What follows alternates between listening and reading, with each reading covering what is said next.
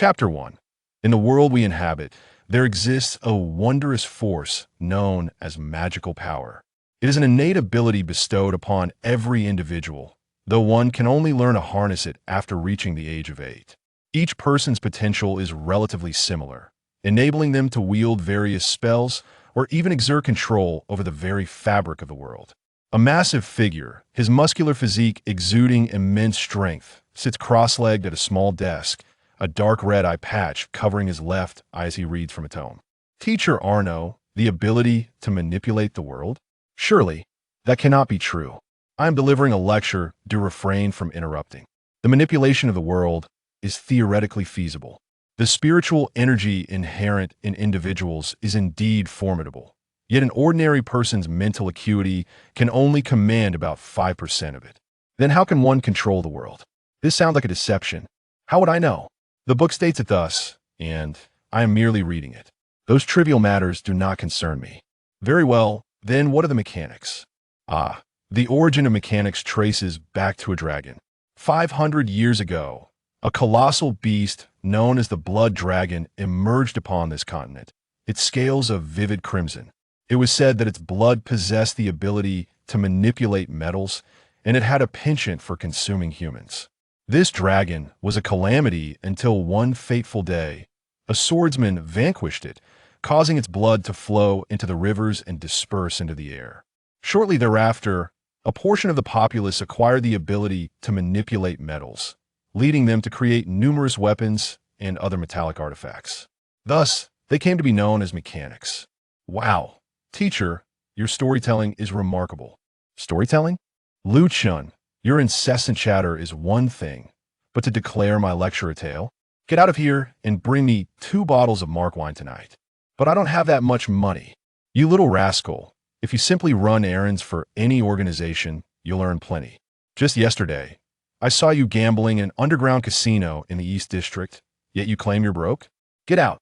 Following the demise of the Blood Dragon, a fervor for swordsmanship erupted across the land, and the emergence of mechanics further stirred the tranquility of this continent, leading to the outbreak of wars and deepening conflicts among people. Consequently, assassin organizations began to gain prominence, culminating in an age where such organizations hold dominion over the continent. There exist 3 major assassin factions: Moon, Feather Drift, and Blood Lotus, alongside countless smaller groups. Among these, Moon is the mightiest, followed closely by Feather Drift, with Blood Lotus in 3rd place. The legendary dragon-slaying swordsman is the founder of Moon, and the blade he wielded against the dragon remains sealed within its ranks. Feather Drift boasts the longest history, having existed even before the advent of the Blood Dragon, while Blood Lotus is the fastest-growing organization in recent times. The preceding scene unfolded at the headquarters of Blood Lotus, situated in Lianya Mountain.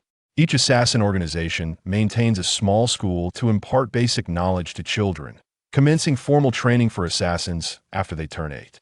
Another round of fetching wine for him.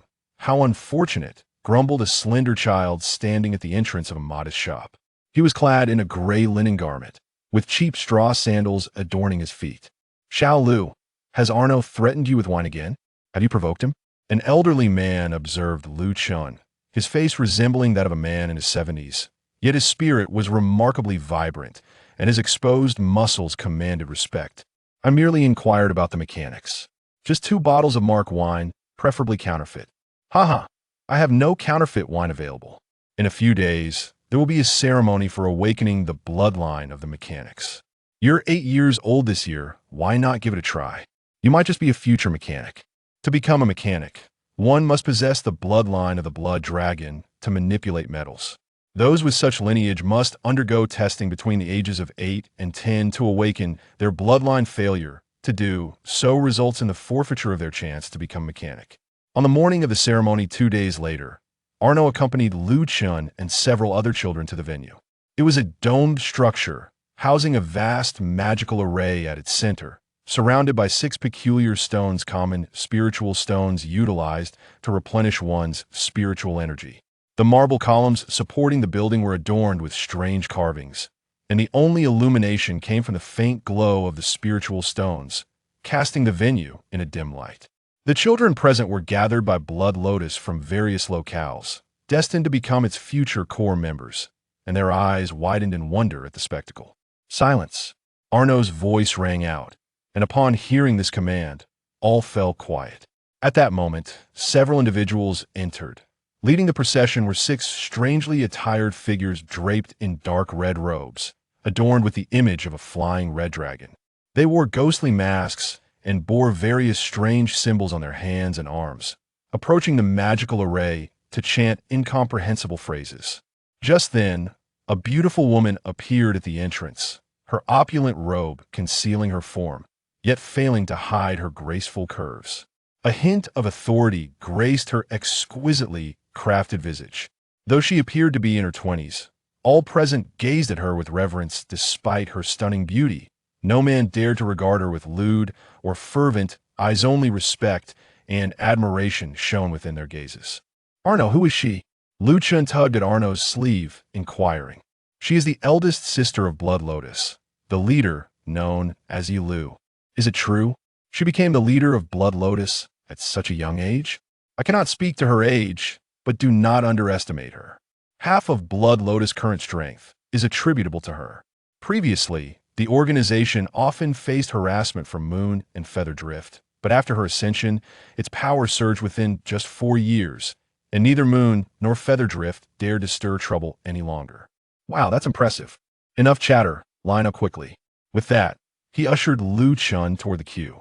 At the entrance, a man led a child by the hand to Yi Liu's side. The child wore an oversized shirt meant for adults, his golden hair meticulously combed, and although his shoes were worn, they were polished to a shine. His black eyes betrayed a hint of sorrow. The man spoke, "Sister, this is him. He possesses great talent, and he is 8 years old. I wish to have him tested." "Very well, take him to the line." "Is Lin In not coming?" The vice leader mentioned he had matters to attend to. "Understood. You may go about your business."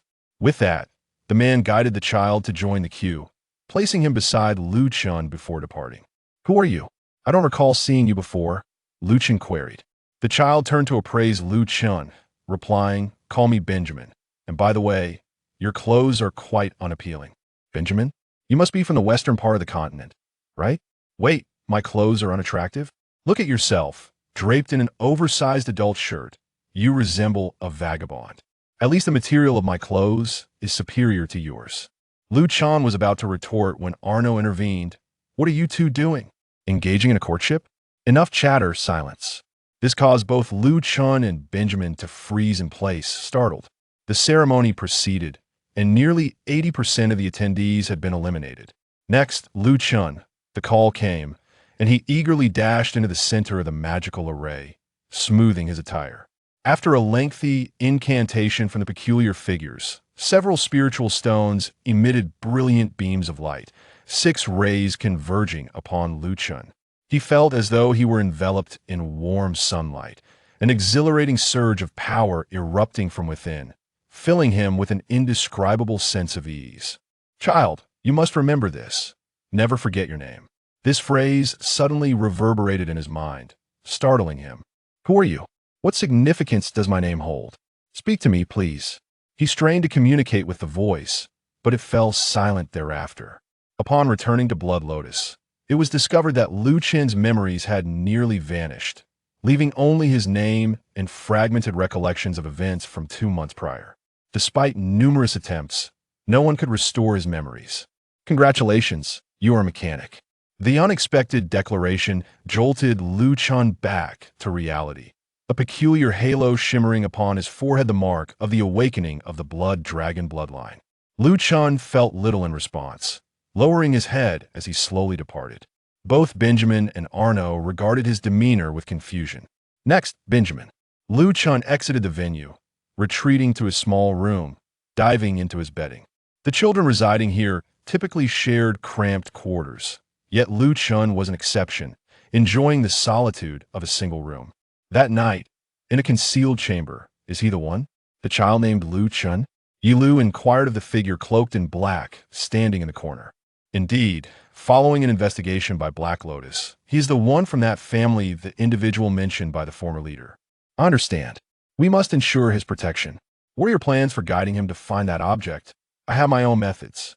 Well, you may leave, but be sure not to let anyone else know about this matter. With that, the figure in black vanished into thin air. However, Yilu showed no signs of surprise. She gently caressed her necklace before turning to depart. When Lu Chen awoke, it was already evening. After soothing his empty stomach, he stepped outside in search of food. Just outside his small abode, there was a pen housing chickens, and standing by the coop was Arno. "Master, what brings you here? Need you ask? I brought you something to eat." With that, he tossed a lunchbox into Lu Chen's hands. "Salvation. Thank you so much." Lu Chen exclaimed as he opened the lunchbox and began to devour its contents ravenously. "Master, how long have you been waiting for me?" "Since noon. And here you are, you little rascal, making me wait so long. You've got some audacity. I haven't even had my dinner yet." Lu Chen quickly embraced the lunchbox, declaring, "I truly appreciate your kindness, but you cannot take my lunch. Who on earth would covet your meager portion? Just wait until I indulge in a feast." "Lu Chen, did anything in the test come to mind?" Lu Chen set the lunchbox down and turned to gaze at the chickens, saying, "Well, I recalled a phrase. It's nothing significant. After all, the memories I have lost must have been unpleasant, so forgetting them is a blessing." Such thoughts, our misguided memories, are the finest evidence of one's existence in this world. Though they may not be beautiful, they're what you should protect most dearly throughout your life. Benjamin also underwent the test, but he went mad during it. We barely managed to restrain him. Why would such a thing happen? The test awakens the blood dragon lineage within the body, simultaneously stimulating the development of one's mental strength. This leads to the memories in the mind being repeatedly recalled and magnified. He must have been haunted by terrifying recollections. "I told you, sometimes those memories are not a blessing." Arno gave him a hearty slap on the back, nearly toppling Lu Chen. "You think I don't understand you, kid? You desperately want to remember those things, seeking a quiet place to reflect, yet you were so useless you fell asleep." Lu Chen turned his head away, saying nothing. "You're still young, you have plenty of time to ponder. Do not rush. However, remember, regardless of how brutal the memories may be, you must accept them, for they are essential for a competent assassin. Yes, I will become a competent assassin because I still have debts to settle." "Are you referring to that incident?" "Fortunately, I arrived in time, otherwise you would have perished." "Yes, thank you. I am truly grateful." At that moment, in a church located in a valley on the continent, the congregation was clad in uniform black attire, wielding dark swords and donning masks. Before the deity's statue stood two figures, one a child and the other an elder. The child bore no expression, quietly kneeling on one knee, while the elder, dressed as a priest, placed his right hand upon the child's head and his left hand upon his chest, saying, "In the name of the god Gaia, I bestow upon you a name. Do you accept?" "I accept." "Very well. Your name shall be Crimson Moon, and you will use the blood-red moon to illuminate the entire continent." Since the emergence of the mechanic, this vast continent has been engulfed in unceasing warfare, leading to the demise of numerous nations and the birth of new ones. Presently, the continent is dominated by 4 superpowers: the Sky City, Amora, Drail, and Eltsi. Except for the Sky City, the remaining nations possess roughly equal strength. Additionally, a formidable force controls the continent's various assassin organizations that can even stand against the major powers. The third most powerful assassin organization, Blood Lotus, is notably unique, as all its tasks involve the scum of the continent, distinguishing it from others. Moreover, Blood Lotus boasts the most powerful mercenary group and the largest intelligence network on the continent, generating substantial income through mercenary work and information trading. Each assassin organization categorizes its members into 4 ranks, while Blood Lotus ranks, from lowest to highest, are Blue Lotus, Purple Lotus, Red Lotus, and Blood Lotus. Members of Blood Lotus are the strongest within the organization, akin to a special forces unit, with their identities remaining a mystery. In addition, there exists a special unit responsible for internal organization and intelligence, known as Black Lotus. Black Lotus undertakes no missions, solely tasked with protecting the organization and gathering information. The leader of Blood Lotus is Yi Lu, commonly referred to as Big Sister. Returning to Lianyun Mountain, A striking red building captures the eye. This structure serves as the training school for assassins, a Blood Lotus. Following yesterday's test, Lu Chun and Benjamin find themselves in a classroom devoid of any distinguishing features, with 20 individuals seated. Lu Chun and his companions occupy the last row, while a young girl, who is exceptionally beautiful yet exudes a chilling aura that deters anyone from approaching, sits in front of them. Although class has long since begun, the teacher has yet to arrive. Unable to contain himself, Lu Chun initiates a conversation with his desk mate, Benjamin, who merely nods in response, occasionally muttering a "got it," which has become his most verbose utterance to date. Just as Lu Chun was passionately speaking, a chilling voice pierced their ears. "Shut up! Can't you be quiet for a moment?" The girl said coldly to IT that instant. Lu Chun fell silent, but Benjamin retorted, "Oh, how unfortunate it is that such a pretty face is accompanied by such a foul temper. It seems you've quickly transformed into a middle-aged ant. I can already smell the repugnant odor of a middle-aged woman wafting from you." Upon hearing this, both the girl and Lu Chun were taken aback. "So this fellow can actually speak. I thought there was something wrong with his throat." Lu Chun pondered to himself. After a brief moment of shock, the girl glared at Benjamin with a pale face. And just as she was about to say something, a mocking voice came from the doorway. "You country bumpkins, could you possibly refrain from making noise? This is not a place for your ruckus. Hurry back to your fields. That's where you belong." A flamboyantly dressed, arrogant individual declared IT this. Both the girl and Benjamin could no longer contain themselves, ready to retort, when Lu Chun grasped their hands and gestured for them to look outside. A burly man stood at the entrance, silently observing the arrogant individual. Seeing that Lu Chun and the others remained silent, the latter grew even more brazen, proclaiming, "A dog barks when insulted, yet you are even less than a dog. Ha ha ha." Upon hearing this, even the burly man could no longer hold back. He seized the individual with a cold smile and said, "Oh, young Master Tangda, you still remember you are human?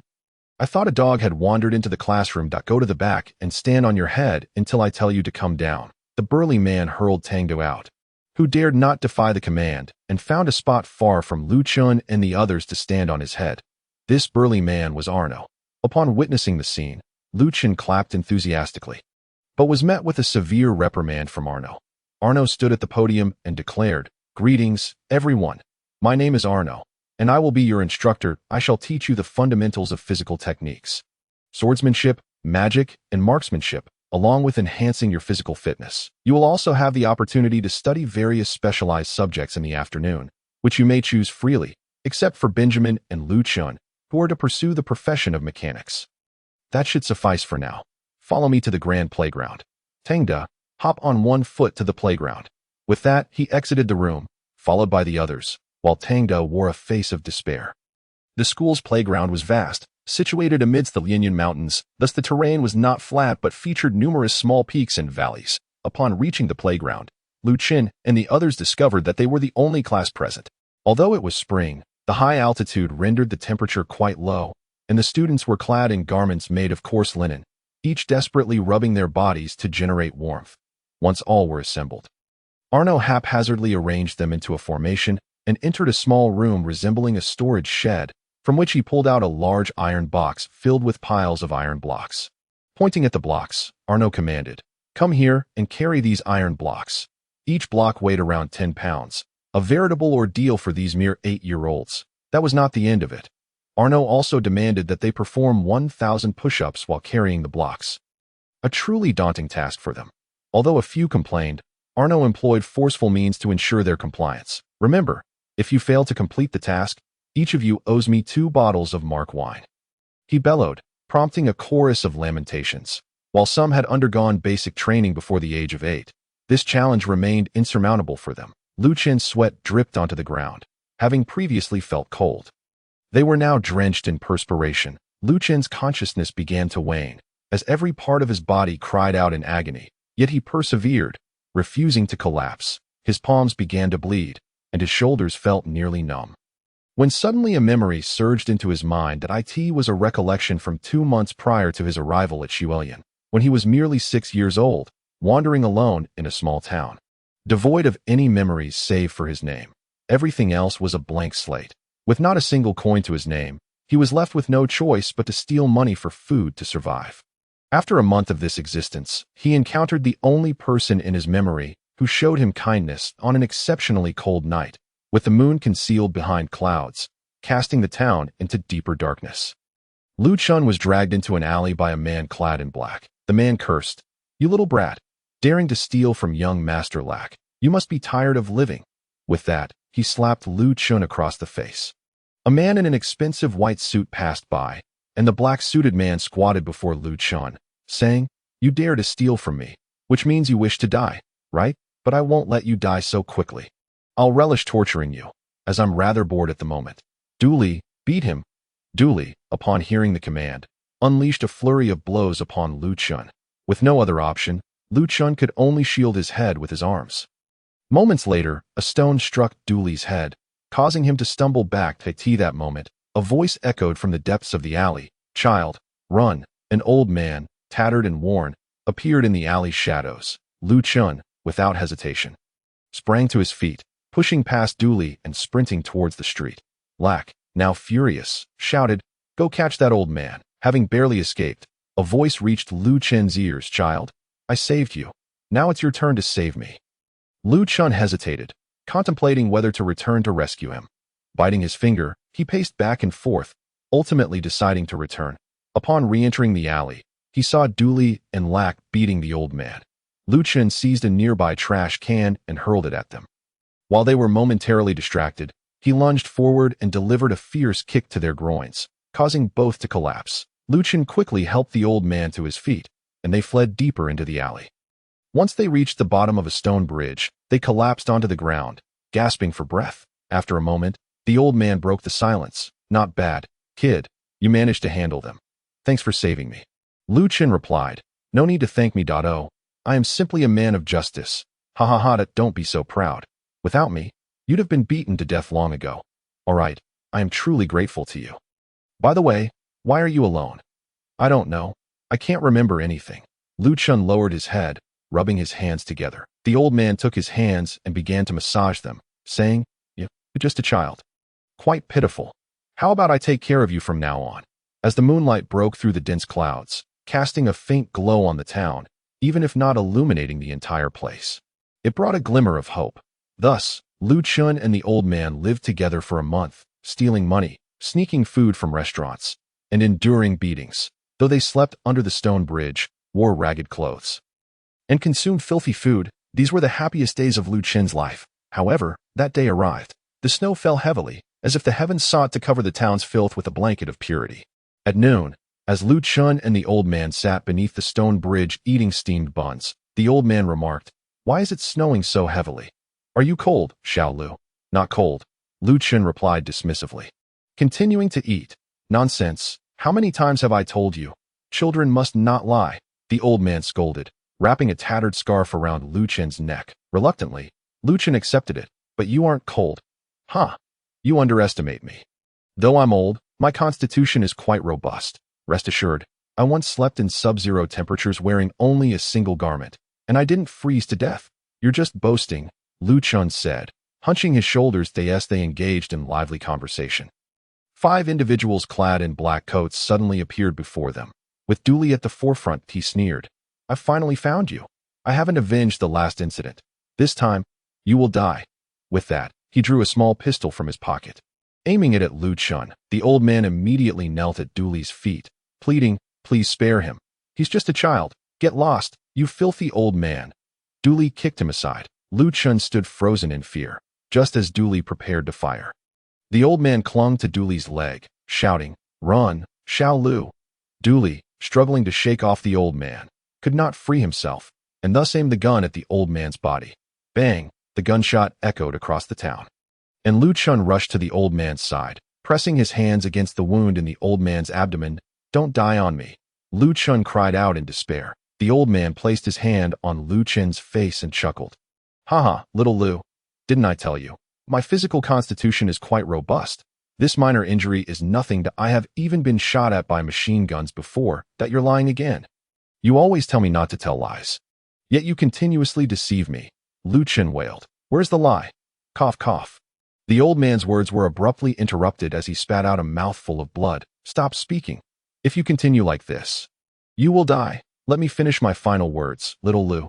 Listen closely. This world is actually quite beautiful. The darkness you see now is merely a small blemish on this world. Do not forsake it. For one day you shall discover how wondrous it truly is. But I'm still just a child. How could I possibly understand what you say? All I know is that this world is utterly dreadful. Lu Chen shouted with all his might. No, you insolent brat. You must heed my words. The familiar reprimand from the old man failed to continue, and Lu Chen desperately shook his body. Wake up, for the love of all that is holy. Wake up, he cried in agony. How touching. Ha ha ha. Dooley laughed. Well then, you can die now, ha ha. Dooley's finger slowly pressed down. God, in an effort to conceal the filth of the world, created snow, which could forge a pristine white realm to cover the dirt below. However, God did not foresee that snow too had its own limitations, such as the dirt lurking beneath eaves, indoors, and under bridges, which escaped its cover and lay exposed to the air. The snow continued to fall, blanketing the streets of the small town, yet beneath a stone bridge nearby, the scene remained unaffected, with garbage piled high at the bridge's base. Dooley observed this, seemingly unsettled by the surroundings, and aimed his gun at Lu Chen, saying, You little brat, it's rather pitiful that you can survive in this garbage-strewn place, but soon you will leave for a beautiful paradise, haha. As Dooley laughed heartily, the other four joined in his mirth. Lu Chen remained kneeling beside the old man, silent. Seeing Lu Chen's disregard, Dooley's anger flared. Very well, then die for me. Just as he was about to pull the trigger, Lu Chen suddenly stood up, seized Dooley's hand, and kicked him fiercely. Dooley fell to the ground, screaming, while Lu Chen snatched a handgun and fired a shot at Dooley's head, who collapsed lifelessly. At that moment, the others had yet to react. Lu Chen aimed the gun at them and fired 10 shots in rapid succession, leaving 3 sprawled in pools of blood, with only one person taking refuge behind a stone to escape unharmed. However, Lu Chen had run out of ammunition and knelt once more beside the old man. The remaining man, in a frenzy, rushed towards Lu Chen, kicking him down and violently stomping on his body. Lu Chen tightly hugged his head, curling into a ball. You bastard. Stealing my food. You deceived me again. Didn't you eat those 2 buns? They were meant for tomorrow. So, how about that? My skills in thievery are quite impressive. Aren't they? The old man's words echoed in Lu Chen's mind, and tears streamed down his face, the physical pain overshadowed by the grief of the old man's passing. Just as Lu Chen closed his eyes, ready to embrace death, the assailant suddenly halted, and Lu Chen slowly opened his crimson eyes. The man collapsed to the ground, a small wound on his forehead oozing blood. Lu Chen gradually stood up, and a figure clad in a black cloak and mask, with a black eye patch over the left eye, appeared before him. He spoke. Do you wish for revenge? Lu Chen nodded. Then follow me. I must bury the old man.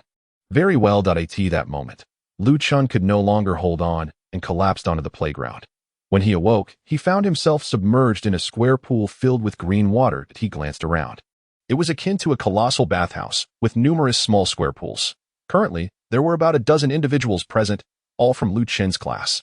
Suddenly, a head emerged from the adjacent pool. Benjamin, you finally woke up. Benjamin remarked. Where is this? Lu Chen inquired. I have no idea. I just woke up here. At that moment, the bathhouse door swung open, and Arno entered, announcing, None of you have passed. Bring me some alcohol tomorrow. It's noon now. Hurry and get dressed for meals. Then go learn your desired majors. Lu Chen and Benjamin head to the building to the west. That's the mechanics teaching block. After speaking, Arno turned to leave, but paused to add, Oh, and you have uniforms to wear. They are in the classroom with your names on them. They should have been given out this morning, but I forgot, that's all, with a loud slam of the door. Arno exited the bathhouse. Although the uniforms were of mediocre quality, they were certainly better than what Lu Chen had been wearing. The uniforms were entirely black, adorned with a lotus emblem on the back.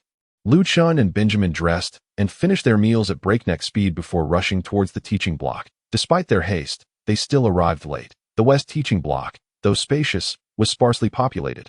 This year there were 30 classes, each with approximately 20 students. Yet the mechanics class only had 12. Upon entering the classroom, all 10 students turned their gaze towards Lu Chen and Benjamin. The teacher ceased his lecture and turned to face them. He had striking golden hair, blue-tinted glasses perched on his prominent nose, and wore an exquisitely tailored black suit, With a slight smile, he addressed Lu Chun and Benjamin. Your timing is quite unfortunate, due to your tardiness. I have discarded your seats. Now stand at the back and listen to the lesson, and do not let it happen again. Although he spoke with a smile, it was evident that his mood was far from pleasant. Lu Chun and Benjamin dared not say more and hurried to the back of the classroom. All right, let us continue. The teacher maintained his smile. By the way, you two have yet to learn my name. I am Jack. Without further ado, let us proceed. Mechanics primarily engage in combat through the manipulation of metals. We can deconstruct, compress, and reassemble any metal to create any weapon or object we desire, all of which rely on magical and mental energies. Teacher, we are still unable to use magic. When will we be able to? Lu Chun interjected suddenly. Didn't your teacher inform you? My teacher is Arno. That explains a lot. Jack adjusted his glasses and continued. Tomorrow will be the magical awakening ceremony. Only at the age of 8 can one harness magic, as it does not stabilize before then. How can one recover magic? What? Was that not explained to you? Jack wiped his brow and continued. There are many methods to recover magic. Point 1 is to allow it to recover slowly on its own, which is safer. Another is through medicinal means, which is faster but can sometimes harm the body. There is also the method of breakthrough. Once you surpass your limits, you can access more magic, gaining additional reserves. I assume Arno neglected to mention this as well. Indeed, Benjamin replied. Sigh, listen well. Although everyone possesses a similar amount of magic, its usage is limited. Much like the human brain, as you become able to wield more magic, it signifies a breakthrough. Magic is divided into 10 tiers. After tomorrow, you will start at tier 1. Magic is peculiar. It is challenging to enhance both early and late on, but as your magic increases, so too does its potency. Furthermore, we in the Blood Lotus use these tiers to designate the level of our enemies. So, how do we achieve a breakthrough? Lu Chun inquired. This time, Jack did not respond immediately. Instead, he retrieved a silver metal block from his clothing and began. I cannot speak for how others break through, but I do know how we in the Blood Lotus achieve it. With that, he flicked his wrist, transforming the metal block into a small knife, which he hurled towards Lu Chun. The knife embedded itself in the wall just a few centimeters from Lu Chun's face, eliciting a chilling sense of impending death, even causing cold sweat to break out on the other students. The method to break through is to face death itself. Only then can you awaken your potential and achieve faster breakthroughs. Lu Chun, bring me that knife. Jack tidied his clothes and remarked. Lu Chun placed his hand upon the knife's hilt, attempting to draw it forth. Yet regardless of his efforts, he could only manage to extract it a mere fraction. Benjamin, unable to bear the sight any longer, also lent his strength, but no matter their combined attempts, the blade remained stubbornly lodged. Ha! This little knife weighs a staggering 500 pounds, Jack chuckled. Then how is it that you can lift it? Benjamin exclaimed in astonishment. With a flick of his wrist, Jack summoned the knife back into his grasp. Through psychic power, of course, that a mechanic imbues their metal with a mental imprint, enabling them to exert control over it. Its weight can fluctuate, as can its dimensions. However, this is contingent upon your magical energy. That if you wish to disassemble another mechanic's weapon instantaneously, you must identify the mental imprint and then utilize your psychic energy to breach it, thus liberating the weapon from their control. This will also grant you a clearer understanding of its structure, facilitating its disassembly. Psychic energy is quite peculiar. It remains constant for everyone, neither augmentable nor reducible. However, one can minimize its usage. For instance, while crafting a handgun may initially take considerable time and energy, once you master the process, you can produce it in less than a second without feeling fatigued, thereby conserving your psychic energy. This exemplifies the principle that practice makes perfect. I see. But how does one replenish their psychic energy? Lu Chun inquired. Quite simply, there are only two methods, sleep or rest, and the use of potions. When your psychic energy is depleted, fatigue and drowsiness will ensue, and a mere slumber will suffice. As for potions, I pray you never find yourselves reliant on them throughout your lives. Why not? You shall discover the reason in due time. Jack adjusted his attire and tousled his hair, clearing his throat as he continued. Very well, shall we proceed? The most fundamental metal for us mechanics is iron. The majority of weapons and various items can be crafted from it. Naturally, certain components benefit from the use of other metals, such as in a laser cannon, where some critical parts necessitate the employment of alternative metals. Of course, you may utilize iron, but this requires you to envelop the component with magical energy to enhance its performance, which can be quite taxing on your magical reserves, hence not recommended. There is another significant detail. The iron content in our blood is exceedingly high. And at times we can utilize the iron from our blood to forge weapons, which is a vital skill for survival. Furthermore, weapons and other metallic products are classified into tiers: inferior, intermediate, superior, and divine. Other spells, materials, and such are similarly categorized. That will be all for now. Remember not to be late tomorrow. With that, Jack departed swiftly. Meanwhile, in a shadowy abyss, peculiar edifices clung to its edges, shrouded in thick mist. Within one of these structures, a room housed a row of kneeling children, each flanked by a cloaked figure wielding a wooden stick that a man clad in dark red stood before them, stating, "The best method to strengthen your bodies is through punishment. Soon, the wooden stick shall be replaced with stone and iron rods. Are you prepared?" "Yes." The children chorused, their voices strong and synchronized. No sooner had the words left their mouths than the sticks came crashing down upon their frail forms. By the time Lu Chun returned to his modest abode after school, evening had descended. He collapsed onto his bed, and just as he was about to succumb to slumber, he abruptly sat up. Casting aside his pillow, beneath it lay a small, rusted tin box. Upon opening it, 3 golden coins gleamed before him. Lu Chun let out a wretched cry. This paltry sum is utterly insufficient. If I cannot procure liquor tomorrow, my fate will be dire. Without a moment's hesitation, he snatched the coins and burst out the door. 5 minutes later, he arrived at the shop, grasping the shopkeeper's arm imploringly, seeking a job to earn money for alcohol. By nightfall, he finally amassed enough to purchase his desired drink, leaving him with not a single coin remaining. He was now devoid of even tomorrow's meal money. Lu Chun meandered down the street with 2 bottles of liquor in hand, consumed by worries over his next meal when 3 individuals suddenly blocked his path, led by Tangda. Well, you actually bought alcohol. How amusing." Tangda sneered. "Do, is that all? I shall take my leave," Lu Chun retorted, too preoccupied to engage further, attempting to bypass him.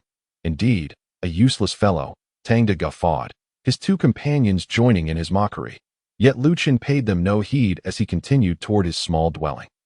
Upon reaching the chicken coop near his home, he encountered Arno, who approached him. "Oh, is that my liquor?" "Indeed.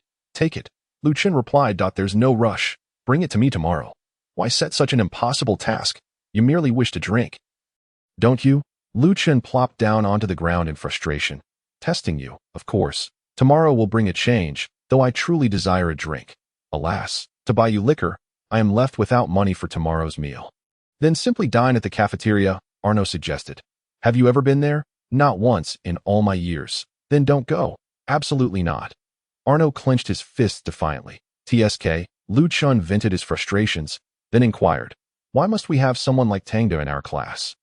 Do you think Blood Lotus only seeks individuals like you? Some within our ranks also marry and procreate." "Fine." Suddenly, Lu Chun reclined on the ground, gazing up at the stars, lapsing into silence after several moments.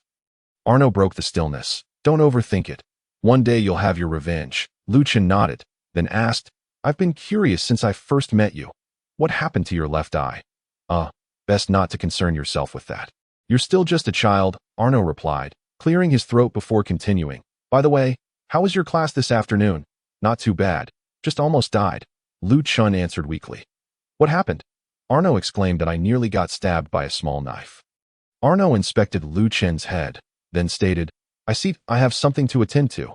I'll take my leave." Without waiting for a response, Arno departed in the deep of night. Within a bar in Lianyun Mountain, Arno and Jack sat together, surrounded by a mountain of empty bottles, their faces flushed. Jack had completely shed the gentlemanly demeanor he had maintained in class. His shirt was unbuttoned, hair tousled, and his glasses lost to the chaos. Yet he clung tightly to a bottle filled with alcohol. "Arno, what a surprise to see you treating me to drinks. I thought you were rather stingy." Jack chuckled foolishly. "It's been ages since we shared a drink." "Your tolerance remains impressive. The students would surely be shocked to witness this," Arno laughed. "Speaking of students, it seems your class has 2 pupils utterly lacking in skills. Have you forgotten to teach them the fundamentals?" "Indeed, I may have overlooked that." "Haha." Arno laughed heartily, though his tone shifted abruptly. "So, does that mean you can bully them?" Jack set down his bottle, stating, "It serves as a form of training." It allows them to grow. Indeed, they require such trials, yet little Lu's ear is bleeding. If you were any more foolish, it could have dire consequences. All right, that was my fault, but the damage was merely caused by the wind, not directly by me. Let us leave it at that. Arno remained silent, leaning back against the couch. Suddenly, he leaned forward, drawing a dagger from his clothing, swiftly pointing it at Jack. In response, Jack had already conjured a silver metal that rapidly disassembled and reformed into a handgun, aimed directly at Arno, all occurring within the span of less than a second. Arno, you still possess that knack for surprise. Jack chuckled. You're quite impressive yourself, though you were a tad slow, Arno remarked, lifting an unopened bottle of liquor. This time, you shall foot the bill. With that, he made his exit. At that moment, the barrel of the pistol in Jack's hand suddenly detached and fell onto the table. Jack chuckled helplessly and resumed drinking. The next morning, Lu Chun and others arrived early at the playground. While Arno stood aside counting the bottles of alcohol, a few minutes later, he rose and remarked, "Indeed, someone has chosen not to buy me drinks. That I now know who the three of you are. Be mindful of your actions." Arno spoke coldly. The students sensed a wave of danger emanating from Arno, and they swallowed nervously. "Now, you will sit down, and I shall teach you how to harness magical power." Upon hearing this, the students excitedly settled on the ground. I asked for how the other teachers instruct you. "I cannot say. I will employ my own methods, which will enable you to wield magical power in a remarkably short time. Now, close your eyes and remain still."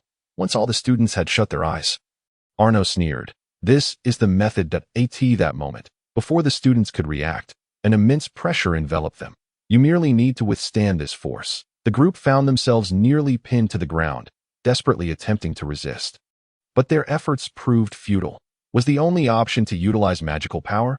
This was the unanimous thought among the students as their consciousness began to blur and their bodies gradually fell numb. Reminiscent of the previous day, Lu Chun gritted his teeth, clenching his fists tightly as memories of his time with the old man resurfaced in his mind. This could not continue. He had yet to avenge the old man. Lu Chun raged internally. Suddenly, a surge of power expanded from his abdomen, alleviating his suffering. With his hands braced against the ground, he slowly stood. The force grew stronger, and he shouted, "Ah!" The pressure dissipated entirely, and he stood tall, receiving a nod from Arno. After several minutes, all the students were upright. Observing this, Arno produced an iron box and held a large stack of papers, stating, "The iron pieces within are inscribed with your names. Find yours and come to me for your training plans. Each of your plans is unique. I require you to utilize magical power to assist in your completion, or you will undoubtedly fail to achieve your goals." Once everyone had received their items, they departed to train, while Arno settled onto the ground to sip his drink and supervise them. They trained until noon, and without exception, all students collapsed on the playground. Arno exerted considerable effort to transport them to the medical bathhouse. 18 noon, Lu Chun worked diligently to persuade Benjamin to lend him money for lunch. As they headed to the shop, Ji Dai approached them.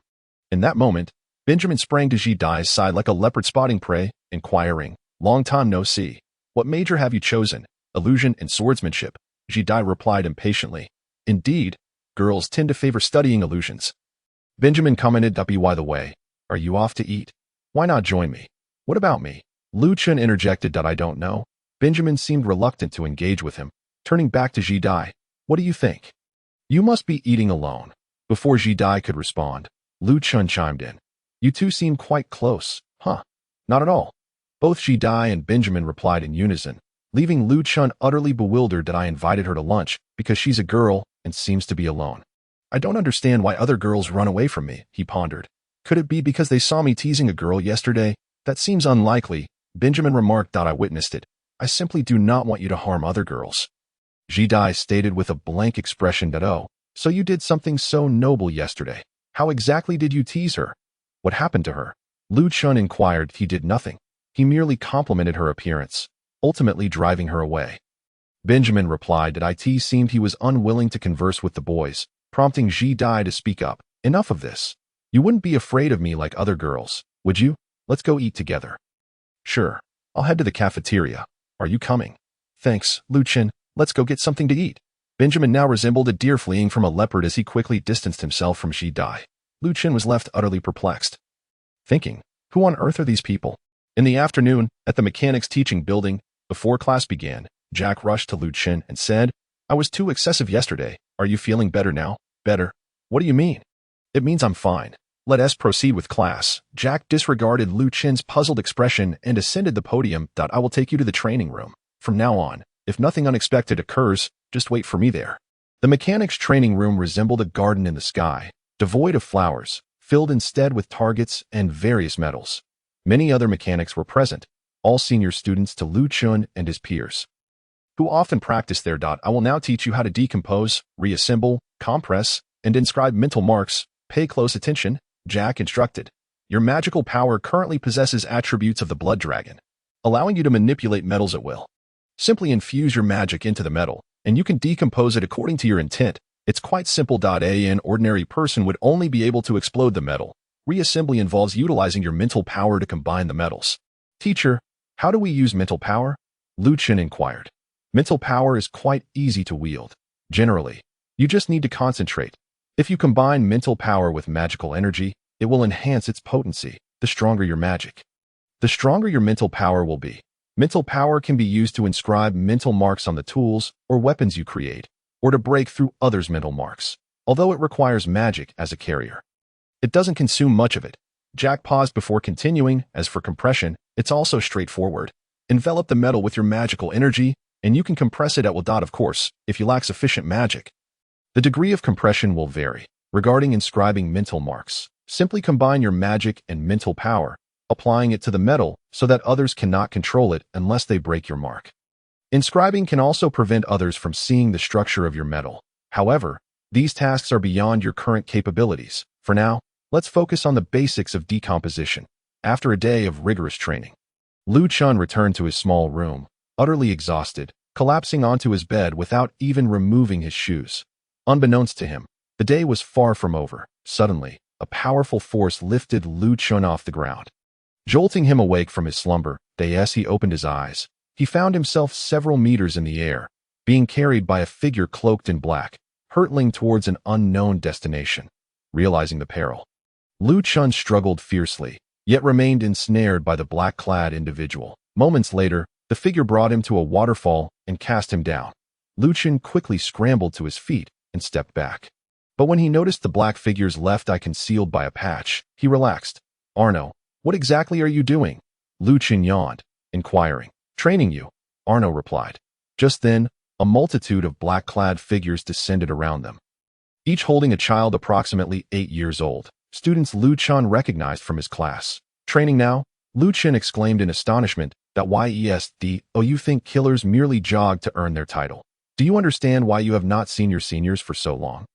They are suffering on that mountain, Arno stated nonchalantly. You three may step forward.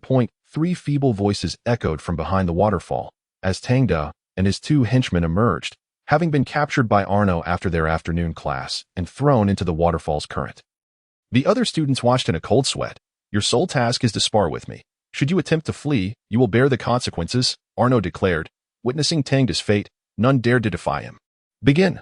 Thus, they endured the most excruciating night since entering the Blood Lotus, unaware that every night to come would mirror this experience. 3 years later, in the classroom of Lu Chen's class, students had the option to choose their future paths after 3 years of study.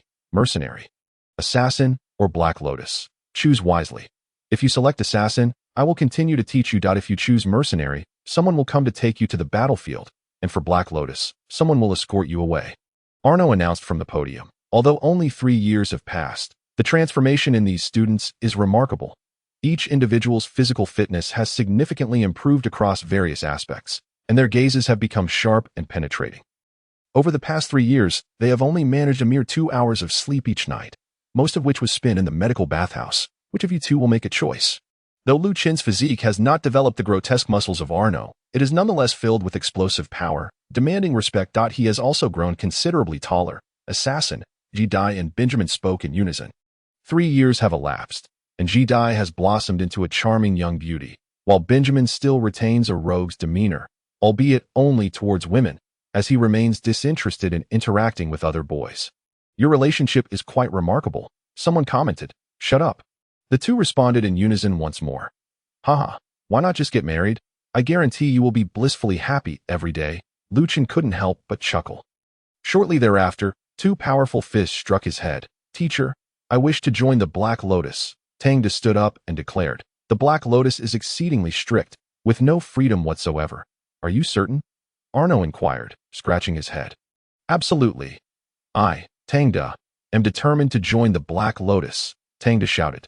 "Tang, I see." Arno pondered for a moment before saying, "Very well. What about the others? Assassins, mercenaries?" Once everyone had expressed their aspirations, those with goals other than becoming assassins began to leave the classroom, leaving only 9 individuals behind. "You 9, go to the playground now. Tonight, there will be new training methods," he commanded. Upon hearing this, the 9 shivered involuntarily. For them, it was akin to a nightmare, although they had learned many basic spells and significantly improved their physical fitness. They still could not walk unaided to the medical bathhouse after training, instead relying on Arno to carry them one by one. At this moment, in the headquarters of the Blood Lotus, Yi Lu, clad in casual attire and slippers, with a lollipop dangling from his mouth, slowly examined a stack of documents in his hands. If Lu Chun and the others were to see him, they would surely be taken aback. For he was entirely different from the imposing figure at the awakening ceremony.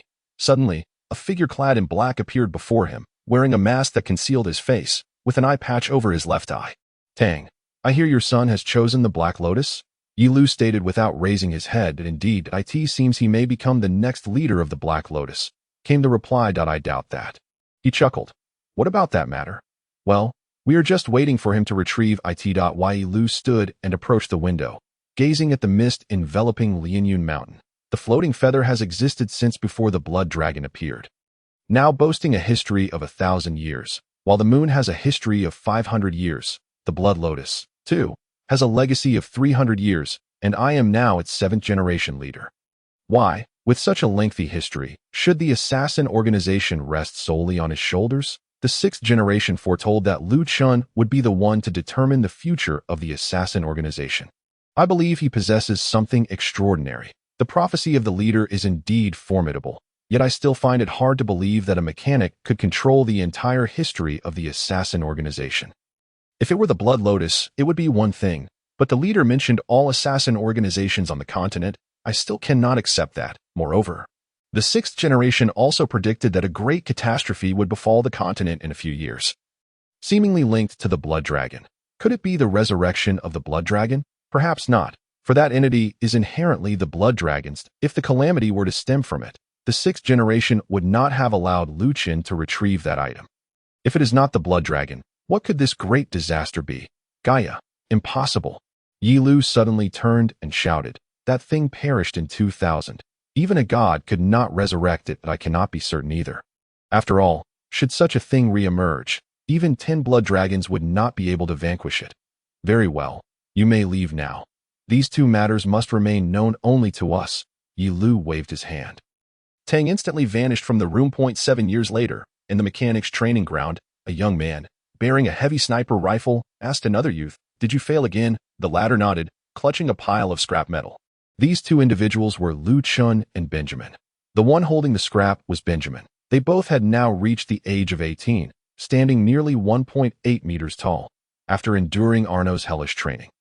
Their physical fitness and abilities surpassed those of the average student significantly, and their magical powers had also reached level 4, the strongest among their peers, as most others only achieved around level 3.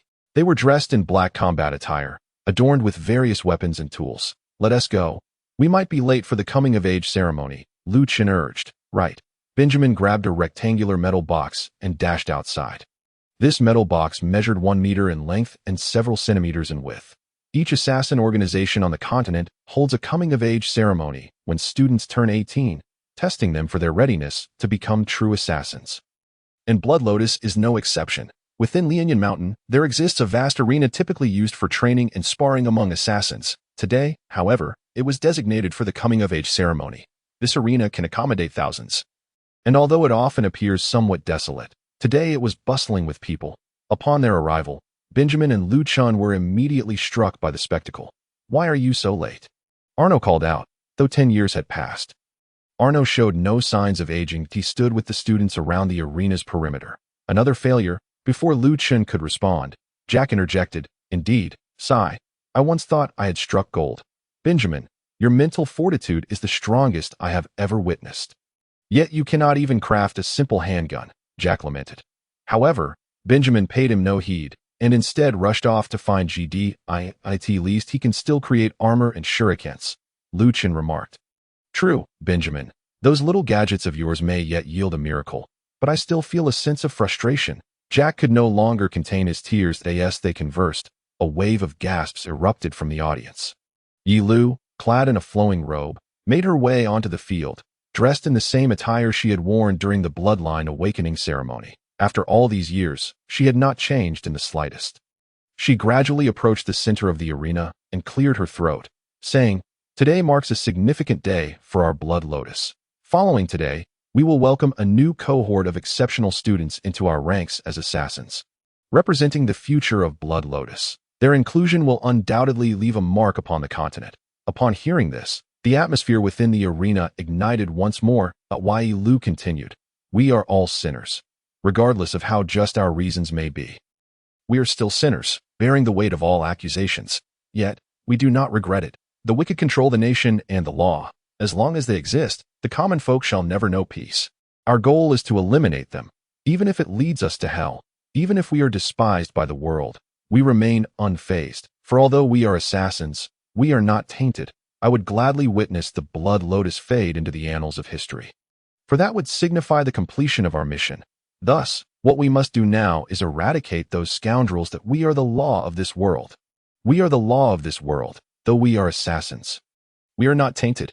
The entire assembly echoed these two phrases, reaching a fever pitch. Just as the excitement peaked, Jack suddenly produced a ring from seemingly nowhere and shouted, "Sister, I love you. Please marry me. I have remained a virgin all this time for you." "Jack, you old rogue, get lost. Leave the sister alone." The women in the arena shouted in unison. Observing this, Lu Chen quickly distanced himself from Jack, running towards Benjamin and the others. Today was undoubtedly the most lively day for Blood Lotus, all thanks to the coming-of-age ceremony. Upon witnessing Jack's repugnant display, Lu Chen hurriedly sought refuge with Ji Dai and Benjamin. Jijia of today is no longer the young girl she was a decade ago. Her striking visage, now complemented by a devilish figure, has elevated her to the status of a goddess in the eyes of her peers. However, few dare to approach her, as she perpetually wears an icy expression. Apart from Lu Chen and Benjamin, she has scarcely exchanged a word with anyone her age. Despite the passage of 10 years, Benjamin and Jijia still engage in daily quarrels. With Lu Chen serving as the mediator, her magical prowess has reached the 4th tier, showcasing formidable strength. Clad in black garments adorned with an array of tools, she also carries a great sword upon her back. "Jijia, today you shall witness my performance, which is sure to leave you reeling. I intend to demonstrate just how vast the chasm between us truly is," Benjamin declared, fiddling with a metallic box in his hand. "Oh, I see. You want me to watch you perish here, do you?" Jijia replied slowly. All right. Let's calm down as the time to begin approaches," Lu Chen interjected, noticing Benjamin's increasingly grim demeanor as the night descended and Lu stepped off the stage. For cloaked figures encircled the arena, forming intricate hand seals. Suddenly, the ground trembled violently, and the floor began to part, gradually elevating a platform divided into 6 sections, which housed numerous buildings and a small plaza. This spectacle left the inexperienced students in awe, mouths agape as they beheld the platform. At that moment, another figure cloaked in deep crimson appeared above the platform, his face obscured by bandages that left only his eyes visible, his hands similarly bound. "Arno, how is he managing to float in midair? When did such a spell come into existence?" Lu Chen asked in astonishment. "That is merely an illusion. You simply failed to perceive it. He is your examiner today, tasked with commanding 5 wooden figures to attack you. Your objective is to destroy these figures," Arno explained. "Wow, how are we supposed to contend with such prowess?" one student exclaimed. "Though he controls the wooden figures, their strength is still limited. They are not exceedingly difficult to defeat. Moreover, he does not dictate their movements. He merely grants them the ability to act, so do not be afraid." At that moment, several wooden figures emerged on the platform. "Now, please ascend to undergo the test," the bandaged figure announced. "Jijia, you are first. Step up," Arno instructed. Nodding, Jijia leaped onto one of the platforms. Above the arena, a room designated for esteemed guests housed Yi Lu and other high-ranking officials.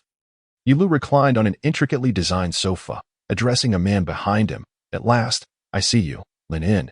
You, the deputy leader, seem quite busy. Always running about. If not for the Blood Lotus head stipulation requiring a female to fill this role, I would have passed it to you. Hee. Leader, you overestimate my capabilities. I am not as formidable as you suggest, Lin In replied. Among the Blood Lotus, you are the only one who calls me leader. It vexes me. Have you committed some wrongdoing? Yi Lu lamented. Such is the basic etiquette, and if I had done anything wrong, Tang would have long since eliminated me. Sigh, why hasn't Tang shown up? Yi Lu pondered aloud. He has gone to attend his son's coming-of-age ceremony, Lin In explained before a one-armed man chimed in. Speaking of which, Xiao Jiang, you and Tang are of the same age. How is it that he has a son while you remain alone? Haha, it is not that I am unwilling to part with my elder sister. The one-armed man chuckled. In my recollection, did you not fancy the younger sister? You were just saying a few days ago that you had fallen for a jewelry vendor. Why the sudden reluctance towards me? Yi Lu teased. Sigh. In the end, I have come to realize that I cannot live without you, he replied. Though you are the leader of the Blood Lotus, do not think you can jest with your elder sister. Is that so? Just the other day, I saw a woman. Meanwhile, as the high-ranking officials engaged in casual banter, Zhijie faced a more daunting challenge. The 5 wooden figures before her were indistinguishable, presenting a formidable puzzle. Are you prepared? Then let the test commence. A voice resonated from above. Instantly, Zhijie assumed a battle stance as the 5 wooden figures charged towards her. Rather than evade, she threw a smoke bomb at her feet. Enveloped in the smoke, Zhijie vanished, leaving the figures to search for her in vain. 10 minutes elapsed before one wooden figure wandered into a narrow alley. Suddenly, a sharp spike pierced its back, attached to a slender line. The figure was yanked violently, hurtling towards a street behind it, where Zhijie emerged from the second floor of a nearby building, wielding her great sword. With both hands on the blade, she struck downwards, severing the wooden figure in midair, drawing thunderous applause from the audience. She is quite skilled, though slightly lacking, Arno remarked with a smile. In what way is she lacking? Benjamin inquired. She has revealed herself, and 2 wooden figures are not far away. Those 2 pose the greatest threat to her, Arno explained as she sheathed her sword and prepared to depart. The sound of flying machines filled the air. 3 missiles were hurtling towards her. Cold sweat broke out on her brow as she instinctively retreated just in time. The missiles crashing where she had stood moments before.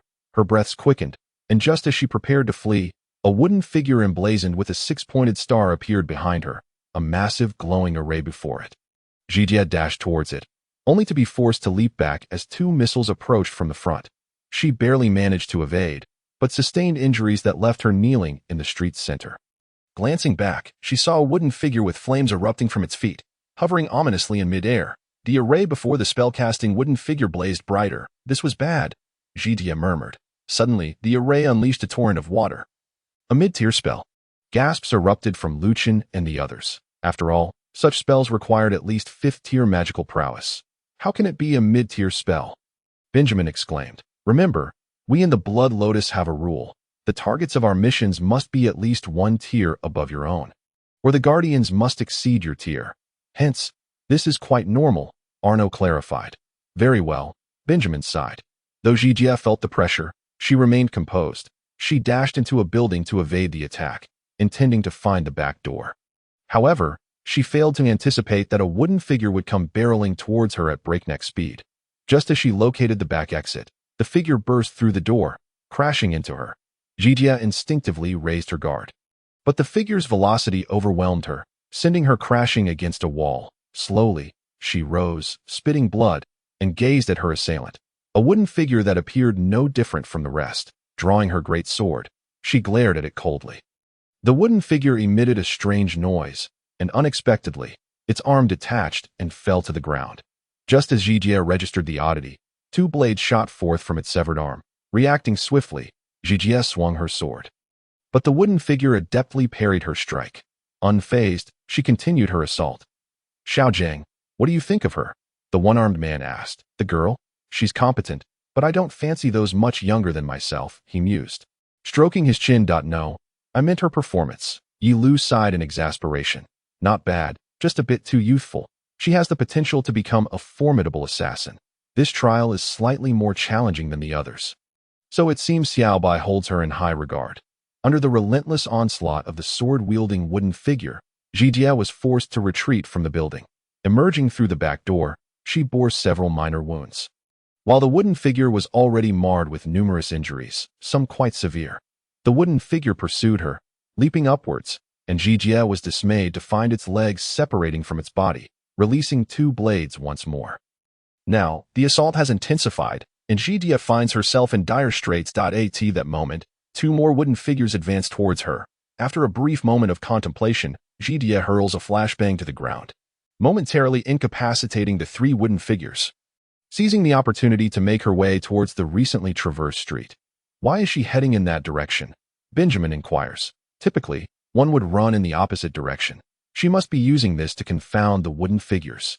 Arnold remarks. Although the wooden figures have been temporarily immobilized, the missile-bearing wooden figure launches its missiles towards Jie, a turn of events she had not anticipated. Even if she attempted to evade, the proximity proved too great. The missile detonated beside her, sending her body hurtling to the ground with a violent impact. What a pity, she forgot about one more wooden figure. Night Willow observes that I said she was too young. The one-armed man chuckles. Just as Jie struggles to rise, the spell-casting wooden figure re-establishes itself at a distance and begins to prepare a spell, while the missile figure hovers in the air. And the swordsman figure charges towards her. Jie once again engages in a fierce struggle with the swordsman figure. Mere seconds later, the spell is nearly complete. Jie glances at the wooden figure she had just destroyed and formulates a plan. Gradually moving in that direction to at this juncture, the spell is ready, and a water dragon surges towards her, while the swordsman figure shows no inclination to evade. In a sudden burst of determination, Jie shoves the swordsman aside and reaches out towards the destroyed wooden figure. At that moment, a slender spike shoots from her sleeve, piercing the wooden figure once more. With a vigorous pull, half of its body soars towards her. Simultaneously, the swordsman figure charges forward. That half-body momentarily obstructs the water dragon. But Jie hastily drops to the ground. Naturally, the half-body cannot withstand the water dragon, which crashes through it and collides with the swordsman figure, sending it flying several dozen meters away, before the water dragon dissipates. Jie regains her footing and charges at the spell-casting wooden figure. The spell-casting figure hastily halts its incantation, conjuring a small magical array from which a fireball is unleashed towards Zidai. At this point, she is unable to dodge, and the fireball strikes her squarely in the chest. Jie! Benjamin shouts. Too impulsive. Night Willow shakes his head in disapproval. Jie, struck by the fireball, slowly collapses to the ground. Jie! Benjamin cries out and rushes towards the platform, only to be restrained by Arnold. Typically, whenever Benjamin is with Jie, they are either bickering or engaged in a cold war, so his current actions surprise the other students. Calm down.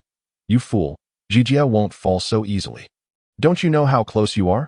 Even at this moment, he clings to his bravado, though it is clear to all that he is merely putting on a facade.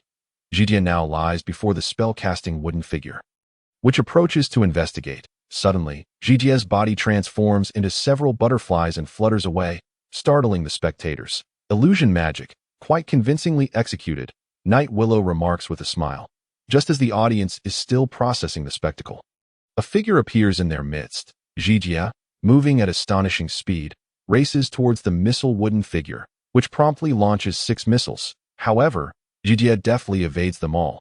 She leaps upward, though her natural jumping ability alone would not suffice to reach the height of the missile figure, which stands 5 stories tall. As she descends, a purple magical array materializes beneath her feet, allowing her to land atop it. With another powerful leap, she ascends to a height far surpassing that of a simple jump from the ground. This is a fundamental spell that all assassins across the continent must master, Void Step. Though seemingly simple, this spell consumes a considerable amount of magical energy for those below the 6th level, with 5th-level practitioners capable of using it only twice in succession. Yet, Jie astonishingly executes it 3 times, leaving the audience, including Night Willow, in awe. However, just as she nears the wooden figure, a missile strikes her hard. Seeing this, Benjamin attempts to rush forward again, but Arnold holds him back firmly, prompting a collective gasp from the spectators. Yet, astonishingly, Jie's body transforms once more into butterflies and flutters away. The real Jie suddenly appears behind the missile wooden figure. whose thrusters are roaring to life.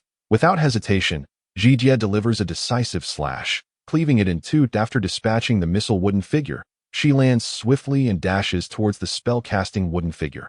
Although the swordsman figure has been knocked a distance away by the water dragon, it is not completely destroyed. Upon witnessing Jijie's charge towards the spell-casting figure, it rises and pursues her. The spell-casting figure, now devoid of the capacity to unleash any large-scale spells, resorts to throwing fireballs to impede Jijie. But these pose no threat to her. She effortlessly dodges each fireball. As she approaches the spell-casting figure, her left hand flicks in a sudden motion, though the speed of her action is nearly imperceptible to the onlookers. Night Willow, observing her movements, smiles and remarks, "She truly is remarkable. She may even join your team in the future, Xiaojie." Haha, is that so? That would be splendid. The one-armed man chuckles heartily, realizing Jijie is closing in. The spell-casting wooden figure abandons its spell and attempts to flee, but its speed cannot match hers. Jijie swiftly approaches, driving her blade into its back, and with a powerful thrust, cleaves the spell-casting figure in two. The swordsman figure is now nearly upon her, yet Jijie does not turn to face it, inciting Benjamin's frantic cries as he desperately hopes she will heed his warning. Just as the swordsman figure closes in, its body inexplicably splits in half, leaving the students in shock while the audience erupts in cheers. At that moment, Jijie whips around, extending her blade forward, and impales the upper half of the wooden figure upon her sword's edge. The atmosphere in the arena ignites with fervor. How did she accomplish that? Lu Chun inquires, astonished. Haha, it seems you still lack practice. She set a trap midway. Arnold replies with a grin. What kind of trap? A tripwire. However, it is imbued with her magical energy, rendering it exceptionally resilient. Ordinary twine wouldn't suffice to ensnare that wooden figure. Now, only the illusion wooden figure remains. That I wonder how she will deal with it. You should instruct Xiao Bai to use that technique. Night Willow suddenly smirks. At this moment, the bandaged figure in midair nods and closes its eyes once more. After Night Willow eliminates the swordsman figure, she does not immediately retreat, but instead scans the vicinity for the next wooden figure. As she surveys her surroundings, she suddenly halts, eliciting confusion from Lu Chun and others. Even Arnold furrows his brow. What's wrong, Arnold? Why isn't Jijie moving? She's fallen under an illusion. But that shouldn't be possible, Arnold replies, perplexed. Meanwhile, in the audience, a man clad in a gray coat performs magic tricks for the children around him. One child asks, "Magician, what happened to her?" She has succumbed to an illusion, the man replies, flashing a radiant smile that captivates some nearby women, drawing their attention. What is an illusion? Well, you're only 6 years old. You wouldn't understand what I'm saying now. The man suddenly conjures a flower in his hand and presents it to a child. We understand. Please tell us. The children plead. All right, broadly speaking, illusions fall into two categories. One known as vision, which creates a false appearance that everyone can see but has no real power. Like this. As he speaks, his hand erupts with several flowers. This is vision. It requires little magical energy and is easily executed by anyone who has studied magic. How impressive. What about the other type? The children inquire, delighted. The other kind is considerably more perilous. It's called spirit, a form of mental attack. Only those ensnared by the illusion can perceive it. If the caster is sufficiently skilled, they can inflict damage on the victim. Although it does not directly harm the afflicted, if their mind succumbs to the caster's assault, their body may suffer injuries as well. However, this type of illusion can only be cast with the eyes.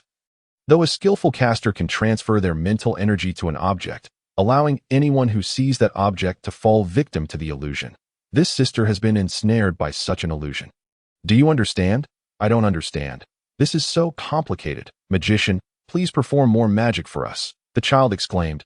Haha, I told you. You simply do not understand. Now, observe closely. My hands are empty. Isn't this precisely the essence of spirit? How could such an illusion manifest here? Lu Chun inquired of Arno. Indeed, ordinarily such spirits do not appear during regular tests. Now, we can only hope she swiftly discovers the core of the illusion.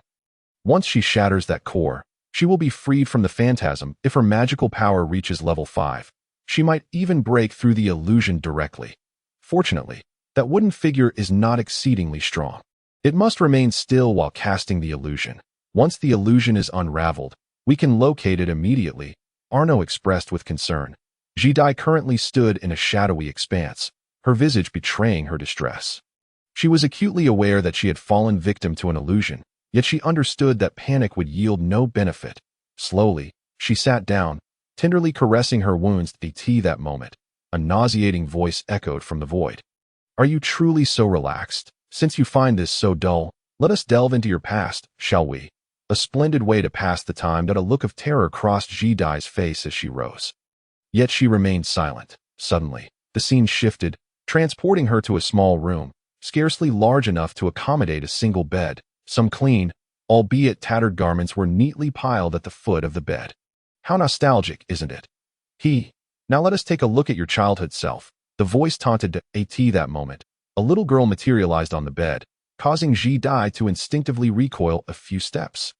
However, she soon realized that the girl seemed oblivious to her presence and could not touch her. Upon seeing the girl's face, Jidai's expression turned to one of sheer horror. Not bad at all. She must be running a fever, right? Then her sister should be arriving soon. No. Jidai suddenly shouted. So you can speak after all. But she has already come, came the reply. At that instant, the door to the small room swung open, revealing a woman who bore a striking resemblance to Jidai. Her clothing was riddled with patches, her hair a disheveled mess, her complexion pale, devoid of any luster, and she clutched a bag in her hand. She approached the girl slowly and inquired, Jidai, are you feeling any better? I have brought back some medicine. The girl sat up slowly, asking, where did you get the money? I found it. Today I was particularly fortunate. I will fetch some water, and once you swallow it, you'll feel better. The girl, having already perceived the falsehood in her sister's words, chose not to expose it. What a lovely pair of sisters. The elder sister resorts to unscrupulous means to care for her ailing sibling, while the younger, aware of the truth, cannot bear to reveal it. Such a touching bond, the voice mocked. Stop. What do you intend to do? Jidai shouted. If you wish to kill me, then do so. Why employ such tactics? Patience, my dear. The most riveting part is yet to come. The scenery shifted again, now to a bar. Upon seeing this place, Jidai's tears began to flow uncontrollably. That a man was berating the girl from earlier. How can you do nothing right? You've broken so many things. Do you have any idea how much you've cost me?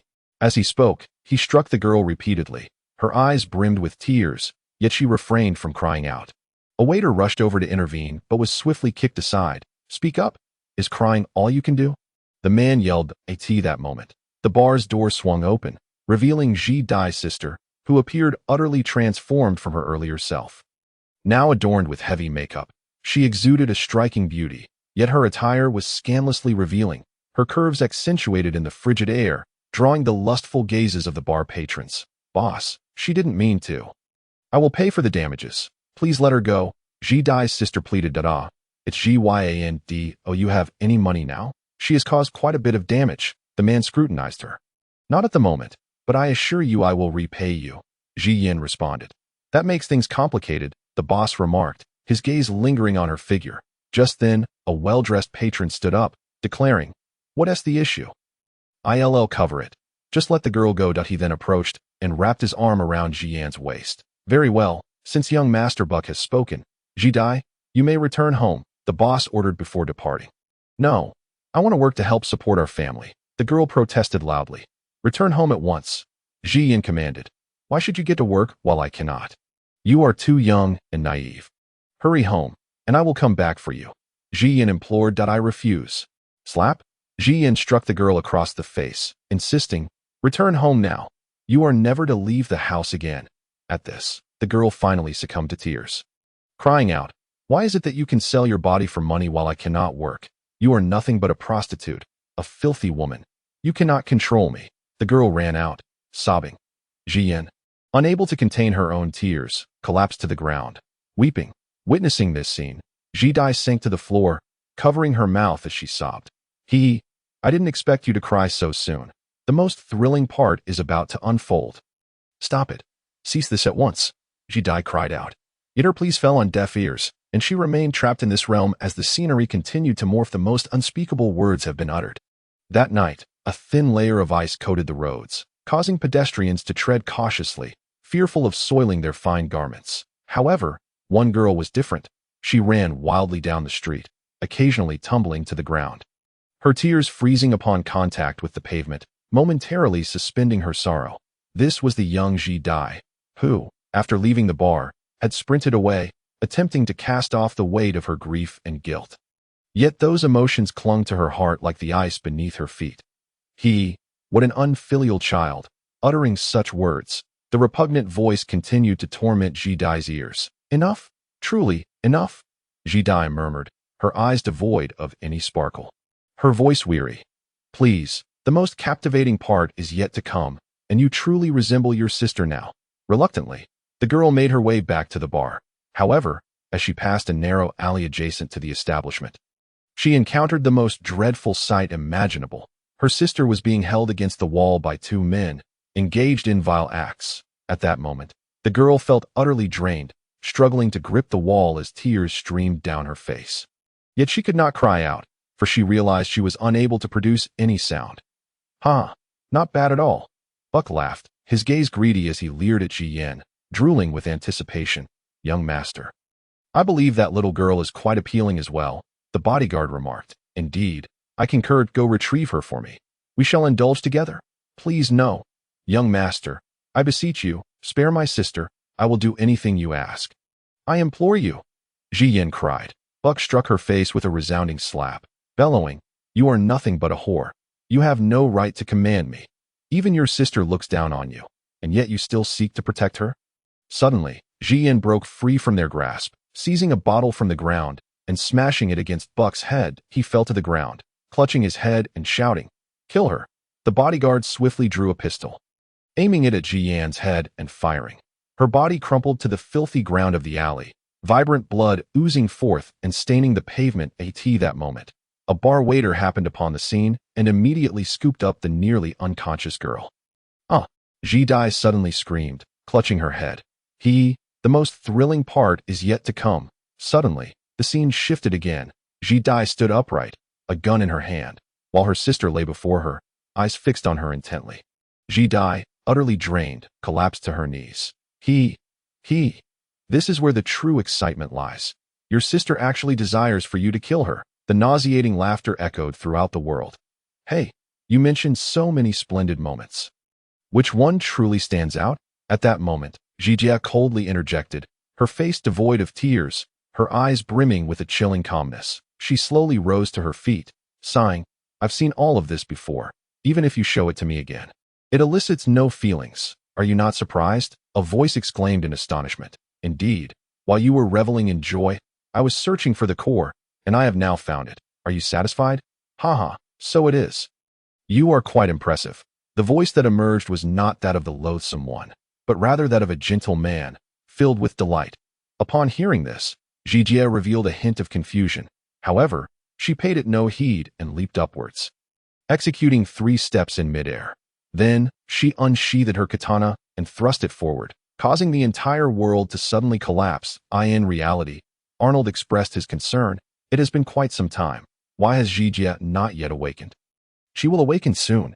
You have asked me this 10 times already, and it has only been 10 minutes. Arnold replied weakly. No, you are mistaken. It has been 11 times, and I have been keeping track. Suddenly, a change occurred in the arena as Ji Jia abruptly awakened and hurled her katana in a particular direction. The blade pierced through several structures, raising a cloud of dust. Once the dust settled, a wooden figure was found impaled by the katana, firmly anchored to the wall. Ji Jia glanced at the bandaged man, who slowly proclaimed, Ji Jia, you have passed. After he uttered this statement, he turned his gaze towards the audience, where a man clad in a trench coat was performing magic for the children surrounding him. Upon the bandaged man's announcement of Ji Jia's success, the crowd erupted once more, with some even confessing their feelings to her. Due to Ji Jia's outstanding performance, the other 5 arenas garnered little attention, with some spectators preparing to leave, convinced they would not witness such a riveting duel again.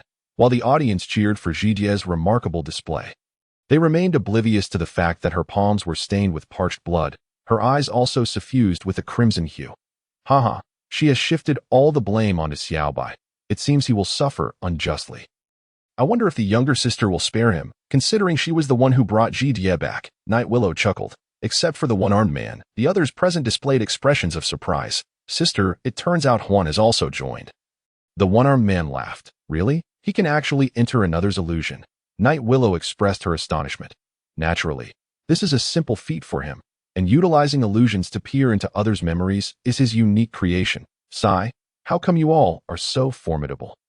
It seems I, as the elder sister, shall never catch up to you, she lamented. Haha, elder sister, you need only manage while we handle the perilous tasks. After all, our Blood Lotus organization is not ranked by strength, but by overall capability. You speak well, yet for all these years, our Blood Lotus leader has never won at the Shadow Realm Conference. That is quite embarrassing. What does that matter? Our assassins consistently achieve complete victories at that moment in the audience. The magician sighed in resignation. Alas, I'm about to be scolded by Xiaobai. Magician, what are you talking about? A child inquired Do. It's nothing. Nothing at all. That I was merely wondering why you are not here to witness the tests, but rather watching magic. From so far away, we can see just fine.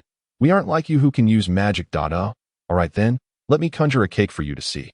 Can we eat it? After the test concluded. Jidia did not approach Benjamin and the others. Instead, she sprinted out of the arena. She ran swiftly, occasionally utilizing her steps to boost her speed, and the enchanting scenery failed to capture her attention. After a lengthy run, she finally halted at the edge of a cliff, staring vacantly at the distant clouds, occasionally picking up small stones to toss into the abyss. At that moment, a warm hand rested on her shoulder, and she turned abruptly to find a figure before her, cloaked and entirely shrouded, save for their eyes. The slight bulge at the chest indicated she was female. Teacher, you have finally returned. I haven't seen you in 3 years. Jidia exclaimed, her face lighting up with joy. Were anyone to witness this smile, they would undoubtedly be captivated, for it had been years since Jidia had offered such warmth. The younger sister donned a glove on her right hand and performed several gestures. Oh, so the mission has been completed? How long will you rest this time? Have you received your next assignment? Are you free tomorrow? Jidia bombarded her with questions. The younger sister lightly tapped Jidia's head. My apologies, teacher. Did I realize I have spoken too much, and it must be exhausting for you to respond. Jidia rubbed her head sheepishly. The younger sister gestured again. I'm fine, just a bit tired. These injuries are nothing. Jidia waved her hand dismissively. The younger sister produced some medical supplies from her attire to tend to Jidia's wounds. Upon seeing the injuries on Jidia's palms, she displayed a look of compassion and gestured once more. Illusions? It's manageable. It's nothing significant. Jidia quickly turned her head away. The younger sister then tapped Jidia's head again and embraced her. Jidia found herself enveloped in the younger sister's arms, and after a few seconds, her body trembled slightly as tears streamed down her face, soaking the younger sister's garment. After several minutes, Jidia finally ceased her weeping and declared, I will become even stronger. The younger sister released her, removing her glove to gently stroke Jidia's head. So, teacher, how long will you stay here this time? Jidia inquired. The younger sister extended one finger. A week, a month, a year? Jidia asked eagerly. However, the younger sister shook her head. A day. This time, the younger sister did not deny it, prompting Jidia to suddenly embrace her tightly. Meanwhile, in the arena, Benjamin scanned the surroundings. Where has Jidia gone? She probably went attend to her wounds. She'll be back soon. Benjamin, just wait a moment, Arnold reassured him. Really? That was quick. Should we have Lu Qin go up first? Do you want to wait for Jidia to return before you go up? How could that be? Fine. I'll go up soon. But why did she go out to heal? We could do that too. We have professional doctors. Who? You? Lu Qin interjected suddenly. Indeed, that would be me. My healing skills are quite impressive. Though they can't compare to a real doctor's, he boasted. Now I understand why she left, Arnold enlightened. Why? She didn't want to see you. Just as Benjamin prepared to retort, Arnold seized him and his box, tossing him onto the platform. This scene elicited laughter from the audience, echoing throughout the arena. Benjamin shot a fierce glare at Arnold, who returned the glare with equal intensity. Alarming Benjamin, he slung the box across his waist and shouted, All right, let's get started. Once Benjamin was tossed onto the stage, the box behind him became the focal point of the crowd's attention. Hey, Jack, you're his teacher, right? What exactly is in that box? A teacher inquired of Jack. Oh, that thing is merely a weapon box filled with shurikens and small knives. Just some trinkets, Jack explained. Why does he make all these things? Doesn't he have any heavy weaponry? Sigh, it pains me to say this. He is the most mentally powerful person I have ever encountered, yet he cannot even create a single handgun. The 2 handguns he possesses were made by his classmates, Jack lamented. What? How can such a person exist? Isn't his mental power wasted? Can he create armor? Haha. I assure you, his mental power is by no means wasted. He just doesn't focus on armor. But trust me, what he can create will absolutely astonish you. At that moment, Jack stood on the platform where Jidia had recently tested. Although the remnants of the wooden figures had been cleared away, the scene had not been restored, and the traces of the recent battle still lingered throughout the arena. Not long after Benjamin's arrival, 5 wooden figures suddenly descended from the heavens, standing before him. Benjamin glanced at them, a faint smile gracing his lips. As soon as he uttered the word begin, he swiftly drew his pistol, unleashing a barrage of shots at one of the wooden figures. Simultaneously, he tossed a flashbang onto the ground, temporarily incapacitating the 5 figures. After dispatching one, the remaining wooden figures regained their mobility and launched an assault against Benjamin. One figure soared into the air, while another's arm dramatically enlarged as it charged toward him. A third figure detached its limbs, propelling 4 blades toward Benjamin, and yet another retreated, conjuring a magical array before it. I told you, his mental prowess is not squandered. He can discern the illusionary wooden figure with ease, as he is particularly adept at countering illusions, Jack remarked, adjusting his golden locks as he explained to the teacher. Impressive, indeed, but is it merely limited to this setting? Surely not. Continue watching. Benjamin, unable to withstand the combined onslaught of the 4 wooden figures, hastily threw a smoke bomb at his feet, just when the crowd anticipated his retreat. A shocking turn of events unfolded. He did not flee. Instead, he stood atop the highest building, surveying the wooden figures. With a gentle tap on the box behind him, it opened swiftly, revealing a plethora of shurikens within. The audience gasped in astonishment at the sight. These shurikens were meticulously compressed or retracted in various ways, densely packed within. The sword-wielding and martial arts wooden figures charged toward him, while the missile-firing figure launched several projectiles. Yet, Benjamin showed no intention of retreating. With a clap of his hands, numerous shurikens flew forth, some intercepting the incoming missiles, while others targeted the 2 figures. The crowd was left awestruck, having never witnessed such a combat style before. See, I told you his mental energy is not wasted. These shurikens are controlled by his mental force. Even we, of the Purple Lotus, can barely manage such a combat style, Jack stated. Truly impressive. If he were to unleash a few more of those, he could sweep through an entire city. Why hasn't he become a mercenary? Such a waste of talent. Indeed, we have advised him, but he refuses to entertain the idea. I cannot fathom his reasoning, Jack replied. Within the arena, although the shurikens were launching a fierce assault against the 2 melee wooden figures, they were still unable to dismantle them. Noticing this, Benjamin furrowed his brow and commanded more shurikens to attack. At that moment, a red light illuminated the ground, and a crimson beam shot toward the building Benjamin occupied, not targeting him directly, but aimed at the structure's foundation. With a deafening boom, the ground trembled violently as the entire building began to sink. This startled Benjamin, who leaped instinctively. Just then, another missile hurtled toward him. With no choice, he executed a maneuver to evade it, but another missile followed closely behind it. He attempted to intercept it with his shurikens. But the missile's speed was overwhelming. Gritting his teeth, he performed another evasive maneuver, this time aimed at the ground, propelling himself downward. The sound of the missile whistled ominously in his ears, and panic set in as he realized he could not replicate GD's 3 evasive maneuvers. He was already fatigued. As the missile neared him, he hurled a piece of metal, which unfurled into a makeshift shield. The missile exploded upon impact with the shield, which, while it absorbed the blast, disintegrated in the process. As he neared the ground, Benjamin adjusted his posture, landing feet first. He then tossed 2 metal pieces beneath him, which quickly reconfigured into a pair of metallic boots, igniting flames that slowed his descent, allowing him to land safely. No sooner had he steadied himself than the sword-wielding wooden figure charged at him. Benjamin's box unleashed a flurry of shurikens again as he retreated. However, the martial arts figure's massive arms soon loomed into his field of vision. Drawing a deep breath, Benjamin accelerated rather than slowing down. The martial arts figure charged toward him, and just as they were about to collide, the box fired 2 spikes tethered by a rope, embedding themselves into the adjacent building. With a powerful leap, Benjamin was pulled upward, soaring over the martial arts figure's head. As he ascended above the wooden figure, his box opened completely, revealing a multitude of shurikens suspended in the air. With a clap of his hands, a portion of the shurikens surged toward the martial arts figure, while others spread out to attack nearby. Some disassembled and recombined into a colossal sword, just as the martial arts figure rolled forward to evade the massive blade, which embedded itself into the ground. At that moment, Benjamin stood atop the building, and with remarkable speed, he formed seals with his hands. The colossal sword disassembled into numerous shurikens, some of which transformed into wires that ensnared the martial arts figure. The remaining shurikens reformed into the giant sword, piercing deep into the wooden figure's body. The arena erupted in thunderous applause. "Shao Gang, what do you think?" Yi Lu inquired. "This kid possesses formidable mental energy, even surpassing mine." Shao Gang replied, "Is that so? Then he may well outstrip you in the future. There is a possibility, but great mental power does not guarantee superiority. Many organizations boast individuals with greater mental strength than mine.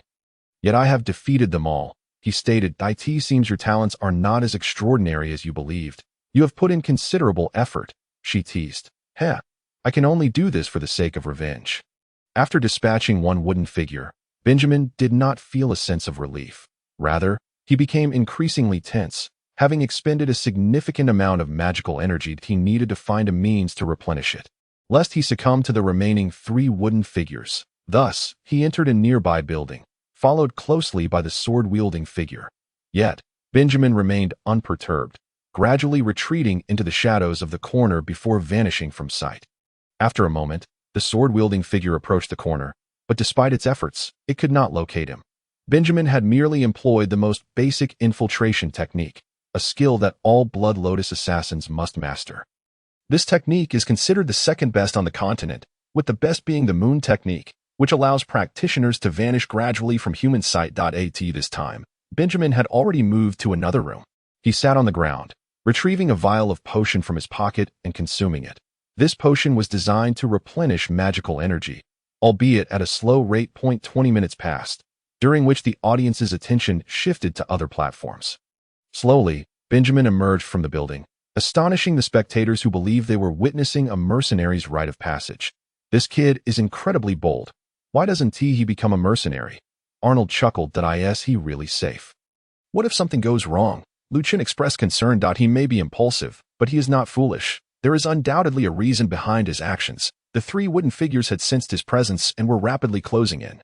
Benjamin stood once more atop the building, arms crossed, coldly gazing at the wooden figures below. That moment, the shurikens, knives, and various other items from the box behind him detached and began to orbit around him. It appears his mental energy is nearly depleted, which is why he resorts to this method, Shao Gang remarked, stroking his chin with his sole hand. The 3 wooden figures readied themselves for battle. The missile figure hovered in the air, the spell-casting figure perched on the rooftop of the building opposite Benjamin, while the sword-wielding figure ascended the wall of the building he occupied, embedding its blades into the surface. The audience was electrified by the spectacle. Confronting 3 wooden figures head-on was typically the domain of mercenaries, yet now an assassin was stepping into the fray. Some spectators leapt to their feet, cheering. Meanwhile, Jidi, having parted ways with her teacher, was making her way toward the arena. My goodness, when did this kid become so dashing? Jack exclaimed in astonishment. I still find it a waste. If he were to join the mercenaries, he would undoubtedly achieve great success. His style seems ill-suited for an assassin, remarked the teacher beside him. Perhaps he harbors a vendetta. Despite his roguish demeanor, he frequently flirts with girls. However, I find it rather peculiar. He does not appear to be a cheerful individual, but rather someone who conceals his innermost thoughts. The venue for the rite of passage assessment consists of 6 locations, yet aside from the one where Benjamin is situated, the conditions of the other venues seem to attract little attention. Regardless of how others perform, their tactics revolve around assassination and ambush. In stark contrast, Benjamin confronts 3 wooden dummies head-on, laying no traps or employing any strategies, but merely enduring direct confrontation with the 3 figures. Such an approach is typically reserved for mercenaries during their coming-of-age ceremonies, a phenomenon unprecedented in the annals of Blood Lotus history. This moment, Benjamin is encircled by a myriad of shurikens, forming a protective barrier. Simultaneously, the swordsmanship dummy draws closer to the rooftop. With a swift motion of his hand, a portion of the shurikens is sent flying toward it. The missile dummy is not idle either, launching 5 missiles from its back, only to have them intercepted by the shurikens. Meanwhile, the spellcasting dummy, following the same pattern as before, releases a crimson beam aimed at the lower level of the building where Benjamin stands. Observing this, Benjamin leaps forward with determination, a portion of the shurikens gathering beneath his feet to form a small platform. As he stands atop it, the swordsmanship dummy suddenly leaps toward him, while the missile dummy fires another 10 missiles. Unfazed, Benjamin utilizes the shurikens surrounding him to intercept the missiles, then forcefully steps down on the small platform, causing it to disintegrate into fragments of metal. Benjamin's body plummets rapidly as the swordsmanship dummy soars over him. In response, he extends a finger toward the swordsmanship dummy, and the metal shards rush toward it. Due to their diminutive size, the swordsmanship dummy fails to fend them off, and as the shards make contact with its form, Benjamin smiles and snaps his fingers. Boom! The shards explode, obliterating the swordsmanship dummy. What a waste! Jack exclaims. Not only does this squander metal, but it also expends a tremendous amount of magical energy. His mental energy is nearly depleted. Such waste is inconsequential, Arnold remarks. Just as Benjamin is about to touch the ground, a barrage of fireballs hurtles toward him. His expression turns grave as flames begin to erupt from his boots. Yet he cannot evade the fireballs. These projectiles are exceedingly swift, outpacing him significantly. With no other recourse, Benjamin strikes the box behind him with his right hand, but to his surprise, nothing emerges from it. Suddenly, the section he struck disintegrates rapidly, enveloping his right hand. Within 2 seconds, a metallic gauntlet adorns his hand, and the box is now missing a considerable portion. Wow, that was fast. Jack exclaims. My student truly is remarkable. Ha ha ha. Once equipped with the gauntlet, Benjamin adeptly alters his trajectory, his palm intermittently radiating a cerulean glow. This signifies the manifestation of his magical energy, enabling him to accelerate his speed instantaneously. It is this very gauntlet that allows him to evade the fireballs. For a full minute, Benjamin soars through the air, skillfully dodging the fireballs. Once they dissipate, he descends to the ground, gasping for breath. With a flick of his hand, the shurikens promptly return to his side. However, just as he prepares to launch another assault, a sudden yawn escapes him. While this may seem trivial to an ordinary individual, for a mechanic, it serves as a dire warning of impending exhaustion. In that moment, the confident Benjamin feels a flicker of fear. Before he can react, a torrent of water surges through the buildings, barreling straight toward him. Panic flashes across his face as he rolls aside. Although he evades the water dragon's attack, he loses 3/4 of his shurikens in the process. At this point, Benjamin has lost the confidence he once possessed. His mind is in disarray. Unlike Jidya, his swordsmanship is subpar, and his agility leaves much to be desired. His primary weapon consists solely of shurikens, and alarmingly, he has already exhausted his reserve of metal, having used it to create the gauntlet. In this chaotic moment, he realizes that he cannot contend with any of the wooden dummies. The other 2 dummies waste no time in launching their assault, forcing Benjamin to hastily retreat into a building. What are we to do now? Lu Chun exclaims urgently. If he does not regain his composure, he is certain to fail. Arnold states solemnly, Benjamin, I do not know what drives you to fight, nor do I understand your choice of the assassin's path. All I can tell you is this. If you do not triumph this time, you shall be defeated for a lifetime. Should you feel fear now, you will never realize your ambitions. Jack's voice carries a gravity unlike any other, resonating through Benjamin's ears with the aid of magical transmission. Upon hearing this, Benjamin's mind clears instantly, memories flooding back into his consciousness. Indeed, my Benjamin is still as endearing as ever. A gentle feminine voice soothes his restless heart. You are unworthy of being my son. Get out. A coarse male voice echoes in his mind. Run. Do not concern yourself with me. The woman's voice sounds again, now devoid of tranquility. You are a genius. You should not perish here. Hurry and flee. Another man's voice implores. He has escaped. He has escaped. He has escaped. He has escaped. He has escaped. He has escaped. The coarse voice fills his mind, agitating his spirit. At that moment, a missile hurtles directly into the building where Benjamin is located. Boom! The structure collapses, and no one hears Benjamin's voice. Just then, Jijia returns to the arena, her eyes welling with tears at the sight. Benjamin, Lu Chun cries out. Were it not for Jack restraining him, he might have drawn his sniper rifle and fired at the bandaged man. The spectators collectively sigh in despair. I know him. He will not succumb so easily. Jack asserts. Before long, a hazy silhouette emerges from the rubble. Had I known, I would have brought more metal. This is utterly humiliating. Benjamin laments that he has regained his composure, confidence rekindled in his eyes, blood trickling down his forehead. Yet he pays it no mind. Stretching his body and yawning, he exclaims, "I am so tired. I must hurry. I'm utterly exhausted."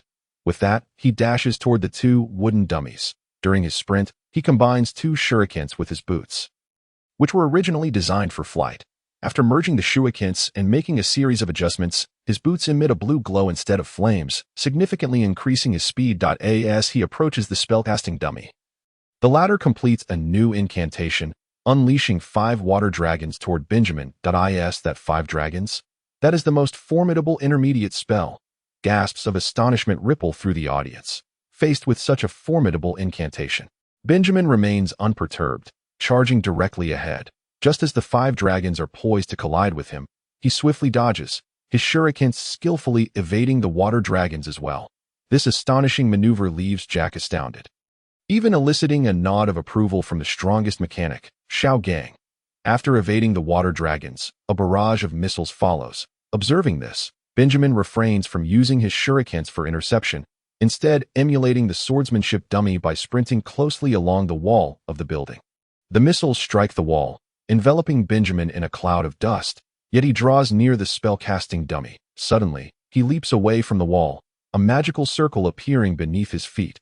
Adjusting his posture, he propels himself toward the spellcasting dummy. Meanwhile, his shurikens do not target the dummy but rather the adjacent building, where the missile dummy hovers above. The shurikens form a miniature vortex, gradually slicing through the structure. As Benjamin swiftly approaches the spellcasting dummy, it hastily prepares its magic. However, Benjamin moves even faster, drawing his pistol and firing several rounds at the spellcasting dummy, interrupting its incantation. Yet, this alone does not suffice to destroy it. Just as Benjamin nears the ground, he aims his right hand downward, both the boots and gauntlet accelerating upward simultaneously, momentarily slowing his descent. Upon landing, the spellcasting dummy's left hand manifests a small magical array, launching an attack at him. In response, Benjamin immediately crouches, transferring the gun to his left hand while grasping the dummy's left hand with his right. He presses the gun against the dummy's jaw. Bang! The wooden figure's head is pierced through. Benjamin hastily discarded the remnants of the spellbound wooden figure, slapping the box behind him with great force. Suddenly, the box disintegrated and rapidly reassembled. However, upon noticing his movement, the missile-wielding wooden figure unleashed its final missiles towards Benjamin. With no other recourse, Benjamin resorted to rolling in an attempt to evade, yet the sheer volume of missiles rendered escape nearly impossible. Exhausted, he knew that should he lie down, slumber would claim him in mere seconds. "Hurry, hurry," Benjamin shouted, as the metallic constructs continued to assemble behind him. 3, 2, 1. After 3 seconds, a massive shuriken materialized in his hand. Just then, the missiles above him surged towards him with great velocity. He raised the shuriken and hurled it with all his might. But instead of flying towards the wooden figure, it flew towards the building beneath it. The audience collectively lamented this turn of events. Just as everyone resigned themselves to his failure, a shocking development unfolded. The shuriken sliced through the body of the missile wooden figure from below. Simultaneously, the missiles hovering above Benjamin detonated around him. A cloud of dust enveloped the arena, and when it settled minutes later, a startling scene emerged. The building beneath the missile figure had been hollowed out, revealing a twisted tunnel leading directly to where the missile figure had stood. Scattered around the tunnel were various shurikens that had fallen. In stark contrast, Benjamin lay motionless on the ground. His boots and gloves vanished, surrounded by shards of broken metal. After a few seconds, he remained still. "Get up!" the audience cried out. Seeing this, Lu Chun, Ji Dai, and the other instructors joined in the chorus. If he were to lose consciousness, it would signify failure. "Get up, you bastard!" Lu Chun shouted. Yet, after a minute, Benjamin remained sprawled on the ground. "Benjamin, you have failed," the bandaged figure remarked coldly. "Who has failed?" "I merely cannot move." "Lu Chun, come help me." Benjamin's voice suddenly resonated through the arena. "Yes," Ji Dai exclaimed, but a moment later, she quickly covered her mouth, her shout drowned out by the audience's uproar. "Benjamin, you have passed," the bandaged figure's voice echoed once more. After Benjamin was carried off the stage, he succumbed to exhaustion and fell into a deep slumber on the ground. Meanwhile, Ji Dai tended to his wounds. "Arno, How did the wooden figures become so formidable this time? Lu Chun inquired. This is a positive development. It signifies the organization's expectations of you. During Ji Dai's test, the illusionary wooden figure exhibited remarkable strength, even employing psychic illusions, while the ranged wooden figure during Benjamin's test was superior to those in other venues. Arno explained that is that so? Do you think my wooden figure will become more powerful as well? How should I know? However, it is not outside the realm of possibility. Meanwhile, in the VIP section, Yi Lu remarked, I never expected Benjamin to triumph under such circumstances that I too find it remarkable. His skills are commendable, though he is rather reckless, making him ill-suited for an assassin. Xiao Gang noted, aren't you the same? You used to be even more reckless than he is, yet now you lead the Blood Lotus squad. People can indeed change, he added. That sentiment seems a bit misplaced. Elder sister, haven't you let go after all these years?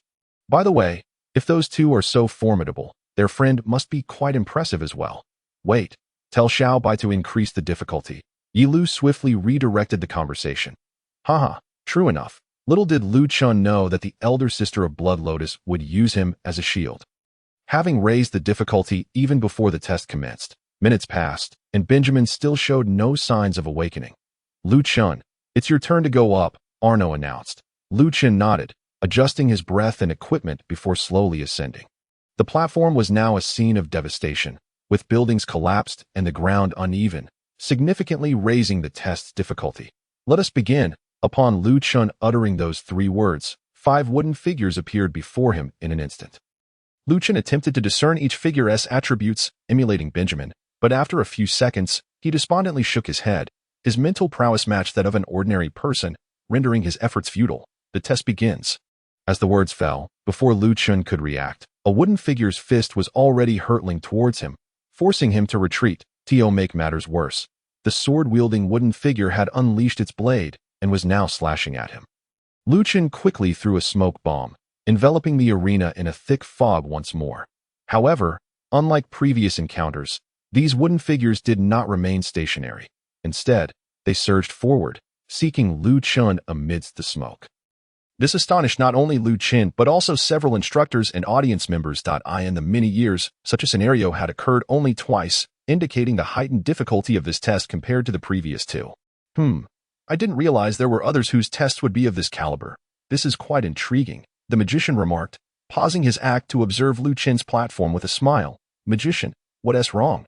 Why have you stopped your performance? A child queried. I'm a bit tired, so I'll watch the test for now and continue later, he replied. Boom. With the sound of an explosion resonating, another building began to crumble. And Lu Chun leaped from its rooftop. At that moment, 2 missiles arced towards him. To be safe, he had fashioned a pair of metallic boots within the building, which now erupted with flames, enabling him to evade the missiles and land atop another building. Just as he thought he was safe, a startling development unfolded. The physical and sword-wielding wooden figures appeared before him the moment he touched down. Lu Chun drew 2 handguns from his waist and shot at them. But they deftly dodged his bullets and charged at him. Realizing combat was unwise, Lu Chun swiftly tossed a flashbang and leaped off the rooftop. As he steadied himself on the ground, a figure appeared behind him. Startling Lu Chun, he quickly turned and assumed a defensive stance, only to feel a tremendous force strike his arm, sending him flying several meters before crashing heavily onto the ground. When he regained his footing, he found himself face to face with the physical wooden figure. Before he could register shock, a blade lunged at him from behind. Startling him greatly, he instinctively sidestepped to avoid the blade and fired his gun behind him, causing the sword-wielding wooden figure to spring back. What is happening? Why are those 2 wooden figures so fast? Ji Dai inquired. The figures atop the building were merely illusions created by the illusionary wooden figure. Arno clarified. Lu Chun now stood in the center of the road, flanked by 2 melee wooden figures, while the spell and missile wooden figures advanced toward him. Realizing the 2 figures were phantoms, Lu Chun understood he had fallen prey to an illusion. The 2 wooden figures wasted no time and launched an assault. Lu Chun threw 2 metal plates, which instantly transformed into shields that absorbed the wooden figures' attacks. Aware that remaining in the area was perilous, he sprinted toward a nearby alleyway, occasionally tossing metal plates behind him as he ran. Shortly after entering the alley, a wooden figure appeared before him.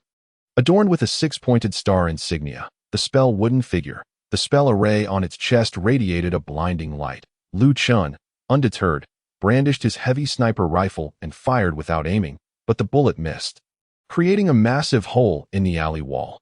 After observing the hole for a moment, he charged at the spell wooden figure, just as the array emitted a crimson beam. Without hesitation, Lu Qin charged forward. And the beam struck him, yet he did not fall, not even a scratch marred him. The spell wooden figure vanished in an instant, revealing a larger hole where it had stood. With a smile, Lu Qin swiftly concealed himself. His ability to discern the illusion indicates he possesses some skill, Yi Lu remarked with a grin. Indeed, he has some talent, but I'm curious why the elder sister instructed Xiaobai to raise the difficulty. Did you already know of his capabilities? Xiao Gang questioned. Not at all. I was merely being mischievous. As Yi Lu laughed heartily, she cast a furtive glance at Lin En, yet her actions went unnoticed by those present. Well then, if things become too challenging later, perhaps Xiaobai could lower the difficulty. After all, he is not that individual. Indeed, that monster is a prodigy of our blood lotus. Back then, he startled the examiner, who confidently asserted that such a situation would never arise again.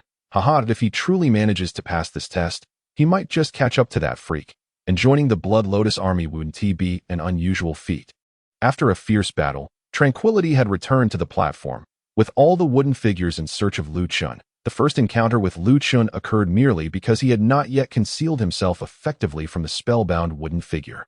Inside a dilapidated building, Lu Qin aimed his heavy sniper rifle at a missile wooden figure. At that moment, the missile wooden figure was in close proximity to the others, preventing Lu Qin from firing. 5 minutes later, as the other wooden figures had moved away, the iron blocks Lu Qin had discarded transformed into small robots, lurking in the shadows of the building, surveilling the remaining wooden figures. Once Lu Qin confirmed that he was sufficiently distanced from the wooden figures, he steadied his breath and pulled the trigger. Bang! A deafening sound erupted from the sniper rifle, and the bullet flew straight towards the missile wooden figure, which made no attempt to evade. The bullet shattered the missile wooden figure's body, yet Lu Qin did not feel elated. Instead, an odd sensation washed over him. Without further contemplation, he shouldered his sniper rifle, preparing to retreat. Boom! A tremendous sound assaulted his eardrums. Accompanied by intense vibrations, Lu Qin hurriedly glanced outside, where missiles were hurtling towards him. In that moment, he cursed himself. He had fallen victim to the illusion of the wooden figure. The previous missile wooden figure had been a decoy. One missile after another crashed into the building's walls, obliterating the structure, leaving Lu Qin's floor devoid of any walls. Had he not escaped in time, he would undoubtedly have suffered severe injuries. Lu Qin stood on the rooftop of another building, gazing at the devastation below, filled with emotions. At that moment, the missile wooden figure emerged from the street, and upon spotting Lu Qin, it unleashed a barrage of missiles, the scale of which surpassed even Benjamin's previous onslaught. Lu Qin gasped in shock as flames erupted from his boots, propelling him swiftly off the rooftop. Some missiles struck the building's summit, causing it to vanish from sight in an instant as Lu Qin passed by a balcony. A powerful force slammed into him, causing him to spit blood midair, hurtling towards the square. This was a dire situation. Arno's expression turned grave. What happened to Lu Qin? Just then, Benjamin awoke, astonished as he beheld Lu Qin suspended in the air. You reawake. Lu Qin is in serious trouble. He might fail. How could this be? So far, this test's difficulty has only been faced by 2 individuals, the first of whom was a genius. If Lu Qin were to confront that person now, he stands no chance whatsoever. Without a plan, he is destined for failure. Lu Qin spun through the air, plummeting towards the center of the square. Just a few meters from the ground, a blue glow emanated from his palm as he fashioned a glove mid-flight. Utilizing this glove, he managed to slightly reduce his velocity. However, he still crashed onto the ground at considerable speed, only to find himself surrounded by 5 wooden figures. Lu Qin slowly rose to his feet, blood trickling from his lips, his body bearing varying degrees of injury. As the spectators witnessed him encircled by the 5 wooden figures, expressions of pity surfaced, and some even vacated their seats. Meanwhile, a man clad in a black robe and mask stood atop a distant peak, gazing towards the arena, murmuring, "This is not a good situation." Even I wouldn't have the confidence to face 5 wooden figures of this caliber simultaneously. Blood dripped steadily onto the ground, his right hand almost devoid of sensation, his surroundings blurring. Lu Qin knelt on one knee, encircled by 5 wooden figures, ensnared in the most perilous predicament that I can't hold on any longer. Even my mind is beginning to surrender to this test, he thought, his body growing heavier, breaths becoming increasingly labored. He lowered his head, gradually collapsing towards the ground. Xiao Lu. A gentle voice resonated within his heart. Child, you must never forget your name. Why must such troublesome events befall me? Lu Chen suddenly rallied himself. Retrieving a syringe from within his clothing and injecting it into his thigh. The syringe contained pure adrenaline, and slowly, Lu Chen rose to his feet. The audience erupted into applause, but he remained unfazed.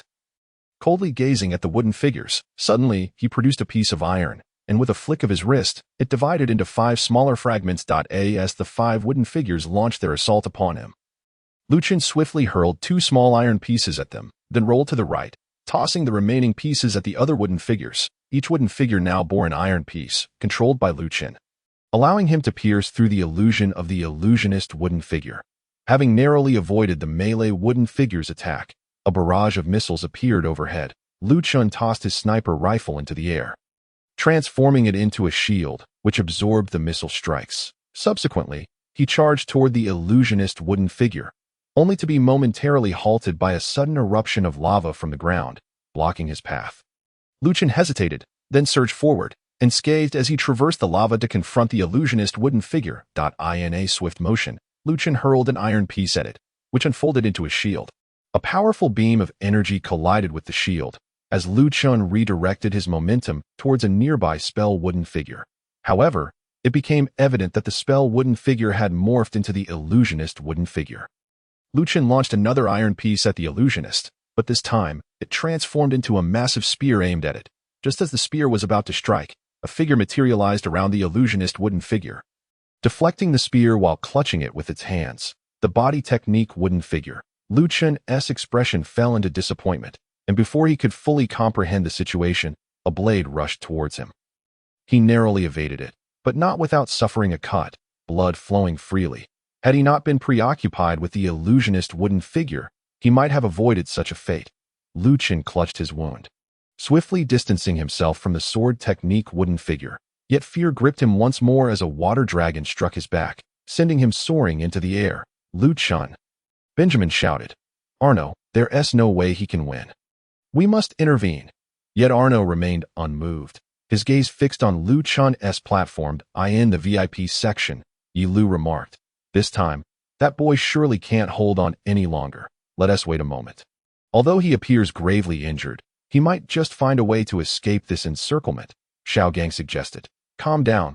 Did you not see his feet? As he was struck, his boots began to emit flames, thus mitigating his injuries. If he seizes this opportunity, he could very well break free, Arno chided, tapping Benjamin on the head. The instant Lu Chen was struck, flames erupted from his boots, alleviating his suffering, and propelled by the water dragon's force, he soared into the air. Once airborne, Lu Chen adjusted his posture and retrieved several iron pieces from his pocket, tossing them behind him. The pieces began to disassemble and reassemble, producing a breathtaking spectacle. Haha, this boy is quite audacious. He is crafting intermediate items, Xiao Gang chuckled. What is he creating? Yi Lu inquired. Propellers, Fury propellers. These propellers are considered intermediate metal products, with his current level of 4 segments of magical power. He wouldn't typically be able to create them, but he might manage to produce a substandard version. As Xiao Gang had predicted, the iron pieces gradually formed a propeller, affixed to Lu Chen's back. Just then, several more missiles were launched at him. Gritting his teeth, Lu Chen activated a magic circle beneath his feet, propelling himself upward with force. Simultaneously, his propellers and boots unleashed fierce flames, swiftly elevating him above the square, while he continued to hurl iron pieces downwards. Excellent. The audience erupted in fervent applause, with everyone rising to their feet to cheer him on. Haha. Well, what do you think if he could witness this scene? The magician chuckled. Meanwhile, atop a mountain peak, a man in black robes exclaimed, he actually escaped. This is utterly beyond my expectations. Is this the power of the mechanic? Truly, he is my student. He has accomplished this feat. Jack remarked, your student is quite remarkable. Among us teachers, most are at the level of Zillion, yet creating this propellant is no small feat, one of the instructors noted. However, the quality of his creation is rather poor. It won't last more than a few seconds. Nonetheless, for someone at the 4th tier of magical power, this is already quite impressive. Lu Chen's propellant was rendered useless in merely 3 seconds, hidden within a room.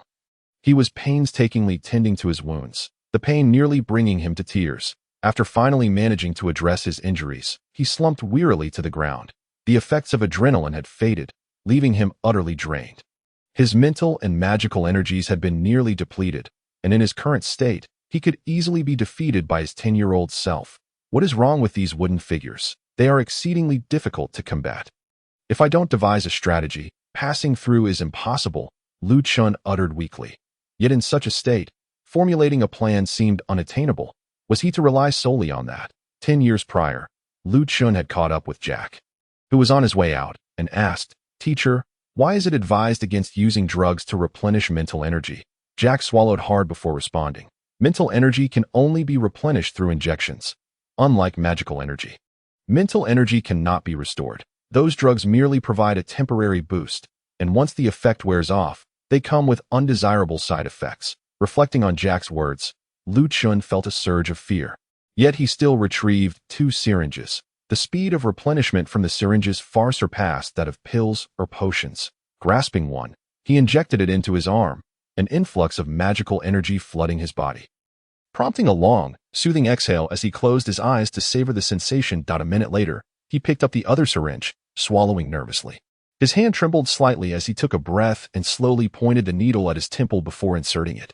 "Ah!" Lu Chun cried out, quickly covering his mouth with his hand. He collapsed onto the floor, his body convulsing as veins bulged, and had he not stifled his cries, he would have undoubtedly screamed as his mental energy gradually increased.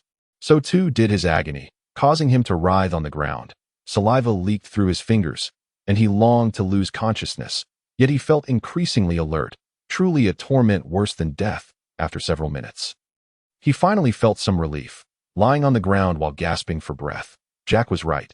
"This cursed thing is something I never wish to use again," Lu Chun declared. "Well, this effect lasts only 30 minutes.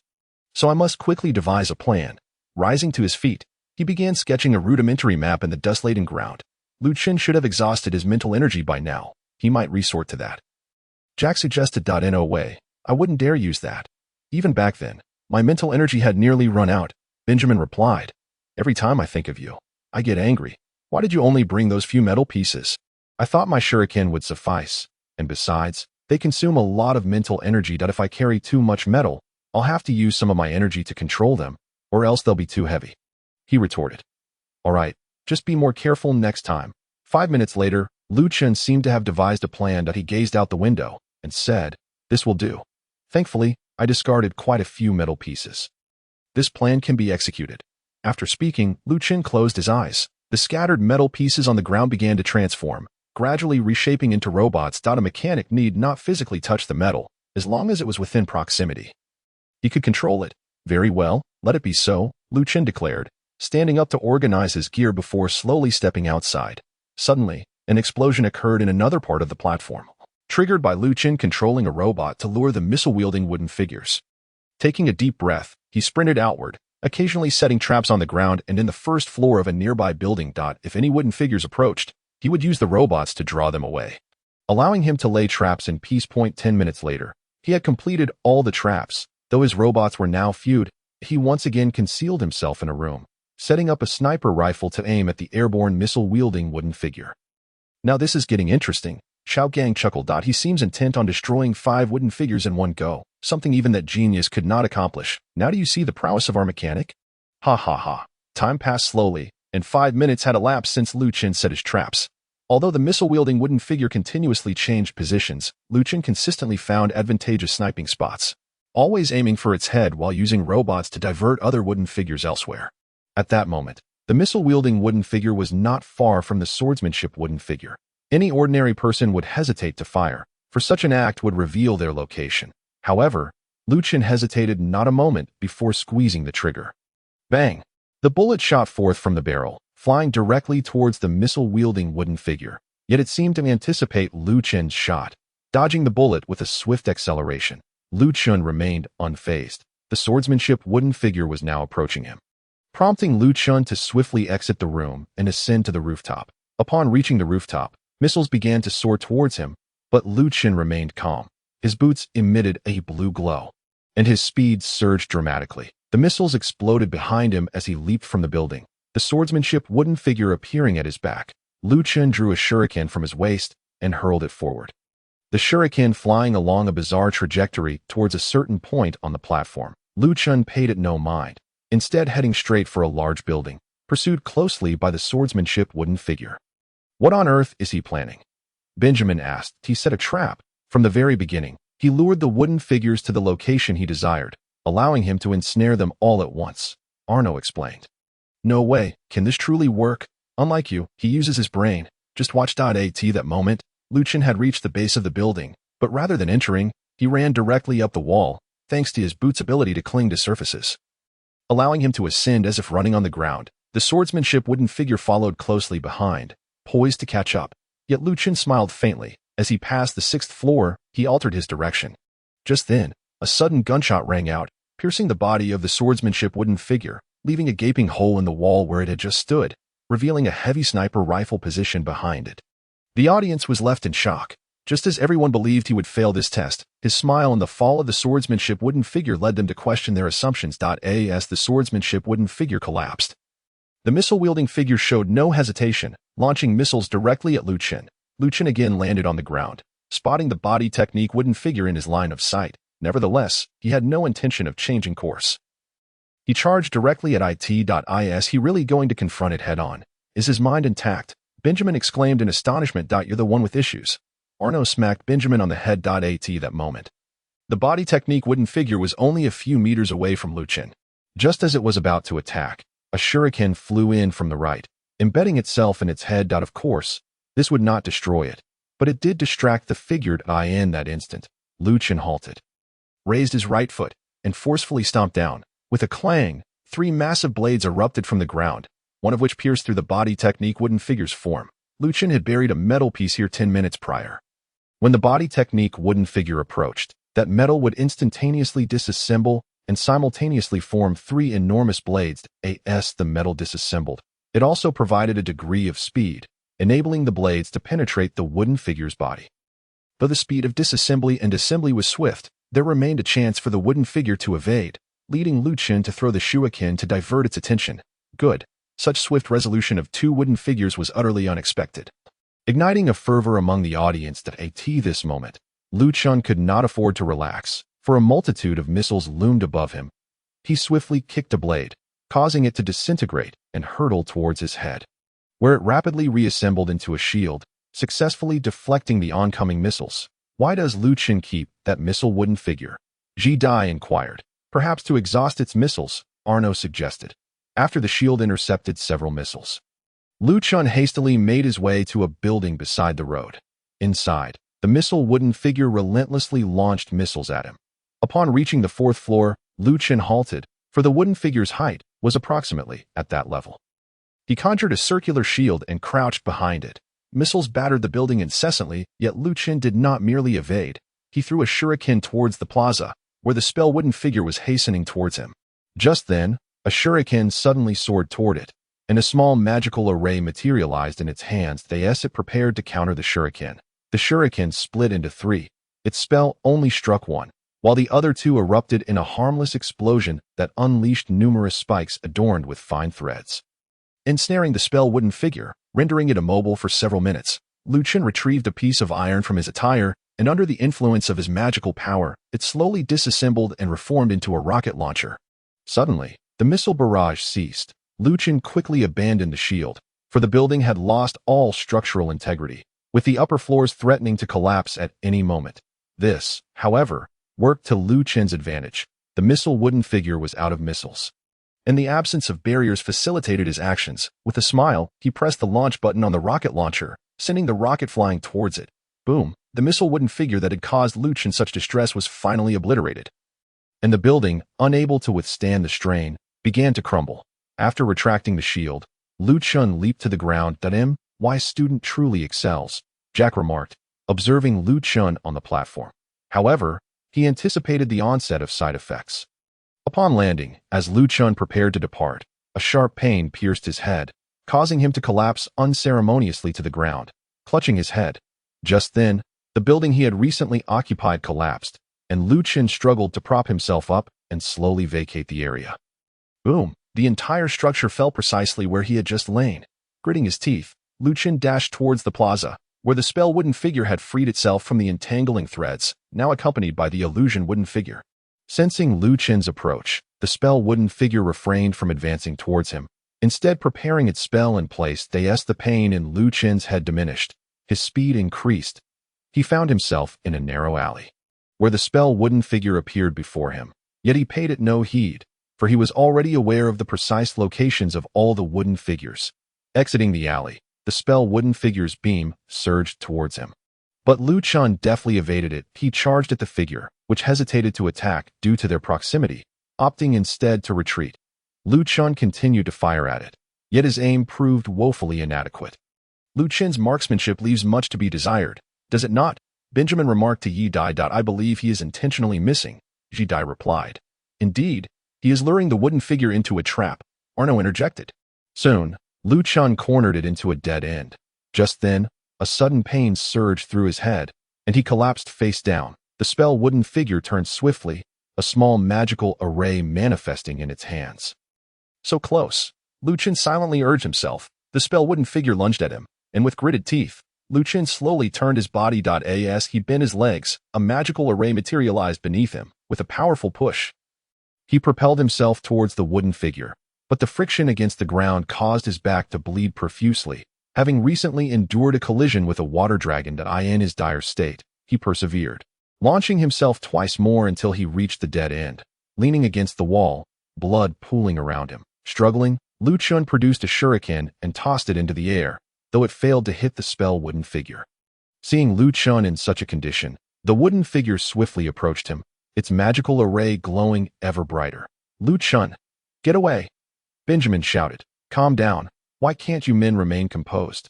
Arno bellowed. The spell wooden figure loomed over Lu Qin, its fist raised to strike. Just as it was about to connect, it froze. Lu Qin, bloodied and grinning, uttered, General. At that moment, the spell wooden figure disintegrated into countless fragments, scattered across the ground. The alley was now entangled with Lu Qin's threads, which had severed the spell wooden figure. Suddenly, a shadow appeared before Lu Qin. It was the illusion wooden figure, its head radiating a crimson glow. The illusion wooden figure invoked the signs of illusion, prompting Lu Qin to lower his head slowly. His mental strength was waning, and if he did not escape the illusion within a minute, he would succumb to unconsciousness and failure. Initially, the audience had harbored hope for him. But as they beheld the scene, a collective sigh escaped their lips, for they believed Lu Qin could not possibly break free within the time limit. Just as despair settled among the spectators, a shuriken embedded itself in the illusion wooden figure's head, jolting Lu Qin awake. Grabbing a nearby pistol, he unleashed a flurry of shots at the illusion wooden figure, which collapsed. As it fell, Lu Qin succumbed to unconsciousness. Before the bandaged figure could announce the results, Arno leaped onto the platform, exclaiming, Xiaobai. He destroyed the illusion wooden figure before passing out. If you dare claim he has failed, you will face dire consequences, regardless of who you are. With that, he lifted Lu Qin from the ground. Haha, another mishap attributed to Xiaobai, and now Arno has set his sights on him. Yi Lu chuckled. This is quite troublesome. Why must he provoke Arno of all people? Xiao Gang sighed ruefully. At that moment, Xiaobai trembled slightly, though no one noticed. Lu Qin, you have passed, he announced upon hearing Arno's words. Xiaoqin, this is your new friend. XX, a gentle voice resonated in Lu Qin's mind. What is his name? And who are you? Lu Qin inquired. Who am I? I am Benjamin. A voice suddenly jolted his consciousness awake. Lu Qin's eyes flew open to find himself in a rectangular pool filled with green water. A healing bath he was quite familiar with. In each small pool, a person lay submerged. Hey, what's wrong with you? Why do you keep asking who are you? Benjamin, reclining in a nearby pool, questioned in confusion. Oh, it's nothing. How long was I out? I don't know. You were carried out in the afternoon. It's now evening. How's your injury? Lu Qin moved slightly, finding no significant issues, and replied, It's all right, but my back still aches. By the way, you spoke quite a bit today. What's up with that? I don't know. Oh, it seems I've recovered. Just then, Arno burst through the door, shouting, Get up, all of you. Stop acting like a bunch of wimps. After glancing at Lu Qin, he continued, Everyone here has passed the first test.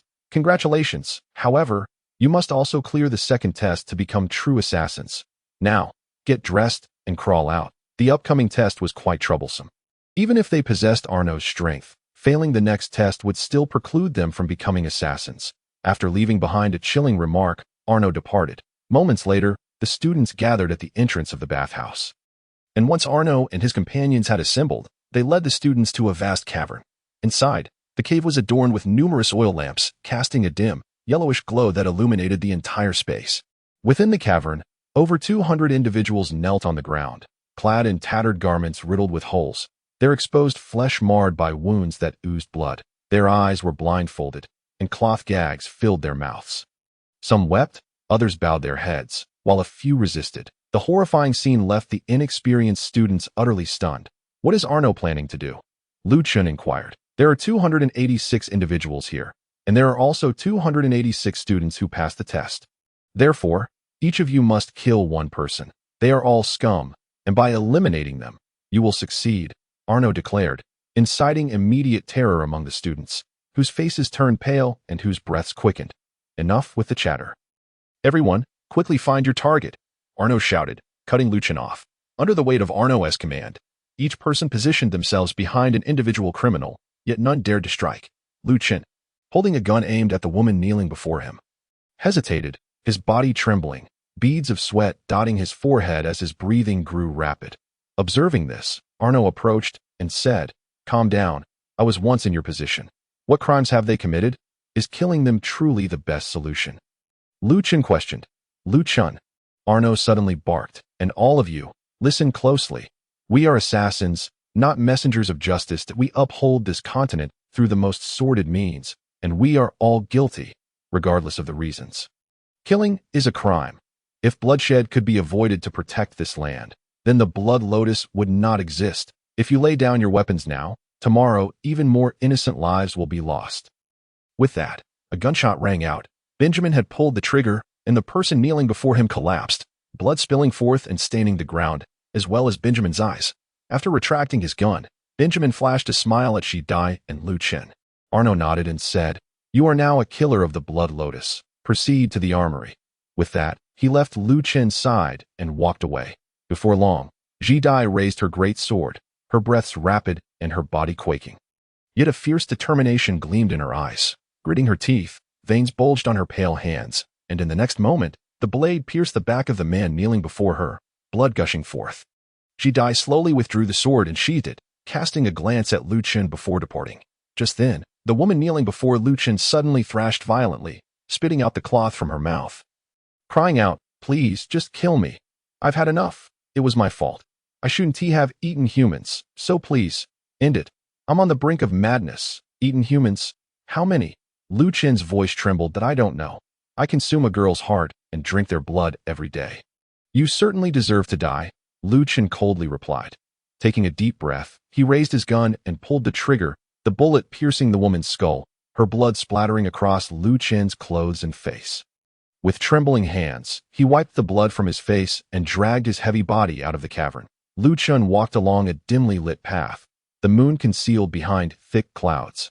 The oppressive darkness slowly enveloping him as he traversed halfway. He spotted Ji Dai and Benjamin Dai that moment. Benjamin leaned against a tree, retching violently, while Ji Dai patted his back. Lu Chun chuckled at the sight. Approaching Benjamin and saying, "Ha, I thought you were formidable, but it seems you're just like this. Look at you, vomiting all over the place. I feel sorry for this tree." Benjamin wished to retort but found his mouth occupied. Ji Dai turned her head at his comment and asked, "Are you all right?" "Absolutely. Unlike Benjamin. I'm Lu Chun," he began, but a wave of nausea washed over him, and he suddenly crouched down to vomit. Ji Dai's brows furrowed with concern and helplessness, and just as she prepared to assist Lu Chun, she too succumbed to the urge. 10 minutes later, the three of them sat back to back in a different location. "Humph, you boast about your prowess, yet here you are, vomiting in the end," Benjamin remarked. "It's your fault. Seeing you vomit made me nauseous," Lu Chun retorted. "Enough squabbling. How do you still have the energy to argue?" Ji Dai interjected. Lu Chun glanced at the dim sky and said, "Benjamin, you must have endured great hardship over the years." "What do you mean?" "You were the first to pull the trigger, which indicates you harbor much pain within. Although you present yourself as a carefree rascal, you are truly suffering, aren't you?" "That's not true." "Absolutely. Your expression changed just now. This is the first time I've seen you like this," Ji Dai stated. "Regardless, we will support you. You need not voice it," Lu Chun added. "Well, it's getting late. Let us head to the armory, Benjamin suggested with a smile. The armory, though labeled as such, was merely a small 3-story building. Not much different from an ordinary house. A few teachers stood at the entrance. Upon seeing the trio approach, Arno remarked, "You've finally arrived. You are the first group. Quickly, go find your weapons. The first floor holds ordinary tools. You may exchange them. The second floor contains weapons. You may select 2 types, and mechanics can take some metal and a design blueprint. The third floor is for clothing. Go ahead." Most of the equipment in the armory was low-grade, with only the clothing being of mid-tier quality, reserved for those deemed most promising by the organization. Since Lu Qin and his companions faced more difficult tests than others, they were all eligible to acquire a set of mid-tier clothing. These garments offered various benefits, some enhancing protection while others aiding in stealth, depending on the fabric used. Arno, who was the first to kill? Jack inquired as the trio entered the armory. Benjamin. I knew he was a master of concealment. He hid it too well. Indeed, I was startled as well. After about 10 minutes, Lu Chun and his companions emerged. Lu Chun had chosen a rare dark gold piece and a design blueprint for a bracer, while Benjamin had selected a dark gold piece and a design blueprint for armor. Jidai opted for tools and did not choose a weapon. All 3 donned mid-tier clothing. Lu Chun wore a black cloak, while Benjamin and Jidai chose long robes, which Lu Chun jokingly referred to as couples outfits, resulting in a swollen face for him. Each outfit bore the emblem of a blue lotus. "It seems you all have made your selections. Here are some cards for you," Arno said, handing out dark red cards. "These cards represent our Blood Lotus identity. When you complete a task, leave one behind. Those in possession of these cards can hire our Blood Lotus assassins, which is why the 3 major assassin organizations can act with such audacity." Lu Chun examined the card in his hand, which bore only the image of a Blood Lotus and nothing else, asking, "How will they find us?" "The cards have tracking devices. Once someone possesses a card, we will monitor that person when they wish to hire us. We will appear," Arno explained. "Arno, thank you for these years," Lu Chun said, kneeling on one knee. Jidai and Benjamin also knelt beside him. "Thank you." The 3 exclaimed in unison. "Ha, it's nothing. Now return and get some rest. Tomorrow we have matters to attend to. Remember to gather on the playground," Arno chuckled. "Jidai, your little sister treats you quite well," he whispered to Jidai before departing. Meanwhile, far from Lianyun Mountain, in a valley strewn with corpses, the scene was gruesome, with not a single body remaining intact. Blood stained the green ground a deep crimson. In the midst of the carnage stood a figure, a great sword in hand, dripping with blood. Soon, a voice echoed, "Chiyu, you have done well. You have passed the test. You are now one of the moon. Remember, do not tarnish your name." At this moment, the moon broke through the clouds, casting a pale light upon the dim earth. The figure illuminated by the moonlight appeared to be no older than a mere teenager, his black attire stained with blood, which continued to drip slowly. His handsome face bore no expression, and his eyes were filled with tranquility as he gradually sheathed his katana and stepped away from the blood-soaked ground. Assassins do not always act alone. Some form teams, typically consisting of 2 or more members. After yesterday's test, those who passed gathered on the playground, standing in several lines according to their classes. Among them, Arno's group was the most remarkable, with all 20 students having passed the test, while other classes had only about half. Shortly thereafter, Yi Lu, clad in casual attire, approached the crowd, followed closely by Lin En. "Congratulations on passing the test and becoming true assassins. You will be the stars of the future assassin world. Without further ado, let us begin the group assignments." After Yi Lu's announcement, Arno and the other instructors picked up their documents to read. The papers contained the group assignments, and once all the instructors finished reading, over 100 individuals remained unassigned, including Lu Qin and his 2 companions. "You 100+ individuals will have no team. You must rely on yourselves from now on," Lin En stated. "Wait, let Lu Qin, Benjamin, and Jidai form a team," Yi Lu suddenly interjected. "Is that appropriate? They all possess immense potential and will surely become outstanding assassins. They should be allowed to develop freely, as teams can sometimes hinder their progress. Furthermore, having 2 mechanics in one team is quite rare. I see no issue. They are all formidable individuals, and forming a team would only enhance their capabilities. Would it not? However, leader, enough said. My decision is final. Let them form a team. All right, you may disperse now. You can head to the Qinglian Hall to receive your tasks. Those are free for you to choose as you please." Although the organization may occasionally assign you special missions, Yi Lu concluded. Once dismissed, Lu Chen and his companions walked side by side along the road. Wow, I can't believe we get to form a team. Lu Chen exclaimed, appearing quite pleased. Disgusting, Benjamin retorted disdainfully. Now, we must decide who will be the captain. Ji Dai proposed that of course, that should be me. Ji Dai, you didn't see my prowess during the test. If you had, you would be in awe of my abilities, Benjamin declared. I only recall you being carried off, and from what I saw, you were far too impulsive to be an effective captain, Ji Dai replied bluntly. Then who will it be? You? No, let it be Lu Chen. What? Isn't this a matter for you two? Why make me the captain? Lu Chen exclaimed, his expression turning serious, prompting Ji Dai and Benjamin to give him a playful beating. At the very least, your strength is commendable, and you possess a decent intellect, Ji Dai remarked, patting him on the back.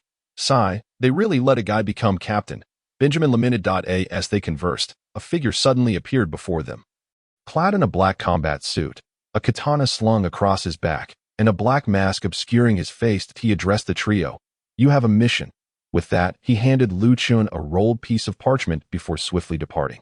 His presence fading in mere seconds. The three stared blankly at the retreating figure. That must be Tang Da, Lu Chen suddenly speculated. How do you know? Ji Dai inquired. I just have this sense of DJVU. Let us see the mission, Benjamin urged. Lu Chen untied the string binding the parchment and opened it, revealing a single line.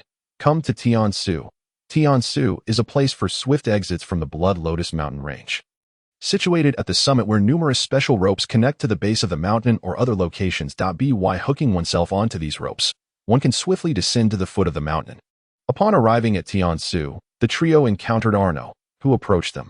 Why are you so late? Never mind. Take this item. Once you reach the town, open it. Inside are the specifics of this mission. Remember to change your clothes. There are garments available at the base. Arno handed Lu Chen a box and a bag, helping them attach the hooks to the ropes before pushing them down the slope. Ah! They slid down at an astonishing speed. Breathtaking scenery flashing before them, yet none could take the time to admire it. Lu Chen let out a terrified scream. Shut up. Benjamin shouted, his face equally pale. Is this how you conduct yourselves as assassins? Ji Dai yelled. What can we do? This is far too fast. Why can't we adjust the speed? After enduring several minutes of this ordeal, they finally reached the mountain's base. Once they changed into their casual clothing, they embarked on a 2-hour walk to a small town at the foot of the mountain. Upon their arrival, they couldn't help but reflect on the haunting memories associated with this town, which fell under the jurisdiction of the 4 great nations, Amola, and was situated somewhat to the east. With excitement, Lu Chen opened the box, carefully revealing another piece of parchment. As he unfolded it, his initial exhilaration dissipated upon reading the densely packed list of herbs and other items required for their mission. The task was to procure these items, and the bag Arno had given them contained gold coins. The trio sighed in defeat, their hopes dashed as they realized that the mission was merely a mundane errand. Extinguishing their enthusiasm entirely. What do we do now? Lu Chen asked. What else can we do?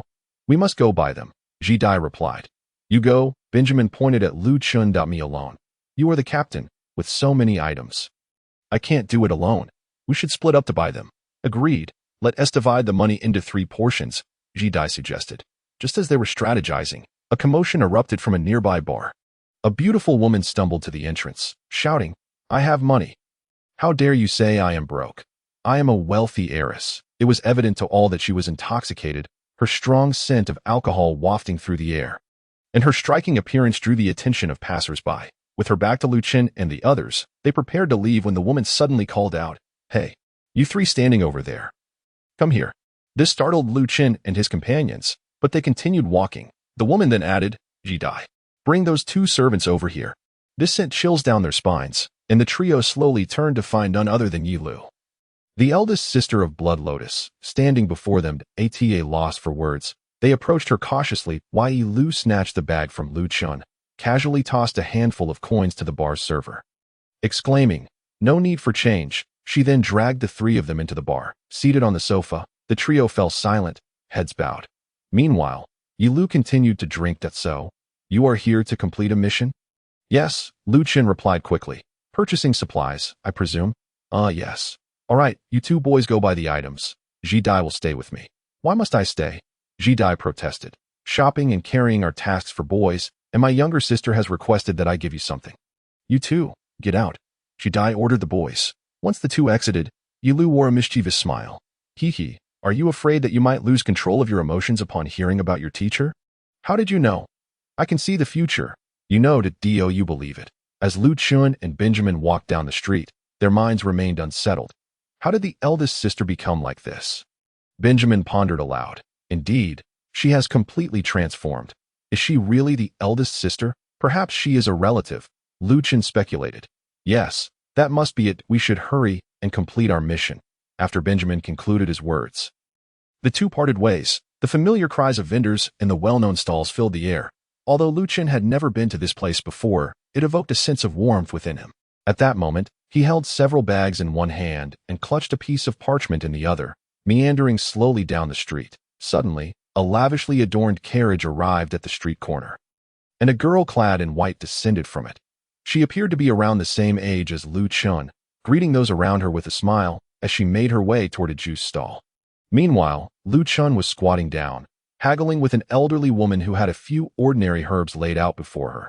Lu Chun had nearly purchased everything he needed, save for one last herb from the woman. He exerted all his mental faculties to negotiate a lower price, and ultimately, the elderly woman succumbed to his persuasive arguments and sold him the herb, at this point. Lu Chun found himself completely out of money.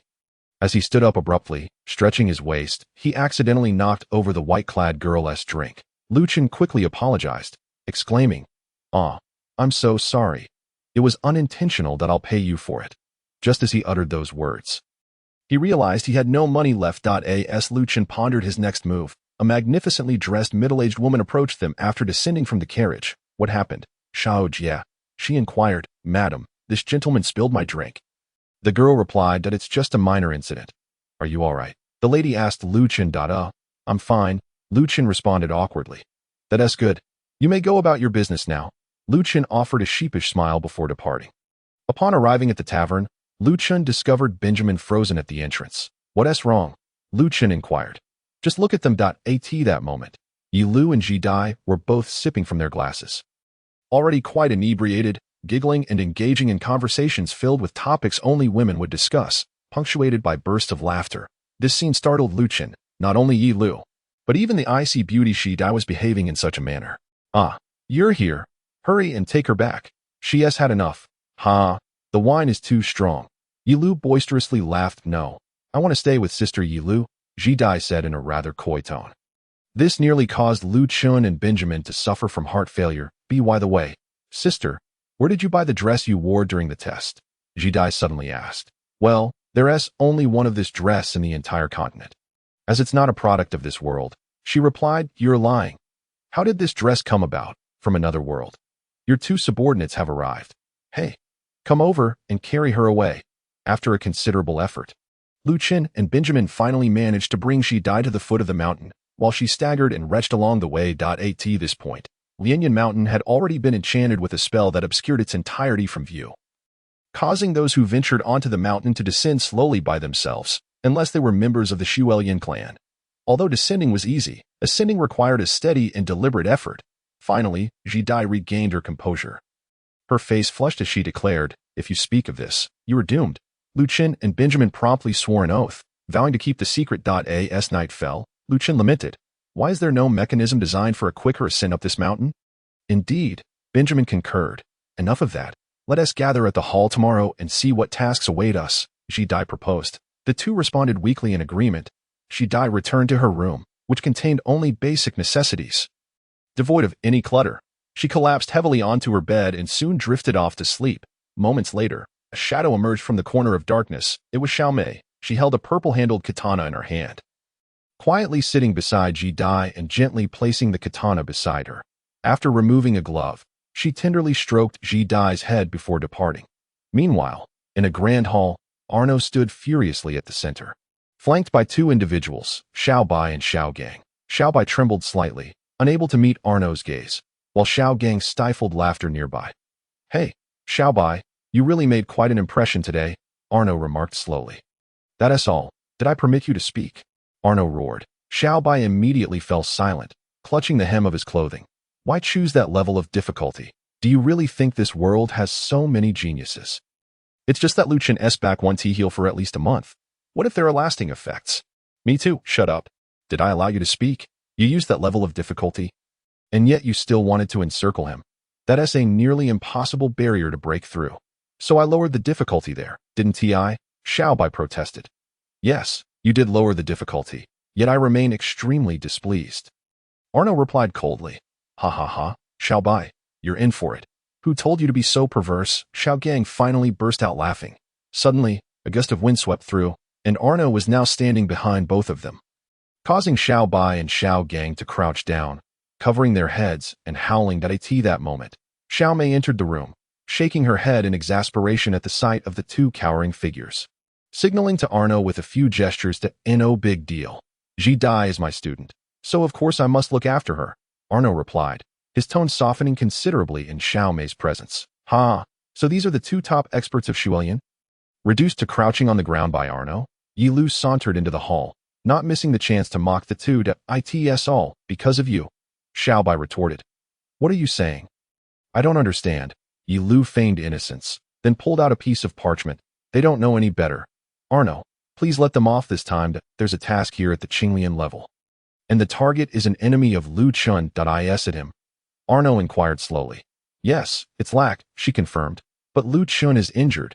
It's best to postpone the execution. There are many targets to eliminate, so let them practice on others first.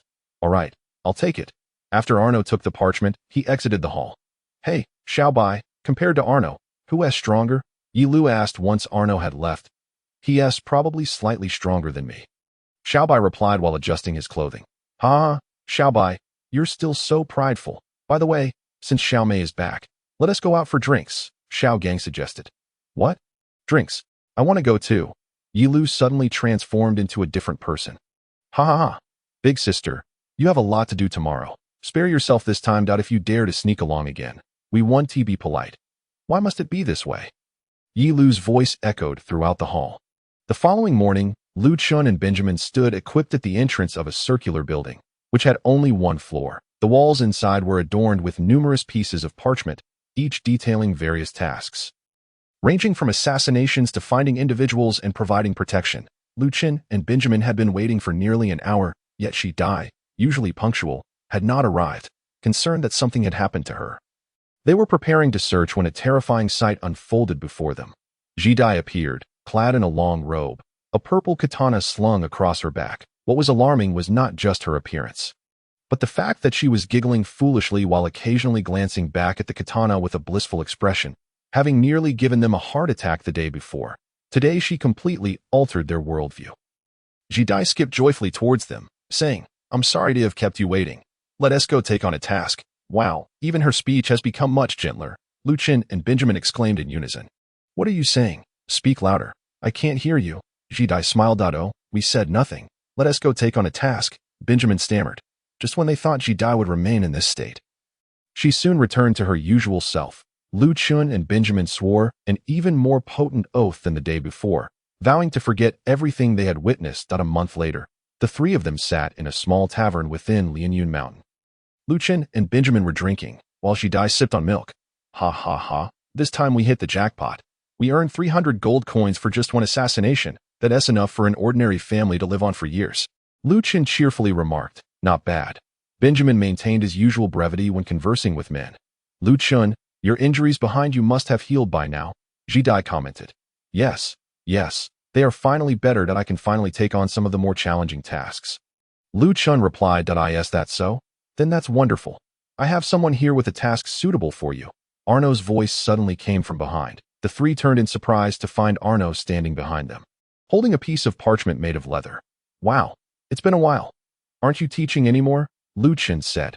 After teaching this group of you, I was utterly exhausted. I just returned from vacation, Arno explained. Oh, I see. So, what is the task? Lu Chun inquired. Rack. Arno glanced at Lu Chun and said, Bang. Upon hearing that name, Lu Chun's wine glass was instantly crushed in his grip. I'll take it. A hoarse voice emerged from Lu Chun's throat. This task is quite difficult. You know, he has many bodyguards, and it can barely be considered a Zelian task. However, since most of his bodyguards are just ordinary people and there aren't any high-level experts stationed. The strongest among them is merely at the 4th tier, Arno elaborated, before picking up a bottle of wine from the table and tossing the parchment to Lu Chen. Wishing you success. Arno's figure gradually faded from view. Let us go. We'll help you seek vengeance, Benjamin said, giving Lu Chen a pat on the shoulder. All right. The next day, the three of them were dressed in casual attire, each carrying a large bag as they stood on a train station platform. I can't believe it's so far. It's actually into L.A.I.It'll take a whole week to get there, and we'll have to change trains several times along the way. Benjamin said, looking rather disheartened. Isn't it good? We can enjoy the scenery, Lu Chen replied, scratching his head. Good my foot. Do you like looking at scenery that much? Benjamin retorted. Enough bickering. The train is arriving, Ji Dai interjected. With a loud rumble, a train slowly approached, its smoke billowing and obscuring the sky above them. A week later, at a train station in a small town in Dalai, Benjamin grumbled as he stepped off the train. Once I have money, I'm going to ride an airship. I can't stand this anymore. It's overcrowded, and there are far too many men. Just think about it. A ride on an airship costs thousands of gold coins. And your reason for not wanting to take the train is simply because there are too many men. I'm truly in awe of you, Ji Dai replied, her tone laced with sarcasm. Miss Ji Dai, you have no right to criticize me. You always use me as a shield, terrified that those men might approach you. It's no wonder they have such vulgar gazes. All right, let us find an inn. Lu Chen suggested. Not far from the small town stood a magnificent manor where Rak resided. After resting at a small inn, the three pretended to be tourists and arrived near the manor. I firmly believe we should observe for a few days and devise a proper plan before taking action, Lu Chen stated. Why not just charge in? Benjamin retorted. Let us follow Lu Chen's lead. You read too impulsive, Ji Dai advised. The guards are just ordinary folks. It'll be fine, Benjamin insisted. Arno mentioned that there are many bodyguards here, which makes it dangerous, Lu Chen countered. Lu Chen is right. There are too many people, and this mission involves eliminating everyone here, except for the non-threatening servants and children. All right, you two just enjoy ganging up on me. Ji Dai didn't even come to see my test. Benjamin complained. On the evening of the 5th day, the three of them were observing the entire manor from different directions, each wearing an earpiece. It seemed that guests had arrived at the manor. As two carriages stopped at the entrance, what should we do? Should we make a move? Benjamin asked. But there are other guests. Ji Dai replied that we can't wait. Tomorrow Rak will be heading to another city. Tonight is our opportunity, and we've already mapped out the enemy's positions. Let us strike after that guest leaves, Lu Chen decided. Meanwhile, inside the manor, Rak spoke to a lavishly dressed middle-aged man, Sir Dexera. Why don't you spend the night here? Oh, do you have other goods? The man asked with a sly grin. Indeed, I do. This batch is quite fresh. However, my nephew has school tomorrow. Then you can have a bodyguard accompany him back. I see. Very well. You lot, accompany the young master back.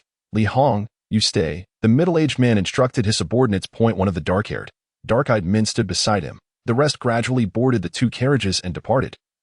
All of which was observed by Lu Chen and the others. All right, the guests have left. Let us proceed with the plan. Ji Dai, you head for the front door. I'll go to the backyard. And Benjamin will take the east gate. Benjamin, remember to cover Ji Dai's back. And once you reach the entrance, we act together. We can't afford any delays. We need to clear out those on the first floor simultaneously. Understood. How tiresome, Benjamin replied. Ji Dai, are you all right? If you're good to go, then the mission begins. As Lu Chen declared the start of the mission, the three swiftly departed from their positions. Lu Chen climbed over the high wall into the manor's backyard, while Benjamin threw a few shurikens in one direction before dashing towards the east gate. Ji Dai, meanwhile, approached the main entrance slowly, clad in a mask and carrying a large sword on her back, causing the two guards at the door to grow tense. Just as they were about to call for help, they suddenly felt a chill in their throats and could no longer make a sound. Lu Chen's shurikens had cut through their necks, and they fell, clutching at the blood gushing from their wounds. Ji Dai gently pushed open the door, walked in without looking back, and swiftly concealed herself in the shadows. Most of the guards at the manor were gathered at the east gate, the main entrance, and the backyard, which is why Lu Chen devised those three routes. Upon jumping down from the high wall, Lu Chen immediately took out a dagger and threw it to the left, embedding it deeply into a guard's chest. He paid no further heed to him and continued to stealthily advance. Benjamin's approach was the simplest. He walked straight in, and the shurikens circling around him swiftly dispatched the guards in his vicinity. In the backyard, there was a small lake with a bridge over it, where 4 guards stood on watch. With oil lamps lit on either side of the bridge, Lu Chun took a deep breath and pulled out 2 silenced pistols before charging forward. Lu Chun shot out the lamps, and before the guards had time to react, he rushed in front of one, pressing a gun against his jaw while aiming the other at the nearby guard. With 2 muffled pops, the 2 guards fell, and Lu Chun pushed them aside, raising his gun to target the 2 men ahead of him, who were still oblivious to their impending doom as they gazed at the oil lamps. Moments later, they felt a sudden pain and collapsed to the ground. Lu Chun pushed their bodies into the water, which caught the attention of the other guards, who began to approach the bridge, exactly what Lu Chun had been waiting for. Ji Dai hid around a corner as 2 guards approached her. She sprang out and swiftly dispatched both. Then, she threw 2 shurikens to her right and continued moving forward to the spot where she had originally stood. 2 guards fell to the ground, shurikens embedded in their heads. Not far from the main entrance was a fountain, and Ji Dai charged directly towards it. Just as she reached the fountain, 2 guards approached from the opposite side. When Ji Dai spotted them, she maintained her composure and leapt high into the air. She soared above the fountain. A purple magic circle appeared beneath her feet, with her hand resting on the hilt of her sword. She exerted force with her legs and propelled herself towards the guards. They sensed something strange, but it was too late. Ji Dai landed in front of them, and, with a clang, they fell, their expressions filled with terror. She shook the blood from her blade and continued her stealthy advance. Compared to Lu Chun and Ji Dai, Benjamin appeared far more at ease. He strolled as if on a leisurely walk, occasionally greeting the guards beside him, who fell before they even had a chance to react. He slowly approached a small door of the massive building, where numerous guards stood idly on the first floor, their line of sight fixed on the direction Lu Chun and the others intended to enter, leaving no blind spots. However, as long as Lu Chun and the others took out the guards simultaneously, they could enter without issue. If one person lagged behind, they would be discovered. "Are you ready? I've arrived. Let me know when you're all set," Benjamin said, pressing 2 fingers to his ear. However, neither of the 2 responded. It appeared that Benjamin had anticipated this scenario, as he leaned against the wall, gazing at the estate with a complex expression on his face. At this moment, Lu Chun was undeniably exhilarated. Surrounding him were 6 individuals. Yet none of them had detected his presence. 2 behind him, 2 in front, and 2 to his right. Lu Chun thought to himself, just as I surmised, that a faint smile crept across his lips at this realization. When the 2 individuals behind him approached, he swiftly rose to his feet and forcefully elbowed them backward. They clutched their stomachs and staggered back, only for Lu Chun to raise his weapon and eliminate the 2 in front of him. At that instant, one of the individuals to the right attempted to issue a warning, but Lu Chun stomped his foot with such intensity that 2 blades shot out from the ground, piercing through the bodies of both men, blood gushing forth. Meanwhile, the 2 individuals behind Lu Chun were preparing to flee. He swiftly kicked backward, sending them both crashing to the ground as they beheld Lu Chun's masked face. They were about to plead for mercy, but the bullets that erupted from his firearm snuffed out their lives. Having dealt with those foes, he hastily made his way to the back door. "I am ready," Lu Chun communicated into the radio. Meanwhile, the guards at the front gate witnessed a flurry of butterflies dancing in the air before collapsing to the ground, unconscious that at that moment, GD's blade was already stained with blood, and she wore a pained expression as she gently wiped the blood away with a cloth. "I am ready as well," GD softly remarked. "Then let us commence," Benjamin declared. No sooner had he spoken than the 3 individuals opened their respective doors and simultaneously launched an assault on the guards within, eliminating those stationed at the entrance. However, the task of clearing the guards in the corridor was far from over. Just as Benjamin dispatched the guard at the doorway, he passed by a room where the maddening voice of a man echoed. "Haha, this batch of goods is indeed impressive. TSK, TSK, TSK." The voice of a middle-aged man was the source of Benjamin's fury. "Dexala, Dexala, Dexala, Dexala," Benjamin slowly enunciated. On the verge of a breakdown, he stood there, refusing to continue dispatching the guards. A decision that was perilous. Suddenly, an alarm blared, signaling that Lu Chun and GD had been discovered by the very guards Benjamin had just slain. "There are assassins," Lak shouted. "Master, allow me to assist," Li Hong said to Dexala. "No need, just protect me. Do not kill those assassins," Dexala whispered. "Benjamin, what is wrong?" Lu Chun shouted into the radio. Benjamin ripped off his earpiece and tossed it aside before forcefully kicking open the door. The room was bathed in a dim red light, where several naked women hung, their eyes devoid of any sparkle, their bodies marred with injuries, some still bleeding. Various implements of torture lay scattered across a nearby table. While Lack concealed himself behind two guards, and Dexala held a torture device in hand, with Li Hong coldly observing Benjamin. "Who sent you?" Lack bellowed that a peculiar expression crossed Dexala's face, but Benjamin paid it no mind. "Dexala, I will have your life," Benjamin roared, immediately opening a box at his back, unleashing a multitude of shurikens. Simultaneously, Lu Chun and Jidi found themselves surrounded by guards descending from the upper floors. "Who are you?" Dexala inquired. "I don't believe I have seen you before." "Ling Fei," Benjamin shouted. Dexala pondered for a moment, then revealed a lewd smile. "Ah, it's her. She is exquisite, but too bad she has you as a son. If that assassin hadn't come and taken you away, you would have likely met a rather pleasant demise by now. By the way, your father misses you dearly, huh? You can die." Countless shurikens flew toward Dexala. Yet his bodyguard Li Hong stood before him, deflecting them with a powerful gust of wind. Benjamin was sent reeling backward, colliding heavily with the wall before collapsing to the ground. Li Hong, seeing this, did not pursue Benjamin but instead followed Dexala out the east gate, boarding a carriage to depart. "Bring him to me," Lack commanded. Two burly men approached, both possessing a magical prowess of level 4. However, as they neared Benjamin, he suddenly rose to his feet, his eyes glowing crimson. Ignoring the two, he rapidly pursued Dexala, who managed to evade them. "Incompetence!" Lack roared. "Master, 2 assassins are surrounded," a guard reported as he rushed in. "What? Are there more assassins? Very well, capture them alive." At that moment, Lu Chen and Jidi stood back to back in the center of the first floor, sweat beading on their foreheads as they faced the encroaching guards. "What should we do?" Jidi asked. "Alas, we have no choice but to eliminate them all. However, I am more concerned about what has happened to Benjamin." "Then let us swiftly deal with them," Jidi replied coldly. Just as they prepared to strike, a cacophony of maniacal laughter echoed around them. "Ha! Do you dare to come and kill me with such feeble skills? Killing you is not the challenge. The challenge lies in ensuring you die in agony." Lu Chun lowered his mask, casting a cold glare at Lack Dado. "You dare to lower your mask? It seems you have no intention of escaping. You two possess merely level 4 magical prowess, and with my 2 level 4 magical bodyguards alongside all these others. Let us see how you survive. I lower my mask so that you may know who shall end your life.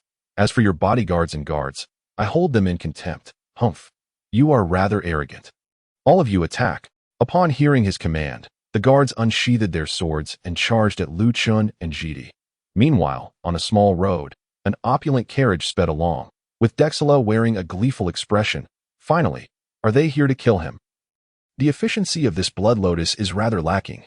Soon, a look of distress crossed his face. "But that assassin is Benjamin. He surely wouldn't abandon his target to pursue me. No sooner had he uttered this than a shuriken shattered the carriage's wheel. "Sir Dexala, I beseech you, spare me. I will compensate you with anything." "Oh, is that so? Then I shall require your wife and child." "How does that sound?" "Oh, that is simple. I will summon them immediately." The conversation between the two men echoed endlessly in Benjamin's mind, his fury reaching its zenith, causing him to bite his gums until they bled as he charged toward the carriage before him. That moment, one of the carriage's wheels had been shattered by his shuriken, causing it to topple to the roadside. Moments later, a middle-aged man crawled out, appearing utterly disheveled, blood trickling down his forehead. Upon seeing him, Benjamin's eyes brimmed with murderous intent, and the shurikens surrounding him launched toward the middle-aged man. The man felt a warmth spreading beneath him, his eyes wide with fear. However, just as the shurikens were a meter away, a powerful gust of wind sent them and Benjamin flying backward. The dark-skinned man emerged behind the middle-aged man, deflecting the shurikens before rushing to his side and producing a cylindrical metal object. Infusing it with a modicum of magical energy, he tossed it, and the metal instantly unfurled into a cylindrical flying device. Li Hong positioned the middle-aged man in the pilot's seat. This metal was a compressed form of a flying device crafted by a mechanic, capable of expanding with just a touch of magical energy. Serving as one of the mechanic's means of profit, Li Hong, eliminate him, the middle-aged man commanded. "Yes, it is too dangerous here. You should leave first," Li Hong replied expressionlessly. The middle-aged man was none other than Benjamin's nemesis. Dexala. Just as he settled into the pilot's seat, a bullet hurtled toward him, only to be caught by Li Hong. "Ordinary bullets are ineffective against me," he remarked slowly as the flying device ascended. Benjamin emerged slowly from the depths of the forest, just as the shurikens that had been deflected earlier flew back toward him. Meanwhile, Lu Chun and Jidi faced the onslaught of dozens of guards, who charged at them with drawn swords. Observing the situation, Lu Chun quickly tossed a smoke bomb to the ground, enveloping the first floor in a dense fog, halting the guards in their tracks. Bang, bang, bang. The sound of gunfire erupted from the heart of the smoke, and several guards fell to the ground, struck down. This terrified the remaining guards, who immediately sought cover, thus dissolving the encirclement. The two fourth-tier bodyguards stood steadfastly beside Lack, unwilling to leave his side for a moment.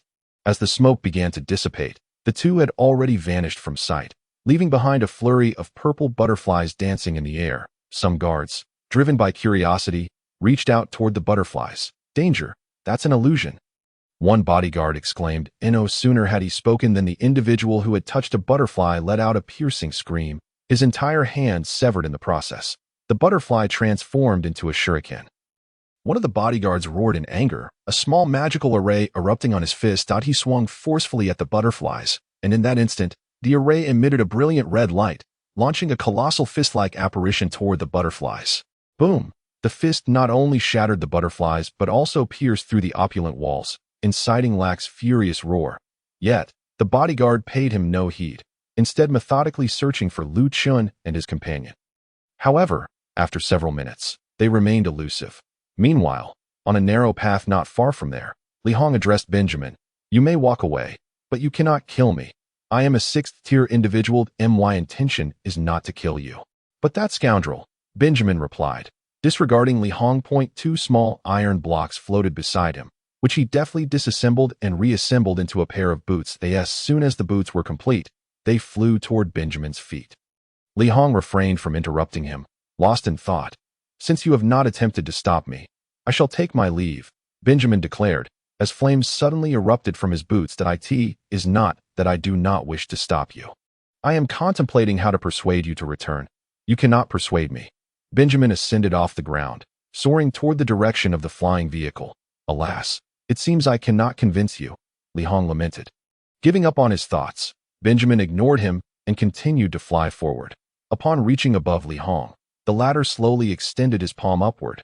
Benjamin seemed to be struck by an unseen force.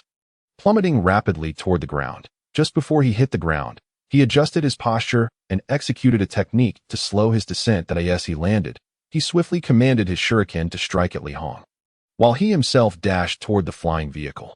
However, he had barely taken a few steps when Li Hong suddenly appeared before him, delivering a powerful blow to his abdomen. Blood spurted from Benjamin's mouth as his body was sent careening backward, crashing into several trees before collapsing onto the ground. "Give up. You cannot pass," Li Hong said slowly. "I in the lobby on the first floor," a bodyguard inquired. "Master, what should we do? You worthless lot. You cannot even find two people." Lack shouted. "They are likely from Blood Lotus. Locating them will be exceedingly difficult. What? Blood Lotus?" Lack's face finally displayed a look of terror. "Indeed, we are Blood Lotus," a voice suddenly echoed in Lack's ear. "Be careful." A bodyguard abruptly pushed Lack aside. After pushing Lack, the bodyguard collapsed to the ground, a large gash on the back of his head, blood oozing profusely. Before the others could react, a multitude of butterflies flew in through the window, causing the ordinary guards to scream and flee. "You scoundrels, come back here," Lack shouted. "They cannot return." A chilling female voice resonated throughout the lobby, heightening the terror among the guards. Suddenly, a figure descended from the rooftop, landing amidst the crowd. It was Jidai, and as she touched the ground, the butterflies swarmed around her. "She has appeared. Kill her," Lack commanded. "I will reward whoever slays her with 50,000 gold coins." As the saying goes, under heavy rewards, brave men emerge. The guards, who had previously contemplated escape, charged at Jidai. Upon seeing this, Jidai furrowed her brow. As the guards rushed toward her, the butterflies surrounding her suddenly surged forward, and a chorus of screams echoed in the lobby. The butterflies were, in fact, shurikens. Although many guards perished, over 20 still advanced toward her, leaving Jidai no choice but to engage in battle. Now, only one fourth-tier bodyguard remained. While the other had not joined the fray and was escorting Lack away to AT this moment, Lu Chen rose from a patch of grass and pursued the direction Lack had taken. Lu Chen arrived at the eastern gate of the manor, where Lack had already boarded a carriage. Lu Chen quickly drew his pistol and shot at the wheels, successfully shattering them. The carriage tilted to one side, but Lu Chen saw only Lack and no sign of his bodyguards, which struck him as peculiar. Just as Lu Chen began to approach the carriage, a figure suddenly plummeted from the sky. Sensing danger above, Lu Chen rolled to the side just in time. Thud! A robust figure landed in Lu Chen's line of sight.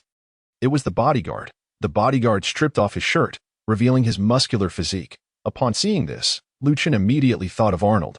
After landing, the bodyguard charged at Lu Chen, who hurriedly raised his gun to shoot.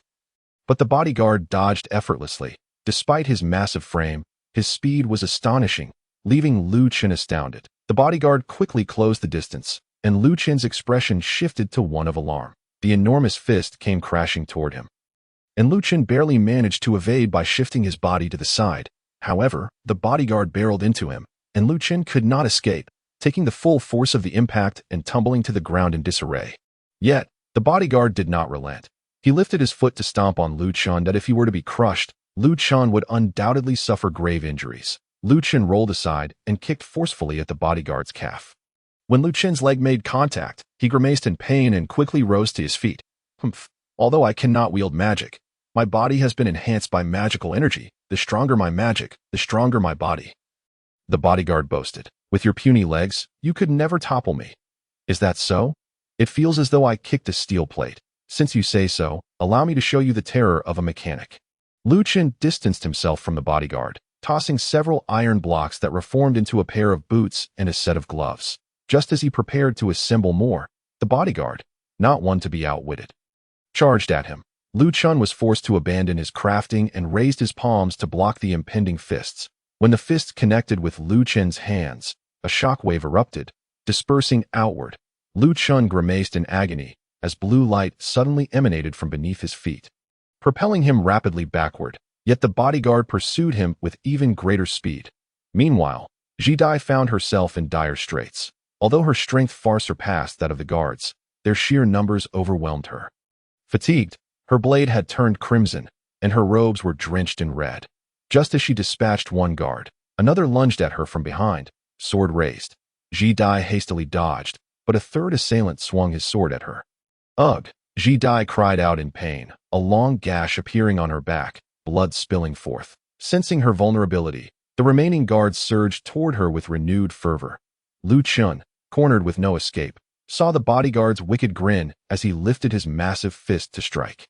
Clenching his teeth, Lu Chen pressed forward, raising his right arm to shield himself. The bodyguard's laughter grew louder as his fist slammed against Lu Chen's wrist, only for him to be taken aback. The impact felt as though it had struck an iron plate. The bodyguard quickly retreated. "How can your hand be so hard?" he exclaimed in astonishment. "Wrist guards, Pierre wrist guards. These are mid-tier wrist guards, and you cannot break them." Lu Chen replied. "Mid-tier, you say? No wonder you are from Blood Lotus." Lu Chen did not respond, but quickly retrieved several iron blocks. With a squeeze, a dagger materialized in his hand, while a pistol appeared in his left. He reversed the grip on the dagger and charged at the bodyguard. Upon seeing the knife and gun, the bodyguard felt a wave of pressure. After all, despite his formidable physique, he was still only human, and blades and firearms posed a genuine threat. Lu Chen sprinted toward him at full speed. The bodyguard swallowed hard but chose to confront Lu Chen head-on. Lu Chen raised his dagger and swung swiftly, his left finger poised on the trigger. The bodyguard lunged forward, seizing Lu Chen's hands. "Humph, your combat experience is lacking," the bodyguard taunted, with both hands gradually exerting force. Lu Chen's face contorted in agony. Suddenly, a magical array materialized beneath his feet, an array quite common across this land. The bodyguard recognized it immediately and promptly released his grip. As soon as the bodyguard loosened his hold, Lu Chen leapt upward with great force, raising his gun not at the bodyguard but at the carriage. Realizing the imminent danger, the bodyguard sprang into action. Yet even with his swift movements, he could not outpace the bullets. Bang! Bang! Bang! Several bullets struck the carriage with precision, causing it to shudder violently. A smile crept onto Lu Chen's face at the sight. In an instant, a hand grasped his ankle, yanking him down. Lu Chun lost his balance and crashed heavily to the ground. But that was not the end. The bodyguard seized Lu Chun by the neck and hoisted him up. Lu Chun struggled to breathe, yet he remained calm, gripping the bodyguard's arm. The bodyguard, however, paid little heed, dismissing it as a natural instinctive resistance. He had forgotten that Lu Chun was a mechanic. At that moment, a blue light emanated from the center of Lu Chun's gloves. Though it appeared harmless, the bodyguard perceived it differently. His arm felt as though it were being scorched by fire, eliciting a cry of pain. He released Lu Chun, but Lu Chun did not intend to relinquish his grip, clinging tightly to the bodyguard's arm. The bodyguard retaliated with a swift kick to Lu Chun's abdomen, propelling him backward. Lu Chun tumbled several times before coming to a halt, blood trickling from the corner of his mouth. In contrast, the bodyguard fared far worse. His arm was charred black, and without the aid of magic, it would have been severed long ago. No one dares to let a mechanic touch their body directly. You are quite audacious, Lu Chun remarked. I will kill you, the bodyguard shouted. No, you have no opportunity left. Yet the bodyguard disregarded his words, charging forward. Lu Chun's smile widened as the bodyguard closed in. Lu Chun stomped his foot, and with a clang, a massive blade burst forth from the ground, impaling the bodyguard entirely. After ensuring his demise, Lu Chun exhaled deeply and began to approach the carriage. Just as he neared it, a gunshot rang out from within, catching him unawares. The bullet struck his shoulder, causing blood to flow freely. However, that was not the worst of it.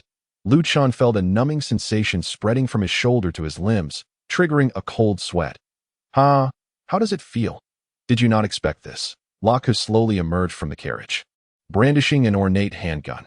Even if you are the Blood Lotus, you shall not kill me. You remain as repugnant as ever, Lu Chun replied coldly. Previously, have you seen me before? I have long wished to kill you. Though I suppose you have forgotten, indeed, but I can hardly be bothered to recall. After all, I do not remember insignificant pests. You shall perish. Laku aimed his gun at Lu Chun's head. I am no insignificant pest. I am a mechanic, Lu Chun exclaimed, his laughter echoing. And so what? Laku pulled the trigger, but no bullets were fired. Strange. There should be bullets left. Farewell, ignorant fool, Lu Chun chuckled. What? Laku was still processing this when his handgun suddenly disassembled into strands of steel wire, which ensnared his neck. Terror spread across Laku's face as he desperately clawed at the wires constricting him. In that moment, Lu Chun exerted a sudden force, and the wires violently severed Laku's head from his body. Laku collapsed, blood spraying in all directions. Though Lu Chun achieved his long-sought revenge, he felt little satisfaction, merely the completion of a long-held desire. Meanwhile, the numbing sensation continued to spread, and Lu Chun leaned weakly against a tree. Slowly retrieving some medicinal powder from his pocket, gritting his teeth, he sprinkled the powder onto his wound. A sharp pain shot through his shoulder, causing him to cry out. This powder served merely as a basic disinfectant, unable to fully alleviate the numbness, yet it slowed its progression.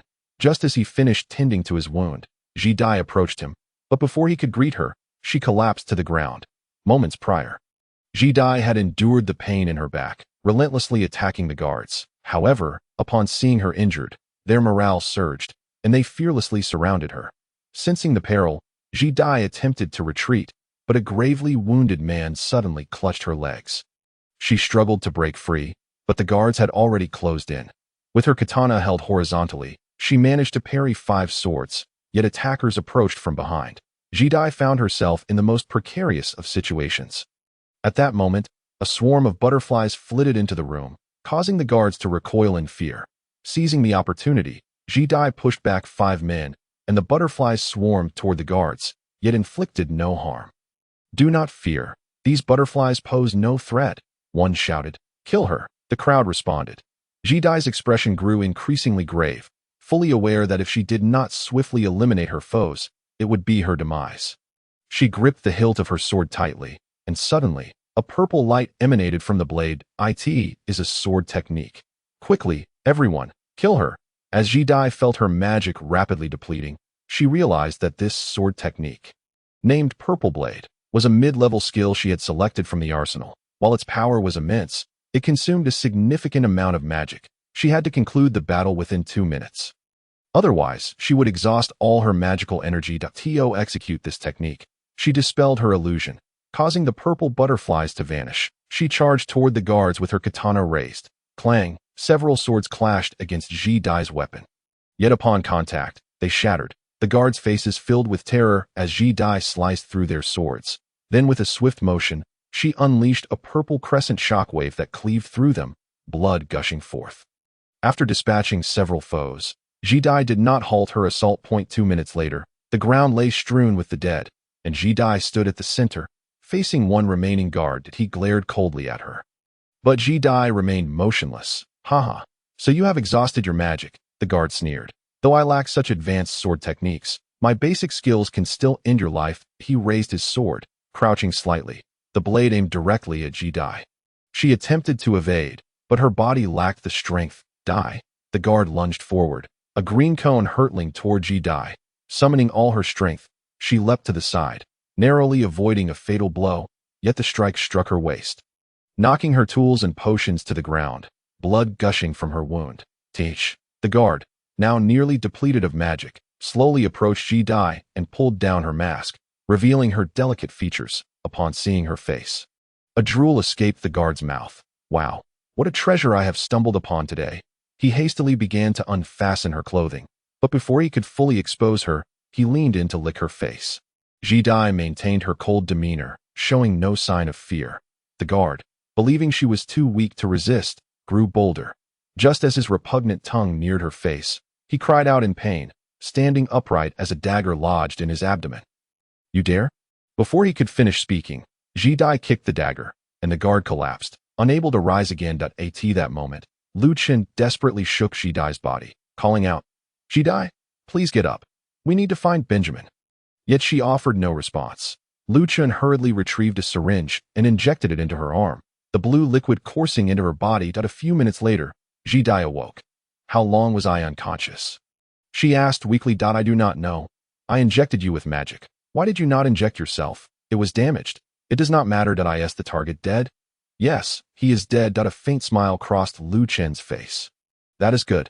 Let us find that fool Benjamin. Lu Chen gently helped Ji Dai to her feet, and they supported each other as they moved forward. As they passed Laka's corpse, Lu Chen pulled a card from his clothing and tossed it onto Laka's body. At that moment, a figure was violently hurled through the air, spewing blood, and crashing against a large stone, which shattered upon impact. I shall speak. You cannot kill me. A voice resonated from the depths of the forest. Suddenly, a cry of anguish pierced the serene woods, startling countless birds into flight. Alas, had you heeded my counsel and departed at the outset, this predicament would not have arisen. Li Hong gradually withdrew his legs. He must perish. Not even you shall impede me. Release him. You cannot slay him, nor can you avenge your mother. Depart swiftly. How do you know this? Benjamin asked, astonished. Because I am the one who captured your mother. Bang! The gunshot rang out without warning, and Li Hong's eyes widened as blood began to seep from his right chest.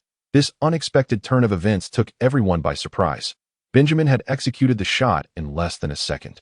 And for the first time, Li Hong displayed a look of astonishment. Was it not said that ordinary bullets are ineffective against you? Benjamin mocked. Li Hong extended 2 fingers and forcefully extracted the bullet from his wound. His expression remaining unchanged throughout the ordeal. He flicked the bullet away, fixed his gaze upon Benjamin, sighed after a few moments, and then seized Benjamin, hurling him upward, gathering a tremendous amount of magical energy in his palm. He struck Benjamin squarely in the abdomen. Benjamin coughed up a copious amount of blood and was propelled backward, crashing through several trees before finally collapsing to the ground. Li Hong dusted off his hands and approached him, saying, Had you not been his son, I would have ended your life long ago. Since you refuse to abandon your pursuit of the Duke, I shall have to incapacitate you. Find a safe refuge. I shall assist you. I know not what my mother has done to warrant your mercy, but since you are the one who captured her, I have reason to kill you. Benjamin retorted. Surrender, by tomorrow.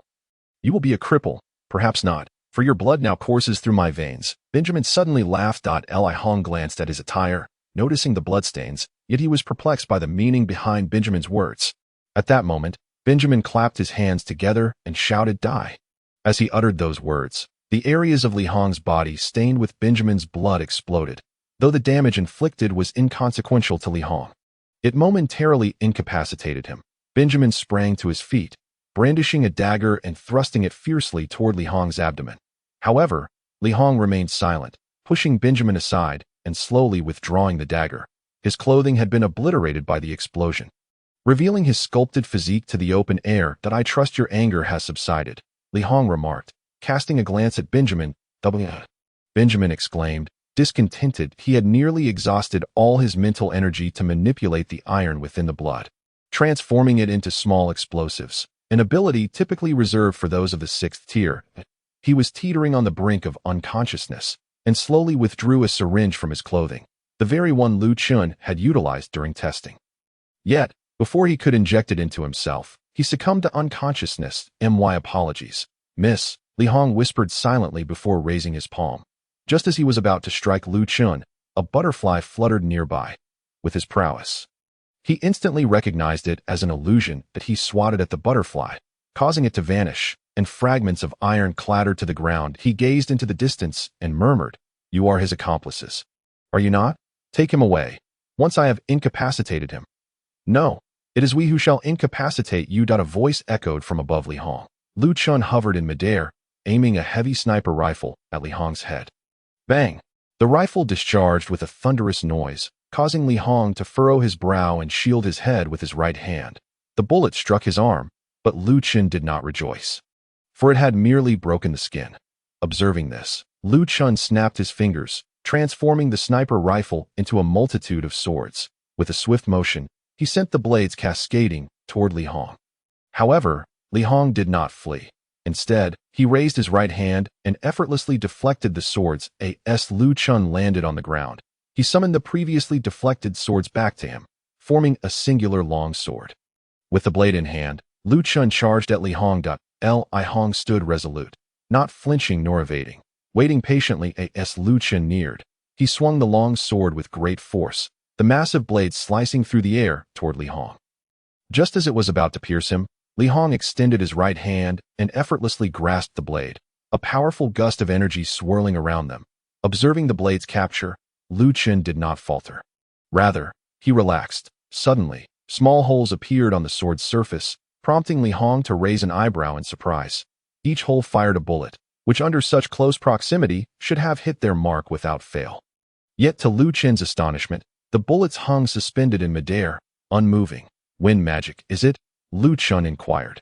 "Indeed, had I not mastered this spell, you might have succeeded in slaying me," Li Hong replied calmly. That moment, a sword was thrust toward him from behind. Li Hong exerted force to push Lu Chun away, then swiftly grasped the incoming blade. However, he was taken aback to discover that the sword had no wielder. Suddenly, a force assailed him, not to attack, but to restrain him. Li Hong collapsed to the ground as Ji Dai employed a binding technique to momentarily incapacitate him. "Lu Chun, now!" Ji Dai cried out.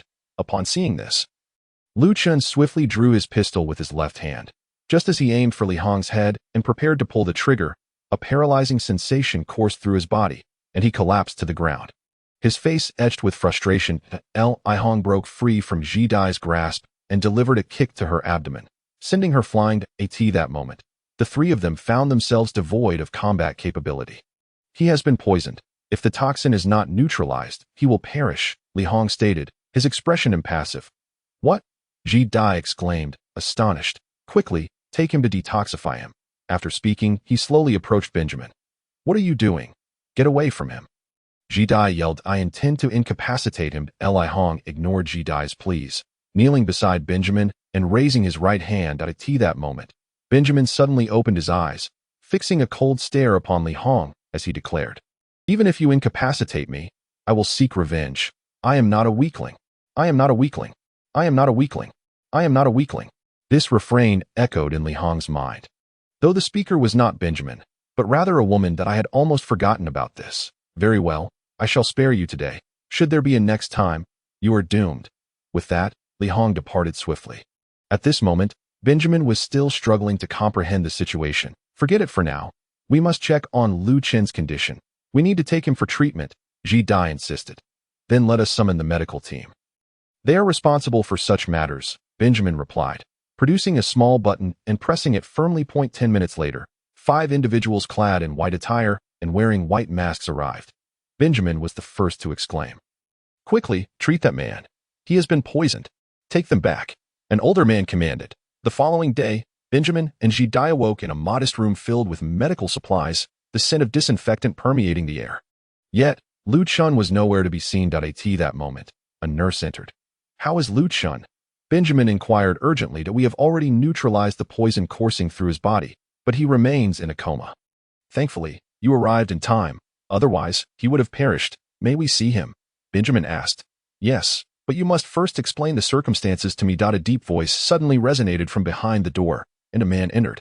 He was clad in black, wearing a black mask and wielding a large sword upon his back, his attire devoid of any insignia to denote his identity. Are you He Lian?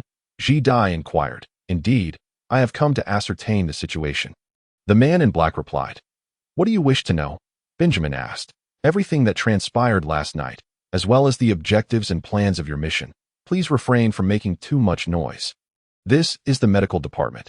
Even if you belong to the Blood Lotus faction, you cannot disturb the peace here, the nurse stated before exiting the room. An hour later, Lu Chun awoke, and as he opened his eyes, he beheld a figure clad in black standing by his bedside. Who are you? Are they all right? He inquired. They woke up earlier than you. I am from the Black Lotus, here to inquire about the events of yesterday. Please recount everything to me in detail, the figure replied. Very well. 10 minutes later, Lu Chun had recounted the entirety of the previous day's occurrences. So, Benjamin acted on his own accord without heeding your commands. Is that what led to your current predicament? The man in black remarked. Indeed, but he had his reasons. I understand his suffering. That is not my concern. He will undoubtedly face punishment, the black-clad figure declared. What? Wait, he did not deliberately disobey me. He merely acted impulsively, precisely, and thus I must teach him the meaning of composure. The man in black turned to leave. Tangda? He was once your classmate, and you treat him this way. Upon uttering these words, Lu Chun felt a surge of uncertainty, for their relationship with Tangda had not been particularly amicable. I am merely adhering to the regulations. What punishment will he receive? Lu Chun asked, his confidence waning. He will be removed from your ranks and reassigned to a distant location. I cannot allow that, Lu Chun asserted to Tangda. This is a decision made by the Black Lotus. He nearly caused your demise, so why do you continue to shield him? Tangda replied slowly. Who among us is without fault? Is it fair for him to endure such severe punishment for his first mistake? Is this not a manifestation of your lingering resentment towards us, resulting in this harsh penalty? This is a decision made by others. I am simply here to inform you. Your objections are futile. Tangda maintained his calm demeanor. I shall seek out the leader of the Black Lotus. Lu Chun exclaimed, Go. What do you want from me? A voice suddenly called from outside the window. Lu Chun turned abruptly to see a figure, dressed similarly to Tangda, standing by the window. Upon seeing him, Tangda displayed a peculiar expression and promptly exited the room. I demand a reconsideration of Benjamin's punishment, Lu Chun addressed the newcomer, disregarding Tangda's departure. That punishment was not decreed by me. That if you wish for a change, you must be willing to pay a price. Very well, state your terms. The rewards you have obtained this time must be surrendered to the organization. And there are other matters I will disclose to you later. Agreed. I accept. 10 minutes later, Ji Dai and Benjamin entered Lu Chun's hospital room. Benjamin's expression appeared somewhat peculiar, and just as he prepared to speak, Lu Chun preemptively stated, Rest assured, you need not leave. I have just spoken with someone from the Black Lotus. However, the reward from this time has been forfeited. Oh, I see. That's wonderful. We have avenged you, so it is time for my share. Right? Once you recover, we shall set out to eliminate that old scoundrel. Benjamin's mood brightened instantly. No, I oppose this, Lu Chun responded, locking eyes with Benjamin. Why not? That Li Hong is formidable. We cannot match him. Moreover, even if we infiltrate, we might be discovered. Hey, Lu Chun, I have assisted you. Now it's your turn to help me. Indeed, had it not been for you, we would not be lying here. Lu Chun suddenly wore a serious expression. Lu Chun, you promised you would help me. Benjamin cried out. Yes, I did. But I never claimed I would lead us to our deaths. You do not comprehend my suffering. How would you react if you witnessed your mother being abused and humiliated before your very eyes? Tears streamed down Benjamin's face. Regardless, I refuse to witness anyone else perish beside me. Benjamin seized Lu Chun by the collar. You are so heartless, aren't you? Then I shall go alone. From now on, we are no longer allies. Slap. Jidai struck Benjamin's face, exclaiming, "Calm down. If you had not been so impulsive, we would not be in this situation. Fine. If none of you will assist me, then I shall leave." Benjamin stormed out of the room in a fit of rage, causing Jidai's eyes to well up with tears. "Jidai, please keep an eye on him. He may act recklessly," Lu Chun said helplessly. Jidai nodded and offered him some comfort before departing. After they left, Lu Chun slowly rose from his bed and exited the sanatorium. The place they found themselves in was the small town where they had just disembarked from the train. He strolled through the streets. Although it was a small town, the presence of a train station meant it was bustling with people. As he approached a juice stand, a familiar figure suddenly caught his eye. She was still clad in white, her face adorned with a warm smile, and she approached him holding some juice. Upon noticing Lu Chun, a look of confusion crossed her face as she walked up to him and asked, "Is it you? What are you doing here?" I'm looking for a job. I am currently unemployed," Lu Chun replied, scratching his head. "You found yourself in Della while job hunting. I heard it's easy to find work here." By the way, what brings you here?" I just remembered something. I must leave," she said hurriedly before Lu Chun could respond. As Lu Chun watched her retreating figure, a puzzled expression crossed his face, but he dismissed it and continued wandering aimlessly. Shortly thereafter, a voice called out to him, "Wait, my lady is looking for you." "Looking for me? Why?" Lu Chun inquired. "Just follow me." She led Lu Chun into a private room of a restaurant, where two individuals were seated. One appeared to be a lavishly dressed woman in her 30s, with beautiful golden hair and striking blue eyes. Her angelic face could captivate any man. The other was a girl of about 7. Resembling her mother, a true beauty in the making. "So, it is you. Come, sit," the elegantly dressed woman said. "I heard you were still searching for work." Yes. I have been looking for quite some time without success." "Why not come work for us? You seem quite pitiable, and it is fate that you and Xiao Jie have crossed paths here." "Madam, what are you saying?" Xiao Jie replied, slightly bashful. "Haha, this is Shui Jie. And I am Juliet. This girl is my daughter, Alice. What is your name?" "I am Lu Chun Dada. So you are little Lu. Do you intend to work for us?" The term little Lu caused Lu Chun to pause momentarily.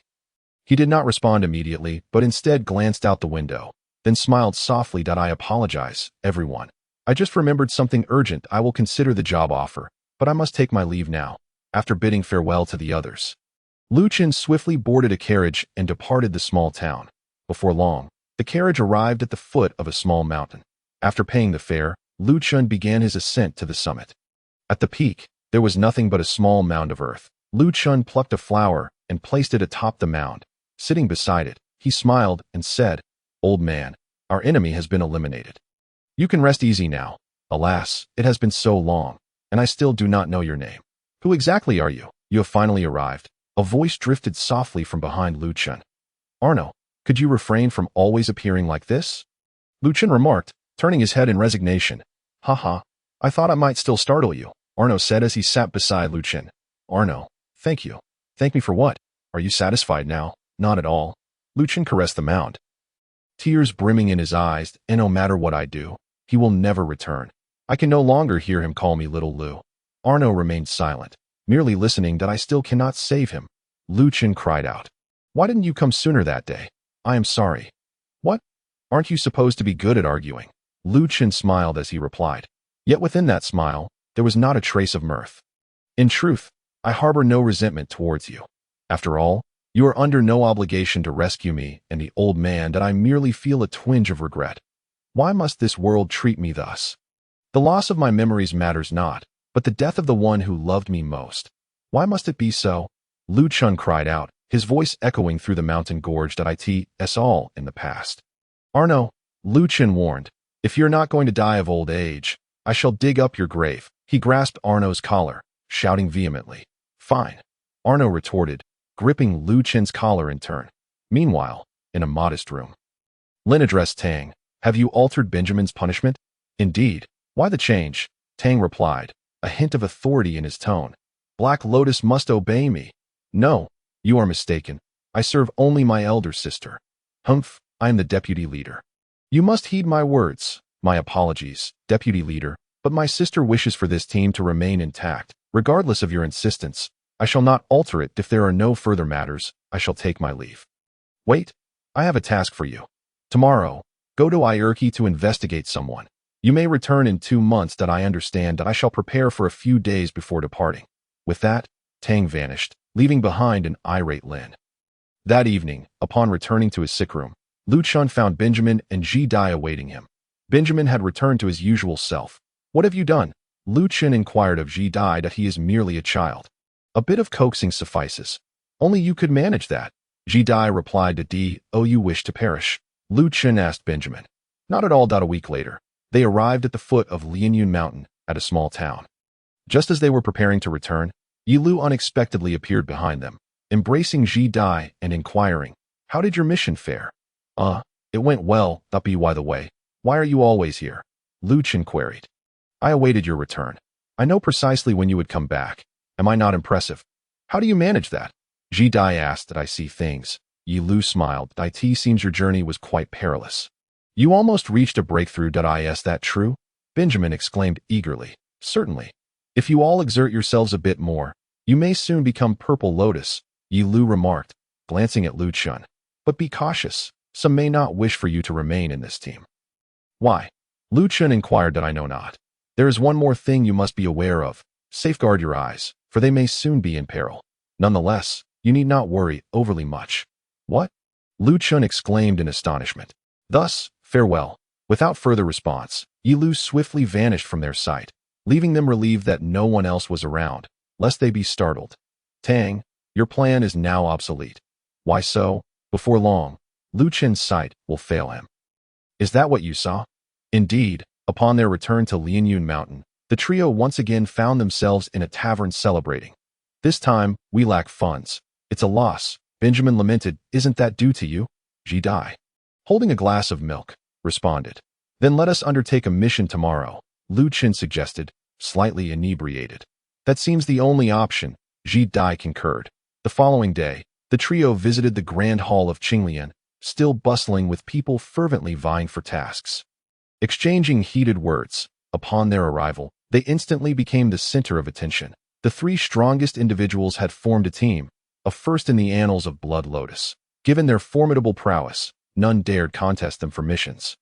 Lu Chun gradually peeled a piece of parchment. Let us see what this task entails, he mused. Unlike previous assignments, this was a mission to find a person. Do as you wish, Benjamin replied tersely. Let us proceed. We haven't attempted such a task before. Details? Benjamin inquired. It involves locating a missing woman. The task site is a small town not far from here. Let us be on our way. That evening, they arrived at a dilapidated small town named Moonlight. This town was distinct in that it served as a haven for adults, with the adult industry, particularly brothels, flourishing beyond measure. You men are simply revolting, Ji Dai remarked with disdain, her face reflecting a complex array of emotions. Ahem, let us hasten to find the client. Lu Chun coughed, eager to shift the topic. They approached a rundown house, and, after confirming several times, finally knocked on the door. What kind of person could afford to pay for such services? Blood Lotus assists with certain special tasks free of charge, allowing even the impoverished to seek help, Ji Dai explained. When the door opened, an elderly woman in tattered clothing appeared, initially startled by their presence, then revealing a look of joy. Are you the people from Blood Lotus? Indeed, we are here to assist you in finding the missing woman. They affirmed that. Please come in. The elderly woman ushered them into her home, where they squeezed onto a severely decayed wooden chair, cups of coffee before them. The house was exceedingly small, accommodating no more than 4 individuals.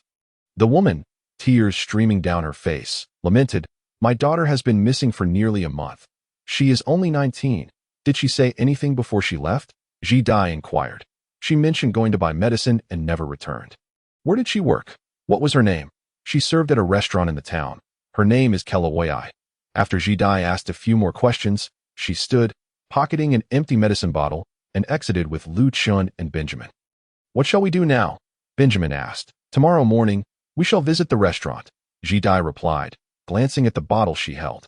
The next morning, the trio donned casual attire and entered a restaurant as Ji Dai stepped inside. She attracted the fiery gazes of every man within. Unfazed, they chose a table and ordered food. After a while, Ji Dai summoned a server. I have a question for you. Of course, feel free to ask. The server replied, his eyes glued to Ji Dai, scanning her form with fervor. Was there ever a woman named Kelawai who worked here? Ji Dai inquired calmly. Yes, indeed, but she left 2 months ago, the server confirmed. Where did she go? I'm not sure. Very well, let us depart. Ji Dai instructed Lu Chun and Benjamin as they exited the restaurant. Benjamin could no longer contain himself. You are far too conspicuous. Wherever you go, you become the center of attention, which complicates our mission. Ji Dai pondered for a moment. Then I shall apply some makeup. An hour later, the trio returned to the streets, but now no one cast a glance in their direction. Ji Dai had transformed to blend in with the other women. Women truly rely on makeup, Benjamin remarked, somewhat in awe. Ji Dai ignored him, retrieving a medicine bottle from her clothing. This is the medicine the elderly woman mentioned. We shall split up and search every pharmacy in this town to see where Kelawai purchased her medicine. Understood. Lu Chun and Benjamin promptly set off in search of pharmacies. 30 minutes later, they reconvened, but none had located the pharmacy where Kelawai had bought her medicine. Ji Dai, we found nothing. Lu Chun reported. Is that so? This particular medication is exceedingly costly, and it is unlikely that an ordinary server could afford it. He may very well resort to alternative means to procure the funds for such a drug, perhaps by entertaining those repugnant men. Furthermore, the pharmacies you frequent are rather reputable establishments where prices tend to be steep. If I am not mistaken, that pharmacy should be located near a certain area, Jijia deduced. Where? Lu Chun inquired. The very places you men adore, Jijia retorted with disdain. I see. The three of them made their way to a rather peculiar locale, adorned with numerous shops and some opulent buildings, though most were yet to open. Here, the pharmacies predominantly sold aphrodisiacs, eliciting an awkward expression from Lu Chun and Benjamin. Yeah, they have yet to open. What should we do? Lu Chun asked. If we attempt to find someone now, we may raise suspicion, so it would be prudent for you to go in the evening. And what will you do? Benjamin inquired. I shall provide support from a vantage point. Do you think I would venture into such a place? Jijia glared at Benjamin. All right then, it's for the best if you don't go. Well, if you were to go, Benjamin would be unable to carry out his task effectively. Speaking of which, what should we do? Lu Chun asked. Simple, you merely need to engage with those scoundrels as they do, while concurrently procuring the drug and discovering where Kelawai obtains her medication. That evening proved to be the most nerve-wracking for Lu Chun and Benjamin. As they walked along a distinctive street where scantily clad women beckoned them from the roadside, causing immense anxiety for the two Navi young men. If you can't bear it any longer, then go and unwind. Jijia's voice suddenly echoed in their earpieces. At that moment, she was perched atop a building, observing them through binoculars. Stop saying such things, Benjamin. Let us split up, Lu Chun suggested. Sure, Benjamin replied without a second thought. The two exerted considerable effort to evade the women seeking business, and after entering several pharmacies, Lu Chun finally found what he was looking for. Boss, has a woman named Kelawai come here to buy medicine? Lu Chun inquired. You're looking for her too? Huh. You certainly have good taste, the proprietor said, suddenly sporting a lewd expression. Where has she gone? I don't know. I haven't seen her in quite some time. She hasn't come to buy medicine lately. If only I had taken more medicine that day. Suppressing the urge to strike him, Lu Chun asked a few more questions before casually purchasing some medication and leaving, forcefully tossing the drugs into the gutter upon exiting. When the two reconvened on GDS rooftop, Lu Chun recounted everything he had learned. Understood. You should check that shop. Report back to me immediately if you discover anything. Jijia commanded. This is a bit. Benjamin began to voice his concerns, but was promptly dismissed by Jijia. They arrived at the largest establishment in the area, where numerous women lingered outside the entrance. And even from a distance, the overpowering scent of their perfume was discernible. Dressed in ordinary clothing, the two men were not met with much enthusiasm from the women, which provided them with a sense of relief as they navigated the grand hall with trepidation. Benjamin, I'm counting on you. You claim to understand women well, so go and inquire about Kelawai's whereabouts, Lu Chun suggested. Get lost. You should ask too. 30 minutes later, Lu Chun and Benjamin hastily departed and returned to where Jijia waited. Such a rare opportunity, and you didn't indulge a little? Jijia remarked. Indulge? We've located Kelawai, Benjamin replied with frustration. Where did she go? She was taken away. We don't know where to. Who were those people? Uncertain, but in a few days, more individuals will arrive to take a portion of the women, seemingly to cater to a wealthy individual.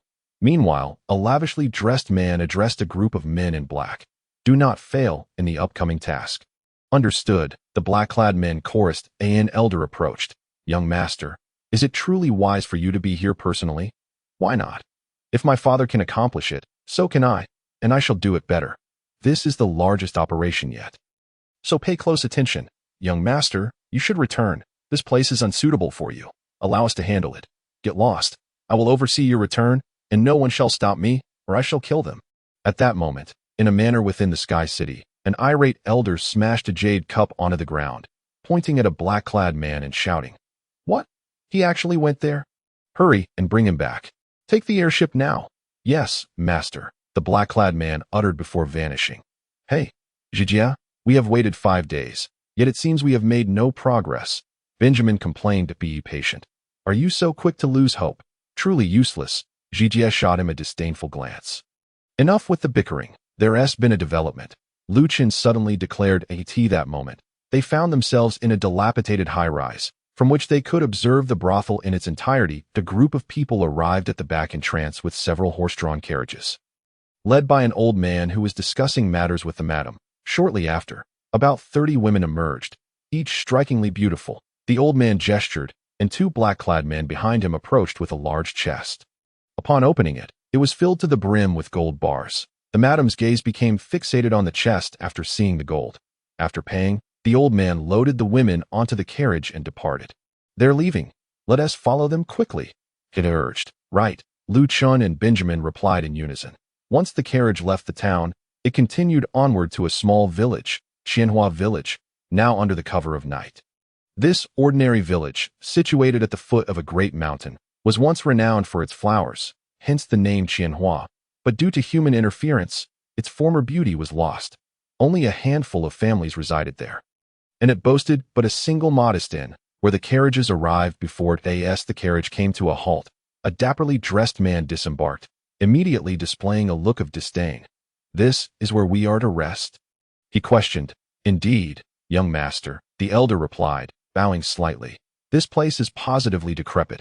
I refuse to stay here. Find me a better establishment. This inn belongs to our family.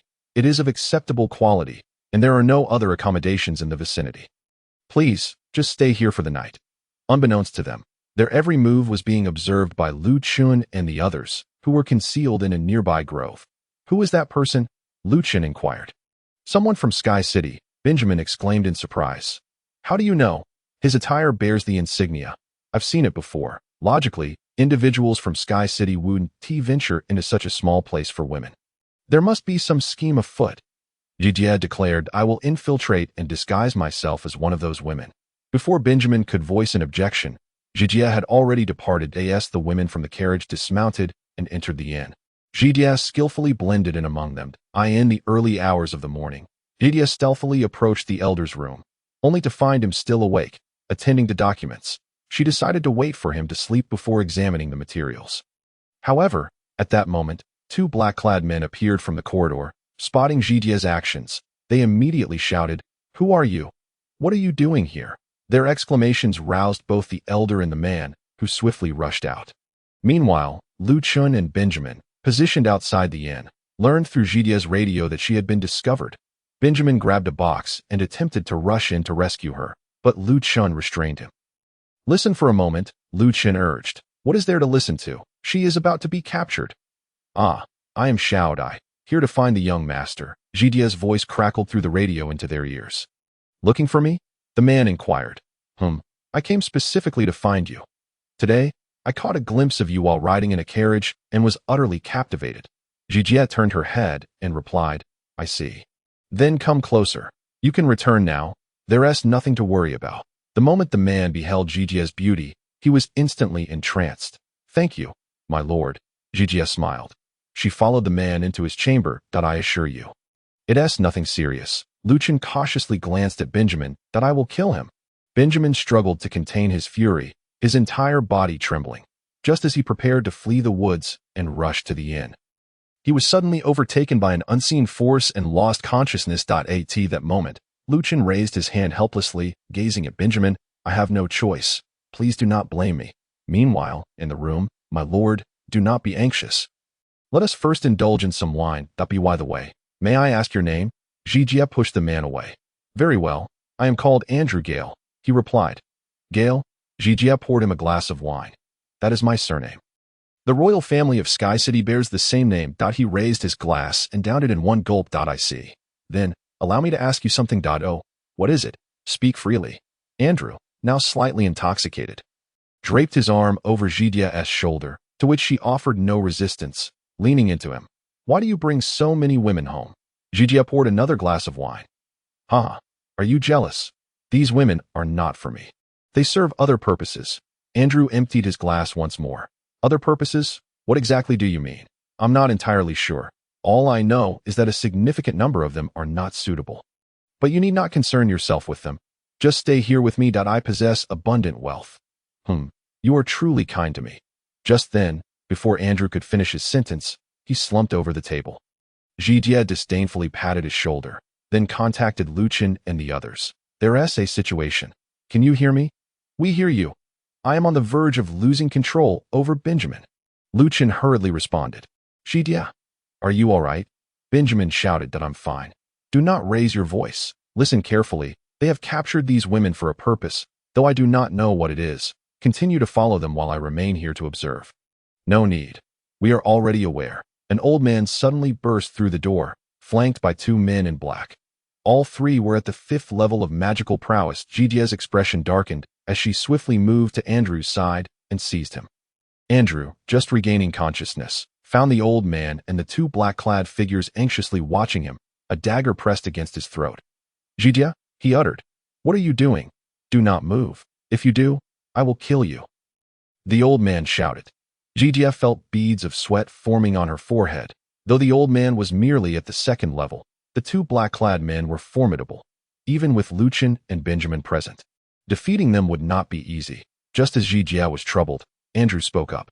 Release me, and you may leave. We will not pursue you. No, my lord, the old man cried out. Silence. You are all under my authority. If I say she may leave, then she shall.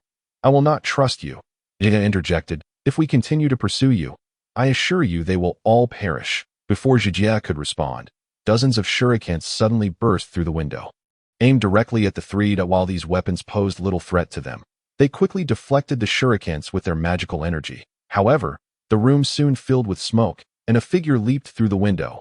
Luchin. He landed a powerful punch on Andrew. Seeing this, Zijia immediately turned to flee, but one of the black-clad men noticed their movement, flicking a purple dagger toward her. Caught off guard, Zijia was struck in the back by the blade. Gritting her teeth against the pain, she leaped through the window, the smoke still swirling around them. The two black-clad men attempted to pursue Luchin and Zijia, but were halted by Andrew's command. Do not chase her, or you will die here. Though he lacked magical power, as the eldest son of the family, he commanded respect and obedience. It was no trivial matter to take the lives of the two men. They abandoned the idea of pursuing Zijia. Luchin and Zijia escaped into the woods, where Benjamin awaited them. Zijia, are you all right? He inquired. Before she could respond, she collapsed. Benjamin rushed to her side, his gaze falling upon the purple dagger. Terror washed over him as he realized she has been poisoned. Frantically, he raked his hands through his hair. Calm down. We need to get her to safety quickly. There may be more pursuers, Luchin urged. Yes, to safety. To safety. They carried Zijia to a cave. Benjamin, staring at the dagger, felt utterly helpless, pacing in circles while muttering to himself. Benjamin, you need to remain calm. Your medical skills are the best. Don't you remember? You can save her. Think of a solution, Luchin implored, unable to bear watching any longer.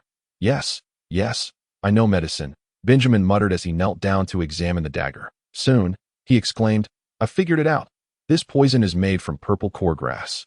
While its potency is high, it is easy to neutralize. How do we do that? I must draw out the poison and then chew and apply the white leaf flower's petals all over her body.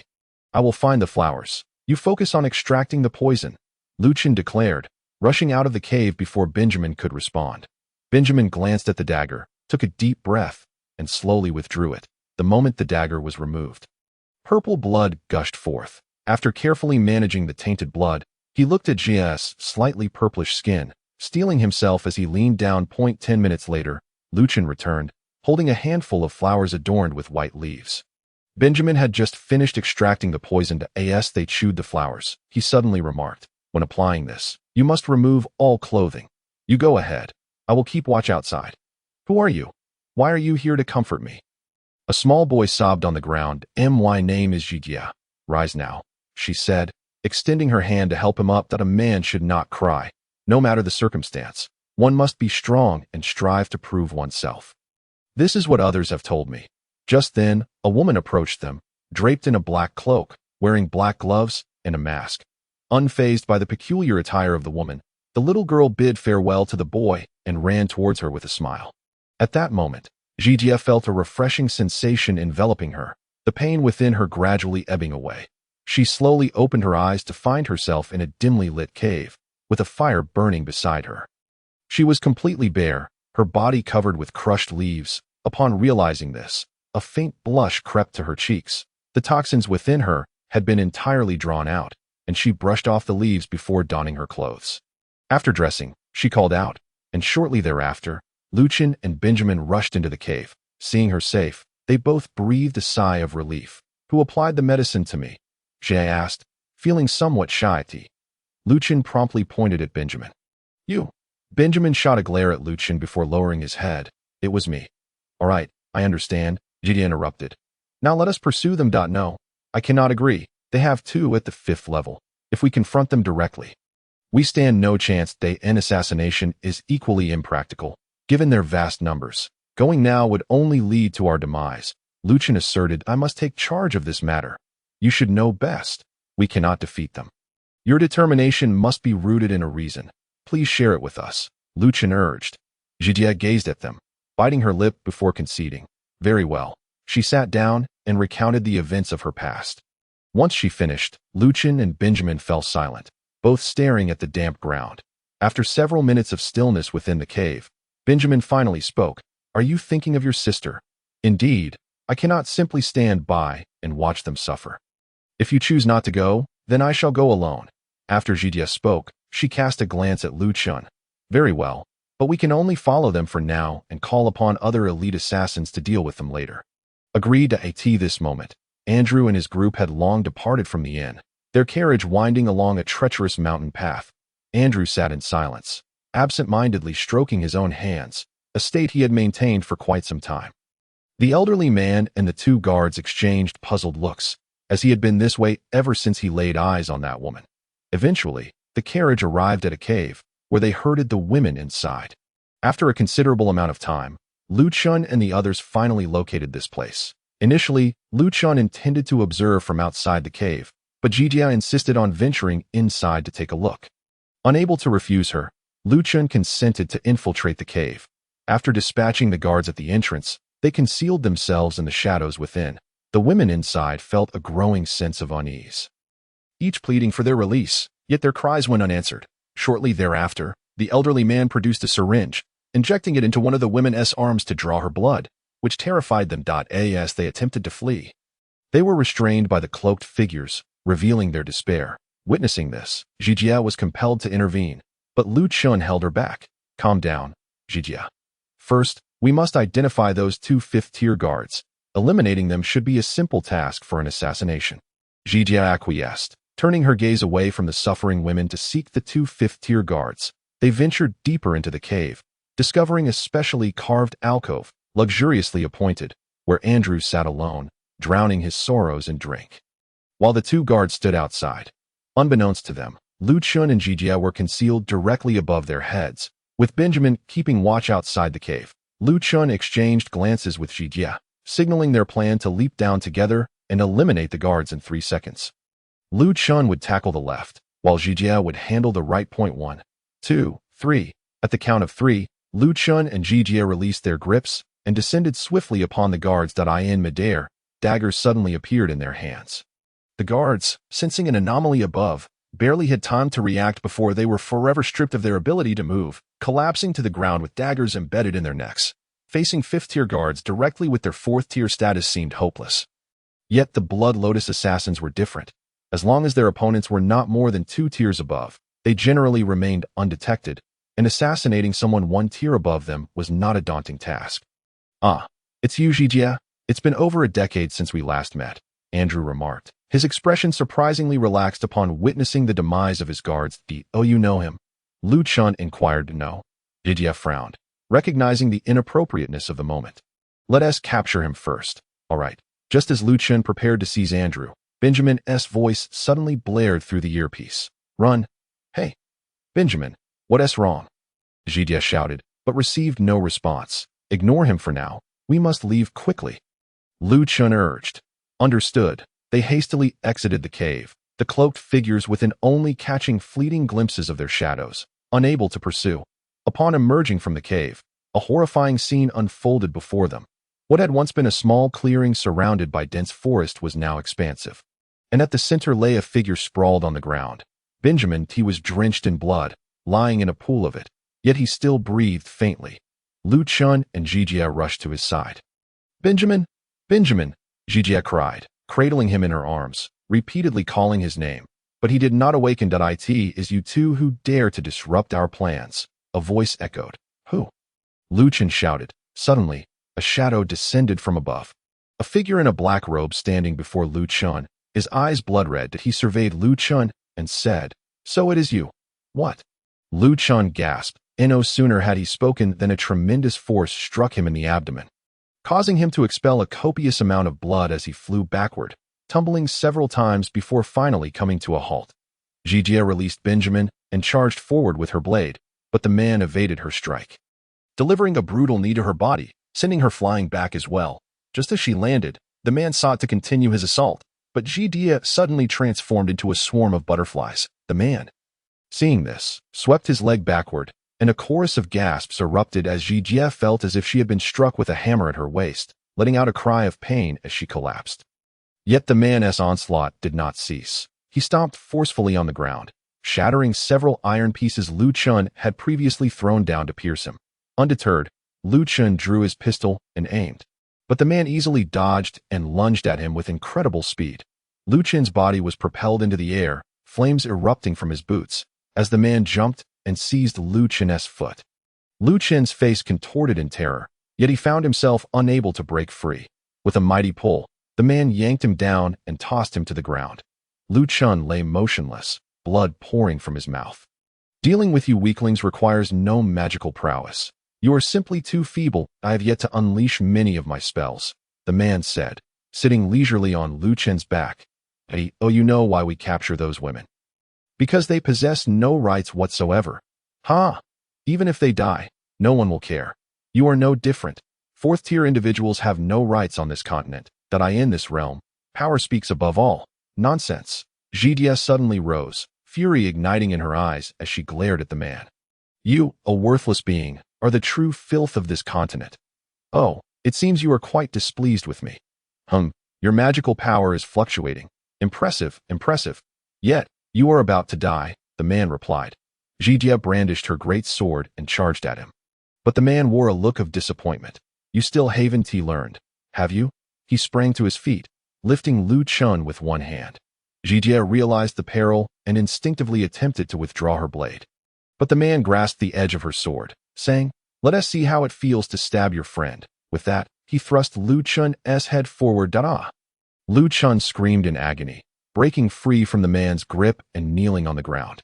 Clutching his left eye as blood trickled through his fingers. Oh dear, why so hasty to put away your weapon? If you had taken your time, you could have killed him. Now, he has only lost an eye. The man lamented. You dare? Zhidia looked at Lu Chun, her voice trembling. I will never forgive you.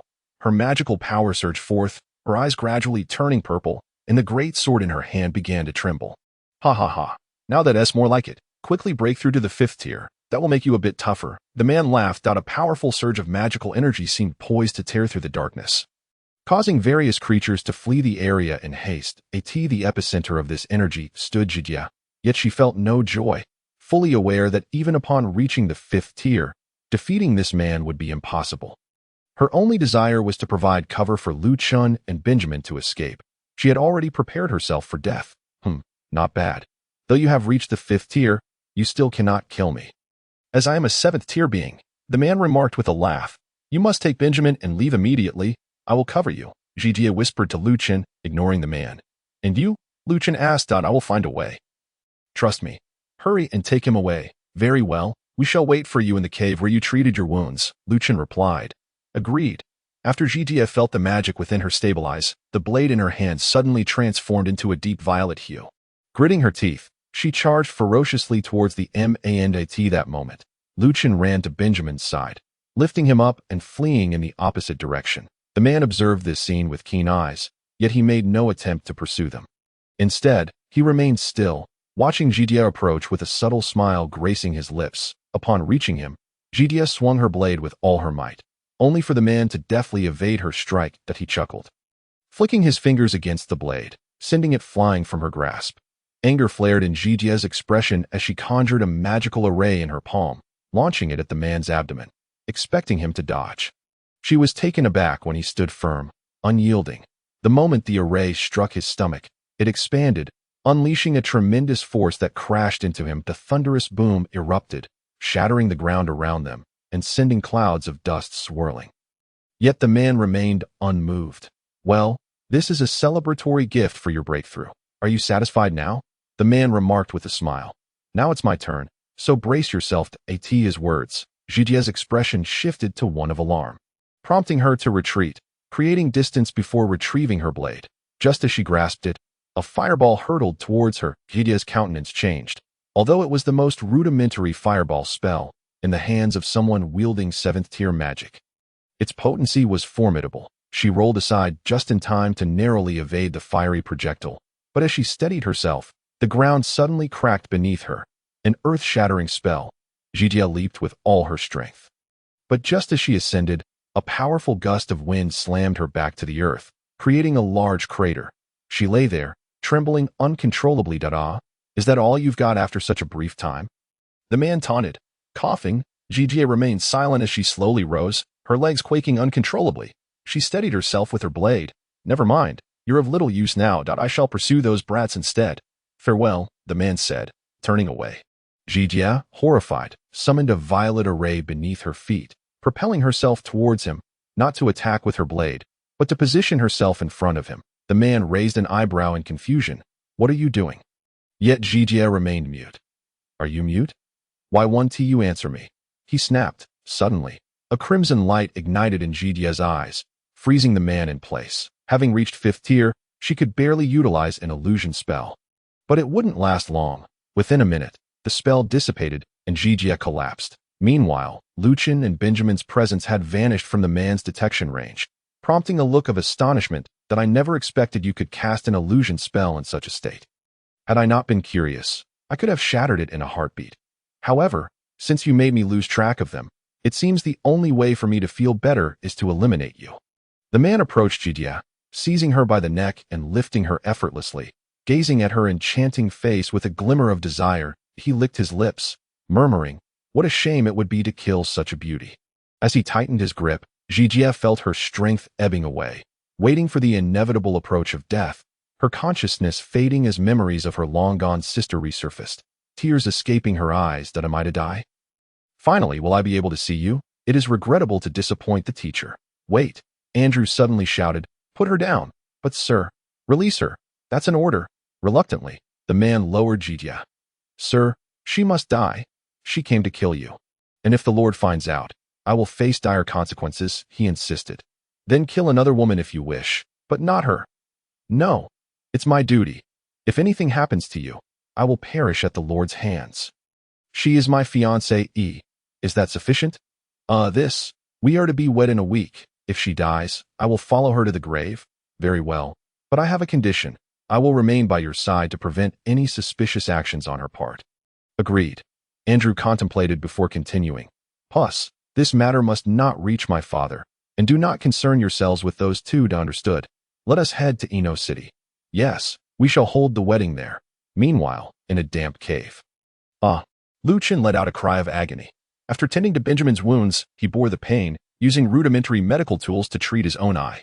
Minutes later, he managed to bandage it, yet he kept glancing towards the cave entrance. Worry etched on his face. Soon after, Benjamin groaned. What's wrong? Luchin inquired hastily. Where's Jijia? Benjamin scanned the cave's interior. She will return shortly. Rest for now. I will fetch you some water. Your eye. Let's set that aside for now. Bear with it. Luchin hurriedly exited the cave. 10 minutes later, he returned with a water jug, but still no sign of Zhidia. Swallowing hard, he approached Benjamin, who sat up slowly, drinking deeply from the jug. After finishing, he looked at the cave entrance and then at Luchin, asking, "Why hasn't she come back? She said she would cover for us." Luchin replied, lowering his gaze, "She is fighting that man alone." Benjamin's tone turned urgent and icy. Yes. As soon as Luchin finished speaking, a dagger was pressed against his throat, the sharp blade slicing into his skin, yet he stood his ground, eyes fixed on the moss-covered ground. "If you attempt to rescue her, I will incapacitate you right here to prevent you from rushing to your doom. We just watch her die. The best option now is to call for reinforcements. Otherwise, no one can save her. By then, it will be too late. She won't die." Luchin retrieved a small, glowing blue iron shard from his pocket. "This is a soul shard, crafted from dark gold. Zhidia left a mental imprint here. If she perishes, this shard will become useless. What shall we do now? We must call for reinforcements. This task is beyond us. That IT should be handled by the Red Lotus team. Sigh, it seems we have no choice." Luchin crushed a small sphere, telling Benjamin, "Help is on the way soon. You should rest." What happened to your left eye? It's ruined." Luchin stood, heading towards the cave exit. An hour later, Tangda arrived at the cave. After Luchin and Benjamin explained everything, Tangda, furious, said, "Who told you to act so recklessly? Wait here. I will request reinforcements." He stormed out of the cave as the morning sun bathed the land. A figure around 1.6 meters tall entered the cave, clad in a red robe, his handsome face marked by impatience. He bore no weapons and approached the two, saying, "You are the ones seeking assistance, yes? What a bother. Are you here to help us?" Luchin asked, "Indeed, it's because of you two that I missed a lovely night with Miss Shaoshur and had to rush here. You will owe me for this." "Very well," Luchin replied, exasperated. "What is your name?" "Call me Zhuqing." "Then let us go rescue Zhidia," Benjamin urged. You know where she is? "I only know that you two should follow me to Ino City. That is where they likely headed. There are airships there, which will expedite our journey to Sky City." "Understood," Luchin and Benjamin replied in unison. 5 days later, they arrived in Ino City, while Andrew and his party, traveling by carriage, had arrived a day earlier. Upon reaching Ino City, the trio learned that a wealthy young master was to wed, and the bride was Zhidia. Hearing this news nearly drove Benjamin to the brink of fury, and had Luchin not intervened, he might have stormed off to confront Andrew. "Calm down," Zhuqing remarked. "In circumstances such as this, it is imperative to remain composed. Allow me to escort you to a location that will undoubtedly aid in our endeavor. Follow me." Luchin and Benjamin trailed behind him to a bustling street that bore a striking resemblance to the scene they had encountered in Yueguan town, with its pink-hued thoroughfare. "What on earth is this?" Luchin asked, awkwardly. One must indulge in some merriment before summoning the strength to complete the task at hand. This time, the treat is on you." "What?" Luchin and Benjamin exclaimed in unison. Although Ino City may not be classified as a major metropolis, it boasts the capability of reaching the Sky City via airship, resulting in a daily influx of throngs. Today, however, the city was even more animated, as a young noble from Sky City was hosting a lavish wedding. Despite the hastily organized nature of the ceremony, the attendance was impressive, with some guests arriving by airship to partake in the festivities. Yet, to their astonishment, an unexpected incident transpired. Several unidentified individuals abruptly invaded the church and abducted the young noble. An occurrence unprecedented in history, for no one had ever dared to disrupt the affairs of Sky City. Today, the entire continent bore witness to this spectacle. Back inside the church, Luchin inquired, "Where are your belongings?" "In one of our villas. Follow me. There are still a few Tier 6 guards. We will need to circumvent them," Zhidai responded. "Then let us proceed," Benjamin stated. They hurled several smoke bombs toward the entrance, at which point the guests had already exited, allowing Luchin and his companions to escape amidst the throng. As they crossed the threshold, a multitude of guards converged upon them, but their sheer numbers prevented them from reaching Luchin and his group immediately. Furthermore, the guests comprised notable figures of society, which rendered the guards hesitant to resort to forceful measures.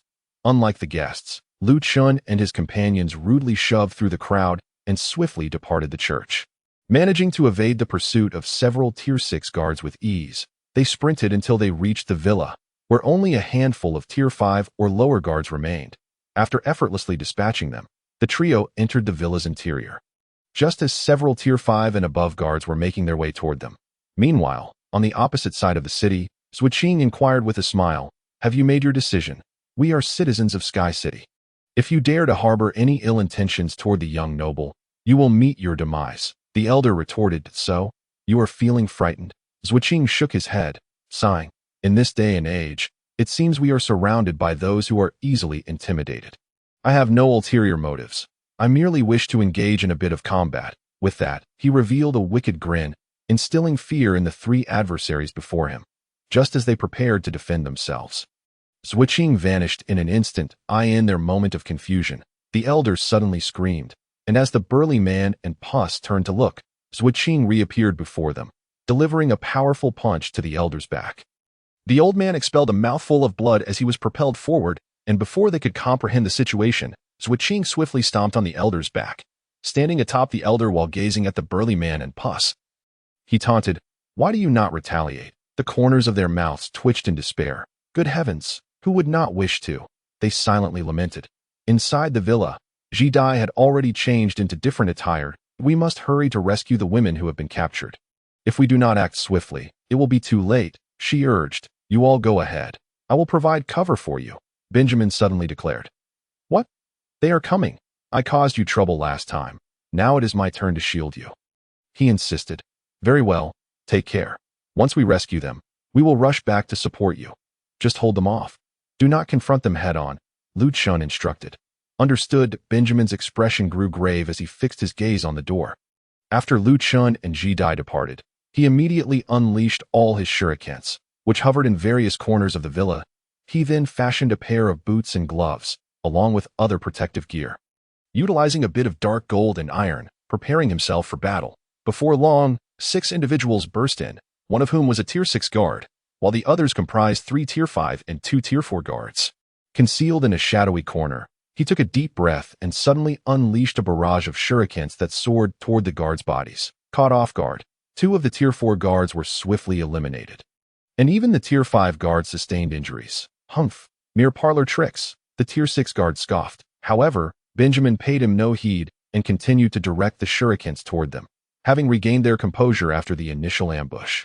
The guards easily deflected the incoming shurikens. Soon, the Tier 6 guard located Benjamin's hiding spot, and the floor beneath him suddenly collapsed, causing him to plummet. As he fell, a colossal illusory fist surged toward him.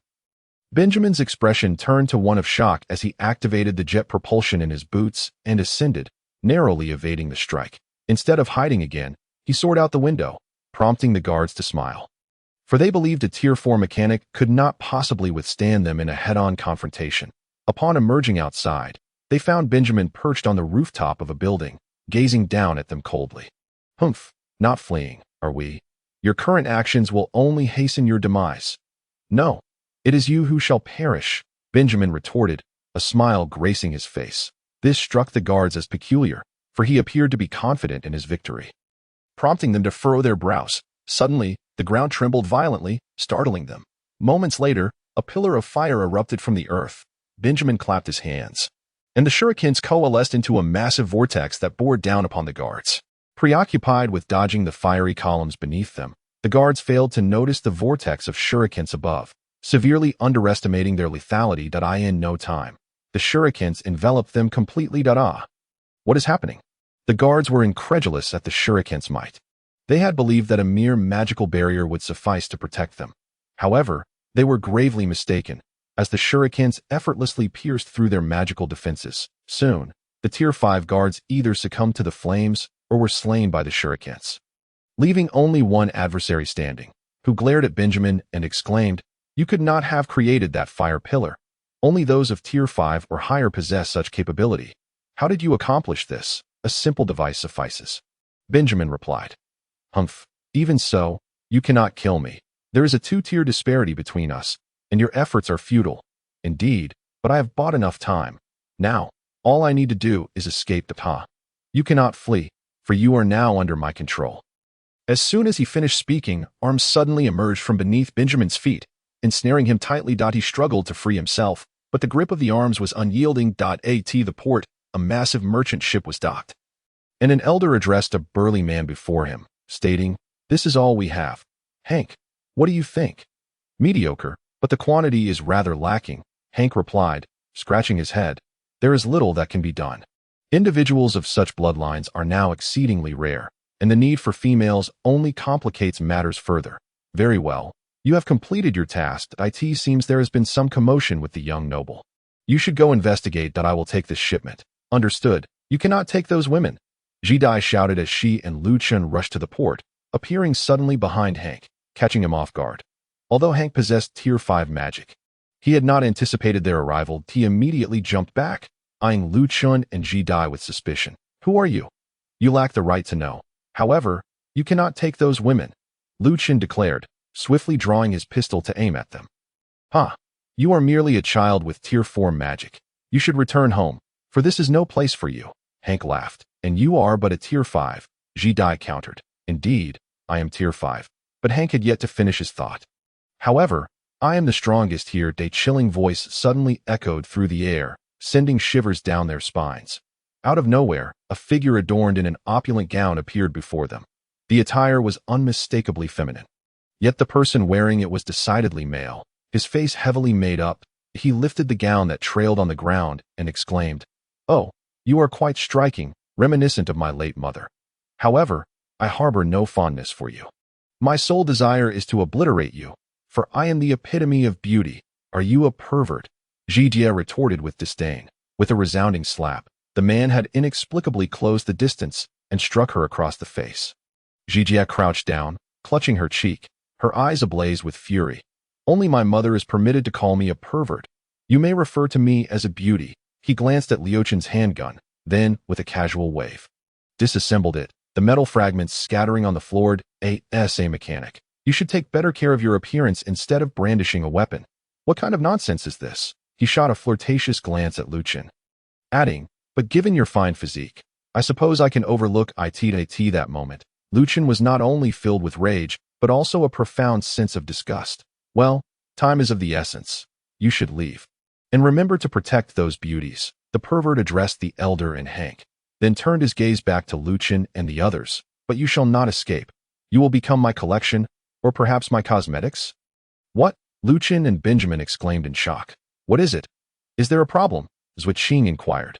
Meanwhile, in a lavish chamber, Jijia sat on the bed, fixated on Andrew. "What do you intend to do? Why not just kill me?" "I met you before in Dela.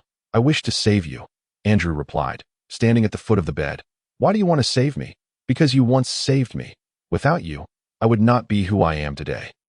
"I don't recall performing such a grand deed." "Indeed, you merely uttered a single phrase, yet it was that very phrase that inspired me. How did you recognize me?" "The mole on the back of your right hand." Jijia glanced at the mole and asked, "So what do you plan to do with me?" Andrew looked at the closed door and whispered, "First, I will marry you. This way, no one will dare to kill you." "What marriage?" "It is a last resort. Without it, you may face death. Once married, you may leave." Andrew's expression briefly showed a hint of sadness before reverting to normal, a detail Jijia did not miss. "Where are the women who were taken?" "I do not know. Please trust me, we are merely responsible for bringing them here, and in 2 days, someone will come to retrieve them."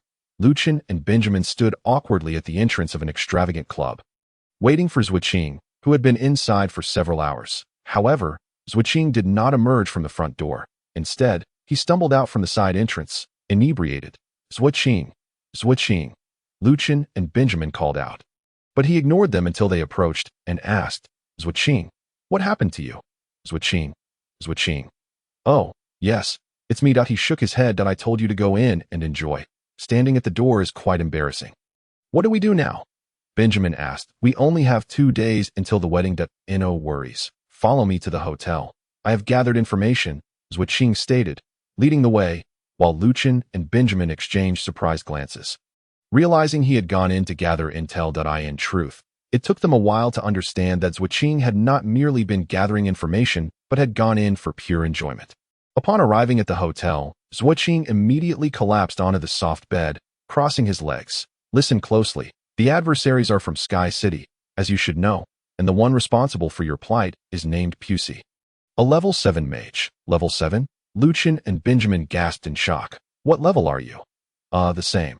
However, attempting to assassinate him will be quite challenging, as this is a stronghold of their family, heavily guarded. Even if we succeed in the assassination, escape would be impossible. Moreover, there are 3 level 7 mages in this city, all affiliated with this family. What should we do? Benjamin inquired. No worries. Leave everything to me. Your task is merely to rescue your comrades. Can you manage that? When do we act? I possess a special spell that we can utilize on their wedding day. At that time, with the crowd gathered, we can rescue your comrades amidst the chaos. 2 days later, the city of Inno buzzed with excitement, adorned with flowers as people flocked toward the central church, where a new couple would soon emerge. The groom was a young noble from Sky City, drawing individuals from all walks of life. At that moment, a luxurious carriage, accompanied by a throng of onlookers, slowly approached the church. Inside sat the exquisitely dressed Gigia and Andrew, despite the grandeur of the occasion. Neither displayed any signs of joy. Gigia bore a look of concern. Nearby, on the rooftop of a building not far from the church, Lucien and his companions, fully equipped, observed the carriage, prepared to rescue Gigia at a moment's notice. In a moment, I will lure away the 3 level 7 mages and, while at it, take down a few level 6 guards. However, there are also several level 5 guards you will have to deal with on your own. When do we act? Wait for my signal. With that, he leaped from the tall building, heading straight for the church, while Lucien and Benjamin exchanged helpless glances. Can he truly succeed? Benjamin pondered. Just watch. It should be fine. As the carriage arrived at the church entrance, it came to a gentle halt. With Andrew's assistance, Gigia gracefully descended. Hand in hand, they approached the church. The interior was packed with esteemed guests, all dignitaries beaming at the couple. Gigia and Andrew made their way to the altar, where the priest, smiling, began the prayer. After a few moments, he lifted an intricately crafted crystal goblet and proclaimed, "Once you drink from this cup, you shall receive the blessings of the gods, and you will officially become husband and wife." They each took the goblet, but Gigia's expression grew ever more somber, while Andrew appeared exceedingly tense. Just as they were about to drink, a hand suddenly reached out, snatching the goblet away and downing its contents in one gulp. What a fine wine, though it could use a little more. Zhuqing's voice rang throughout the church, shocking the guards, who were taken aback by the sudden appearance of a stranger. "Who are you?" Andrew demanded furiously. "Certainly not someone here to bless you." "You can leave," Zhuqing replied, giving Andrew a light pat on the shoulder, sending him flying backward. The guards finally reacted, rushing towards Zhuqing as 3 level 7 mages entered the church. One of them being Pusi, accompanied by an elderly man and a burly figure. Zhuqing sauntered toward them, handing a smoke bomb to Gigia and instructing, "Throw it out the window." Gigia nodded and promptly tossed the smoke bomb outside. A moment later, crimson smoke billowed forth. Seeing this, Lucien and Benjamin leaped from the rooftop, racing toward the church. Zhuqing ambled toward the guards, who, though puzzled, charged at him, just as they were about to engage. An alarming sight unfolded. Every guard collapsed to the ground, an act even a level 7 mage could not accomplish. "You are the 3 strongest. Yes, come with me," Zhuqing commanded. "What?" an elder exclaimed. Suddenly, Zhuqing appeared before him. Wearing an eerie smile, I said, "All of you come with me." This terrified them, as they had never encountered someone with such speed, a speed they could not match. Growing impatient, Zhuqing swiftly dashed to Andrew's side, lifting him up. "If you don't follow, he is as good as dead." With that, he vanished from the church in an instant, yet his presence remained palpable to the 3 mages, who dared not delay and immediately pursued him. Meanwhile, the guests hastily vacated their seats, rushing toward the exits. Moments later, Lucien and Benjamin reached Gigia's side. "Gigia, are you all right? How have they treated you?" Benjamin inquired with concern. "It's nothing. Let us hurry. We can still rescue those women they have taken." Gigia replied. "Oh, you know where they are?" Lucien asked. "Well, follow me. We need to retrieve my equipment first." Zhuqing entered a building under construction, gently placing Andrew down before quietly observing the outside. Moments later, 3 figures appeared before him. "You have finally arrived," Zhuqing remarked. "Who are you? Why have you captured the young master?" Pusi questioned. Zhuqing did not respond immediately. Instead, he silently donned a mask and declared, "This is the Blood Lotus's mission, and you 3 must perish." "What a joke. You are merely at the 7th level of magic, while we are all at the same level, even as a Blood Lotus. You cannot defeat us," the elder retorted. Very well. Then I shall be the first to eliminate you, so you can witness my strength, Zhuqing chuckled. The burly man drew a large red blade from behind him, stating, enough talk. You shall die now. Pucci and the elder began forming hand seals, yet Zhuqing stood his ground, unarmed, merely watching them. Are you all prepared? Then here I come, he announced. Before they could respond, Zhuqing seemed to teleport to the elder's side. Delivering a powerful punch to his chin, the elder instantly spat out several teeth, propelled backward. His swift action startled Pucci and the burly man. Without pausing, Zhuqing kicked the large blade from the burly man's grasp, causing it to fly from his hand and leaving his palm bloodied. At that moment, Pucci attempted to flee, but Zhuqing had already appeared behind him, seizing his hair and yanking forcefully. Pucci cried out in agony before being thrown to the ground. In mere seconds, Zhuqing had incapacitated the three formidable 7th-level magicians, instilling genuine fear within them. You are not a 7th-level magician, the elder shouted, his voice distorted as he had lost all his teeth. Zhuqing exerted considerable effort to make sense of his words before replying. Indeed, is there something you find curious? I never claimed to be a 7th-level magician, but I can clearly sense your magic is at the 7th level. Pucci protested stubbornly. Oh, you mean that? Of course, that was a ruse. You are all too easy to deceive, Zhuqing replied slowly. Now, do you wish to take your own lives, or shall I do it for you? Has he arrived?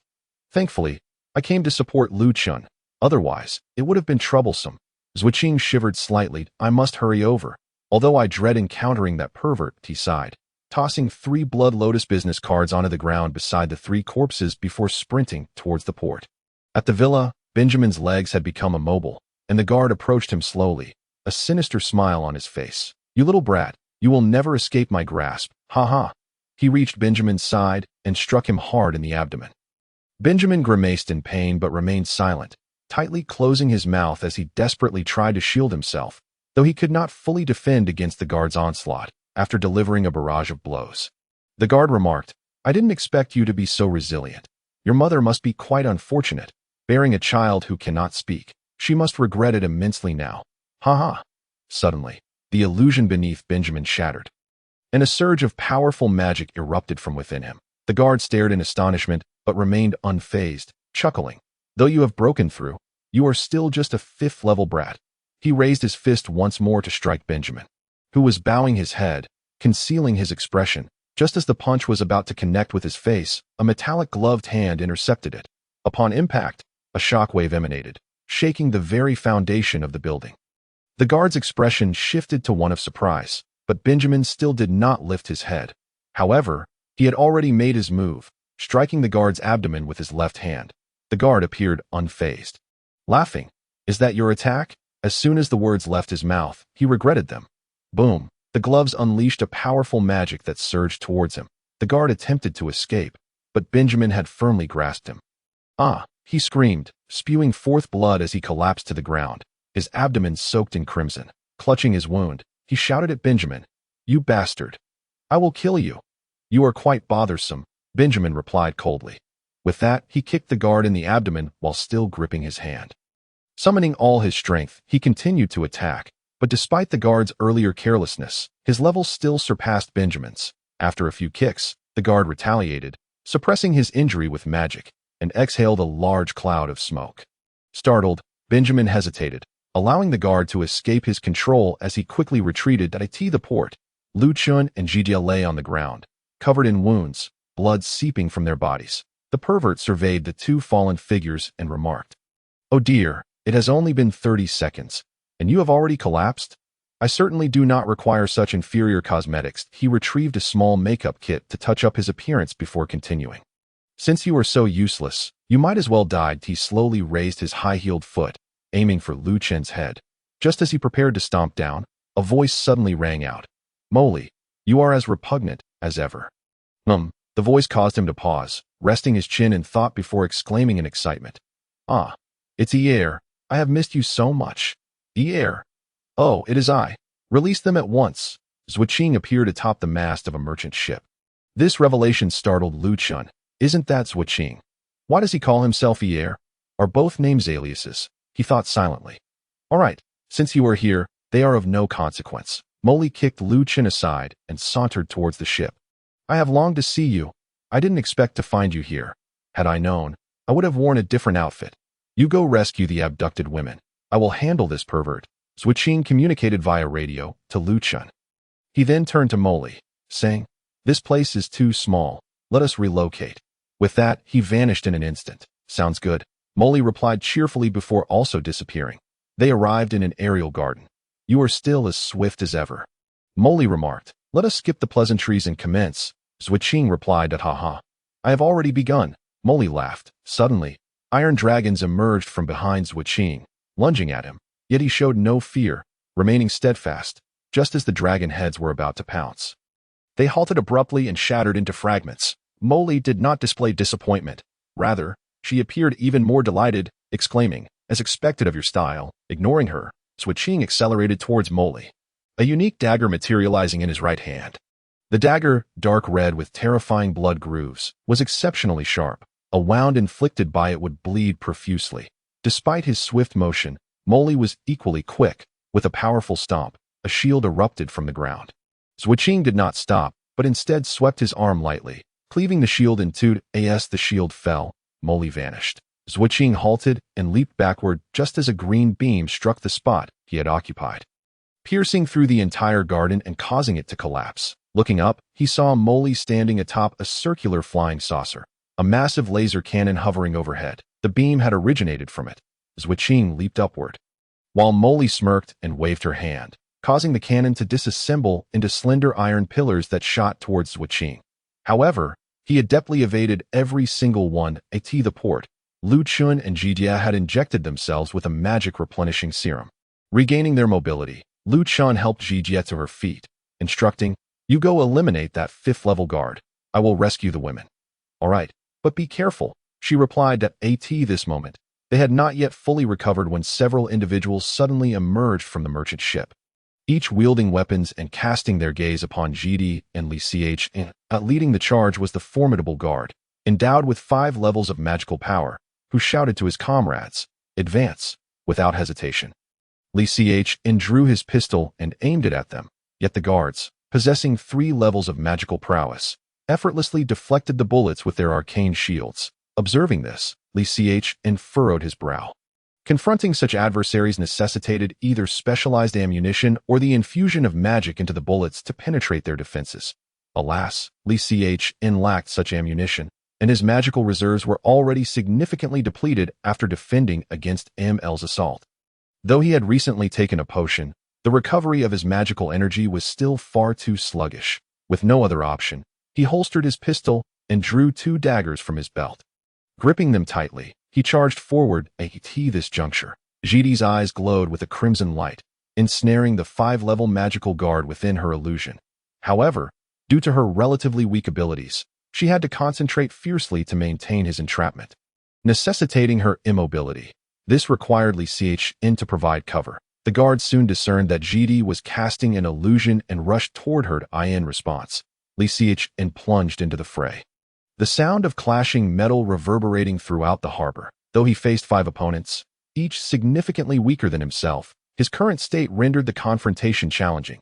Gradually, he found himself at a disadvantage. Suddenly, one of the guards threw a smoke bomb, enveloping Li Ch. in a thick cloud. Before he could react, a guard's broadsword struck him. Ugh! Li Ch. clutched his wound and staggered back, but the guards pursued relentlessly. In a swift maneuver, he hurled several iron blocks, which instantly coalesced into a shield, absorbing the guard strikes. Li Ch. then delivered a powerful kick to the shield, transforming it into a barrage of spikes that shot toward the assailants. Screams echoed as the guards, unable to see through the lingering smoke, were caught off guard. 3 of them collapsed to the ground. Li Ch. pressed onward, only to be met by a guard who managed to parry his attack. Yet, Li Ch. smiled slightly. In the next moment, the broadsword that had blocked his dagger disintegrated. What? The guards were in disbelief, but before they could react further, Li Ch. swiftly dispatched them, 2 of them clutching their throats as they fell. As the smoke cleared, 5 corpses lay scattered on the ground. Li Ch. glanced at Jidi, then tossed several iron blocks onto the ground. With a stomp of his foot, these blocks transformed into small turrets that encircled Jidi. "I must leave," Li Ch. informed her. However, Jidi offered no reply. and he paid her no mind as he sprinted toward the merchant ship. Meanwhile, within a carriage, LNN's face twisted in rage as he declared, "They have caused such a commotion. It seems the three of them can no longer be allowed to live. We must devise a way to eliminate them." He picked up a nearby flask. Its contents not water but a dark liquid, and after a moment's hesitation, he drank it down. Upon finishing, he cast the empty flask aside, his complexion worsening. Time was of the essence. He needed to act swiftly. Today would undoubtedly be a calamity for the residents of Winu City, and the one responsible for this disaster was none other than the cross-dressing pervert hovering in a flying saucer. With a mere wave of his hand, he could extract the metal from a building and reshape it into a myriad of bizarre weapons or other constructs, all aimed at a masked individual. "Haha, IL, running away like this won't save you. Before long, you'll meet your demise." ML laughed. "How arrogant you continue to be," Zhu Qing retorted. "Then come and kill me already," ML exclaimed, waving his hand to bring down a skyscraper. The metal beams within wrenched free, forming a massive black mass that hurtled toward Zhu Qing. Yet, Zhu Qing remained unfazed. Instead, he turned to face ML, finding himself not grounded but floating in the air. A purple magic circle materialized beneath his feet. Step into the void. He propelled himself toward the descending cone but did not get hit. Instead, he landed atop it, sprinting toward its rear before vanishing without a trace. Indeed, no one witnessed how he evaporated into thin air, startling ML, who immediately adopted a serious demeanor. Floating in the air, he scanned his surroundings but still could not locate Zhu Qing. "The Blood Lotus assassins truly are exceptional at concealment. I am not hiding. I merely leaped too high," came a voice from above. ML looked up in astonishment to see a massive shadow, a zeppelin. Zhu Qing was concealed in its shadow, descending at an astonishing speed. ML, with claws outstretched, aimed at a nearby skyscraper and yanked forcefully. Though his hands did not touch the building, the metal within erupted forth like a deluge, quickly forming a rudimentary shield above his head. Yet, Zhu Qing's speed only increased. He crashed down onto the shield, still wielding a dagger. ML sighed in relief, but his astonishment grew as the shield suddenly bore numerous gashes. With a sharp crack, it shattered, and ML swiftly retreated, casting out numerous pieces of dark gold metal. Should Li Chn and BNGM have seen this, they would have been infuriated. These dark gold pieces swiftly reconstituted into a battalion of floating artillery. Just as he prepared to command them to assault Zhu Qing, the latter vanished once more, sending a chill of fear coursing through ML. In the next breath, the floating artillery was severed in an instant. "What?" I could no longer contain his emotions.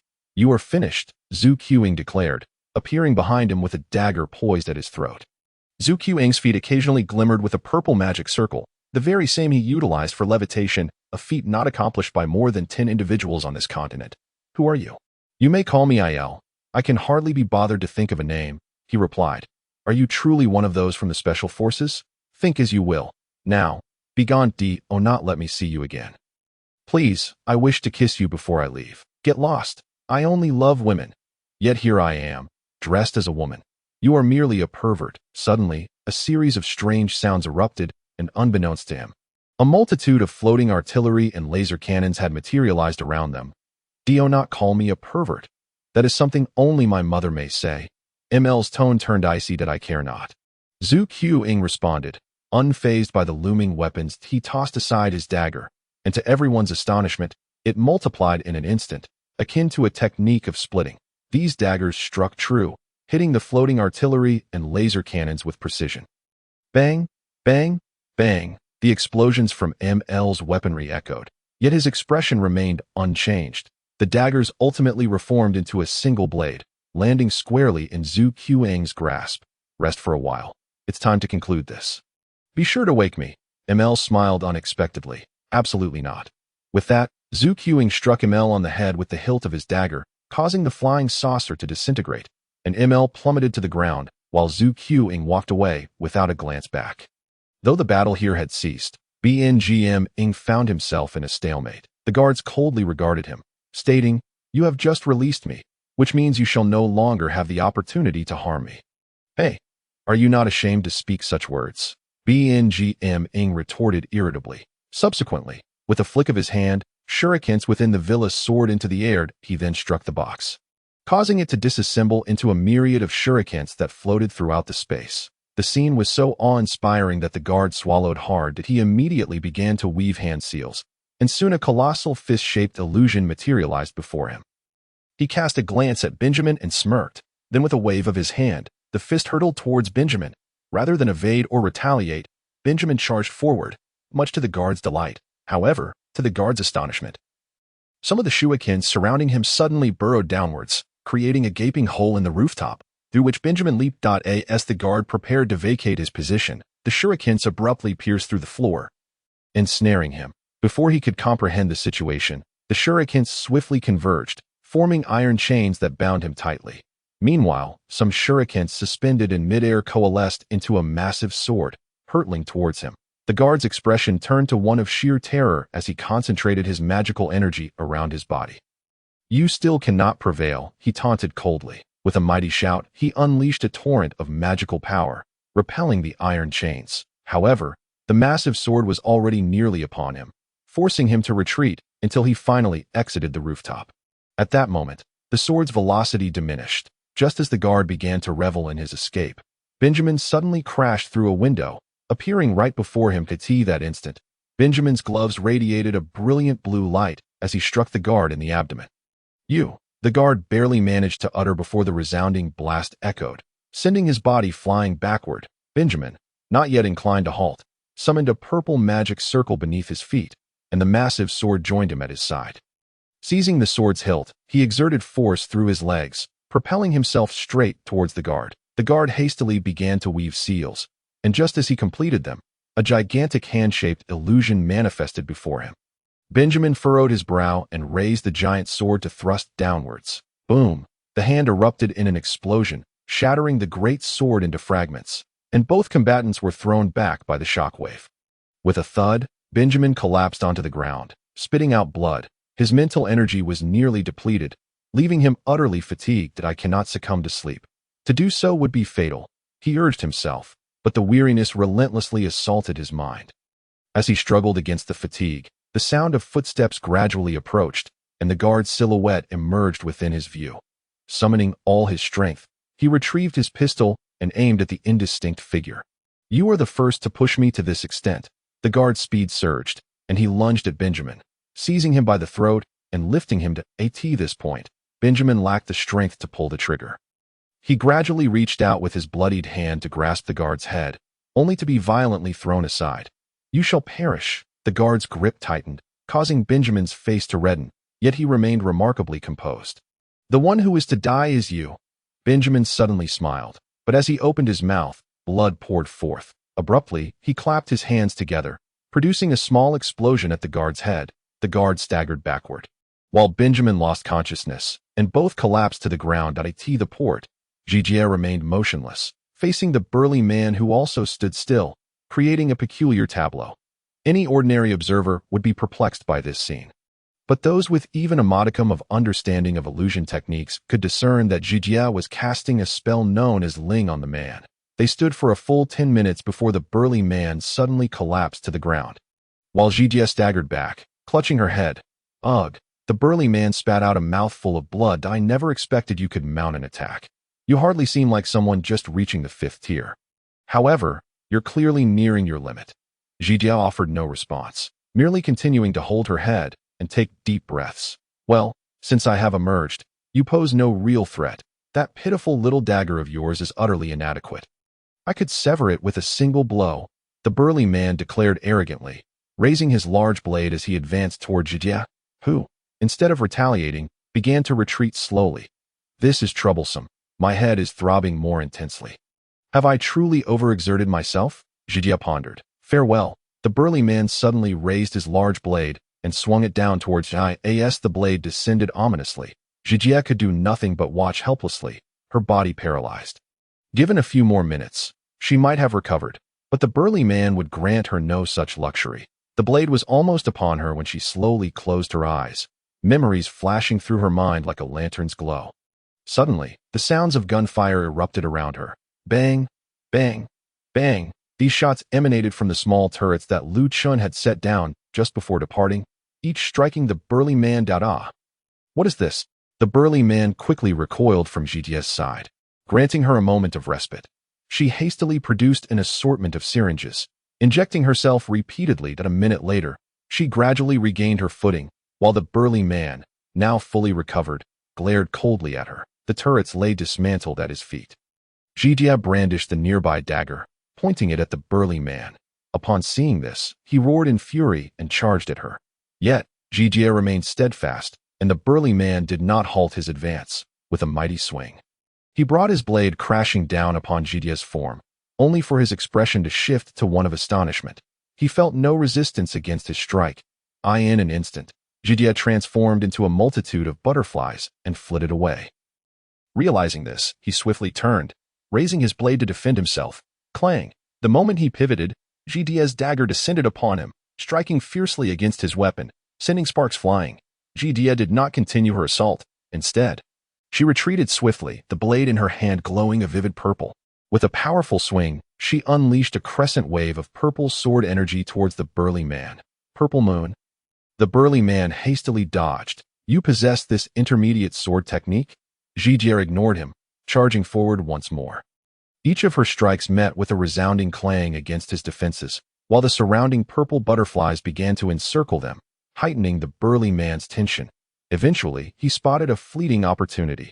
After parrying one of Jitia's attacks, he lunged at her with all his might. That moment, Jitia was unable to retaliate. Just as the burly man collided forcefully with her, the gathered butterflies converged toward a singular point, yet he paid no heed to this phenomenon. His shoulder crashed heavily into Jitia's body, causing her to spit blood and stagger backward. The burly man, seeing this, could not help but laugh, raising his blade once again to swing at her. However, an odd occurrence transpired. Jitia transformed into butterflies once more and fluttered away. The burly man, still processing this, felt a menacing aura lock onto him from behind. Cold sweat dripped from his brow as the confluence of butterflies coalesced into a humanoid form. Jitia. She dashed to his rear and plunged her dagger deeply into his back. The blade pierced through, yet he did not collapse. Instead, he tore himself free from the dagger, clutching his wound as he fled. Jitia pursued closely, but the burly man hastily threw a few smoke bombs, engulfing her in a cloud. He took this opportunity to escape into a narrow alley. Having run a considerable distance, he noticed Jitia had not followed. A smile crept across his lips, yet he failed to observe the solitary purple butterfly trailing behind him. Suddenly, a dagger fell sharply before him, prompting him to retreat hastily. Yet, Jitia appeared behind him, wielding a dagger aimed at his neck. Humph! The burly man snorted as he thrust his large blade into the ground. Boom! A tremendous pressure radiated outward, knocking Jitia backward from its force. I never anticipated you possessed such strength. It seems I need not resort to that to eliminate you, he remarked, producing a small pill from his clothing and swallowing it. With a chilling gaze, he stared at Jitia. You shall die. His magical power surged dramatically as he lifted his blade, yet he did not advance immediately. Instead, gripping the hilt tightly, his skin began to redden ominously. Dada! He bellowed, charging furiously at Jitia. That moment, Jitia found herself unarmed and dared not confront him head-on. She sprinted up the wall of a nearby building, scaling it vertically, while the burly man chose not to pursue her, but instead swung his blade down against the wall with ferocity. Boom! Suddenly, a wall collapsed, causing Jitia to lose her balance, while the burly man leaped forward. Jitia's left hand extended towards the distant katana, and with a swift flick of her wrist, a small hook shot forth, tethered to a slender line. In an instant, the hook ensnared the katana, and with a vigorous tug, it soared towards her. That moment, the burly man raised his massive blade, aiming a downward strike at Jitia, the blade drawing perilously close. Just as it was about to make contact, Jitia's katana was yanked towards her, producing a sharp clang that echoed through the narrow alley.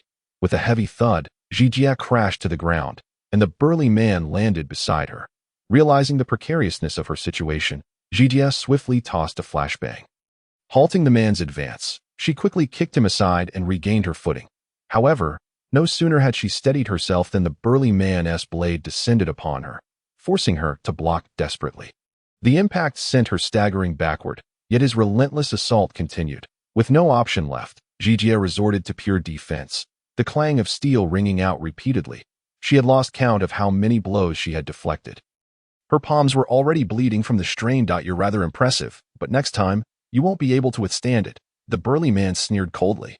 Suddenly, his aura surged with ferocity, and Jijie's expression grew grave. The blade ignited in a fiery red glow. He bellowed, and with a thunderous crash, his blade struck Jijie's katana, not producing a metallic clash, but rather a deafening explosion. The buildings on either side of the alley crumbled, some even collapsing entirely, shrouding the entire alley in a thick cloud of dust, rendering visibility nearly impossible. Minutes later, as the dust began to settle, a robust silhouette emerged from within the alley. It was Jijie's adversary. While she lay sprawled on the ground, surrounded by a pool of blood. This time, Jijie could not escape. Her body did not transform into a butterfly. The burly man, confirming her identity, exhaled a sigh of relief. But his expression remained twisted in malice. Slowly, he knelt, blood trickling from his mouth. This is too potent. If I use it once more, I shall perish. Hey, your blood is dripping onto me. Jijie's voice pierced through his daze. The burly man, filled with terror, turned to see her rising slowly. Her wounds were exposed to the murky air, blood seeping from her abdomen and chest, staining her garments. The drug's effect must be waning. I've endured quite a bit of suffering. What? You can still stand? He gazed at Jijie in disbelief. You have no other options now, do you? Jijie approached slowly, gripping her katana tightly. Then you may die. Wait. But Jijie paid him no heed. With a swift motion, she severed his head, which rolled slowly to the ground. After she sheathed her blade, she leaned against the crumbling wall and began to exit. Her vision blurred, and her strength waned until she could no longer support herself against the wall. Collapsing towards the ground, just before impact, a strong arm caught her. Struggling, she turned her head to see it was Zuoqing, who was carrying Benjamin on his shoulder. What is your real name? No one would choose such an unpleasant one. Jijie murmured weakly. You will know in due time, Zuoqing replied just as Jijie fainted. When Zuoqing arrived at the port with Jidue and Benjamin, Lu Chen was emerging from a merchant ship. Upon seeing the three, he quickly stood and asked, what happened to them? They're severely injured that we need to find the medical team quickly. Did you complete your mission? Although I freed the abducted women, I still couldn't locate Kilauea. So the mission failed. Moreover, we have no idea where this ship is headed. At least you saved so many people. Don't be too disheartened. Let's go. Just as they prepared to leave, a cacophony erupted as a large troop appeared at the port. Clad in splendid armor, wielding swords, and mounted on white horses. One man in golden armor stepped forward, declaring, Did you think you could leave? We are the Royal Army. After the crimes you've committed, escape is impossible. Oh, finally, we see you soldiers. We fought for so long before you showed up. You truly are useless, Zuoqing retorted. What did you say? He suddenly radiated immense magical energy. 7th tier. You think you can stop us? Ridiculous. With a stomp, Zuoqing caused the ground beneath the army to collapse, catching them off guard. He then tossed Benjamin onto Lu Chen's back, grabbed Lu Chen by the collar, and leaped, the four of them vanishing from the port. An hour later, they found themselves in a barren valley, where a dilapidated cabin stood. Zuoqing led the way inside. Despite its shabby exterior, the interior was surprisingly clean and spacious. Lu Chen gazed in astonishment. What is going on? Just an illusion. Only we of the Blood Lotus can perceive this place. He laid Jijie on a stretcher, and Lu Chen followed suit with Benjamin. Soon after, several doctors and nurses arrived. Rest assured, they will recover swiftly. Finally back, Benjamin stretched at the foot of Lianyun Mountain. Yes, but this mission was still a failure, Jijie replied. Yet we saved quite a few people. Over a month later, the trio returned to Lianyun Mountain. Their injuries mostly healed. Just as they reached the summit, Tangdu appeared before them, handing them a piece of parchment before departing. What is this? Jijie inquired. Lu Chen quickly unfolded the paper, which contained a single sentence. Come to the Blood Hall immediately. The Blood Hall was the core of the Blood Lotus, where the upper echelons worked, including Yi Lu. Although it served as the center of power for the Blood Lotus, its elliptical structure was vast, with red-painted walls and numerous rooms, where many individuals with magical power exceeding the 6th tier wandered. As Lu Chen's group approached the entrance, a young girl, seemingly around 7 years old, approached them. You must be the Lu Chen team. The eldest sister has been waiting for you. What? The eldest sister summoned us, Benjamin exclaimed. What does she want with us? I don't know. I've never seen her call anyone below the 7th tier before. How could this be? We haven't done anything wrong. Benjamin turned to Lu Chen. Captain, you've never mentioned her before. Speak up. What? Lu Chen seemed momentarily taken aback. All right, just go up. You're such a bother. Jijia and Benjamin, filled with trepidation, arrived at Yi Lu's office door, while Lu Chen remained silent, lost in thought. Benjamin knocked on the door. Come in. Yi Lu's voice echoed. Taking a deep breath, Benjamin slowly opened the door, but the sight before him froze him in place. The office was minimalistic, featuring only a desk, a sofa, and a bookshelf, with Yi Lu sprawled across the sofa in casual attire, a large bottle of liquor in hand, and snacks scattered on the floor. She occasionally tossed peanuts into her mouth, followed by gulps of alcohol. Hey, you're drinking here again, the young girl exclaimed loudly. Night Pearl, you're here? I'm just celebrating. You better clean up after yourself. I have class soon. And if I return to find this mess, I'll take care of you. With that, she slammed the door shut, leaving Lu Chen's group in stunned silence. You're here. Jijia, come drink with me. I just recovered. I can't drink yet. Jijia glanced at Benjamin and said, Very well. But do you know why I called you here? No idea, Benjamin replied. Congratulations, you are now Purple Lotus members. Applaud. Yi Lu suddenly clapped her hands and took a large swig. You will change into new attire, and then you can explore the continent. Explore the continent? Lu Chen asked suddenly. Indeed, it is time to see the world beyond. Shall we all go together? You all seem to enjoy it. Yi Lu tossed a peanut into his mouth, casually chewed a couple of times, and then remarked once more, You can separate for a while, and simply return after a year. Then I shall go alone.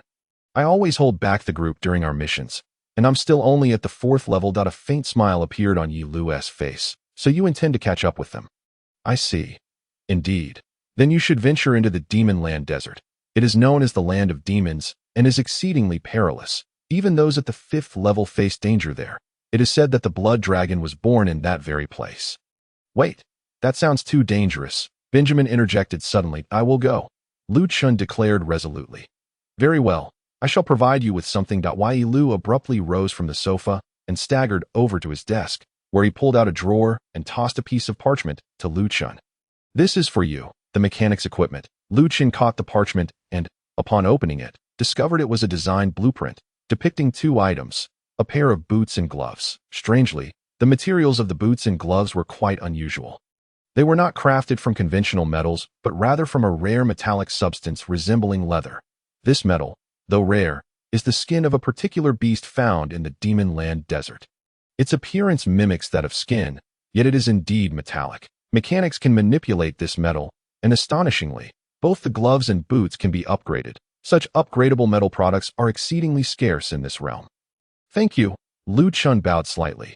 No need for thanks. This is said to be low tier. Will it be upgradable in the future? Yes. With the right materials, it could even reach divine level. You mechanics are truly remarkable. By the way, you should inquire about how to heal your eyes during your journey. This continent harbors many wondrous things that might restore your sight. Lu Chen touched his eye patch and replied. Understood. Why so serious, child? All right, you all may collect your items now. I have a question. Who exactly is Zhuo Qing? Jidai suddenly asked. He is a powerful figure known as Hong Lian. What is his true name? I seem to have forgotten. When you reach Hong Lian, you can seek him out. Very well. I must express my gratitude to him. As Jidai and the others were discussing, a small listening device was hidden in a corner of the room. Unnoticed by them, the Demon Land Desert, is it? A voice whispered. What should we do? Another voice inquired. Send someone to eliminate him. Understood. As long as we kill him, there will be no issue. Lu Chen and his companions returned to the armory, where Arno was drinking at the entrance. He glanced at Lu Chen's eyes and a hint of sorrow crossed his face. Approaching Lu Chen, before he could speak, Lu Chen interjected, Arno, look, I too have an eye patch. It seems being your student is truly unfortunate. Perhaps soon I will also become as rotund as you. What a way to speak. Arno clapped Lu Chen on the shoulder. I'm glad you're all safe. Congratulations on reaching Zilian. I never imagined you would progress so swiftly, but it still lags behind. If that genius had been here, he would have reached Zilian in half the time. Are you mocking us? Lu Chen retorted. Indeed, they each donned their new gear, replacing the emblem of Qing Lian with that of Zilian, and Lu Chen and Benjamin also procured a considerable amount of rare metals. Are you truly going there? Benjamin asked. Yes, I must. Isn't it too perilous to go alone? Even those at the 5th level face immense danger there. Lu Chen did not respond immediately, but instead posed a question. Benjamin, when did you start talking so much? Humph. Benjamin scoffed and walked away. Be careful. Jidai advised that I will. Let us gather at Tiansu tomorrow. Agreed. Jidai departed as well. What made you think of going there? What if you perish? Fear not. We made a pact, and as long as I do not attend your funeral, I shall not die. You are quite boastful. Huh? Lu Chen laughed heartily. Come, I shall treat you to a drink. Then prepare for bankruptcy. The following day, the trio gathered at Tiansu, exchanging few words, merely reminding each other to secure their ropes and hooks. Suddenly, Benjamin remarked, Lu Chen, I still remember what you brought up yesterday. When you return, explain it to me. Certainly. Meanwhile, in Yilu's office, he sat on the sofa gazing towards Tiansu, while Tang stood nearby. Yilu remarked, Lu Chen will face danger this time. Could someone have already uncovered his identity? It is inevitable that someone will know. They wish to eliminate him. Our only recourse is to ensure his safety. Otherwise, the continent will descend into chaos. What do you foresee in the future? I cannot see. But this confirms that the future will not be easy. Lu Chen's mission also harbors issues. Even those from the Sky City are involved. Sky City? This is becoming interesting. You should investigate. Yes, but before that, I wish to ask, has Lu Chen acquired the items? I do not know. The future has shifted unexpectedly. Shifted? Yes, he was originally supposed to obtain them, but for some reason, I have been unable to glimpse Lu Chen's future since just now. At this moment, in a valley, an old man addressed a youth of merely 10 years, saying, Chi-Yu, it is time for you to hone your skills outside. You shall venture into the Demon Land Desert. Understood. Chi-Yu's voice was devoid of emotion. Upon your return, you shall become a half-moon, rather than a full moon. This valley served as the headquarters for the continent's foremost assassin organization, Moon, which had a ranking system similar to that of Blood Lotus. Comprising 3 levels plus a special unit, Mingyue, Banyue, and Kanyue, alongside the Hongyue unit. Generally, assassin organizations follow a similar hierarchy. First-level assassins possess magical powers ranging from levels 3 to 4, second level from 5 to 6, and third level from 7 to 8. Those above level 8 typically belong to special units or ascend to management roles. Chi-Yu strolled slowly along a dimly lit path, when suddenly, a figure emerged. You are Chi-Yu, are you not? And if I am, then you shall obediently accept your demise. What do you mean by that? Because you are the one most likely to acquire the divine sword.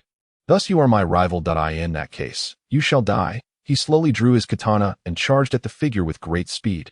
Clang, the katana was blocked. Humph, you are not as formidable as I expected.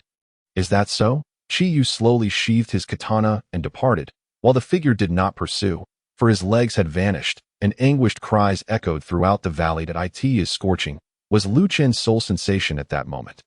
The blazing sun bore down upon him as he wrapped himself tightly in his cloak, yet still felt as if he were being scorched. The sand beneath his feet glimmered golden under the sunlight, and an endless expanse of sand lay before him. This was the Demon Land Desert. However, it bore no distinction from other deserts, as it belonged to no nation. Here, there was nothing but sand and magical beasts. Yet, tales of this place were abundant, the most captivating being that it was the birthplace of the Blood Dragon, which drew many adventurers seeking clues about the creature. However, after centuries, no one had discovered even the slightest trace of the Blood Dragon. It took Lu Chen a month to arrive at this place, and he found himself with dwindling supplies of food and water. Dragging his weary body across the desert, he soon spotted a small village. This village consisted of merely 6 houses, each adorned with a large sign proclaiming the sale of water and food. Upon witnessing the scene, Lu Chen sprinted towards a shop, as if invigorated by a surge of energy. Upon reaching the storefront, he tossed several gold coins and addressed a plump man who was reclining. "Give me water." "Certainly," exclaimed the rotund fellow, who swiftly retrieved a cup of water from within. Lu Chen was momentarily taken aback. He glanced at the 3 coins on the table, swallowed hard, and said, "Here are 3 coins. Could you fetch me some more water?" "Dear customer, this is the water for 3 coins." The man replied, Hey, 3 coins are enough for me to purchase a large bag of water outside. How can this be just a cup?"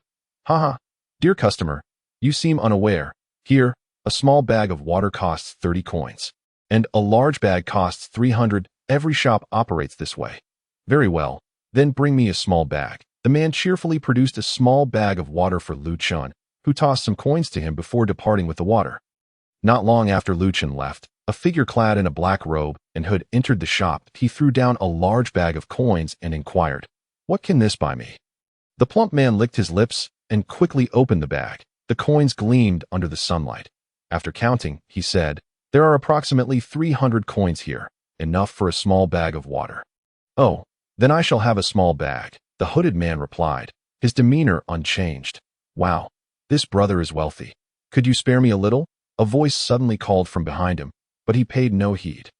"Hey, our boss is speaking to you." Another voice chimed in. He impatiently glanced back to see three individuals brandishing large knives, led by a bald man who regarded him coldly. However, he merely turned back again. "What? You dare ignore us?" One of the lackeys pressed a knife against his shoulder. "Hand over your money, and we might consider sparing your life. 3 seconds. I give you 3 seconds to step away," he said, extending 3 fingers towards them. "What, boss? Let's just kill him. No one will know." "All right, kill him," the bald man began. But before he could finish, a loud crack echoed as the knife on the hooded man's shoulder shattered. He slowly turned to face the trio, and upon seeing this, the bald man brandished his knife and charged at him. The hooded man swiftly seized his wrist and forcefully twisted it. The bald man yelped and released his grip, the knife falling into the hooded man's hands. With a swift motion, he hurled the knife at the lackey who had threatened him, piercing it deeply into the lackey's abdomen. He then stomped on the bald man's knee with a resounding crack, causing him to scream as he lost his balance and toppled towards the hooded man. Without hesitation, the hooded man delivered a knee strike to the bald man's jaw, the sound echoing ominously. The bald man's head snapped back grotesquely, startling his remaining lackey, who dropped his knife and fled. Yet, the hooded man was quicker. He dashed behind the lackey and kicked him down. The lackey turned to plead for mercy, but the hooded man showed no interest, delivering a lethal kick to his neck. The hooded man gradually returned to the shop, where the plump owner was paralyzed with fear. "Where's my water?" "Oh, here it is," he stammered, hastily producing a large bag of water. "I had it wrong. 300 coins is for a large bag dough." The hooded man grabbed the rope binding the water bag and departed, leaving the plump owner gasping for breath. Initially, Lu Chun had perceived the desert as unremarkable.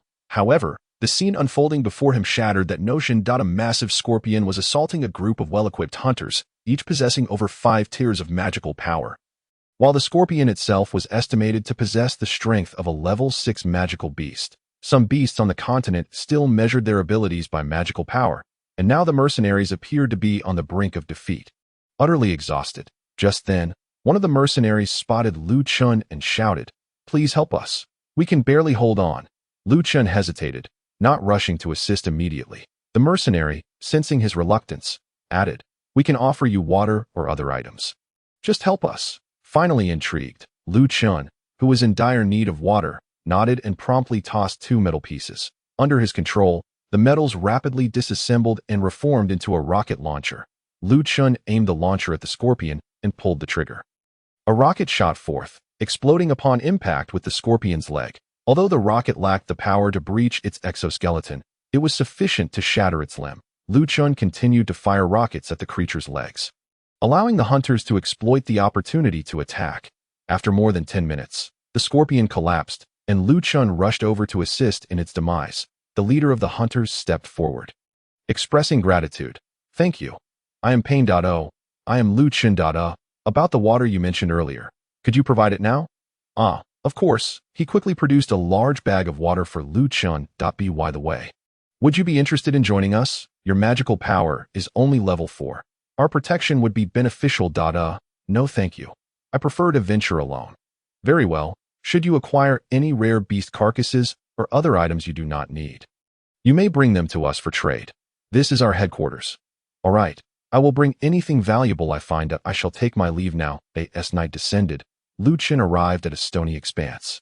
Deciding to make it his residence for the year, he scattered a few metal pieces on the ground, which, under his command, transformed into a small house. Satisfied, he entered.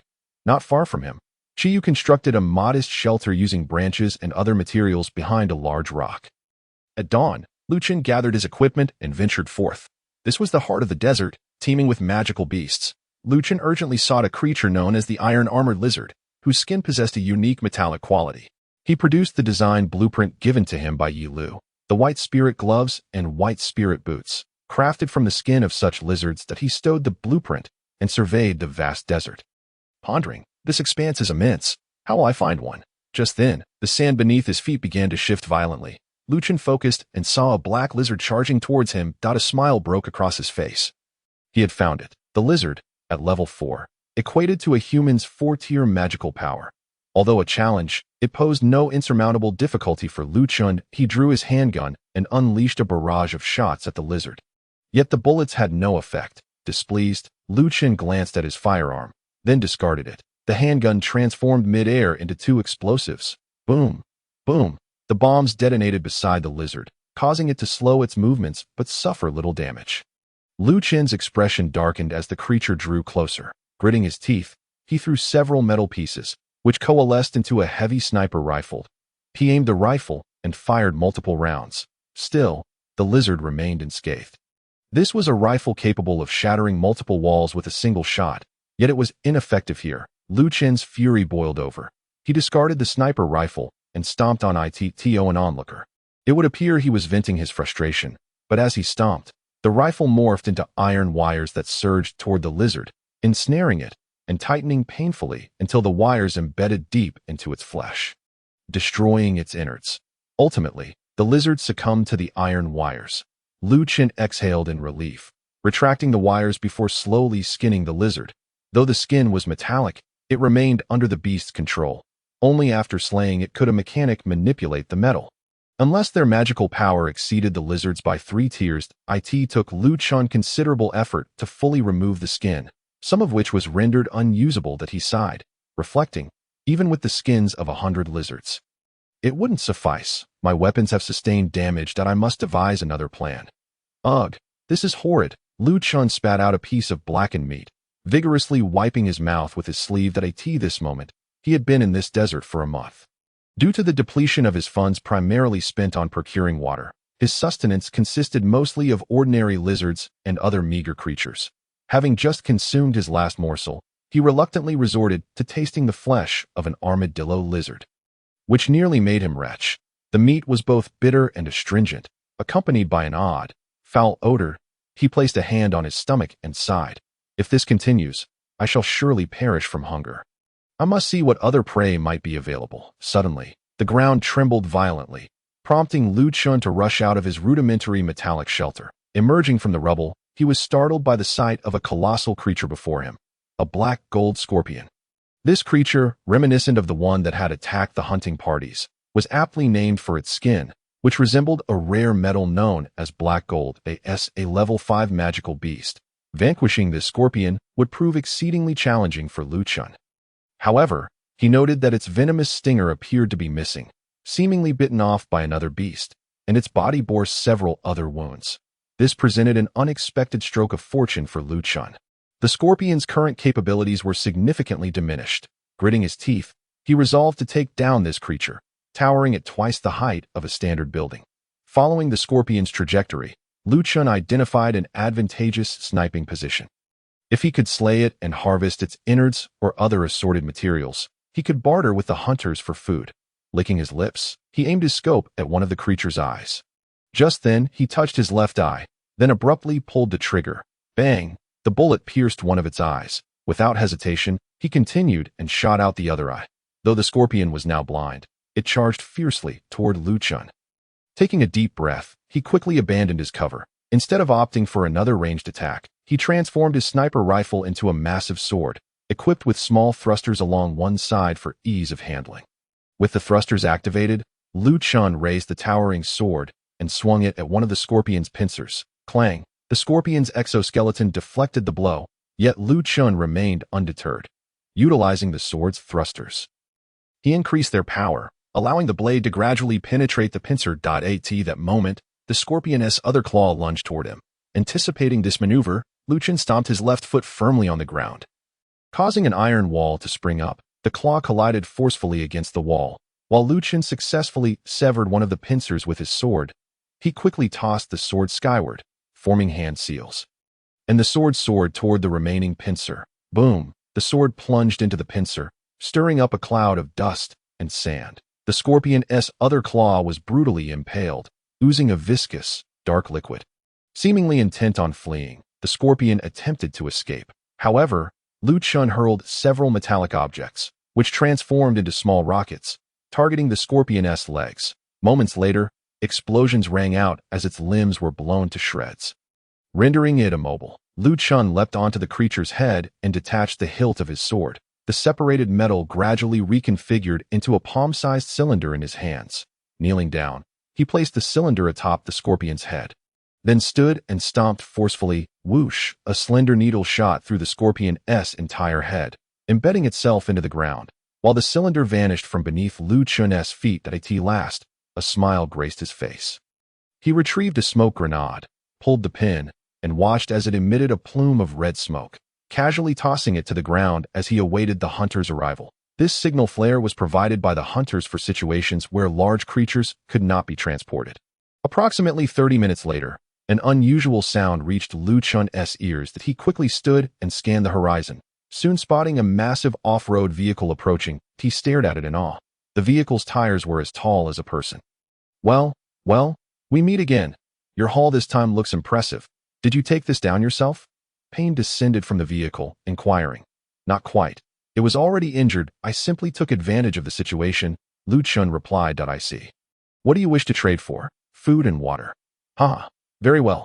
Payne called to his companions, instructing them to provide Lu Chun with enough supplies for 2 months, along with a few extra smoke grenades. Turning back to Lu Chun, he continued, Didn't you just receive a month's worth of supplies a week ago? Why the sudden need again? I've consumed it all. I see. You certainly have quite the appetite. Haha. By the way, I have a question for you. Go ahead. Why have we advanced to such modes of transportation, yet the nobility still rides horses? Well, Payne's expression darkened. It's due to their decay. This is the last semblance of dignity for these individuals. Historically, only the nobles could afford to ride horses, as the number of horses on this continent was exceedingly scarce. How troublesome. I suppose I shall leave it be. Lu Chun said, scratching his head before gathering his provisions and departing. Haha. Take care. Oh, wait. Payne seemed to recall something suddenly. That you're here for an adventure, right? I know of a place that's quite intriguing. You should check it out. Oh, where might that be? A week later, Lu Chun abandoned his original dwelling in search of the exciting location mentioned by Payne. Upon arrival, he was met with a vast sinkhole, its radius measuring 30 meters and a depth of approximately 100 meters. Lu Chun, intrigued, descended into the abyss, only to be met with disappointment. There was nothing here, not even a single animal or magical beast. Just desolation. He shook his head in dismay, yet recognized the potential for a suitable dwelling. He selected a spot and established his home there. I expected something more promising, he lamented, pulling out a belt filled with the skins of armadillo lizards. The materials are sufficient. Now to test my crafting skills. He retrieved his design schematics for study. After some time, he sighed. Crafting gloves and boots proved more intricate than anticipated, despite the limited materials. The craftsmanship required was exceedingly high.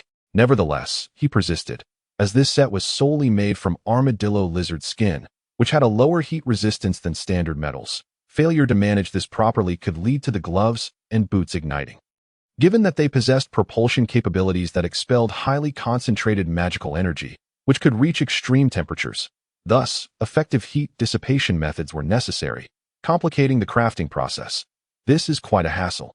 If I fail, my hands could very well be ruined, he muttered, but he continued to pursue his task with determination.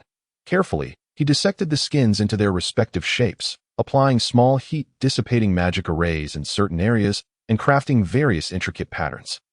After devoting half a day to his efforts, he finally completed a single glove. Wiping the sweat from his brow, he examined the black glove closely, exclaiming, "It truly resembles an ordinary glove. A change in color would make it even more perfect."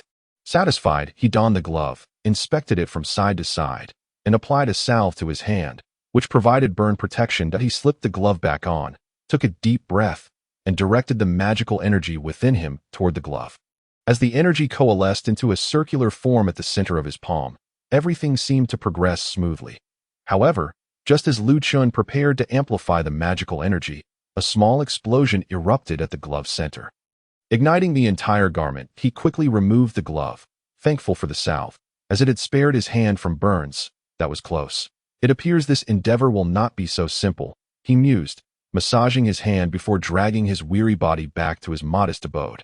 Collapsing onto the straw-stuffed bed and swiftly drifting into slumber point 3 months later, Lu Chun had successfully crafted both the gloves and boots. However, throughout these months, he had encountered numerous failures, requiring hundreds of lizard skins.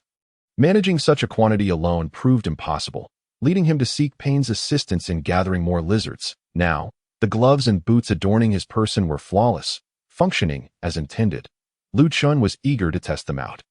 Approaching the edge of the sinkhole, he touched the gloves and gazed into the depths below, feeling a pang of fear. Should any mishap occur, even if he survived, the outcome would be dire. He took a deep breath and then leaped fiercely into the abyss.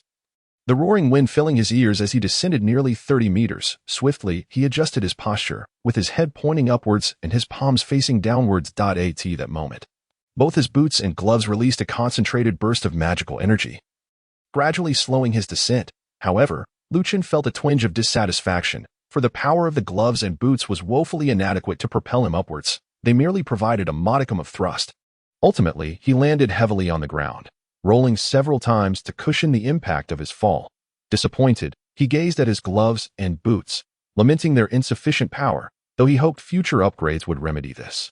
It was said that these gloves could also enhance the speed of crafting items, though he was uncertain of the truth behind this claim. Subsequently, he retrieved a block of iron and effortlessly fashioned it into a handgun. Upon completing the weapon, astonishment washed over him as he realized the crafting speed had increased by nearly 10%.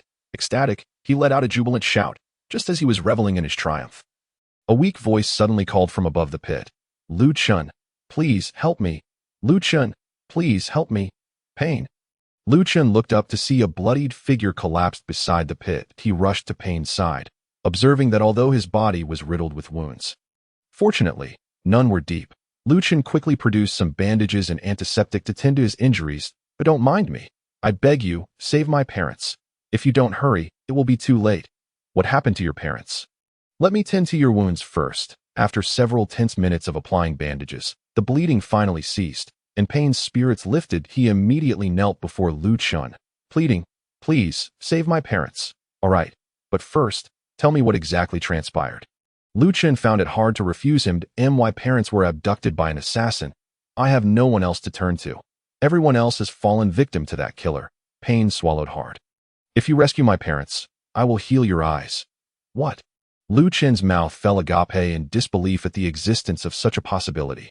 Yes, our family possesses a treasure that can open a hidden cave, which contains a spring. Soaking wounds in that water can heal them instantly. We once had a family member who was blind, but he used that spring to restore his sight. I believe it could work for you too.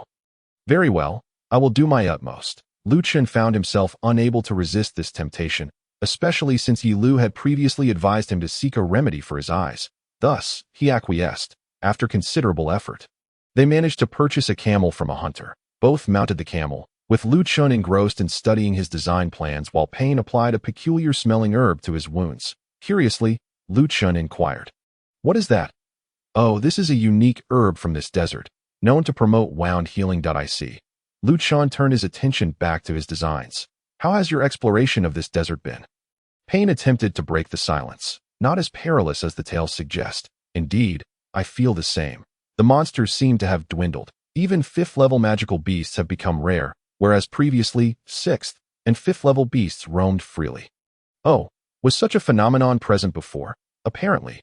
Yes, it occurred 500 years ago when the Blood Dragon was first born. After a long journey, they finally arrived at a small city, Sand City.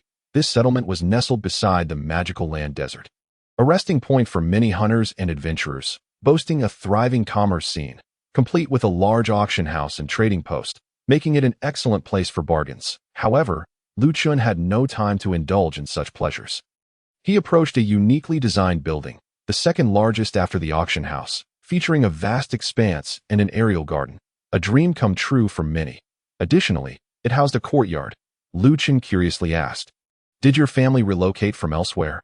"Indeed, we were a modestly affluent family from the Sky City. By the way, where were your parents taken?" "In their room. Please, follow me." They entered a lavish chamber adorned with exquisite art pieces. including several oil paintings from a century prior. The bedding was of the finest fabric, yet the room appeared disheveled. Lu Chun examined the surroundings closely but found no clues, scratching his head in frustration. "He is formidable," he said gravely. "Shall we venture outside to investigate?" Payne suggested eagerly. "Very well. Lead me to some less traveled paths. Perhaps we can uncover some clues." "Certainly." Payne agreed promptly that as they traversed a narrow path. They found themselves far from the city center, where few ventured. This area was no longer within the magical land desert. The trees grew densely, and a small town lay nearby, with merchants traveling from there to Sand City for trade. Lu Chun walked with his head down, occasionally crouching to inspect stones or patches of grass, yet finding nothing unusual. His expression grew increasingly serious. The assassin's stealth was remarkable. Nevertheless, he persevered until he spotted a card on the grass, which ignited his interest. He swiftly picked it up, revealing a black card adorned with a fragmented moon. Upon seeing the moon, Lu Chun exclaimed, "This is troubling. Your parents have been captured by the moon." "The moon? Is that the name of the assassin organization?" Payne inquired. "Indeed, it is the most formidable assassin organization on the continent. What should we do? If his strength does not exceed level 5, I should be able to defeat him. But he employs assassination tactics." "Precisely. He is level 5 that I sensed his magical energy while standing outside the door. And then you confronted him." "Correct, that it seems he is quite adept with a katana," Lu Chun noted as he examined Payne's wounds. "Let's search for a hiding place in the vicinity." After searching for several minutes without success, a cart gradually appeared from the roadside. Lu Chun dashed over to the driver, asking, "Sir, are you headed to Sand City for trade?" "Indeed, I travel from Shilla Town to Sand City every day," the driver replied. "Are there any discreet locations around here?" "Well, there is indeed one. If you head northeast for about 2,000 meters, you will find an old house." "Thank you very much." Lu Chun expressed his gratitude, and the driver smiled before continuing on his way. As the cart passed Lu Chun, a familiar scent wafted towards him, causing him to frown, unable to recall where he had encountered it before. Disregarding it, they proceeded northeast for about 2,000 meters, indeed discovering a dilapidated house surrounded by overgrown weeds. The roof had a significant hole, and the house was situated beneath a cliff, offering a view into the cave below. Lu Chun turned to Payne, saying, "I will take care of this. The sun is setting. You should return for now, that I will contact you later. Be careful," Payne cautioned, recognizing that remaining here would only increase the risk of detection, and departed. Lu Chun crouched at the cliff's edge. Observing the cave's entrance, he soon saw a figure clad in a long black robe with a hood, seated on a rickety chair. "That is that him?" Lu Chun silently pondered that moment. The individual was tossing some food in front of him, suggesting that Payne's parents were likely situated just ahead. However, due to the limited visibility from this hole, Payne's parents remained out of sight. Even after Lu Chun attempted several angles to catch a glimpse of them, at the very least, he was able to ascertain their safety. As night fell, Lu Chun resolved to take action. He secured himself with a rope, descending headfirst from the cliff, his feet firmly gripping the rope, that a slight loosening of his grip would send him plummeting downwards. Yet he dared not descend too rapidly for fear of being detected by the figures in black. By now, his palms were already slick with perspiration as he cautiously approached the rooftop, a distance of merely around 20 meters. It took Lu Chun a full half hour to inch closer to the rooftop, beads of sweat trickling down to the tip of his nose, which he delicately wiped away. At this juncture, he could discern the intricate details of the black-clad figure's attire, yet he remained vigilant. A minor slip could lead to his discovery. The individual in question possessed formidable abilities, and a direct confrontation would be futile. With utmost care, he extended his hands forward, intent on seizing the individual's neck. It was a critical juncture. His feet slowly loosened, bringing him nearer to Chiwe. However, at that moment, Chiwe appeared to be asleep, arms crossed over his chest, head bowed, utterly motionless. This presented Lu Chun with an opportunity. He was confident that if he could grip Chiwe's neck, it would spell certain doom for him. As Lu Chun's hand inched closer to Chiwe's head, the very thing he dreaded most transpired. Chiwe's body suddenly transformed into a wisp of smoke and vanished. Startled, Lu Chun instinctively prepared to release the rope and escape, but someone cut his rope before he could react. Lu Chun's body fell heavily onto the floor of the house. Upon rising, he noticed Payne's parents, both blindfolded, their hands and feet bound, and cloth stuffed into their mouths. However, Lu Chun had no time to attend to them. for he sensed a palpable aura of murderous intent looming above. It was the kind of chilling aura that could only emanate from someone who had taken countless lives. Under this oppressive presence, Lu Chun broke into a cold sweat and hastily dashed for the exit. Just as Chi Wei landed where he had stood moments before, swiftly pursuing him at this point, Lu Chun dared not halt even for a moment. For Chi Wei's speed was astonishing. Suddenly, a thought struck him. The black boots he wore began to emit a blue glow, gradually increasing his speed, although it did not match the propulsion of ordinary metal boots. It was sufficient for Lu Chun to attempt to shake off his pursuer. At least, that was his belief. However, Chi Wei's performance left Lu Chun astounded. As he ran, Chi Wei utilized a technique that allowed him to accelerate without jumping. Chi Wei gradually closed the distance between them. Gritting his teeth, Lu Chun retrieved a small piece of iron from beneath his clothing and threw it backward. The iron fragment disintegrated midair, but what transpired next was even more bewildering. Chi Wei produced a katana seemingly from thin air. The instant the katana was unsheathed, the disintegrating iron fragments were effortlessly sliced apart. Chi Wei then executed another maneuver, landing directly in Lu Chun's path. The blade of his sword pointed menacingly at him. A sense of dread and suffocating pressure engulfed Lu Chun. He swore that this was the most lethal presence he had ever encountered. Chi Wei's cold gaze bore down on him, brandishing a blood-red blade. The tension in the air unmistakable. Clang. Lu Chun recoiled, clutching his wrist as he staggered backward. Agony etched across his face. In an instant, Chi Wei had executed his attack. Fortunately, Lu Chun managed to block it with his wrist guard, barely mitigating the blow's impact. Chi Wei, intrigued, noted that Lu Chun's arm should have been severed, as if he had struck something remarkably solid. Lu Chun shook his hand, hastily retreating, but Chi Wei did not pursue. Instead, he remained stationary. Lu Chun found this peculiar, but there was no time for contemplation. 2 seconds later, an excruciating pain surged through Lu Chun's thigh, rendering him immobile as he collapsed to the ground. Terrified, he gazed at the horrific gash on his thigh. Blood seeping profusely, he hurriedly attempted some rudimentary treatment just as Chi Wei approached him, delivering a brutal kick to Lu Chun's chest. Lu Chun coughed up blood, propelled backward. No, I will be killed. Ignoring the pain, Lu Chun scrambled to his feet and tossed a flashbang in the depths of night. The impact of a flashbang was immense. The blinding light momentarily halted Chi Wei's advance, allowing Lu Chun to conceal himself behind a haystack. After a minute, Chi Wei scanned the area, straining to locate Lu Chun, but found no trace of him. Frowning, he raised his katana and struck a nearby tree, the razor-sharp blade cleaving it in two. This action piqued Lu Chun's curiosity. But mere moments later, an astonishing event unfolded. A fierce wave of sword energy swept through, obliterating the trees behind the one Chi Wei had just felled. At this realization, Lu Chun comprehended how he had sustained his thigh injury. After decimating several trees, the surrounding foliage had nearly vanished, yet Chi Wei still could not spot Lu Chun, which began to vex him. He understood that if he did not draw Lu Chun out quickly, he risked being ambushed. His previous escape had been a stroke of luck, but this time, he felt far less assured. Lu Chun, meanwhile, was also nursing wounds on his back, courtesy of Chi Wei's sword energy. Fortunately, they were not severe, but they were nonetheless tormenting. His blood had attracted a swarm of insects, causing his back to itch intolerably. Scratching would surely result in his demise at the hands of Chi Wei's sword energy. So he clenched a handful of grass, enduring the discomfort. "You are quite formidable," Chi Wei suddenly remarked. "No wonder you managed to find me. However, your strength is woefully inadequate. You will endanger your comrades." This, Lu Chun's veins bulged. His teeth clenched tightly. He was acutely aware that he was the weakest link in his squad. During the assessment, he had merely relied on ambushing wooden dummies, and in the last mission, he had been nothing more than a protected bystander.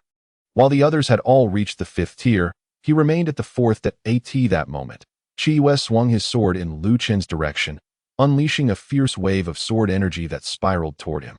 Lu Chun quickly vacated his position, the sword energy obliterating the very spot he had just occupied. "This will force you out. You are hardly impressive," Chi Wei taunted. Enough with the chatter. Lu Chun brandished 2 handguns, unleashing a barrage of fire while maneuvering and reloading continuously. Yet, Chi Wei deftly evaded or parried each shot with his katana. Realizing the futility, Lu Chun discarded the handguns, retrieving a piece of iron instead. With a forceful press, The iron enveloped his right hand and arm. He then hurled 2 more iron pieces to the ground and stomped hard, boots materializing beneath him, with a sudden surge of speed. Lu Chen raised his right arm and charged at Qi Wei. While this display appeared impressive, Qi Wei found it laughable. He had witnessed Lu Chen's earlier display of strength against the trees, yet Lu Chen still charged recklessly at him. Provoking Qi Yue's disdain, T2 charged forward with his katana. Just as they were about to collide, Lu Chen's glove unexpectedly flew from his hand toward Qi Yue, while Lu Chen himself executed a swift downward strike. Qi Yue exhibited a flicker of surprise, but remained composed, leaping upward to evade Lu Chen's attack. Lu Chen grinned, gesturing toward the glove soaring through the air. The glove disassembled into strands of iron wire. Swiftly ensnaring Qi Yue's limbs, Lu Chen rose to his feet as the armor on his arm disintegrated, reassembling into small rockets aimed at Qi Yue. Just as the rockets neared, Qi Yue employed a maneuver to evade the missiles and freed himself from the iron bindings. In a flash, Lu Chen molded the iron into a sniper rifle. Despite Qi Yue's rapid descent, Lu Chen accurately aimed and pulled the trigger that Qi Yue's expression shifted to astonishment. Even he had not anticipated Lu Chen's precise targeting. Although the bullets traveled swiftly, Qi Yue dodged or deflected them all. Upon landing, before Qi Yue could mount a counterattack, Lu Chen reconfigured the sniper rifle into a katana and swung it at Qi Yue as long as you don't initiate the attack. Those sword energies won't manifest, Lu Chen remarked. You figured that out? Qi Yue replied, a hint of surprise in his voice. It was merely a guess. Lu Chen continued his assault on Qi Yue. Although these attacks appeared to be rife with openings to Qi Yue, the swiftness with which Lu Chen wielded his blade left Qi Yue unable to counter. He soon discerned Lu Chen's secret. The blade of the katana he wielded was equipped with numerous tiny thrusters that accelerated his strikes. After 5 minutes of back-and-forth combat, Qi Yue finally seized an opportunity. He forcefully deflected Lu Chen's katana, revealing a grin as he uttered, "Bye-bye," before launching a fierce strike towards Lu Chen. Naturally, Lu Chen parried the attack. But after doing so, he executed a rather peculiar maneuver that astonished and shocked Qi Yue.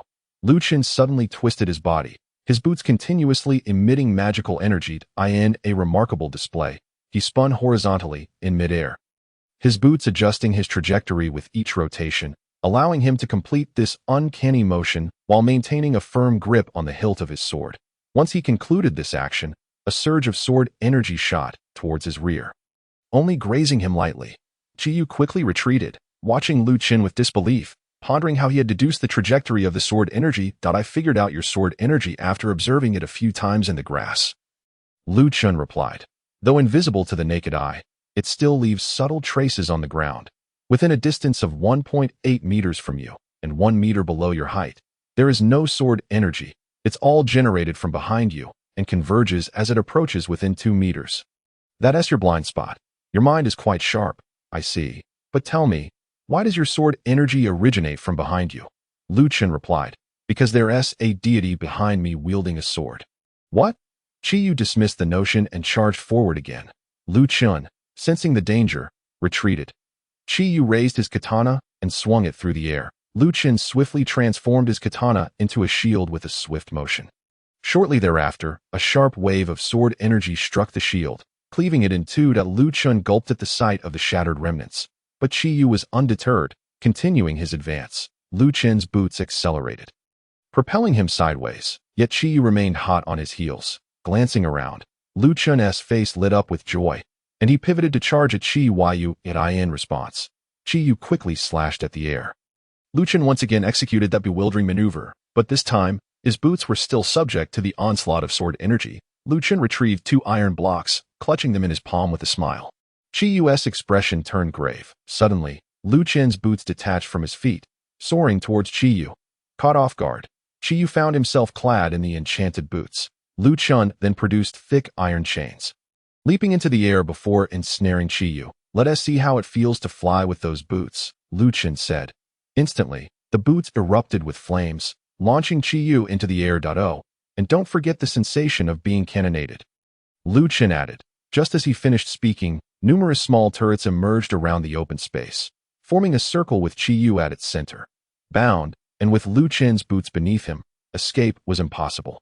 Boom, boom, boom. The turrets unleashed a barrage towards Qi Yue, each shell striking him directly. Lu Chen anxiously observed Qi Yu suspended in the air until the chains were finally severed. Qi Yu plummeted to the ground, his form obscured by a cloud of smoke. Lu Chen collapsed onto the ground, gasping for breath. The recent assault having depleted most of his magical energy. Oh, that's how it is. Qi Yu's voice gradually emerged. You continuously change your ammunition, even discarding your handgun, all to create your little toys. He slowly rose to his feet, his clothing tattered and riddled with holes from the artillery fire.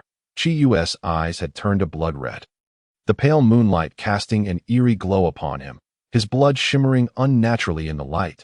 He adjusted his attire and declared, "But this is where your journey ends." Slowly rising, Qi Yu was surrounded by crimson, ribbon-like tendrils that danced around him. Lu Chen focused intently, realizing that these were indeed streams of blood. Soon after, Qi Yu's blood-red eyes began to normalize, the surrounding blood flowing into his wounds. Lu Chen had never witnessed such a spell. But there was no time to marvel. He swiftly retrieved a syringe, injecting it into his leg as his magical energy began to replenish. He warily watched as Qi Yu approached him, head lowered. Despite his reluctance, Lu Chen opted to retreat, hastily distancing himself from Qi Yu. However, to his astonishment, Qi Yu suddenly appeared before him, forcing Lu Chen to alter his course. Humph! Qi Yu scoffed, casually swiping his katana toward Lu Chen. Lu Chen recognized the impending attack and prepared to dodge again, but the sword energy arrived first, striking him fiercely in the back. Lu Chen cried out, losing his balance and collapsing. Qi Yu stepped closer, placing a foot upon Lu Chen's back. "You're nothing but a waste. Your allies will surely perish because of you." "Shut up," Lu Chen shouted defiantly. "Very well. I shall end your life now." Qi Yu's tone dripped with cold malice. "Is this the end?" A voice, old and familiar, echoed in Lu Chen's mind. He gritted his teeth. "It seems I cannot die just yet. What do you plan to do?" Qi Yu thrust his katana downward. Yet, unexpectedly, Lu Chen executed a maneuver, causing the katana to plunge into the ground. Lu Chen sprang to his feet, just as Qi Yu lunged forward. That moment, a strange sound erupted behind Qi Yu. Reacting swiftly, he rolled aside, narrowly avoiding a sniper bullet that sped towards Lu Chen. Just as the bullet was about to strike, it disintegrated, leaving Lu Chen disappointed. He dashed towards the sniper rifle, while Qi Yu regained his footing. Lu Chen seized the rifle and shot at Qi Yu, but he deftly evaded each shot. Recognizing that advancing would allow Lu Chen to escape, Qi Yu opted to swing his katana from a distance. Lu Chen cast the sniper rifle forward, causing it to disassemble and reconfigure into a shield, narrowly escaping yet again. "Did you think that's all I could do?" Qi Yu suddenly declared. Lu Chen turned to see a colossal sword phantom hurtling towards him.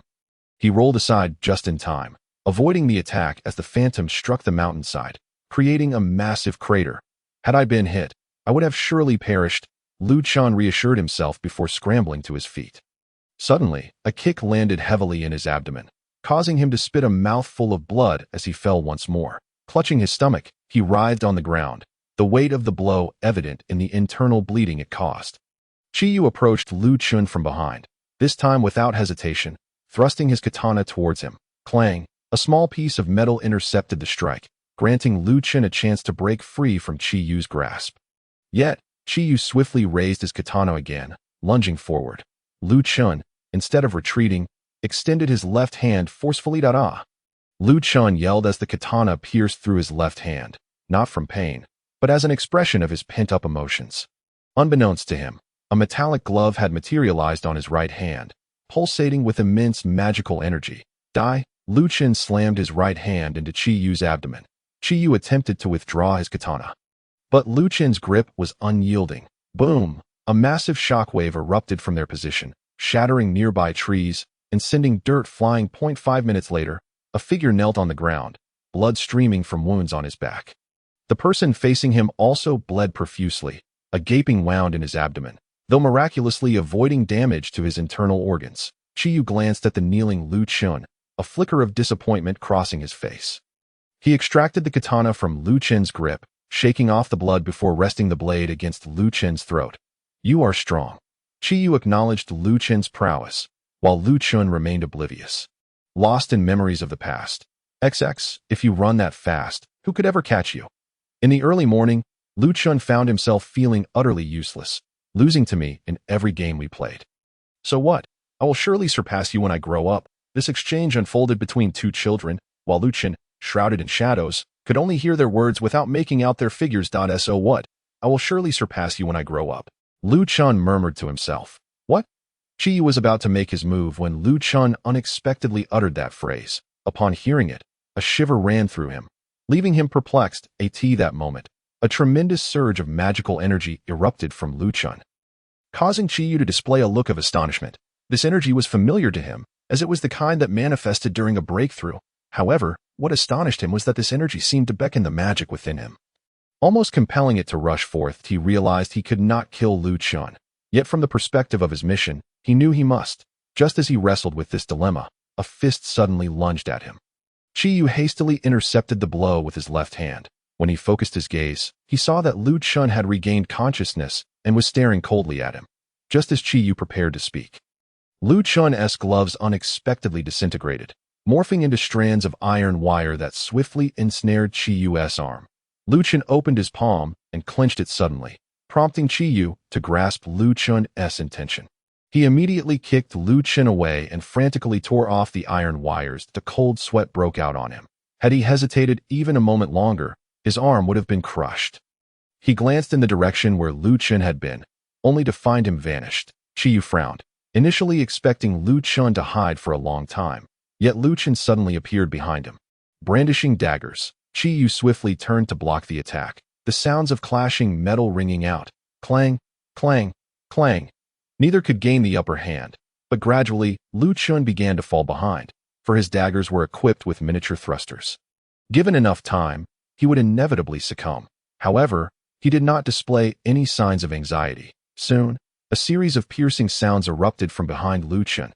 Chi Yu looked over to see dozens of swords hurtling toward them. Recognizing the imminent danger, Lu Chen quickly disengaged from Chi Yu. The swords veered past Lu Chen and flew straight at Chi Yu. Just as the blades were about to pierce him, Lu Chen clapped his hands, causing the swords to split, with smaller blades racing toward Chi Yu. Chi Yu's expression turned grave. The blades were so densely packed that he could barely discern Lu Chen's silhouette. Some of the blades embedded themselves into the ground, while others penetrated the trees, stirring up a cloud of dust. When the dust settled, Lu Chen's expression shifted dramatically. Chi Yu was now kneeling on one knee, using a katana to steady himself, his body riddled with small blades, which had only pierced his skin. Surrounding him was a ribbon-like flow of blood. Lu Chen spat out saliva as Chi Yu slowly stood, a colossal figure gradually materializing behind him. This figure boasted 8 arms, each wielding a sword. Its eyes narrowed, betraying no emotion. In that moment, Lu Chen finally comprehended Chi Yu's earlier words. Indeed, a deity stood behind him. Farewell, Chi Yu said coldly. Humph, don't act like you're so formidable. You read just as much a waste, having lost one of your own organization's cards that I did not. Still trying to argue? Lu Chen slowly produced the card, holding it up for him to see. Then what is this? Impossible, I'm certain. What? Lu Chen glanced at the house before suddenly stating, It seems we have been set up. What do you mean? You're a master. I found nothing useful by the bedside. Logically, you shouldn't have made such a blunder. Moreover, this house is new. Chi Yu's expression turned dubious. Did you notice any cobwebs or mice when you arrived? No. Chi Yu's demeanor shifted to a serious one. Furthermore, when I crashed into this wall earlier, the house didn't collapse, indicating it's new. Someone wants to harm both of us. What happened to them? Did Lu Chen die? I don't know. Let us observe for a while. Soon, we shall eliminate Chi Yu. He is already gravely injured. The plan is nearing completion. 2 individuals clad as assassins concealed themselves within a thicket, intently watching the small house. While quietly conversing, that I encountered a merchant on a narrow path, who mentioned a house long unused. Curiously, he transported here a herb found only in the magic desert. Lu Chen explained. Then why do you say it's a setup for both of us, rather than just yourself? Are you foolish? If they wanted me dead, they could have simply sent someone to kill me. Why capture these two? Perhaps to lure me out?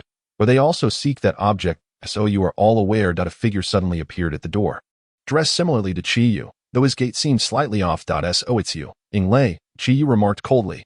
Humph, in your current state, you are no match for me. I could kill you even with one hand. What about me? Another person stepped forward, causing Chi Yu's expression to turn grave. This newcomer stood taller than Chi Yu and possessed a magical prowess of level 6. Yuhua. Chi Yu slowly rose. Your name remains as effeminate as ever. Clang. A massive red sword collided violently with Chi Yu's katana. Do you also believe I will inherit that sword? Chi Yu said slowly. Enough with the chatter. Prepare to die. Yu Hua suddenly spat blood onto the giant sword, yet there was no divine figure manifesting behind him. However, his sword emitted a fierce red glow, an eye appearing on the hilt. While the blade transformed, sprouting numerous crimson grooves from which blood dripped. After forcefully pushing him back, Chi Yu charged forward, with Yu Hua in close pursuit, leaving Lu Chun and Ying Lei alone in the house. Yet Ying Lei paid Lu Chun no mind. As Lu Chun focused on healing himself, in stark contrast to the tranquility within the small house. Outside, it was a cacophony of activity. Chi Yu immediately unleashed his signature move. An 8-armed deity materializing behind him. Yu Hua glanced at the figure, his expression tinged with jealousy. Why should the Shura sword be given to you? He shouted, raising his giant sword and charging forward. Chi Yu swiftly raised his katana to counter, while the deity behind him swung its sword, unleashing a barrage of sharp energy directly upon Yu Hua. Yet, he emerged unscathed, protected by a magical shield. Given Chi Yu's level 5 magic, breaching this level 6 barrier proved to be quite a challenge. Each time the giant sword struck against Chi Yu's katana, a thin stream of blood would trickle down the blade, causing Chi Yu to avoid close combat. Instead, he resorted to ranged sword techniques to attack. After successfully parrying one of Yu Hua's strikes, Chi Yu retreated. That moment, the deity behind him pointed its sword at Yu Hua, while golden patterns began to emerge on Chi Yu's katana. Following the deity's example, Chi Yu thrust his katana forward, and suddenly, a massive red sword's apparition materialized before him. This was the same red sword that Lu Chun had encountered. The giant sword hurtled toward Yu Hua, who, unlike Lu Chun, did not evade but instead raised his giant sword in defense. Boom! The shadowy figure collided fiercely with Yu Hua's colossal sword, the tremendous shockwave leveling every tree in the vicinity and causing the small house to crumble. Fortunately, Lu Chun had managed to rescue Pain's parents, while the figure known as Chi Yu sustained only minor injuries, irritably brushing dust off his clothing. However, when the silhouettes of the two reappeared before Liu Chun's eyes, he could not help but sigh. Yu Hua's movements remained unchanged, while Chi Yu knelt on one knee, blood beginning to seep from his wounds. You cannot possibly defeat me, he declared. No sooner had the words left his mouth than Yu Hua suddenly spat out a mouthful of blood. The metallic stench lingering unpleasantly, he gazed at Chi Yu in disbelief. How could you? Chi Yu, somehow having staunched his own bleeding, slowly stood up, the statue behind him seeming on the verge of vanishing at any moment. How could you have hurt me? You are merely at the 6th tier. Before he could finish his sentence, Chi Yu waved his hand, causing the statue behind him to detach and cast aside its sword, seizing Yu Hua instead, while he himself charged toward Lu Chun. Don't think. Just as Ying Lei began to speak, he clutched his throat and collapsed, Chi Yu not sparing him a glance as he helped Lu Chun to his feet. We'll settle our matters later. For now, we must leave. He then enveloped Pain's parents with his magic and swiftly departed in another direction, leaving Yu Hua to watch helplessly as they vanished, still unable to break free from the statue's control. Chi Yu led the three of them to a hidden cave behind a waterfall, where they discovered medical supplies and various necessities. He tossed a first aid kit to Lu Chun. Bandage yourself. He then retrieved another kit to tend to his own wounds. Honestly, I'm not going to last much longer, Lu Chun suddenly confessed. What? Chi Yu exclaimed. I've inflicted severe internal injuries upon you. If you cannot stop the bleeding, it won't be long before you perish, and I lack healing spells. Neither can I, Chi Yu replied solemnly. But there is another way. Pain's parents mentioned a treasure that can open a secret cave containing a pool that heals all wounds. Then I'll wake them up. Chi Yu pressed his hand gently against their necks, and they instantly awakened, fear etched on their faces as they beheld Lu Chun and Chi Yu. Chi Yu untied their bonds and said, I hope you can tell me the location of that cave and the treasure. Absolutely not, Pain's father retorted to them. This is a misunderstanding, Lu Chun interjected, recounting the events, but after some deliberation, they still refused to comply. Just forget it, Chi Yu said. What? Lu Chun, Pain's mother suddenly exclaimed. It will take you there right now. What is going on? Don't ask, just follow us quickly. Lu Chun and Chi Yu, filled with questions, followed Pain's parents until they arrived at an unremarkable rock face. Lu Chun was on the verge of collapsing, his abdomen throbbing with pain, yet he persevered. Pain's father placed a common stone into a small recess in the wall, and suddenly, the rock face swung open, revealing a small cave. Inside, a tiny pool glimmered. Lucien, wait a moment. Let him go in first. Pain's mother instructed. Surely that's not right. His injuries are more severe than mine. No, you must enter first. Otherwise, you won't be able to use it later. Ultimately, Chiyue stepped into the pool, emerging 10 minutes later, filled with joy.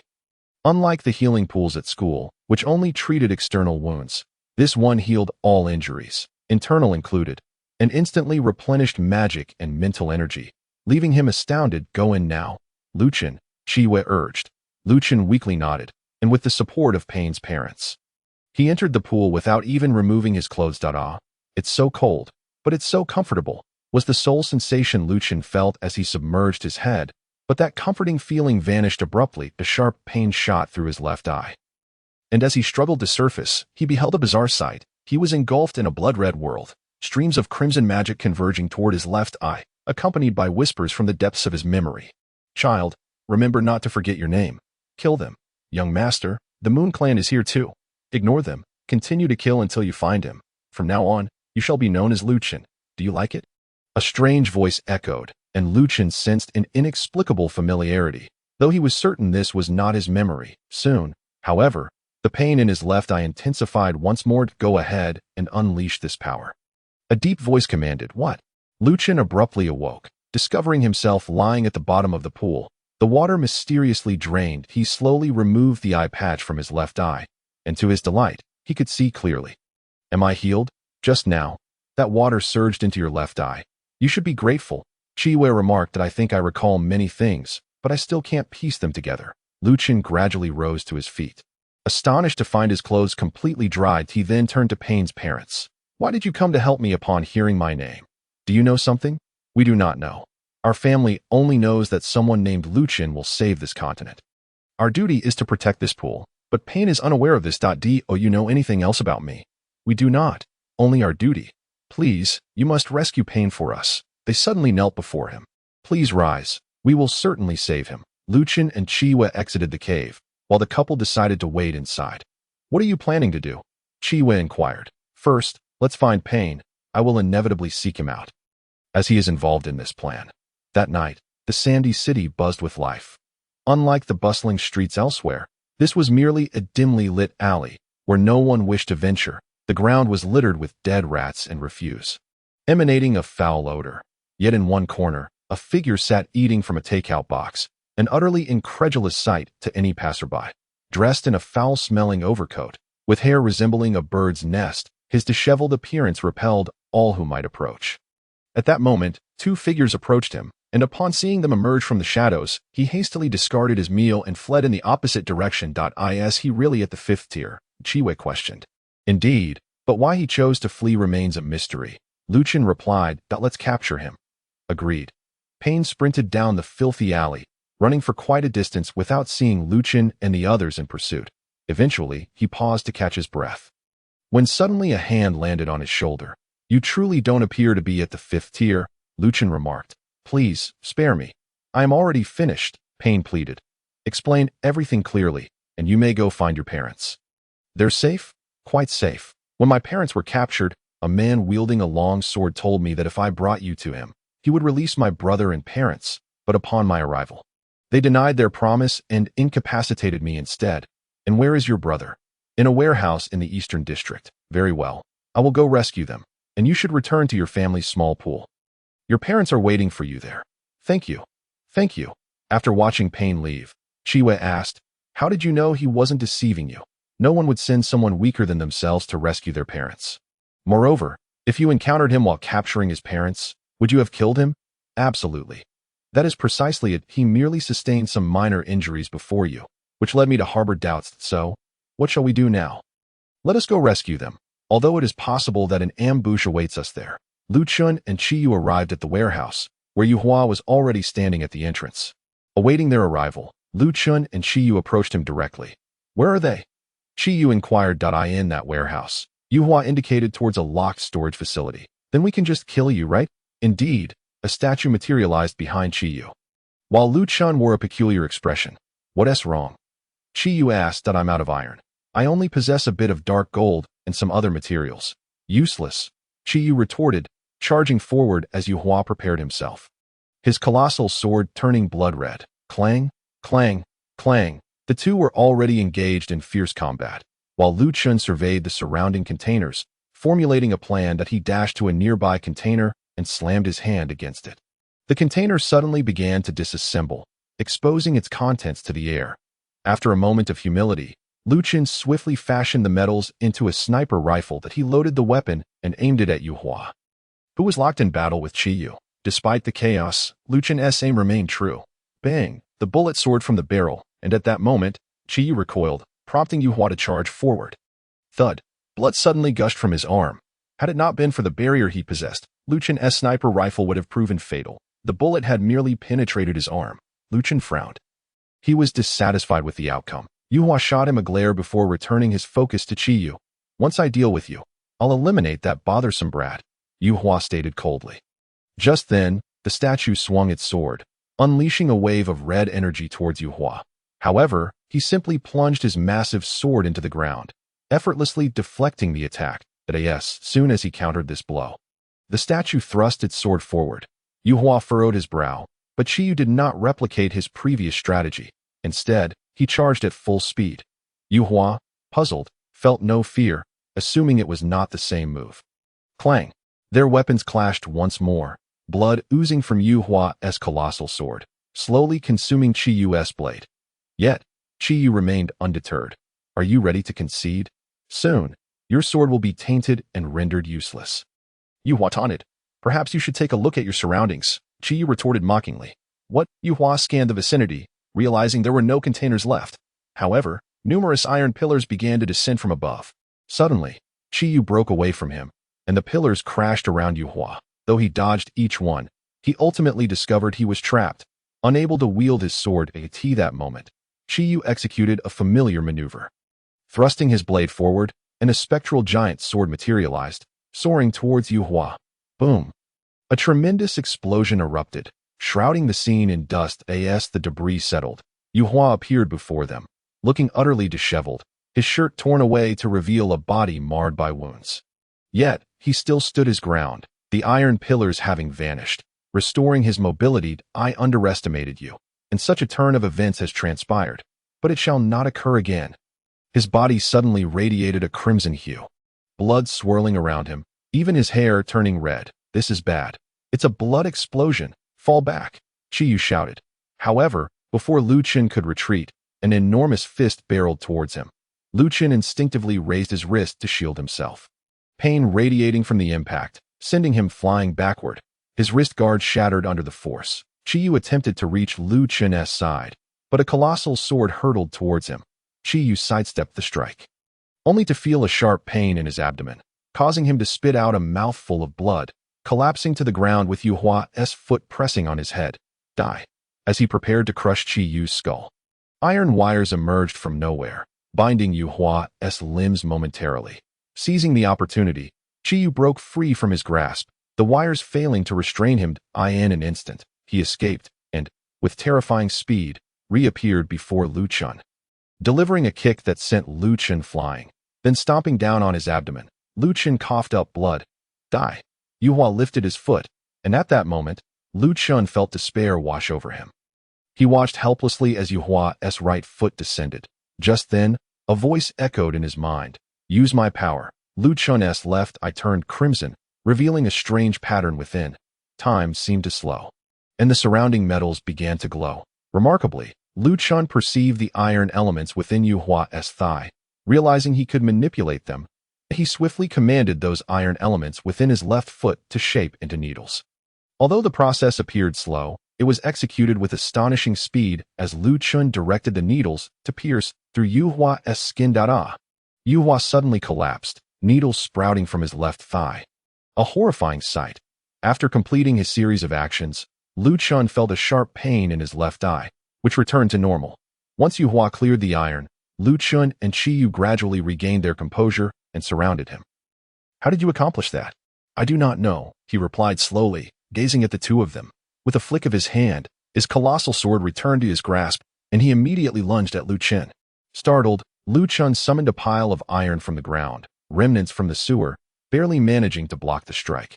Yet, Yu Hua charged at him relentlessly. Lu Chun's boots emanated a blue glow as he swiftly evaded to the side, then stomped down, causing a massive iron pillar to erupt from the ground, propelling Yu Hua skyward. Meanwhile, Chi Yu unleashed a barrage of sword energy towards him. Yu Hua evaded the onslaught by leaping into the air. But Lu Chun's bullets followed closely behind, striking his thigh. Enraged, Yu Hua adjusted his stance and charged towards Lu Chun once more. Lu Chun did not retreat immediately. Instead, he stood his ground, awaiting his approach. As Yu Hua drew nearer, Lu Chun smirked. "You truly lack foresight." "What?" A pillar of iron suddenly erupted from the ground, impaling Yu Hua's abdomen. He expelled a torrent of blood as he soared into the air, followed by Chi Yu's sword energy. This time, he could not evade, and the energy struck him directly. Yu Hua screamed in agony before crashing to the ground. Lu Chun and Chi Yu approached him slowly. He lay there, blood staining the ground crimson, motionless. Lu Chun swiftly drew a sniper rifle, aiming at his head. Bang! The bullet whistled through the air towards his skull, but strangely, it halted mid-flight, revealing a thin magical barrier that was even more formidable than before, preventing the bullet from penetrating. It seems I have been too careless. I ought to reflect on this. Yu Hua mused slowly. If my teacher were to find out, he would surely kill me. So, please die here. With that, his aura surged to the 7th tier of magic. Beyond the 6th tier lies a significant bottleneck. Breaking through to the 7th tier is exceptionally arduous. Many reach the 6th tier in their 20s, but may never ascend to the 7th, which is quite common. The fact that Yu Hua managed to break through at this moment spells disaster for Lu Chun and Chi Yu. For a 7th tier mage can easily eliminate a 6th tier mage. And both Lu Chun and Chi Yu are only at the 5th tiered. We must flee. We cannot defeat him, Chi Yu urged. Wait, something feels off. His magic is highly unstable, Lu Chun observed, failing to notice that his left eye had turned red once more. Are you suggesting he has resorted to using drugs to temporarily attain this level? Indeed.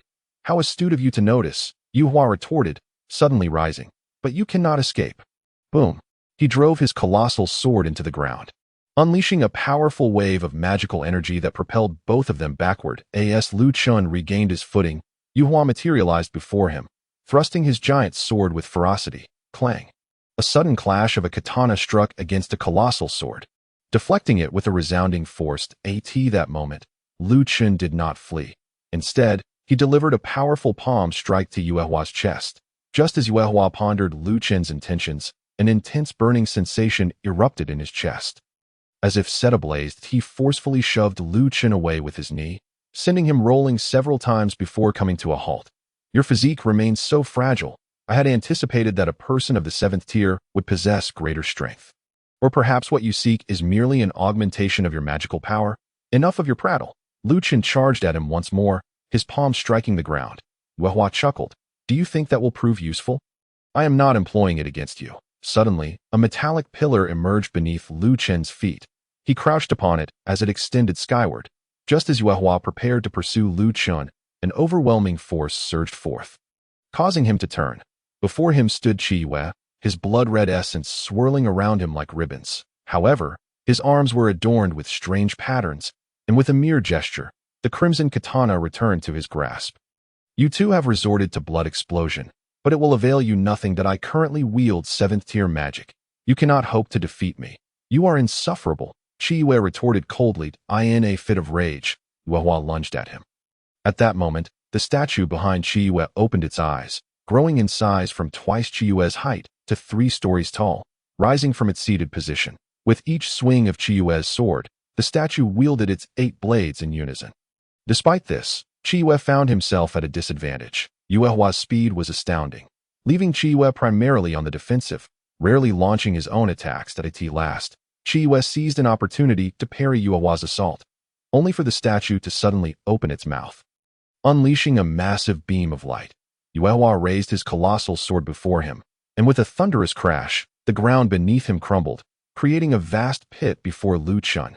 Yet, Yu Hua remained remarkably composed, glancing at Chi Yu and stating, "Do not presume you are the only one capable of ranged attacks." With that, he gently drove the colossal sword into the ground. A crescent-shaped sword aura appeared beneath Chi Yu's feet before he could evade. striking him with ferocious force, leaving a horrific gash from his thigh to shoulder, blood gushing forth. The statue behind him flickered in and out of existence as he knelt, clutching his wound at that moment. Yuehua's colossal sword began to absorb his blood. Yuehua, crouching slightly, brandished his sword with a malevolent smile, preparing to thrust forward.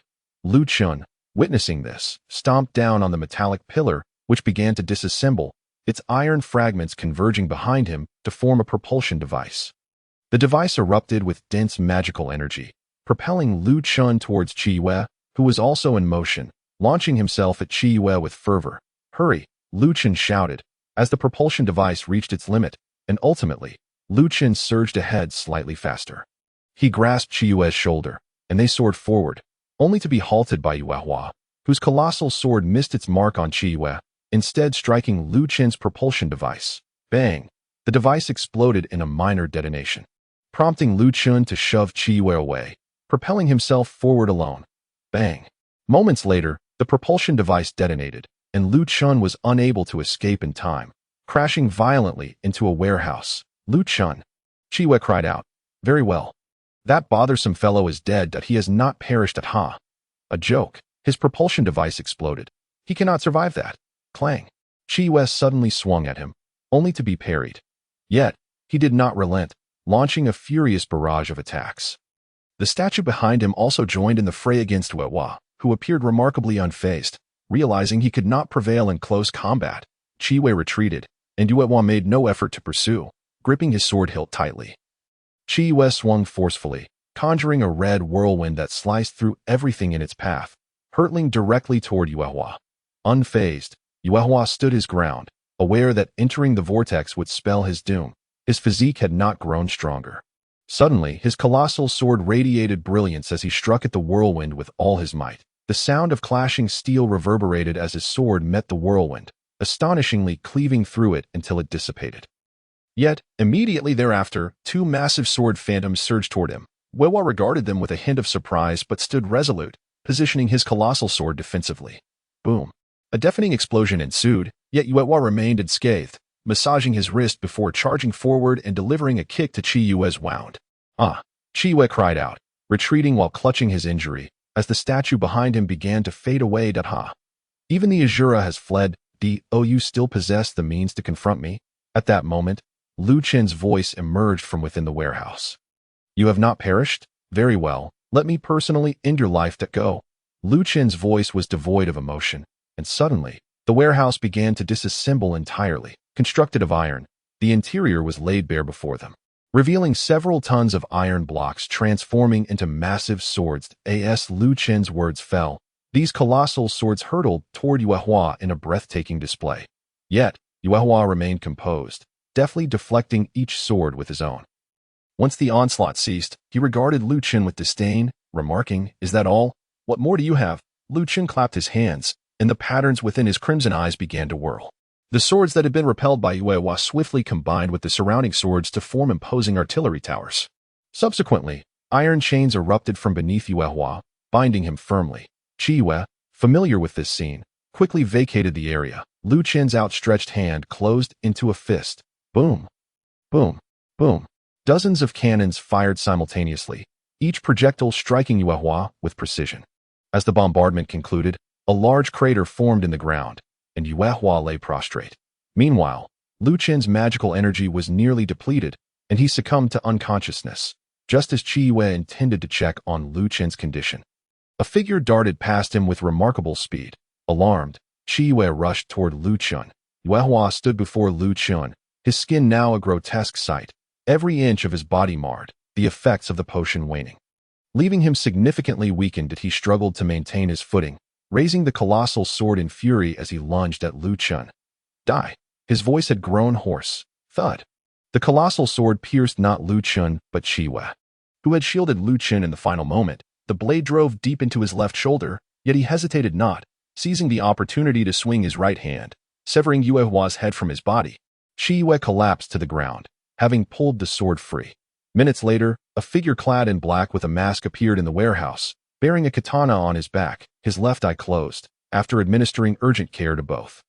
He lifted them and exited, opening the door to another warehouse filled with Payne's hunter allies. A week later, Lu Chen awoke, submerged in a small pool, the surroundings eerily familiar. The potion in the pool was reminiscent of those at school.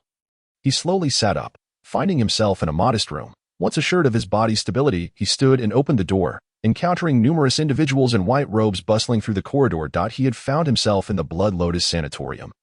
Situated within the heart of Shaqing. A nurse approached him, inquiring, "How do you feel?" "Not bad, that's good to hear." In a moment, head to the second floor. Someone awaits you in the innermost room. "All right, by the way. Is there someone else who accompanied me?" "Yes, but he left yesterday." "Oh, thank you." No need for thanks. Just head up to the second floor." Upon reaching the second floor, Lu Chen meandered to the innermost room. Upon pushing the door open, a beautiful silhouette came into view. When she turned, Lu Chen gasped, "Elder sister? Elder sister, you are unharmed, I trust?" "Yes, just a bit of discomfort in my back." Lu Chen pondered before adding, "How did you end up here?" "I came to see you. You acquired the eyes, did you not?" "How do you know?" Lu Chen exclaimed in astonishment. "What I saw." Yi Lu pointed to his own eyes and remarked, "You must be more cautious in the future. There may be others who seek to take your life." "Why? You are the savior, after all. What is the meaning of all this?" Payne's parents spoke in a similar vein. "I cannot say, but I do know that you must acquire the eyes," Yi Lu observed, glancing at the scars adorning Lu Chen's body. "Had we acted more swiftly then, such a situation might have been avoided." "What? Oh, it's nothing. Now that you're at level 5, perhaps you should examine the blueprints you obtained from the armory." Subsequently, Yi Lu produced a card and placed it on the table. "Take this and use it well. Remember to unwind. It seems there is something intriguing being auctioned at the Sand City Auction House today. Go and take a look. Alright, but how much is on this card?" 5,000. Clad in casual attire, Lu Chen departed from the infirmary, his excitement palpable as he had never possessed such a sum before. He strolled along the path, a smile gracing his lips as he gradually made his way to the auction house. Just then, a familiar figure appeared before him, and he could scarcely believe his eyes. She was again attired in white, a glass of juice in hand, making her way towards an opulent carriage. Upon noticing Lu Chen, her face was filled with disbelief. She approached Lu Chen and inquired, "What are you doing here?" I'm working, haha." "What kind of work?" I'm a steward, attending to a noble here. So, you can do this as well." "Haha, one must learn anything for survival," he replied, scratching his head. That moment, a woman descended from the carriage, and as she did, all eyes in the vicinity fixated upon her. Yet, she seemed unfazed, as if this were a commonplace occurrence. Upon spotting Lu Chen and Xue Jia engaged in conversation, she initially expressed surprise before breaking into a childlike smile. She gently approached them, which naturally did not escape Lu Chen's notice. Bewildered, he gazed at the woman without alerting Xue Jia, instead opting to listen attentively. Soon after, Juliet suddenly threw herself onto Xue Jia. "I was wondering why you took so long to arrive. So, it turns out you were on a date." "No, that's not it." Xue Jia lowered her head, her ears gradually reddening. I'm working. I'm now a steward." "Really? Your outfit doesn't quite fit that description," Juliet remarked, eyeing Lu Chen's casual garb. "I'm on leave today. I still need to buy something for the young master. So I must be off. Don't rush off. Where are you going to shop?" To the auction house. US too. Let's go together." With that, she took Lu Chen and Xue Jia aboard her carriage. This was perhaps the most bashful moment of Lu Chen's life, as three women scrutinized him closely, particularly Juliet and Alice. True to their lineage, their gazes pierced him like daggers, prompting Lu Chen to lower his head, while Xue Jia occasionally stole glances at him. The 5-minute carriage ride felt like an eternity. As the carriage halted at the auction house's entrance, Lu Chen eagerly leaped out. Just as he was about to dash inside, a discontented voice called out, "Why didn't you assist Xue Jia in disembarking? That's hardly gentlemanly." Although Juliet's tone was laced with dissatisfaction, her excitement was evident as she smiled at Lu Chen and Xue Jia. "Madam, you." Xue Jia's face turned even redder. "Will you help her or not?" Juliet ignored her and addressed Lu Chen. Be careful." Lu Chen slowly extended his trembling hand, which had never quivered even in the presence of Yuhua. Xue Jia lowered her head and placed her hand atop his, carefully stepping down. After bidding farewell to a few individuals, Lu Chen hurried into the auction house. This venue, known as the Sand City Auction House, was vast and ranked among the top 10 in the continent.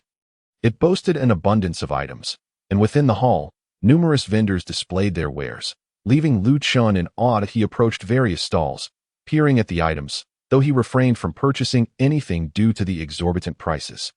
He had initially believed that his 5,000 coins could procure a wealth of goods, only to find that most items were priced at over 1,000 gold coins, with a resigned shake of his head.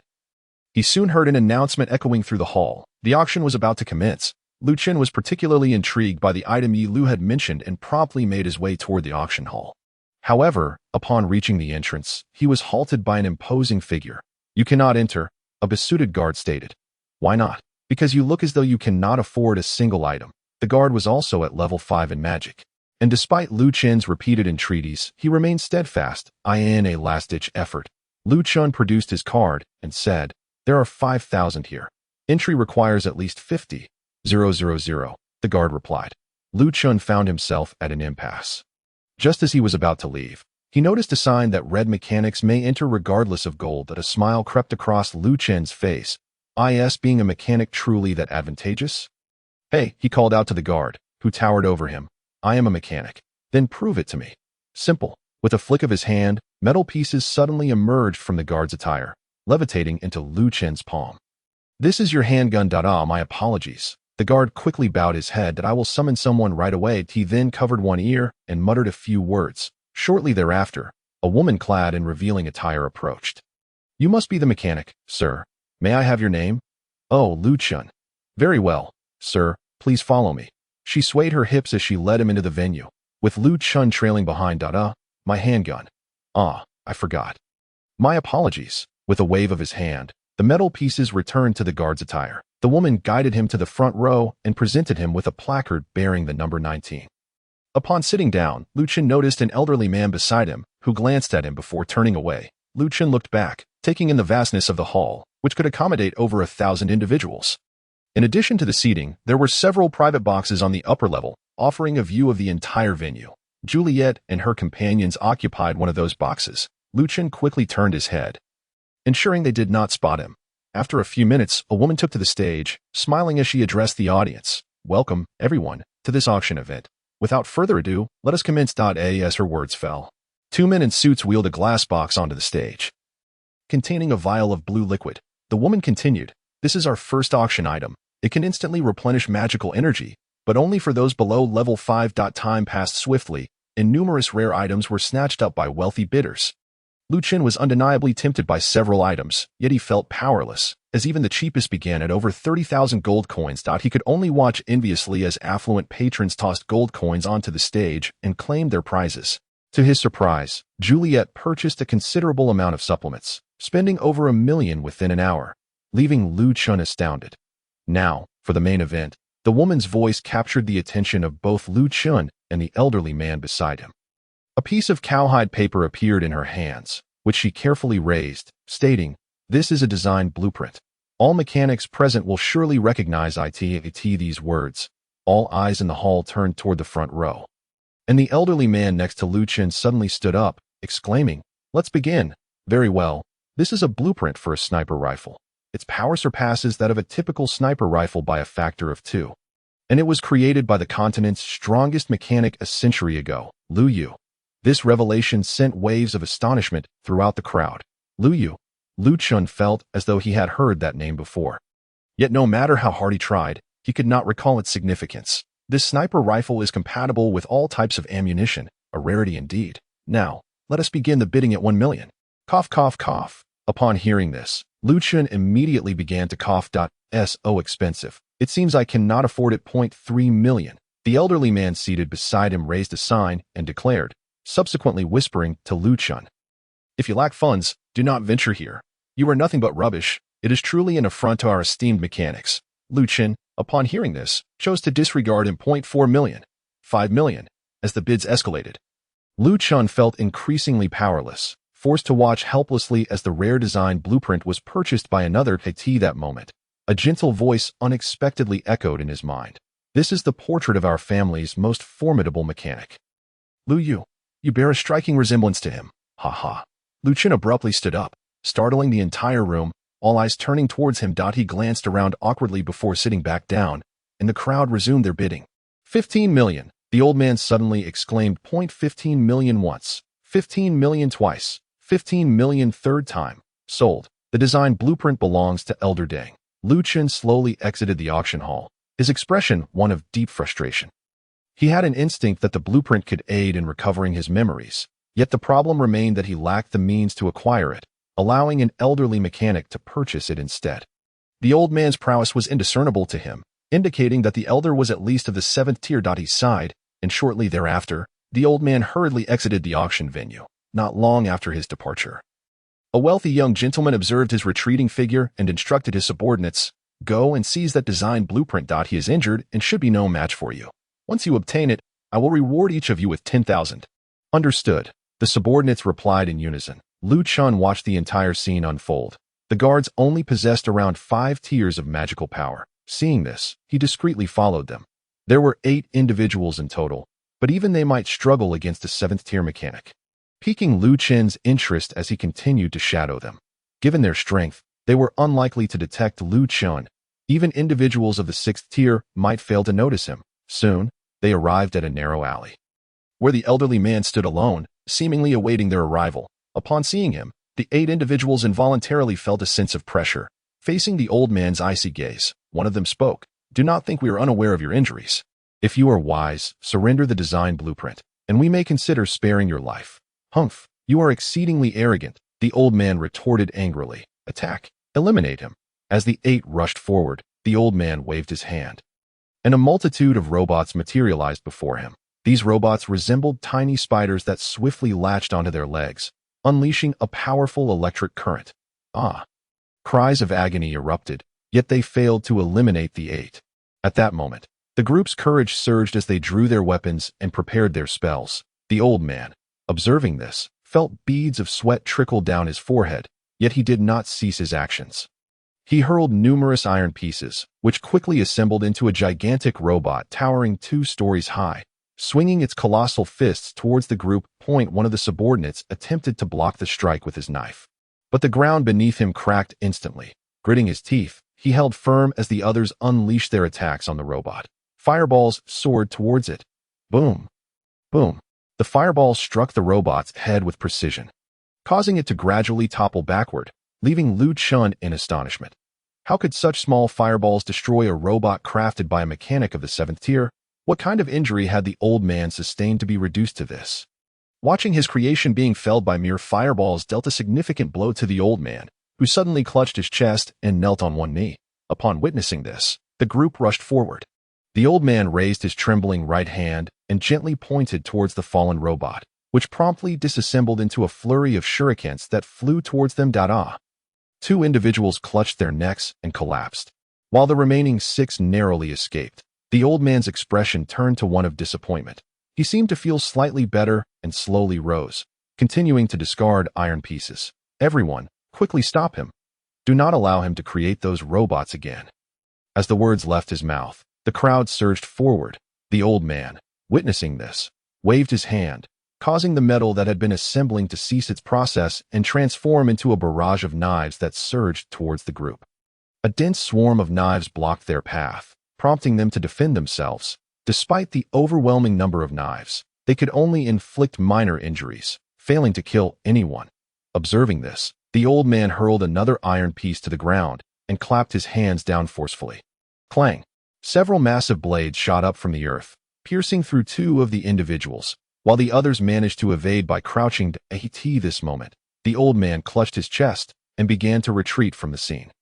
While the remaining 4 picked themselves up, as they saw the old man attempting to flee, they rushed after him. The old man's pace was notably slow. He leaned against the wall as he discarded iron pieces, which gradually transformed back into tiny spiders. However, these could not deter the subordinates, who swiftly destroyed the spiders. With no means to halt their advance, the old man was left with no choice but to confront them directly. Unlike before, he grasped several iron pieces in his hands, which began to liquefy into molten metal. The molten metal flowed through his fingers, forming a spherical shape that hovered beside him, ripples visible on its surface. Lu Chen had never encountered such a phenomenon and was filled with curiosity. The old man charged towards the 2 subordinates, who, noticing his approach, exchanged glances and smiled as they too rushed forward.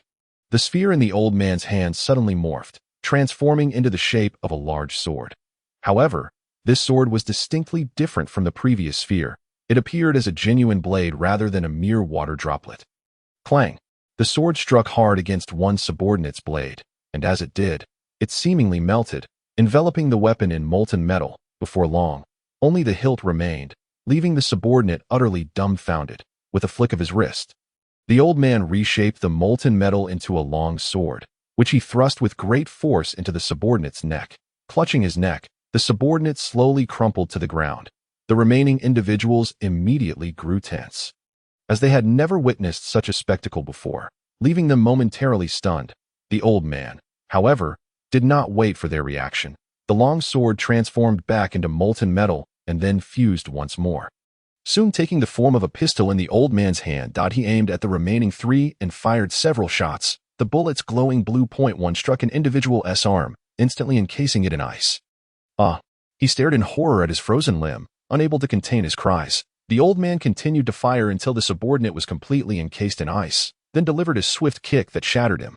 The other two, witnessing this, quickly distanced themselves from the old man. One subordinate began to prepare a spell, but the old man was not about to let them have their way. He fired at them with both hands, while the other raised his large blade to block the attacks. Suddenly, the old man clutched his chest and knelt, prompting one subordinate to rush forward.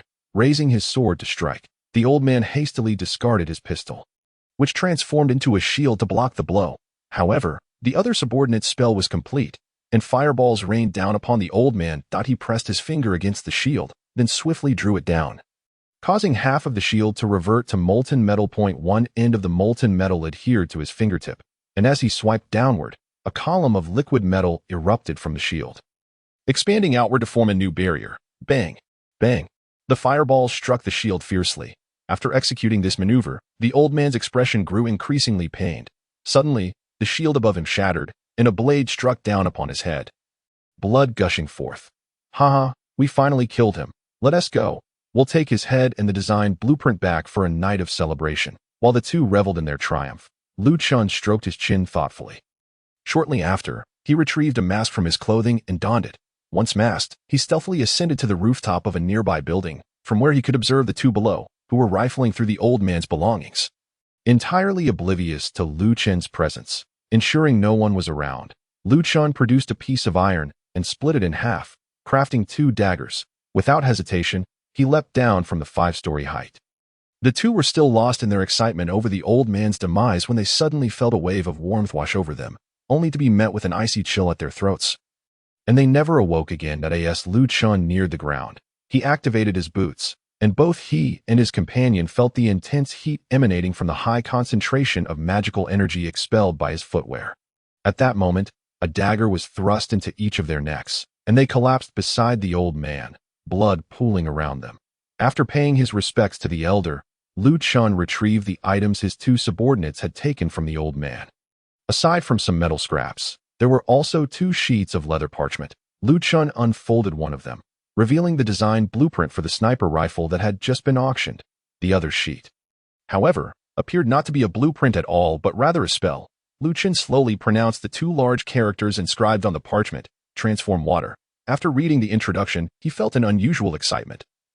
This spell could only be wielded by a mechanic, and its fundamental principle involved converting iron into molten iron using magical energy. This process would greatly facilitate manipulation and expedite the creation of items, albeit at the cost of strength. If it were used to forge a sniper rifle, it would disintegrate after only a few uses. Once assured that there were no other items of interest, Lu Chun wrapped the old man's corpse in a burlap cloth and hurried toward the outskirts of the city. After running for quite some time, he arrived at a desolate area where he buried the old man's body. He knelt and offered a prayer, expressing his remorse. "I am sorry. Forgive me for not saving you." Having spoken, he slowly returned to the sanatorium. Lu Chun's expression was peculiar as he made his way back to his room, where Yi Lu was descending the stairs. Upon seeing Lu Chun's demeanor, she approached him with a look of concern. "Lu Chun, what troubles you?" Yi Lu inquired. "It's nothing, big sister," Lu Chun replied, lowering his gaze. "Speak up." Yi Lu's face darkened with irritation, prompting Lu Chun to recount the events of the day. "So, you feel guilty, do you?" Yi Lu remarked after hearing his tale. "Yes," Lu Chun pondered. although I did find him somewhat disdainful for calling me trash. I cannot deny my grievances against him as well. You are too kind. Such kindness will inevitably lead to your downfall. Yi Lu continued when Lu Chen fell silent. That man, named Deng Lao, is reputedly the most detestable mechanic in this sand city. His interests lie only in blueprints and women, showing no regard for anything else. The number of women he has harmed surpasses even the entire cohort of our Blood Lotus Academy. Therefore, you need not dwell on it too much. As for how he sustained such severe injuries, I cannot say. How do you know of his character? Lu Chen asked, surprised. Our Blood Lotus has a powerful intelligence network. Yi Lu replied that I made sure to do my homework before coming here. Then do you know why I am considered a savior? That knowledge rests solely with the elder sister of the previous generation. I am unaware.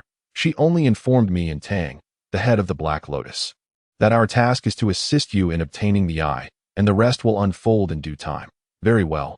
Then, tomorrow, I shall return to the Magic Land Desert. I need to study my design blueprints there. That sounds reasonable. As Lu Chen re-entered the Magic Land Desert, he sensed something amiss.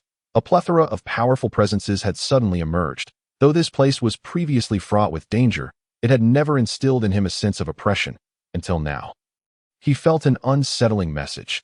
Here, he was nothing. Lu Chen swallowed hard and made his way toward his former dwelling. Yet, after only a few steps, a violent tremor erupted from the ground below, and a gigantic scorpion burst forth, towering 3 stories high. A level 5 black gold scorpion. Lu Chen regarded the creature with neither fear nor trepidation. Instead, he felt a thrill of excitement, rubbing his palms together. He observed the scorpion growing impatient as it lunged toward him with its venomous stinger. Lu Chen smiled and suddenly stomped on the sand.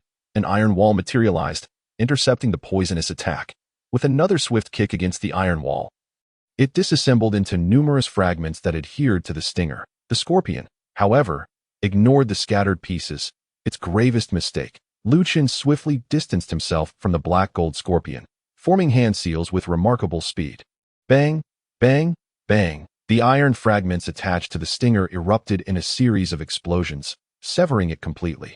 Lu Chen charged forward, brandishing an unexpectedly acquired longsword, its blade stretching 2 stories in length, without the assistance of a thruster. He could not have wielded it. Lu Chen plunged the blade into the scorpion's head, and his boots emitted a brilliant blue light, accelerating his speed.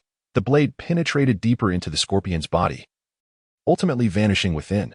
Yet, astonishingly, the creature did not perish. It attempted to crush him with its pincers. However, Lu Chen was far too small for it to grasp effectively, and after 5 minutes of struggle, the scorpion finally succumbed. Retrieving his longsword, Lu Chen gazed at the scorpion's massive corpse with a satisfied grin. Just as he prepared to claim his spoils, a sudden tremor arose from the ground, and what transpired next left him speechless with astonishment. A gigantic maw emerged from below, engulfing the scorpion whole. Had Lu Chen not fled swiftly, he too would have been consumed. The owner of the mouth was a colossal python, its size dwarfing the scorpion by a factor of 2, a level 6 magical beast.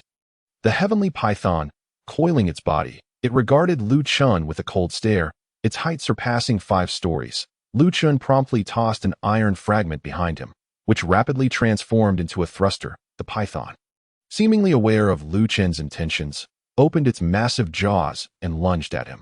Recognizing the imminent danger, Lu Chen activated his boots and fled towards the sinkhole, quickly disappearing from the serpent's view. Yet, he dared not slacken his pace and continued sprinting toward the pit. Upon reaching the bottom of the sinkhole, he collapsed onto the ground, having never encountered a more terrifying magical beast than the python. He patted his chest to steady his breath before retrieving 3 blueprints. 2 were obtained from the Blood Lotus Armory, while the third was the design for the sniper rifle he had seen at the auction. Picking up the sniper rifle blueprint, Lu Chen noted its name, Moonstrike. To his pleasant surprise, the required materials seemed relatively simple, merely iron and dark gold. This revelation brought him a sense of relief. However, upon examining the structure, he gasped in awe. It was the most complex design he had ever encountered, rivaling the intricacy of advanced weaponry, yet classified as a mid-tier weapon.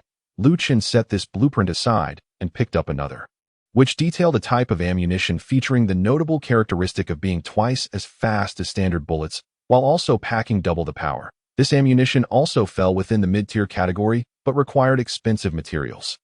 including dark gold. Lu Chen currently lacked sufficient dark gold to produce these bullets in bulk. Finally, he opened the last design, which illustrated a handgun named Starlight, crafted from the rarest star-forged iron. This metal resembled the night sky and was particularly popular among women due to its aesthetic appeal, resulting in exorbitant prices despite high demand. Lu Chen felt a headache coming on as he recalled having seen this metal at the auction house. Even his current wealth was insufficient to purchase a small fragment. It seemed that only Moonstrike was feasible for him to manufacture. As night gradually descended, he lay on the ground, studying the sniper rifle blueprint under the moonlight. Am I a member of your family? Lu Chen mused, tracing the design with his fingers. Was I once a part of your kin? Lu Yu? Suddenly, he sprang to his feet, muttering, You? I feel as though I've heard that name before. Xiao Chun, this is your new friend. His name is UX. A voice resonated suddenly in his mind. You what? Who is he? Young master, the Yu family is also present here. Do not concern yourself. Continue your quest until you find him. Lu Chen, you truly are useless. You lose to me in everything. Echoed voices continuously in his head. Lu Chen pressed his hands against his temples, kneeling on the ground as a sharp pain surged through him. At that moment, his left eye began to redden, intensifying the agony he experienced. Lu Chen let out a loud cry before losing consciousness. The following day, the scorching sun shone directly upon his body, causing him to slowly open his eyes, only to be greeted by the blinding light. He hastily shielded his eyes and made his way to a shaded area to sit down to his shock. He discovered dried blood smeared across his hands, blood that had flowed from his left eye. He quickly examined his left eye, finding no apparent issues. Then, memories of the previous night flooded back. He recalled that after reminiscing about some past events, a sudden and excruciating pain had seized his head, followed by a similar agony in his left eye, and then he had blacked out. Lu Chen murmured to himself, the Yu family, could it be connected to the current assassin organization? Yu? He scratched his head and decided to ponder it later. He pulled out a heap of iron pieces and a small amount of dark gold, gazing at the blueprint as he began the assembly process.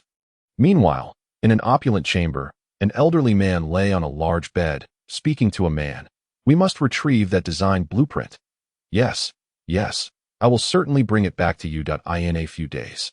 That person will arrive, and if we do not hand over the blueprint before then, our family will be in trouble. I must get the blueprint back. If you do not have it, do not return. The old man dismissed him from the room. Who could have taken the design blueprint? If I find out, I will ensure their demise. Lu Chen, unaware of the events unfolding there, was at that moment on a flying ship. Preparing to return to Blood Lotus, she sat comfortably on the sofa, leisurely reading a book, when suddenly she sprang to her feet. At that moment, her eyes turned crimson, with a lotus emblem at the center of her pupils. She was in a private room, shielded from prying eyes, and quickly produced a metallic sphere, addressing it. Immediately send someone to the Demon Land Desert. It must be above the rank of Red Lotus. Upon finishing her command, she tossed the sphere out the window, and as it left the flying ship, it transformed into a small rocket, darting off to a specific location. Trouble has arisen. Such events are quite unfortunate. It seems Lu Chen is indeed a rather unlucky individual. Fortunately, I glimpsed the future. Otherwise, the consequences would be unimaginable. With a loud bang, a small explosion occurred, leaving a pile of scrap metal in front of Lu Chen. Covered in dirt, he gazed at the heap of debris, lamenting, "Why have I failed again? This contraption is truly a bother." He glanced at the small amount of dark gold in his hand, realizing he could only attempt the construction one more time. Failure would spell disaster. Thus, he resumed manipulating the metals for a series of combinations, ultimately resulting in another explosion that rendered his efforts completely wasted.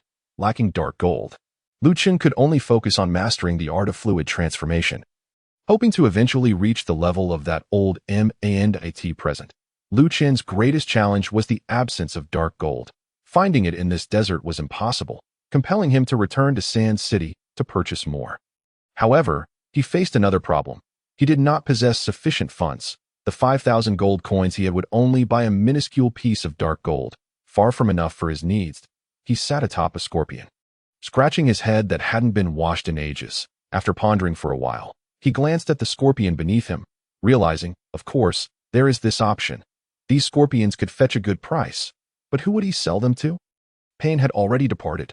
Lu Chen bit his finger in frustration. Just then, a troop appeared before him, all mounted on camels. This group comprised professional hunters, each better equipped than Pain and with greater numbers.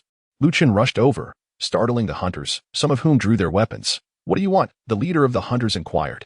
His magical power was also at a level of 5. "I was wondering if you would be interested in purchasing some monster corpses?" Lu Chen pointed to a black gold scorpion lying in the distance. "Did you kill that?" "Yes. If you're interested, we can negotiate a price, and we could establish a long-term partnership." The leader considered this and replied, "All right, we'll buy it, at market price. Sounds good. Could I exchange it for some food and water?" "Of course." The leader handed Lu Chen a communicator, saying, "Use this to contact us in the future. For this scorpion, we'll give you 1,000 gold coins." "Agreed." "Haha. Excellent. You are indeed straightforward. My name is Zaire. What do you go by, young brother?" Zaire flashed a bright smile. "Oh, Lu Chen." Then Lu Chen, "May our collaboration be fruitful. If you encounter any large beasts in the future, may I call upon you for assistance? Of course, there will be a commission." The leader handed Lu Chen a card and continued, "You can certainly do that. I'll be off to hunt other prey now." Once Lu Chen departed, one of Zaire's subordinates approached and asked, "Boss, why did you choose to trade with him, especially at market price? Trading with him is a minor matter. I wish to win him over. This way, our family will have another mechanic." "How do you know he is a mechanic? He carries no weapons, and his arms are not particularly muscular. If he isn't a mechanic, he must excel in magic." However, the scorpion showed little magical residue, making it highly likely he is a mechanic. Moreover, with a magical level of 5, he managed to kill the black gold scorpion single-handedly, while we needed at least 3 of us, indicating his extraordinary strength. "Truly impressive, boss. You discerned all that from just a glance. Enough chatter. Hurry and dissect that scorpion." Within a month, Lu Chen had accumulated gold coins through hunting various magical beasts and had purchased a considerable amount of dark gold. Yet he still had not managed to forge a weapon. One day, as Lu Chen was hunting another black gold scorpion, his communicator rang. "Lu Chen, we're currently facing a celestial python, and we can barely hold on. Could you come to our aid?" "Sure. Where are you?" Lu Chen agreed without hesitation. 10 minutes later, he arrived at Zaire's location, where 10 individuals were attacking a celestial python. However, this python appeared smaller than the one Lu Chen had previously encountered. Upon seeing Lu Chen, Zaire waved him over, urgently stating, "Help us kill it. We will compensate you." Lu Chen nodded, throwing 2 iron pieces that quickly disassembled and reformed into 3 massive spikes. With a swift motion, Lu Chen directed the spikes toward the python's body. The celestial python, preoccupied with another group, failed to notice Lu Chen's actions, allowing one of the spikes to strike it squarely. Hissing in pain, it emitted a strange sound. Despite its size, the python was remarkably agile, sweeping away the remaining spikes with its body and extracting the one lodged in its flesh. Lu Chen frowned, realizing the python would be challenging to subdue. And at that moment, Zaire had already drawn his sword and charged forward.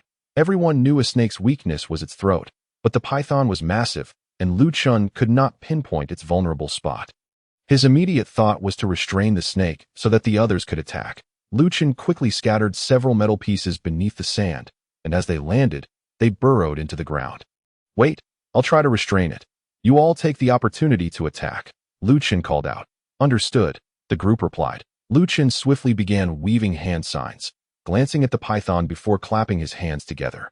With a loud bang, thick iron chains erupted from the sand, swiftly ensnaring the python.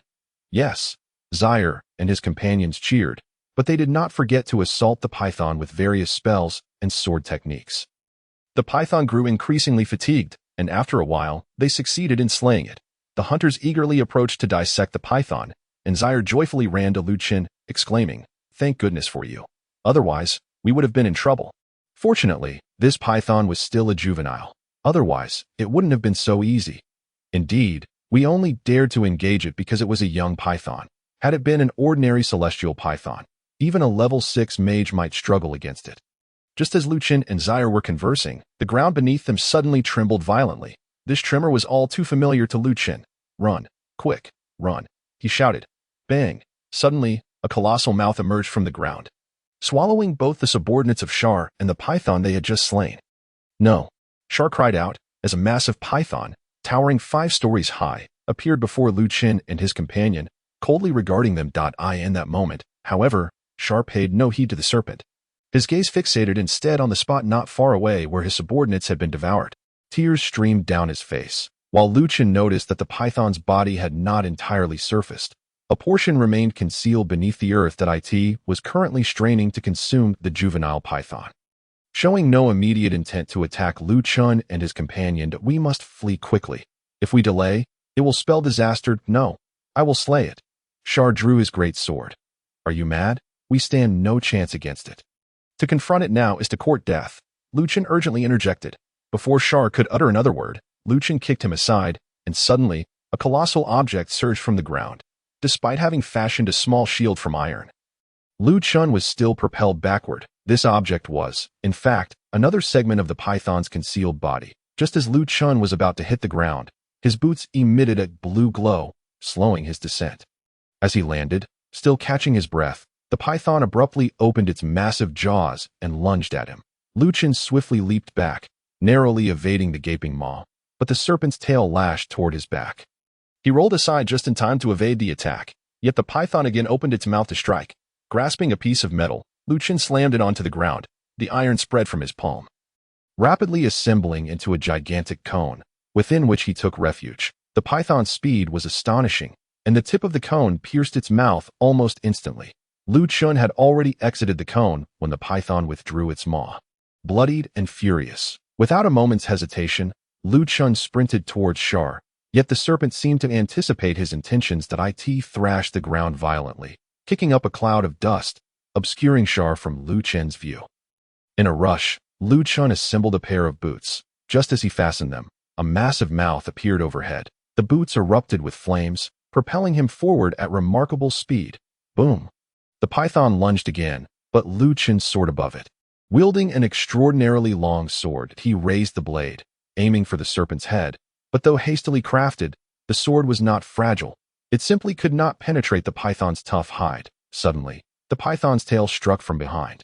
Catching Lu Chen off guard, the massive tail slammed into him, causing him to cough up blood as he plummeted from the air, while the python awaited him with its gaping mouth. Lu Chen. Despite his injuries, Lu Chen remained conscious. He grasped a piece of iron tightly in his palm. As he neared the python's maw, he exerted force, and the iron expanded into a colossal pillar, blocking the serpent's jaws from closing.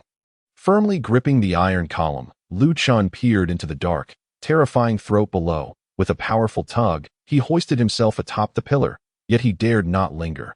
His boots ignited with flames, propelling him swiftly from the python's mouth. Seeing Lu Chen emerge from the serpent's jaws, Shar could hardly believe his eyes. Lu Chen landed before him, exclaiming, "Run!" Quickly. This time, Shar complied. Suddenly, a peculiar sound echoed, and upon hearing it, Lu Chen's expression grew grave. "Hurry and run." He hastily tossed a piece of iron behind him, but the next moment, a gigantic mouth appeared above them. Lu Chen was astounded by its incredible speed. He pushed Shar away with all his might. But he could not escape that a viscous liquid enveloped Lu Chen entirely. The foul stench assaulting his senses, he found himself unable to move, plummeting downward uncontrollably. Soon, he landed in a pool-like substance, which he recognized as the python's stomach. The liquid was its gastric acid.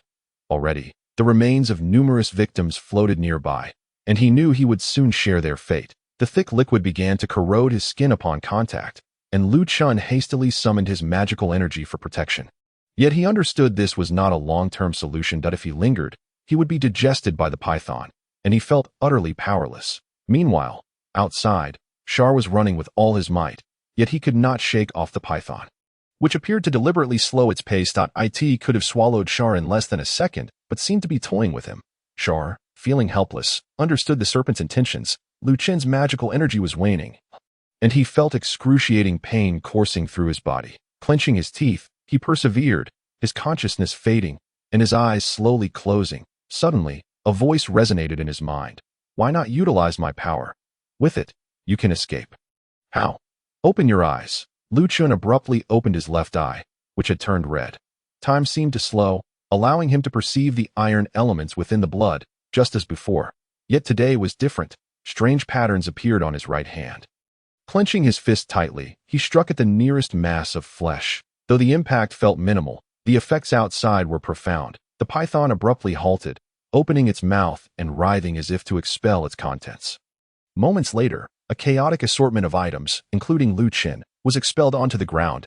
After rejecting its burden, the python hastened away at its utmost speed, leaving Shar in shock. He could not comprehend why the serpent had fled. Upon seeing the pile of ejected items, he rushed over and discovered Lu Chun sprawled motionless. Noting that Lu Chun still breathed, Shar carried him back to his camp, ensuring he was settled comfortably. After a full day of slumber, Lu Chun finally awoke to find Shar outside the camp. Roasting lizards, he emerged slowly. You're awake, Shar exclaimed joyfully. How long have I slept? A day, I believe. Now that you're awake, I can rest easy. Thank you for saving me so many times that day. I promise to repay your kindness. No need did I insist. In a few days, I shall take you home and host you properly. Then thank you. Lu Chun ultimately acquiesced. 2 days later, they arrived at an oasis adorned with an opulent house. Upon entering, a woman emerged to greet them. My Shar, you have finally returned. This is my mother. Shar replied awkwardly. You are the one who saved my son. Shar, are you not? She turned to Lu Chun, introducing herself to, I am Dila. Come in quickly. We must treat you well. The three of them enjoyed a lavish meal in a beautifully arranged room. Afterward, Shar inquired, where are my father and elder brother? Your brother will return soon. As for your father, he has been out on business. They seem to be searching for someone and have been returning quite late these days. Very well, Shar said, disappointment evident in his voice. It is getting late.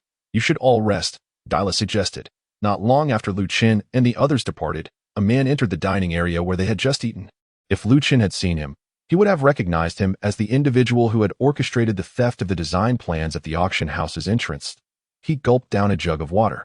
And shortly thereafter, another man entered. The two bore a striking resemblance, though the latter appeared older. Father, it has been quite a while. Has he forgotten about us? Must we continue this search? It is utterly exhausting. Balik, this is all your fault. If you had not lost the design plans, we would not be so weary. I lost them. That was the fault of those incompetent fools. That is still your responsibility. You are being unreasonable.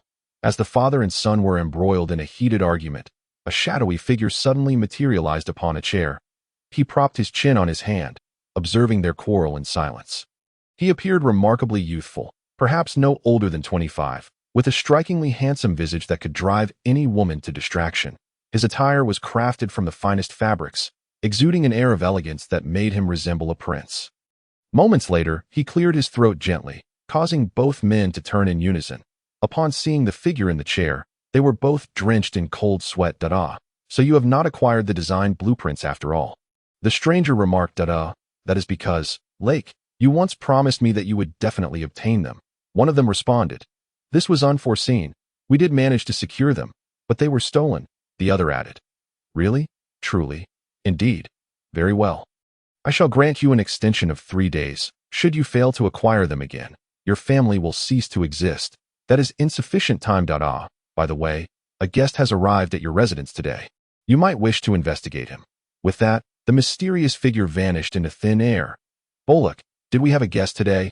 Don't ask me to go search his belongings to find it. That moment, Lu Chun was entirely unaware of the happenings outside. As he lay asleep in a room, Bolak opened the door stealthily and entered Lu Chun's chamber. Sensing the approach of someone with the keen instincts of a killer, Lu Chun abruptly opened his eyes, only to find a man rummaging through his clothes. He rushed over to intervene. What are you doing? With his back turned to Lu Chun, Bolak could not be seen. I need to examine your belongings. Otherwise, I will not allow you to remain here. Bolak replied. Is this how your family treats its guests? Lu Chun retorted coldly. Say what you will. I am obligated to inspect your possessions, Bolak countered, turning to face Lu Chun. In that instant, Lu Chun recognized Bolak. If he were to discover the design blueprints concealed within Lu Chun's specially tailored outfit, it would spell trouble. His attire, designed with numerous hidden pockets, contained all his belongings, including the compressed iron sheets with the blueprints. Lu Chun assessed Bolak and noted his meager 4 segments of magical power. He was confident that he could silence him effortlessly. The blueprints were of utmost importance to Lu Chun, and he had very few effective weapons at his disposal. Apart from a few turrets and missiles, his sniper rifle and pistol were utterly rudimentary, incapable of penetrating armor. Although Lu Chun could infuse his bullets with magic, it would deplete his energy rapidly. Without hesitation, Lu Chun delivered a punch to Bolak's throat, rendering him unable to utter a sound. He swiftly incapacitated Bolak and donned his clothing. From within, he retrieved a seemingly ordinary square cloth. which he forcefully tossed, causing it to unfurl into a cloak.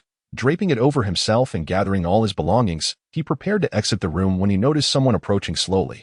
Lu Chen remained calm, donning his mask and stealthily retreating into the shadows to be why the time Lake entered the room. Lu Chen had vanished that moment. He was on the rooftop, his gloves firmly gripping the wall, with only 5 segments of magical power. Lake was oblivious to Lu Chen's presence. As he approached Bolek's unconscious form, Lu Chen suddenly released his grip. Upon seeing his son sprawled on the ground, Lake instinctively called for help, but Lu Chen swiftly subdued him as well.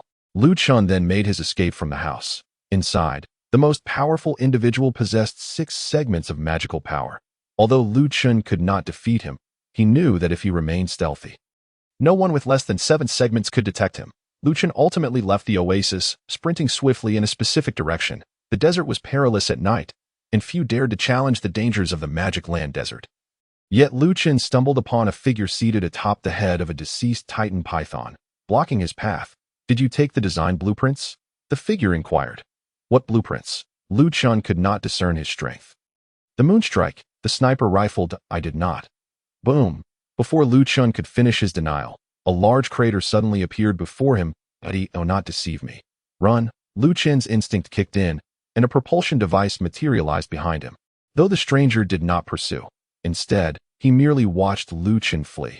With a flick of his wrist, a handgun appeared in his hand, and he casually fired a shot, striking Lu Chen's propulsion device. Lu Chen was unwilling to be blasted by it again, so he hurriedly removed it. Just as he discarded the device, the figure materialized before him. "Forgive my lack of introduction, I am Bo Guy. By the way, Guy is my surname, the same as that Andrew you encountered before." "Andrew, you are from the Sky City." "Indeed, you must be from the Lu family of the East. Tell me, why do Easterners place their surnames first?" "You know of my family, of course. Once upon a time, your family was the mightiest on this continent, though it has since fallen into decline 300 years ago, even though a remarkable mechanic emerged a century ago. Your family has yet to rise again. What purpose does this serve in our conversation?" "Ah, my apologies. I misspoke." "Ha!" Bo cleared his throat to ease the tension. "Now, hand over the blueprints. While I cannot kill you, I can certainly make your life miserable if I surrender the blueprints. Will you let me go?" "Absolutely not." Faced with Bo's arrogance, Lu Chen felt powerless. The oppressive aura he exuded was overwhelming, nearly suffocating him. Scanning the surroundings, he found nothing but endless sand, offering no refuge. "Do not bother looking.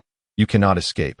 Bo seemed to read his thoughts. "Since you refuse to comply, I shall retrieve them myself." Before Lu Chen could respond, Bo appeared before him. It was too late. As soon as he spoke, Lu Chen was propelled backward, tumbling several times before coming to a halt. Bo rushed forward, grasping Lu Chen's hair and admonishing, "Why are your eyes not open?" "How could you possibly know?" Lu Chen gasped in astonishment. "Do not assume that only your blood lotus has an information network. Now, open them. I am eager to see that eye of yours." Clang! A blade suddenly sprang from the ground, piercing Bo's body. Yet before Lu Chen could revel in his success, the blade shattered, leaving Bo unscathed. "Ha! Do you think I am some weakling? I am not merely a 7-segmented magician. My physical strength is formidable as well. Such trivialities cannot harm me." With a surge of force, he buried Lu Chen in the sand. "Go on, use the Blood Dragon's Eye." Lu Chen struggled, striking at Bo, who simply laughed heartily. "If you do not unleash it, I will surely kill you. If you wish to live, show me. Unleash it." "How could I possibly do that?" Lu Chen panicked. No matter how hard he tried, his eyes remained as they always were. He understood that if he could not unleash it, he would meet his demise at Bo's hands. He felt the urgency to confirm whether he truly possessed that eye. "Did I not tell you? You need only to open your eyes." The voice echoed once more. "Is this not opening them?" Lu Chen silently screamed in his mind. "No, you have not opened them. You have yet to perceive the reality before you." "What?" The voice offered no further explanation. The oxygen within him dwindled. Lu Chen attempted to manipulate the metal he carried to craft something to fend off Bo, only to be astounded to find he could not control it. His magical essence seemed to be ensnared. As if only by invoking his singular eye could he compel Bo to relinquish his grip. His eyelids were encrusted with sand, yet Lu Chen managed to pry open his left eye, concentrating all his focus within it, striving to gather his magic there. That moment, his body was devoid of oxygen. Dizziness began to cloud his mind, and his consciousness started to wane. Nevertheless, he resolutely kept his eye open. Let me finish my final words. Little Lu, listen closely. This world is, in truth, a wondrous place. The darkness you perceive now is merely a trivial blemish upon its beauty. Do not forsake this world, for you shall soon discover its true splendor. The old man's voice suddenly reverberated in his mind. What on earth did you witness to evoke such sentiments? Lu Chen pondered. Why not come work at our home? You seem quite pitiful, yet you and Shao Jie have crossed paths here. That is fate. The gentle voice of Juliet also echoed within his thoughts. However, I too wish to see the world through your eyes. You old fool. Suddenly, time appeared to stagnate in the world viewed through his left eye, and the structure of the sand became starkly clear. In that instant, an unforeseen surge of power coursed through his right hand. Upon seeing his right hand, Bo immediately released Lu Chun. As Lu Chun felt the grip loosen, he swiftly lifted his head from the sand, inhaling the surrounding air with fervor. He had never realized how blissful the act of breathing could be. I cannot believe you have truly inherited that eye, Bo remarked coldly. And you have also inherited that hand. Lu Chen glanced at his right hand, which now appeared enveloped in a layer of crimson magic. Adorned with numerous peculiar patterns along his arm, that he gazed at his right hand. Perplexed, it seems you are yet to grasp the true power of that arm. Allow me to demonstrate. Without warning, Bo lunged beside him. His hand having mysteriously donned a glove, Lu Chen hastily raised his right hand in defense. Bang! When Bo's hand collided with Lu Chen's arm, a formidable surge of magical energy radiated outward, rendering Bo's glove useless.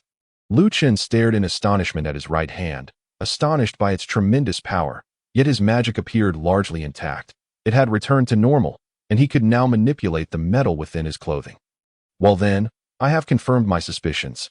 It is time for you to hand over the blueprints. Before Lu Chen could respond, Bo tossed aside a piece of metal, transforming it into a sniper rifle. The gun's body was adorned with blue patterns, larger than the one Lu Chen currently possessed. Lu Chen swallowed hard and threw out a chunk of iron, crafting a sniper rifle of his own. Yet in stark contrast to Bo's, it resembled nothing more than a toy. It seems you cannot yet create anything of substance. With that piece of junk, you will never harm me. Who knows? Bang! Both men fired their weapons simultaneously. And to their astonishment, the two bullets collided mid-air. However, the bullet fired from Bo's sniper rifle appeared far more formidable, deflecting Lu Chen's bullet before striking him squarely in the shoulder. Your marksmanship is quite precise. To hit my bullet like that is impressive, yet alas, your equipment is simply inadequate. Lu Chen clutched his wound as he regarded Bo, taken aback by the might of his opponent's projectile. To be fair, I shall use standard ammunition. He tapped the magazine. All right, it's ready to. No sooner had he spoken than he fired again. Observing this, Lu Chen immediately squeezed the trigger. The bullets once more collided in mid-air, though they were standard bullets. One struck Lu Chen, albeit the wound was far less severe than the previous. Seeing this, Bo prepared to fire again. Lu Chen realized that if this continued, he would surely bear the brunt of the damage. He discarded his sniper rifle onto the ground and stepped upon it. It swiftly reconfigured into a pair of boots. Lu Chen surged forward towards Bo amused. Bo raised his sniper rifle and fired several rapid shots at Lu Chen. The latter began to evade, yet the short distance rendered complete avoidance impossible. When faced with an unavoidable bullet, Lu Chen instinctively raised his right hand to shield himself. Miraculously, the bullet was deflected, although it did not penetrate his arm. The pain inflicted was immense. Gritting his teeth against the agony, he charged at Bo, lifting his right hand to deliver a powerful strike. However, Bo remained composed, positioning the sniper rifle horizontally before him, swiftly reconfiguring it into a shield. Clang! Lu Chen's blow landed upon the shield, which remained intact. While he was sent staggering backward, he stared at the unscathed shield, a look of astonishment creeping across his face. This shield is not merely forged from iron. It contains some dark gold and various other metals. Even you, lacking formidable magic, would find it impossible to breach. Bo advanced slowly towards Lu Chen as the shield gradually disassembled, reforming into a glove. The glove radiated blue hues, with magic visibly coursing within it. Lu Chen charged once more, confronting Bo's extraordinary right hand. Bo merely raised his hand slowly, palm open. Bang! Lu Chen struck forcefully against the glove. Yet he could inflict no harm upon it. Bo then delivered a swift kick to Lu Chen's knee, causing him to collapse to the ground. Before he could fully kneel, Bo followed up with a powerful punch to his abdomen. Lu Chun coughed up a mouthful of blood, yet he did not retreat, for Bo's left hand had firmly grasped his shoulder, delivering relentless punches to his midsection. Lu Chun found himself utterly powerless to resist. After nearly 10 minutes of this brutal onslaught, Bo finally relented. This is the true 7th tier. That Moonlight was merely a false 7th tier. Using a bit of worthless potion, did he think he could attain such heights? A laughable notion. With that, he released Lu Chun, delivering a kick to his abdomen that sent him flying a considerable distance. Completely devoid of the means to retaliate, Lu Chun had once believed he could vanquish Moonlight. Even if he could not defeat Bo, he had at least anticipated inflicting serious injury. Yet the outcome was starkly different. Now he heard Bo's footsteps approaching, inching closer, and he found himself devoid of even the strength to rise. Resigned to the thought that he might perish at Bo's hands, just as despair began to envelop him, a figure suddenly appeared before him, not Bo, but someone he had never encountered before, clad in a cloak and masked. This individual held a piece of parchment. Glancing at the parchment and then at Lu Chun, he inquired, "Excuse me, are you Lu Chun?" "Yes, that's me," Lu Chun replied weakly. "Ah, at last, I have found you. Hello, I am Mingyu. Sent to rescue you." He then regarded Bo. "He is the one seeking to kill you, isn't he? Allow me to assist you in driving him away. Oh, by the way, here is some medicine. Bandage yourself first." He casually tossed a heap of medicinal supplies to Lu Chun before striding towards Bo, declaring, "Hello, I am Mingyu, and I have come to eliminate you. By the way, I am also Hong Lian." "And what of it?" Bo replied coldly. Though Mingyu appeared somewhat foolish, Bo dared not underestimate him. "I assumed you would be frightened off. If that is not the case, then I have no choice." He rolled up his sleeves. "Ah, it is quite chilly." Bo looked on in disbelief. Mingyu swiftly began forming seals, yet upon completion, the surroundings remained unchanged. "Well, if you wish to leave, do so quickly. Soon, escape will no longer be an option."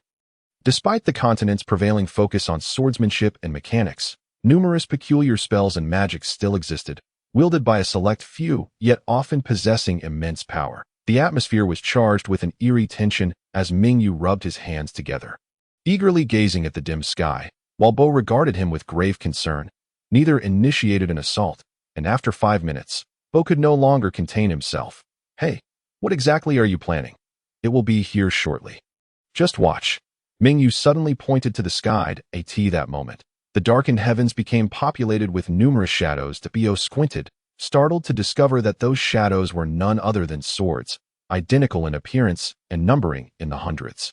"Haha, you have finally arrived," Mingyu exclaimed joyfully as the swords descended before him, forming a wall of blades. He ran forward and embraced one of the swords, exclaiming, "Xiaofang."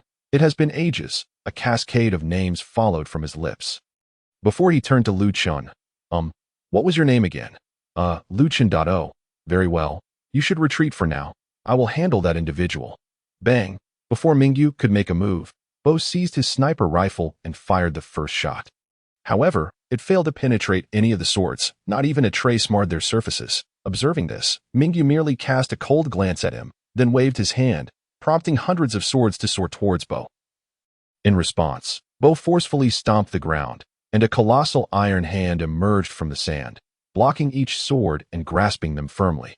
With a sneer, Bo suddenly pressed down with the hand, but what transpired next left him astounded. The swords appeared to vanish into thin air, leaving the iron hand empty. When he turned to look at Mingyu, he found the swords swirling around him. Lu Chun felt a sudden sense of familiarity. Indeed, those swords were manifestations of your magical prowess. Bo remarked coldly, "There is only one family in this world capable of such a feat, the Ming family. Yet that family has long since perished, leaving only 2 brothers. You must be the elder brother. It is surprising that someone is aware of my family and our sibling bond. Truly, they must be from the city in the sky. I also know that your brother has died." Just as he finished speaking, a torrent of swords rained down upon Bo. He quickly discarded his sniper rifle, which immediately reformed into a shield, deflecting the majority of the blades. He gazed at Mingyu in astonishment. Had he been a moment slower, he would have been turned to Swiss cheese. At that moment, he truly felt the terrifying presence of the man before him. Although they were both at level 7, his opponent's experience vastly surpassed his own, and the spells he wielded were exceedingly formidable. Mingyu regarded him with a chilling stare, his expression ominous. Despite the night, Bo could discern the bloodshot veins in his eyes, and his body trembled slightly. Gritting his teeth, Bo resolved not to confront him head-on. However, Mingyu had no intention of letting him escape. With a wave of his hand, the swords swirling around him suddenly surrounded Bo, frowning. Bo had yet to react when the swords lunged towards him. With a snort, he produced 2 handguns, one in each hand, and fired at the swords with astonishing speed.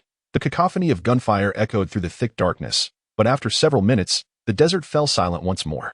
Surrounding Bo were numerous swords embedded in the sand. He aimed his gun at Mingyu's head, yet Mingyu did not flinch, continuing to gaze at him coldly. Bang! Although Bo felt a twinge of confusion, he dared not dwell on it. He swiftly pulled the trigger, the bullet striking Mingyu's forehead with a resounding clang, failing to even graze his skin. Both Lu Chun and Bo were taken aback. Mingyu glanced at the bullet that had fallen to the ground, saying, "You should refrain from using such things. They are utterly useless." He suddenly extended his hand and clenched his fist, causing a series of explosions among the swords that had fallen near Bo, sending sand soaring into the air. After a while, the sand settled back down, revealing Bo's silhouette to Mingyu and Lu Chun once more. Yet Mingyu sighed. "He has fled, wasn't he just here?" Lu Chun inquired. "That was merely a low-quality robotic decoy. I suspect he realized the swords posed a danger and did not wish to engage with me, thus orchestrating this ruse. The one firing the gun was likely this robot." "How could that be?" Lu Chun propped himself up. "Let us depart," Mingyu said, assisting Lu Chun. "We should head to Sand City." Lu Chun returned to the infirmary, shielding his eyes with one hand while gently splashing the water's surface with the other. The ripples continually crashed against his body. "I am still too weak. I do not even possess a decent weapon, and now my left eye is acting up." He sighed. At that moment, Mingyu had already vanished, leaving Lu Chun with no chance to express his gratitude. Why does his technique feel so familiar? Have I seen it before? He shook his head, but no matter how hard he pondered, he could not unearth any useful information. He lowered his left hand, exposing his left eye to the air. Lu Chun infused a small amount of magic into it, causing his eye to turn a vivid crimson. His expression shifted to one of astonishment. He had previously attempted to channel magic into his eyes with no effect. What he now perceived through his left eye was utterly different. He could clearly see every speck of metal within the buildings. With a mere thought, he could manipulate that metal at will. Gradually, he increased the flow of magic, and to his astonishment, as he closed his right eye, everything around him appeared to move in slow motion, as if time had decelerated. Yet when he reopened his right eye, everything returned to normal. Excitedly, he surveyed his surroundings, increasing the intensity of his splashing. Watching the sluggish water flow, his spirits buoyed. However, moments later, a sharp pain shot through his left eye, and he felt his magic waning rapidly. He pressed his hand firmly against his left eye, a trickle of fresh blood seeping through his fingers, staining the green pool beneath him with a crimson hue. After a few minutes, he released his grip, finding his vision restored to normal. "This consumes an incredible amount of magic. I can only use it a few times," he mused. "Allow me to finish my final words. Xiao Lu, listen closely. This world is, in fact, quite beautiful. The darkness you perceive now is merely a small blemish upon its surface. Do not forsake it. In time, you shall discover the true wonders it holds." The old man's voice suddenly resonated in Lu Chun's mind. "Old man, have you seen through this world? It is a dull place, yet I find myself anticipating it," Lu Chun murmured, with his head bowed. Lu Chun departed the infirmary, making his way towards Sand City. The streets remained bustling with life, a stark contrast to Lu Chun's somber demeanor. Every face radiated joy, as if he alone stood in the center of this world that felt so out of sync with him. Just as he was engulfed in his thoughts, he suddenly overheard a suffocating piece of news. "Hey, did you hear? Young Master Xiao'er is to be executed by his family." "What? That cannot be, for Xiao'er is an exceptionally filial person, always considering the family. How could he face execution? I heard it was for harboring the family's enemies. Is that so? When is the execution scheduled?" "In 2 hours." The chatter of passers-by echoed in Lu Chun's ears as he quickly donned his cloak and mask. By the time he reached the oasis, a crowd had gathered, forming a large circle around Xiao'er, who was shackled and bound, his former spirited demeanor long gone. Clad in tattered clothing, wounds gaped through the rips, blood seeping slowly from his body. His eyes lacked any spark, and dried blood lingered at the corners of his mouth. That he stood upon the scorching ground, a burly man wielding a massive axe looming behind him. While his father and brother observed from the rooftop of a villa, the execution time drawing near, The giant slowly raised his axe, and upon witnessing this, Lu Chen swiftly hurled several smoke bombs. Enveloping the spectators in a thick haze. "Jump!" Lu Chen shouted as he leapt upwards. Upon noticing the commotion within the circle, Lake cried out, "Hurry, kill him!" The giant lifted his axe, preparing to sever Xiao in two. Just as the axe was about to strike, a figure suddenly landed heavily atop it, causing the giant to cry out in pain and release his grip. From Lu Chen's sleeve, a blade emerged. Plunging into the giant's neck, bang! The axe clattered to the ground with a thunderous crash. Lu Chen swiftly waved his hand, severing the chains binding Xiao's limbs, then caught him as he fell. "Hey, are you all right?" "Ah, Lu, it's you. My father and brother claim you are a calamity, but I do not believe it no time for chatter. We must leave now. Do not worry about me. You must escape. We have a level 6 magic guardian at home. You cannot win against him." Xiao's voice grew increasingly weak as Lu Chen supported him, preparing to flee. Yet a voice called out from behind, "Do you think you can still run?" As the words fell.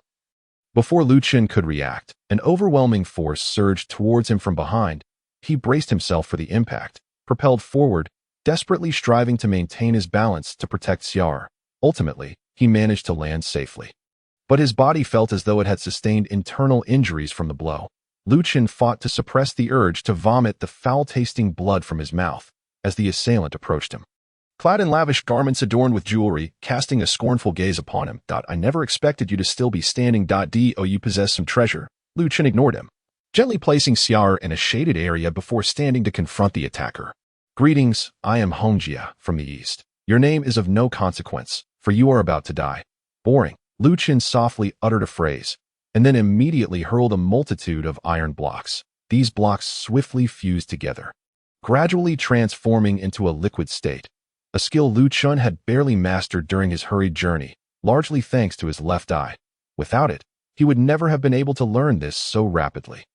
Although the liquid appeared somewhat unstable, one could still sense the powerful flow of magical energy within.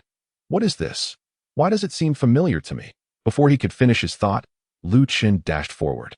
And in an instant, the liquid morphed into a sword, while his left eye turned a vivid crimson. Faced with the approaching sword, Hongjia shook his head and effortlessly grasped the blade with 2 fingers. Humph! Before he could utter another word, the sword erupted violently, shattering into droplets of black liquid that splattered onto Hongjia's clothing. He let out a loud cry, not of fear but of furious indignation. "My clothes are expensive." "I don't care," Lu Chen remarked lightly, then suddenly retreated, his hands continuously forming seals.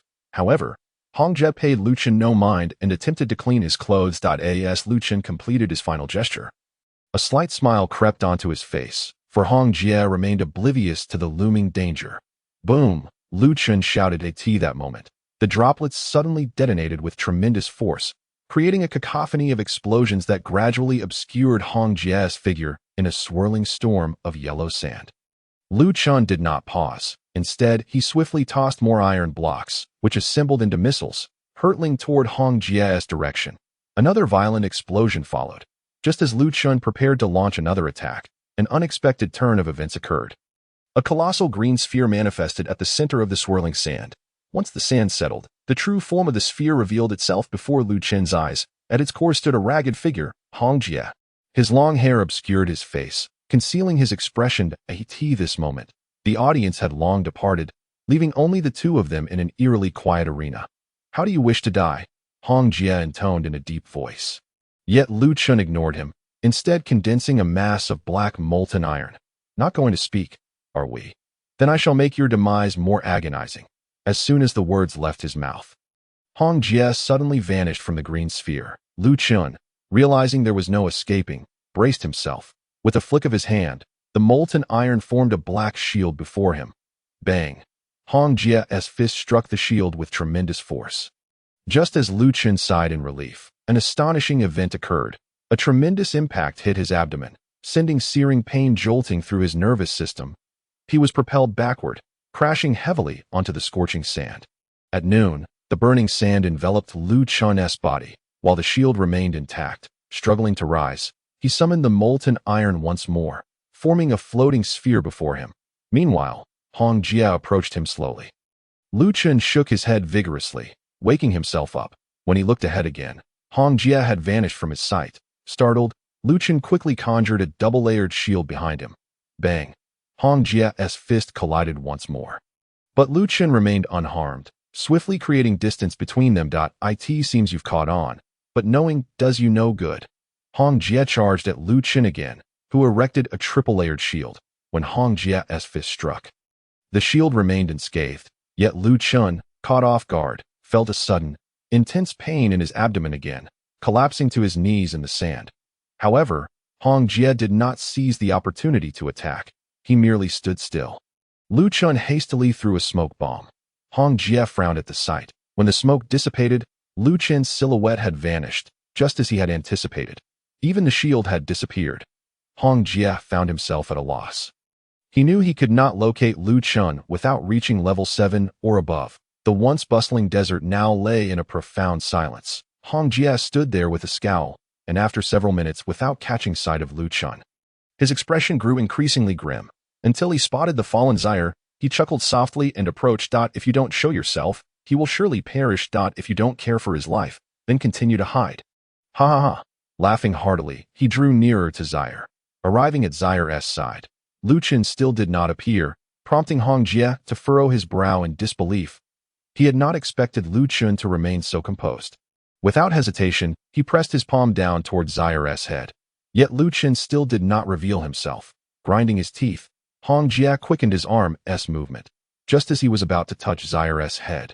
Bang! A series of explosions erupted around Zaire, creating a circular blast radius, causing Zaire's body to plummet downward. At that moment, Hong Jie remained oblivious to what had transpired. Suddenly, a hand appeared before him, from which a sharp blade sprang forth from the sleeve. With no time to evade, Hong Jie felt the blade pierce his neck.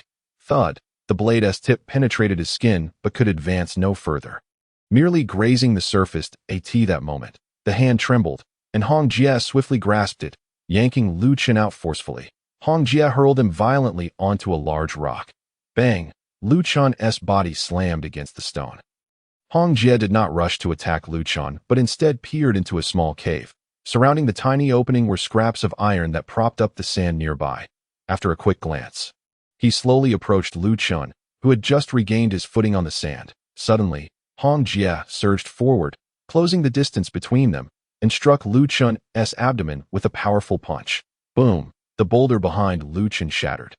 Yet he remained unscathed, leaving Hong Jie utterly astonished. Seizing the opportunity, Lu Chen glanced at Hong Jie's arm with his left eye, revealing a secretive smile, just as Hong Jie prepared to strike again. Lu Chen forcefully stomped the ground. Boom! The earth erupted in a series of explosions, creating a circular crater. With Lu Chen positioned at its center, he fell into a small cavity as the sand cascaded around him. Upon stepping on the iron blocks beneath, he dashed in one direction. However, Hong Jie did not recklessly pursue him. Instead, he relentlessly pummeled the sand with his fists. He had assumed Lu Chen would conceal himself as he had done previously. But Lu Chen emerged from a different spot, dusting himself off and gazing quietly at Hong Jie. "Oh, you actually came out? What? Want to die?" Hong Jie said coldly. No, Lu Chen wasted no words, immediately charging toward him. Upon seeing this, a smile spread across Hong Jie's face as he flexed his wrists and prepared for Lu Chen's approach. Lu Chen flung an iron block, crafting a thin double-layered shield, which successfully deflected Hong Jie's initial attack. Then he observed Hong Jie's right hand, a satisfied smile gracing his lips. Yet, concealed behind a mask, Hong Jie remained oblivious to his expression. Lu Chen quickly fashioned a triple-layered shield. Hong Jie smirked coldly, regarding Lu Chen with disdain, and then struck the shield with all his might. The shield remained unblemished, but Lu Chen swiftly made a gesture and stood firm. Puffed! He spat out a mouthful of blood, oddly containing fragments of black material. "Useless," Hong Jie remarked coldly. "Is that so?" Lu Chen promptly recovered, charging fiercely at Hong Jie. "What?" Hong Jie was taken aback, unable to fathom how quickly Lu Chen had returned to form. He remained stationary, yet his expression turned to one of fear as Lu Chen flicked his wrist, revealing a metallic gauntlet that emanated a crimson glow. Lu Chen shouted, delivering a powerful strike to Hong Jie's abdomen. "Humph!" Hong Jie emitted a low grunt, his body bending slightly, but refusing to fall. Lu Chen continued to pummel him relentlessly until Hong Jie regained his mobility and dodged the attacks. Lu Chen shook his pained arm.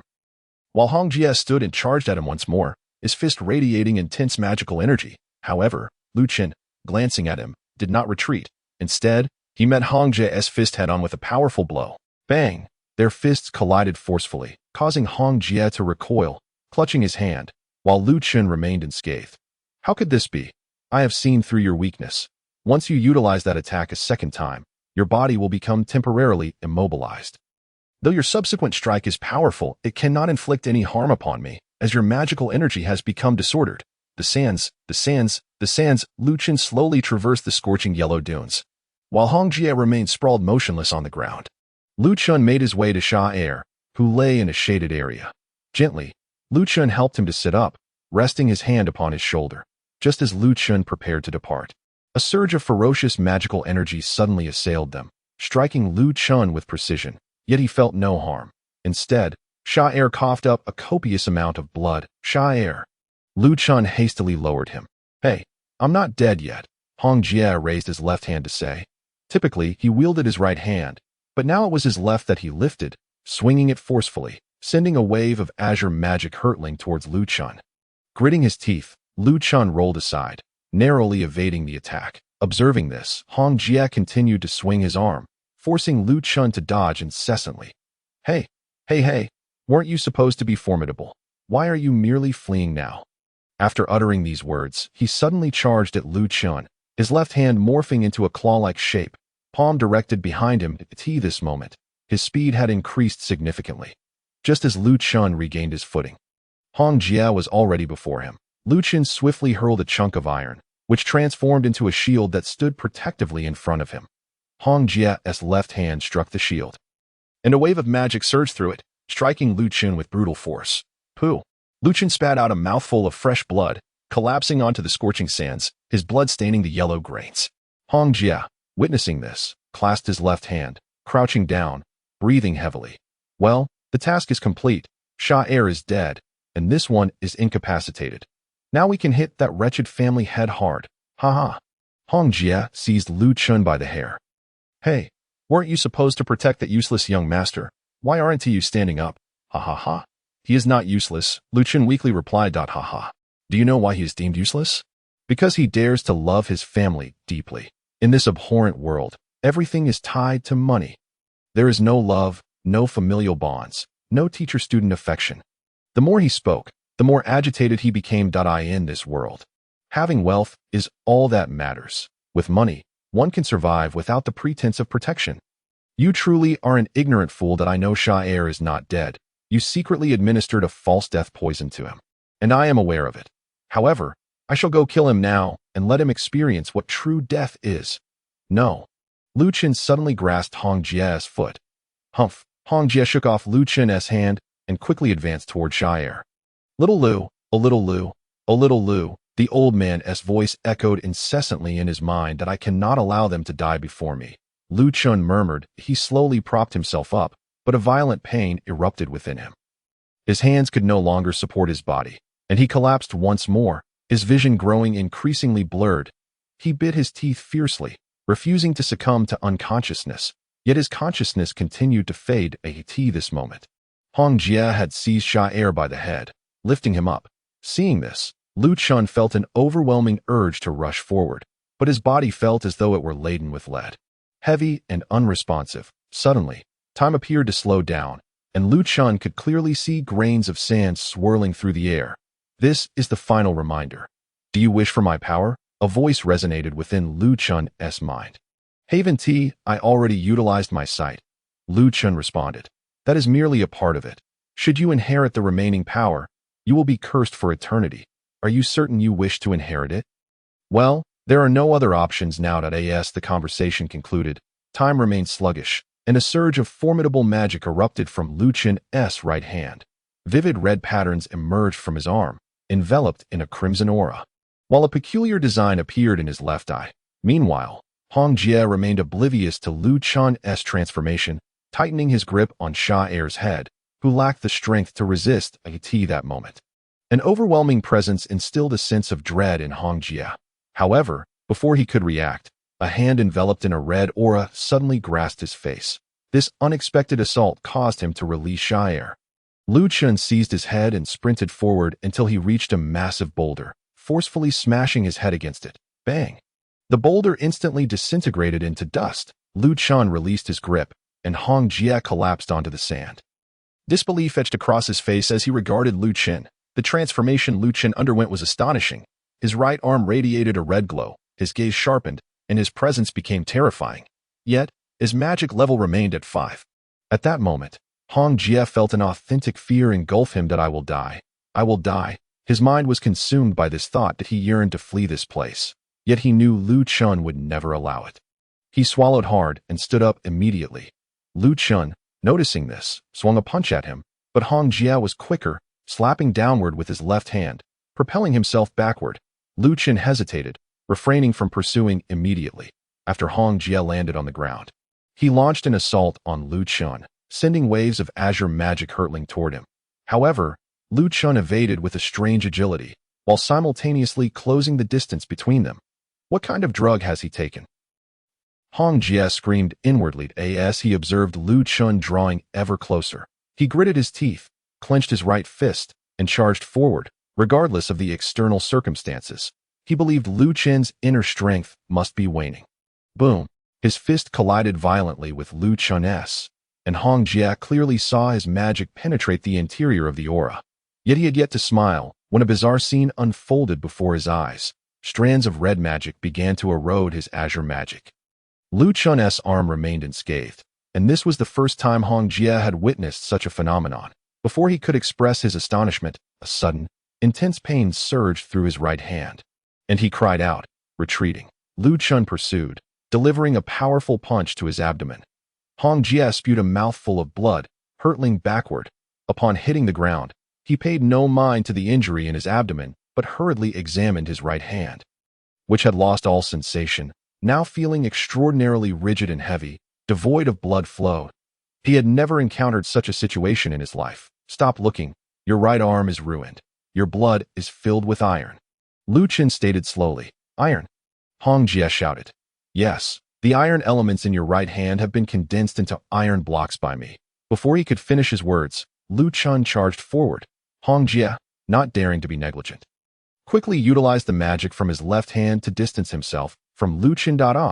Hong Jie screamed, continually unleashing magic from afar. This time, Lu Chun did not close the distance, but instead swung his right hand, conjuring a red shield before him. As the magic passed through the shield, Lu Chun's right hand aura would promptly disintegrate it.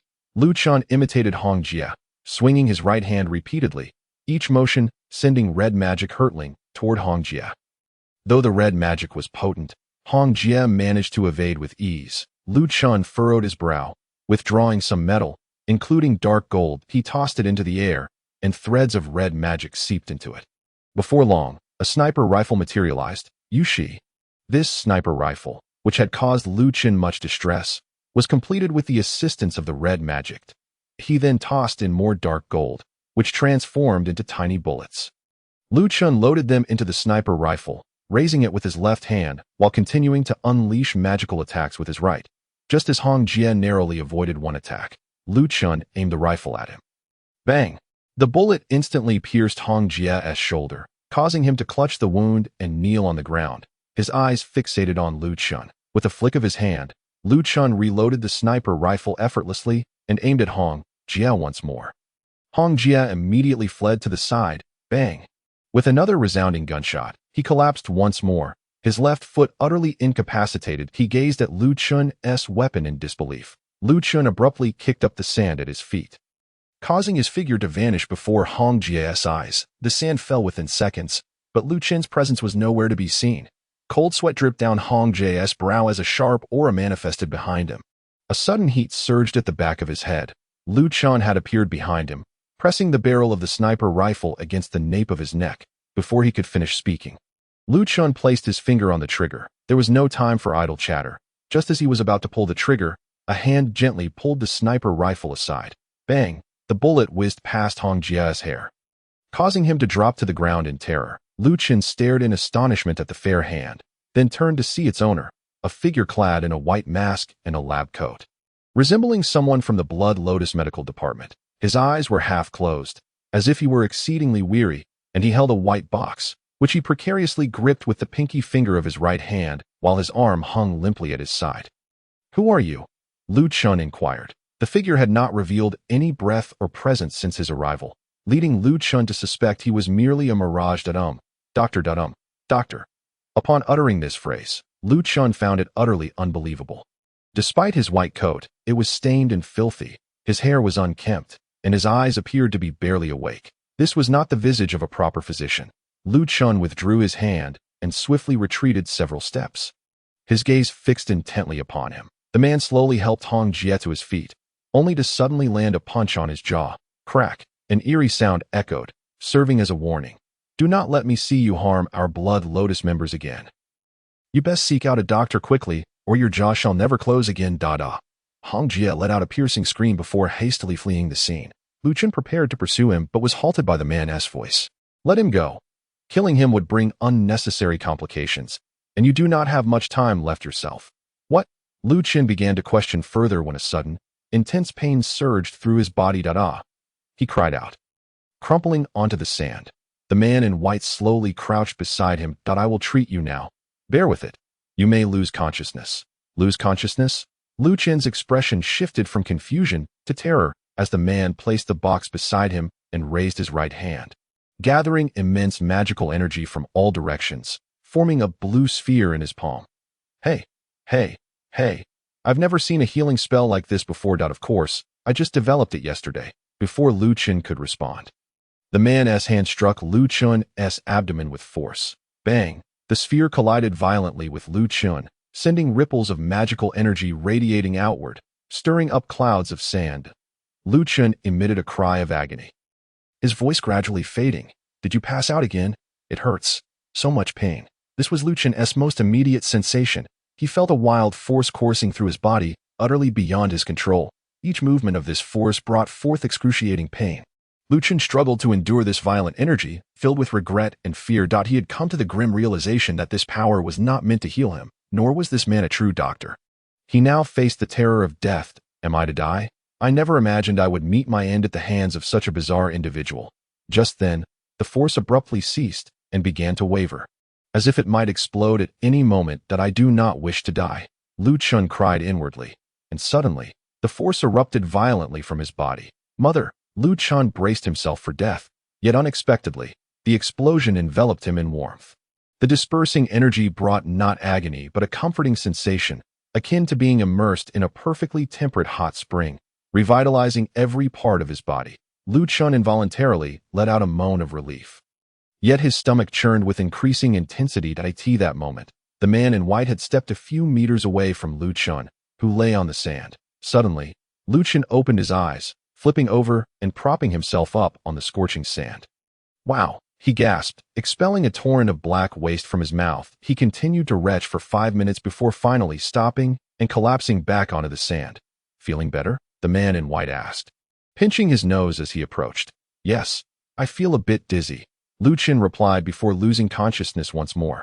That night, Lu Chun gradually opened his eyes to reveal a vast, starry night sky. He found himself nestled within a sleeping bag.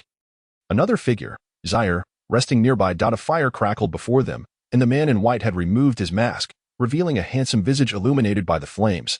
Yet he still appeared weary, his eyes half-lidded. "You're awake," he remarked, still gazing at the fire. How long have I slept?" "A little over a day. By the way, what happened to Zaire?" "He's fine. He'll awaken shortly." "Who exactly are you?" "I am from the Blood Lotus Medical Department." "You may call me Qianyi. How did you know I was here?" "I had no prior knowledge. I was merely passing by." "Then why did you let Hong Jie go?" Lu Chun's tone grew increasingly frigid. "He is not someone you can kill. His master could eliminate you in an instant." Qianyi regarded Lu Chun. "Even if you summoned that secret technique, you would still be no match for him. Had I not arrived in time, you would have been pursued by him for the rest of your life. That old man is fiercely protective of his own. You may return to the headquarters now. It has been 2 years. Tomorrow, go to the Sand City to gather some basic supplies before you depart." And what about Zaire?" "Let him return. His mother is likely still waiting for him. However, his father and brother have already perished." "What? How could they be dead?" "It is part of my mission." The following day, Lu Chun did not bid farewell to Zaire, but ventured into Sand City alone. After purchasing some food and water, He departed. Shortly after Lu Chen left, Zaire awoke. After Qian Yi explained everything, he wept for a long time before disappearing into the yellow sands. After that encounter, Lu Chen found himself effortlessly able to create the moonstrike. Leaving him astounded, touching the sniper rifle in his hand, he wondered, is this truly a relic of my family? He gazed for several moments before a tremor caused the rifle to disassemble into fragments of metal. After pocketing the pieces, he began his slow journey toward the Blood Lotus. A month later, upon seeing the towering peaks of Lianyun Mountain, Lu Chen felt a wave of nostalgia. To him, the past 2 years had passed in the blink of an eye. Yet they had been the most excruciating years of his life. That he had endured countless injuries and had narrowly escaped death at the hands of enemies on several occasions. Reflecting on those moments filled him with dread. A single misstep could have meant he would never return. Upon arriving at the Grand Hall of Zilian, he found it still teeming with a crowd, some in search of prey, others indulging in drink. This atmosphere brought him a sense of familiarity and relief that he could still return here. Just as he was lost in thought, a hand landed on his shoulder. Turning, he found the handsome face of Benjamin before him. His appearance seemed unchanged, yet he had acquired an additional box on his back. "We've been waiting for you for quite some time," Benjamin remarked. "I couldn't help it. The journey was too long." "Were you busy indulging yourself outside? Hence your late return? I'm not like you that you've changed significantly. Of course, I can now manipulate 2 boxes. Impressive, right? Haha. That is not what I meant." "Then what do you mean?" "Your words have multiplied. Haha. By the way, where's Jidai?" Lu Chen quickly changed the subject. "I'm here." That moment, all eyes turned toward the entrance of the hall, where a stunning woman stood, clad in a black bodysuit. Her figure was perfectly accentuated, and her long hair was tied back into a simple ponytail, cascading down her back and resting against her katana. "All right, everyone's here. Let us go have a proper feast," Benjamin exclaimed with excitement. "But isn't Jidai averse to alcohol?" Lu Chen questioned. "Well," Jidai pondered, stroking her chin, "I suppose I'll drink too. It would be a bit awkward if it were just the 2 of you." "Jidai, you have finally come to your senses," Benjamin sighed. They entered a bar, where Benjamin casually ordered a plethora of drinks, exclaiming, "Today, either I drag you back or you drag me back." "You are quite confident." Lu Chen chuckled. "Enough talk. Let us commence drinking," Jidai declared. That moment, both Lu Chen and Benjamin displayed expressions of astonishment. They had never anticipated Jidai to be so proactive. "Cheers." The 3 of them raised their glasses in unison. 2 hours later, Lu Chen and Benjamin had already slumped over the table, while Jidai continued to drink, occasionally yanking their ears and demanding they rise. "How dare you slouch on the table?" "I can't." Benjamin's words were cut short as Jidai poured an entire barrel of liquor into his mouth. Observing this, Lu Chen attempted to escape this chaotic scene, only to have a butterfly unexpectedly land on his nose. Upon seeing it, cold sweat broke out on Lu Chen's forehead as the butterfly transformed into a massive barrel, pouring its contents relentlessly into his mouth, just as Lu Chen and Benjamin were enduring their torment. A resounding voice suddenly echoed from outside the bar. "I heard 3 rascals came here to drink." Upon seeing Lu Chen and Benjamin sprawled on the floor, Arno was rendered speechless. "What's wrong? Why aren't you going inside?"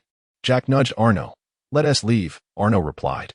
"Why? Don't you want to drink with your students? You can't leave now." A voice suddenly called out from behind them.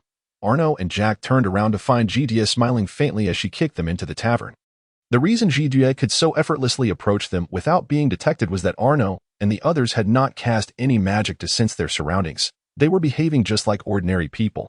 "Jidai, what has come over you? This is unlike you."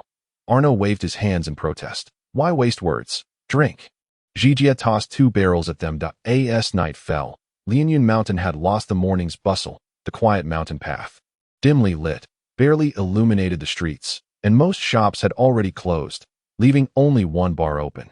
Inside, the raucous noise was absent, replaced by soft murmurs. Jidai emptied her glass once more, placing the bottle on the table and squinting her eyes to survey the floor, where a number of individuals lay sprawled out, including Lu Chen, Benjamin, Arno, and Jack. She disdainfully regarded each of them in turn. "When did you become so formidable?" Just as Jidai prepared to grab another drink, Benjamin's voice suddenly reached her ears. "I don't know." Jidai shook her head. "Oh well. What have you been doing for the past 2 years?" "Not much, just learned some illusion techniques and swordsmanship." "How about you?" "Haha. I've become quite impressive," Benjamin replied with a weak chuckle. "I can now control 2 boxes, and my power has greatly increased." I've endured quite a lot over the past 2 years. Why are you working so hard? Lu Chun, still lying on the ground, suddenly spoke up. Benjamin did not respond immediately, but slowly sat up, leaning against the sofa, looking up at the ceiling, for revenge. Right? You can go kill him now. Lu Chun smiled. So, when do you plan to go? Tomorrow. I've already accepted the mission, so there are others who want to kill him. Jijia remarked. There are plenty who want him dead, Benjamin retorted with a cold smirk. You must be cautious. That old man has many guards, including several at the 6th rank. If you confront them head-on, it would be certain death. Arno suddenly sat up. We will be careful, Benjamin replied. That's good. Arno rummaged around on the floor, finally holding up a half-finished bottle of alcohol. Cheers to your success. Lu Chun and the others frantically searched for their drinks. Clink. The crisp sound of glasses clinking resonated within the small bar. The following day, Lu Chun and the others convened at Tianzhou. Despite the previous night's drunken escapades, they appeared vibrant and full of energy. Though Jijia's face was slightly flushed, upon spotting Jijia, Benjamin wore a mischievous grin. So, Jijia, did you sleep well last night? At this remark, Lu Chun hastily covered his mouth to stifle his laughter, while Jijia's face turned even redder. Oh dear, I took many baths yesterday, yet I didn't expect the scent to still be so strong. Lu Chun could no longer contain himself, crouching down and laughing quietly while clutching his stomach. Seeing this, Jijia kicked a nearby stone with force, sending it flying toward Lu Chun, but it landed harmlessly in front of him instead. Lu Chun glanced at the stone and remarked, Jijia, after such a long time apart, how has your aim become so poor? After speaking, he looked up and was nearly startled into sitting down as he beheld a scene that was no longer the picturesque Lianyun Mountain, but rather an inferno, flames ensnaring him and encroaching ever closer. Lu Chun swallowed hard. I was wrong. As soon as he uttered this, the scenery returned to normal. Did you use an illusion on him? Benjamin glanced at Lu Chun, then addressed Jijia. Would you like to try it? No, then let us not discuss last night. All right, fine. Benjamin lowered his head. Just then, Yi Lu approached them, smiling as she observed the trio. You all seem to be quite close. Elder sister, what brings you here? Lu Chun inquired. I heard you were heading out on a mission as soon as you returned, so I came to check on you. Is it really wise to leave so soon? Yes, I want to resolve this matter quickly, Benjamin stated. You are still as impatient as ever, Yi Lu sighed. Since you are so determined, I won't say much. Your current strength is commendable, but I must advise you to be careful and to avoid harming innocent people. We understand. We shall take our leave. Lu Chun and the others turned to depart. Wait, just as Lu Chun and the others were about to secure their ropes, Yi Lu suddenly halted them. Benjamin, as a man, you should be more generous, even though Jijia may have thrown up on you. She hasn't finished speaking before Jijia could respond. She kicked both of them off the cliff. When Lu Chun and the others arrived at the main city of Dalai, they did not immediately seek out Dakushi La, but rather began gathering intelligence on him. Conveniently, there was a Black Lotus stronghold nearby. They entered a clothing store, which appeared quite ordinary, selling garments suitable for common folk. Such shops were countless in this area. Upon their arrival, a female attendant immediately donned a professional smile and approached them. Good day. How may I assist you? Do you have any clothing with a lotus pattern? Lu Chun inquired. What type do you prefer? The attendant maintained her neutral expression. Blood red? Why would you want to purchase something like that? Because my elder sister likes it. As soon as Lu Chun spoke this, the other attendants immediately cleared the area and locked the shop's doors. Which team are you with? The attendant's smile vanished, replaced by a serious demeanor. Lu Chun, what information do you seek? Dakushi La. Benjamin interjected. Ahem. The attendant cleared her throat. Dakushi La is a noble of Dalai. Bestowed with the title of Count, making him quite a prominent figure in Dalai. He is perceived as a friendly person, frequently visiting orphanages and interacting with children, often gifting presents to the poor. He treats commoners with great kindness, earning him considerable fame among the populace. However, those who truly understand him know that this is merely a fade. He is, in fact, a sadist who relishes in the torment of young women. Employing various methods of abuse to this point, Benjamin's expression turned icy. Where does he reside? He asked. The west of the main city. There is an opulent estate where he resides, and the guards, 4 at the 6th rank, 10 at the 5th rank, and a total of 300 at the 4th rank and below. That old pervert is quite cowardly, hiring so many guards for his protection. This complicates matters a bit. Lu Chun remarked, there is nothing difficult. The only challenge lies with those 4 formidable 6-tiered guards that I am confident in my ability to eliminate the rest, Benjamin said with unwavering assurance. Then let us set forth. Ji Dai gently suggested. Indeed, we should complete the task swiftly and return, Lu Chen concurred. The trio arrived at the periphery of an opulent manor, a scene reminiscent of that fateful day. It feels just like that day. Benjamin stated. Indeed, both Lu Chen and Ji Dai nodded in agreement. However, I shall not permit a repeat of the tragic events of that day, Benjamin declared solemnly. After a week of surveillance, they finally grasped the internal layout of the manor. They chose to act in the early hours of the morning. Just as Lu Chen and Ji Dai prepared to infiltrate, Benjamin suddenly halted them. There is no need for stealth. Leave it all to me. We shall simply walk right in, he said with a calm demeanor. Are you certain? There are nearly 300 guards outside, Lu Chen questioned. Absolutely, Benjamin asserted, stepping in front of them. His back turned, he then struck the box behind him. A gesture both Lu Chen and Ji Dai had grown accustomed to. However, today, they were taken aback. Benjamin performed the same action, yet there was an additional box that as both boxes opened, a multitude of shurikens was revealed, densely packed within. Yet, this was not the most astonishing spectacle. What truly shocked them was the faint azure energy enveloping the shurikens. Spiritual power. Lu Chen never anticipated that spiritual energy could be utilized in such a manner. Provide me some cover. I need to concentrate to execute my technique. I will do my utmost to avoid drawing the attention of those above the 5th tier, Benjamin spoke slowly. Today, he appeared markedly more serious than usual. Perhaps due to the impending vengeance he sought. Once Lu Chen and Ji Dai were prepared, Benjamin inhaled deeply and then clapped his hands vigorously. The shurikens behind him surged forth like a swarm of bees, encircling him. With his eyes closed and without uttering a word, the shurikens suddenly launched forward, each one aimed at a different target within the manor. Lu Chen, witnessing this, could only shake his head in resignation.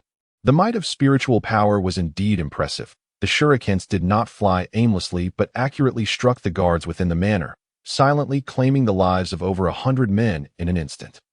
The last sight those guards beheld was their comrades collapsing, and before they could react, they too succumbed.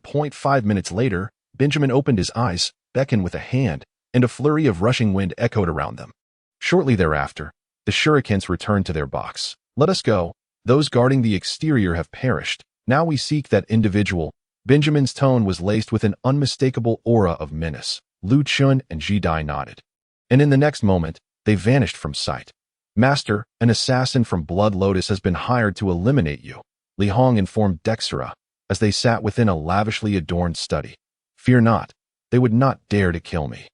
Dexera scoffed that I believe it is wise to exercise caution. You are truly bothersome, I am aware.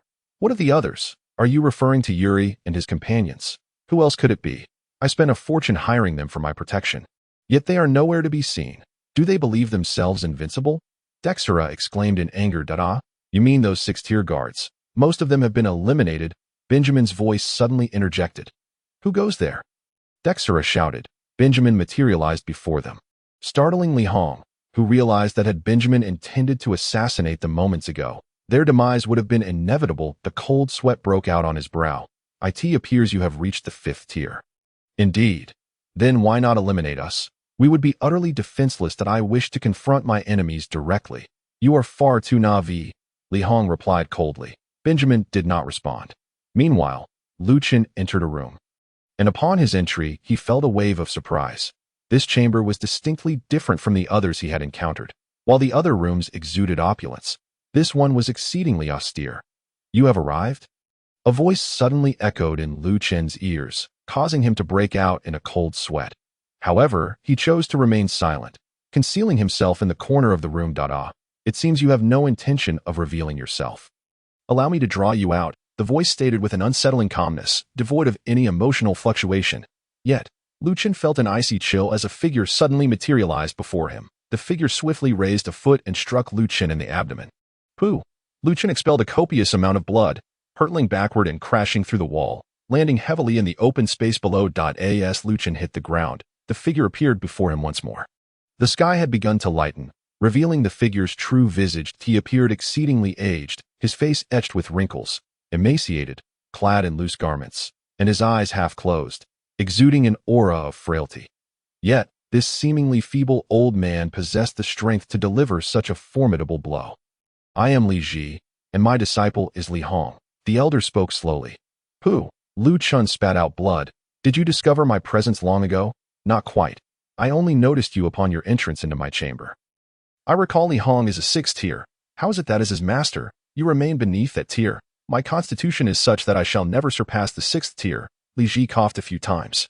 Enough of this chit-chat. Since you have entered this manor, you are now my enemy. I trust you are prepared to face your demise. Not at all. Lu Chun replied. As he spoke, he flicked his wrist, and iron shards gathered in his palm. His glove emitted a blue glow, and the iron began to melt, gradually forming molten iron that hovered above his hand. The liquid iron coalesced into a spherical shape.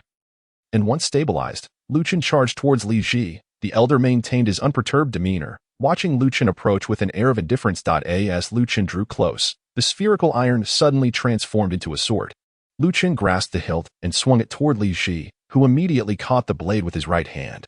Lu Chun secretly reveled in the moment, preparing for the sword to revert to molten iron.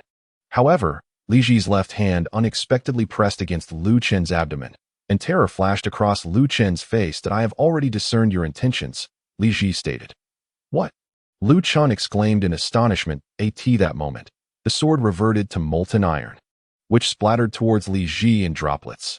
Yet, Li Ji was faster. With a surge of force from his left hand, Lu Chun was sent flying backward, akin to a kite severed from its string. While the droplets were deftly evaded, Li Ji did not pursue Lu Chun but remained stationary. Slowly, Lu Chun stood up, wiping the blood from the corner of his mouth. With a gesture, the molten iron returned to his hand, reassembling into a sphere that hovered above his right hand. He began to advance toward Li Ji once more, but now his left eye had turned a vivid crimson. Li Ji noticed this transformation and remarked, "It seems you possess quite an array of techniques." With a casual flick of his left hand, a powerful gust surged toward Lu Chun. Lu Chun accelerated to the left, narrowly avoiding the blast, and pressed forward toward Li Ji with increased speed. "This will prove futile," Li Ji declared, waving his hand again. Lu Chun flicked his right hand, and the molten iron formed a shield before him, obscuring Li Ji's line of sight. Lu Chun then conjured several iron shards and a small piece of dark gold that materialized before him. His glove glimmered with blue light once more. And shortly after, a sniper rifle appeared in Lu Chun's grasp. A gust, even more potent than before, swept the shield aside. But Lu Chun paid it no mind. He leaped upward, raising the sniper rifle to aim at Li Ji's head. And with a swift motion, he pulled the trigger. Bang! Accompanied by the thunderous sound of the gun, the bullet sped towards Li Ji at breakneck speed. At that moment, Li Ji finally moved from his position, executing a gentle leap to evade the shot. He then stomped forcefully on the ground, propelling himself toward Lu Chun. Lu Chun continued to fire, but every shot was skillfully dodged by Li Ji, causing Lu Chun immense frustration. Just as Li Ji was closing in on him, Lu Chun's seemingly ordinary boots suddenly glowed with blue light, swiftly increasing the distance between him and Li Ji. He then raised the sniper rifle once more, aiming at Li Ji. Bang! The bullets whizzed toward Li Ji Fei, but just as they were about to strike him, they abruptly halted midair. Lu Chun furrowed his brow slightly. This was the second time he had witnessed such a phenomenon. The first instance had involved Li Hong controlling the bullets. Undeterred by the uncanny occurrence, Lu Chun continued to fire several rounds. Yet all were suspended in the air. Shaking his head, he then descended towards the ground. Li Ji seemed to have anticipated his movement, darting toward Lu Chun at an accelerated pace. In a swift motion, Lu Chun raised his sniper rifle defensively, but before he could disassemble and reconfigure it, a surge of magical energy struck his body with tremendous force. Meanwhile, on the other side of the estate, Jijie was casting a disdainful glare at the naked man before her, who was unabashedly appraising her physique, exhibiting a physiological reaction. He declared, "Hey, your figure is absolutely splendid. I've made my decision. You shall be mine." "Yuri, haha, how revolting," Jijie replied coldly. Drawing the katana from her back, she swung it towards Yuri, the blade striking him with considerable force.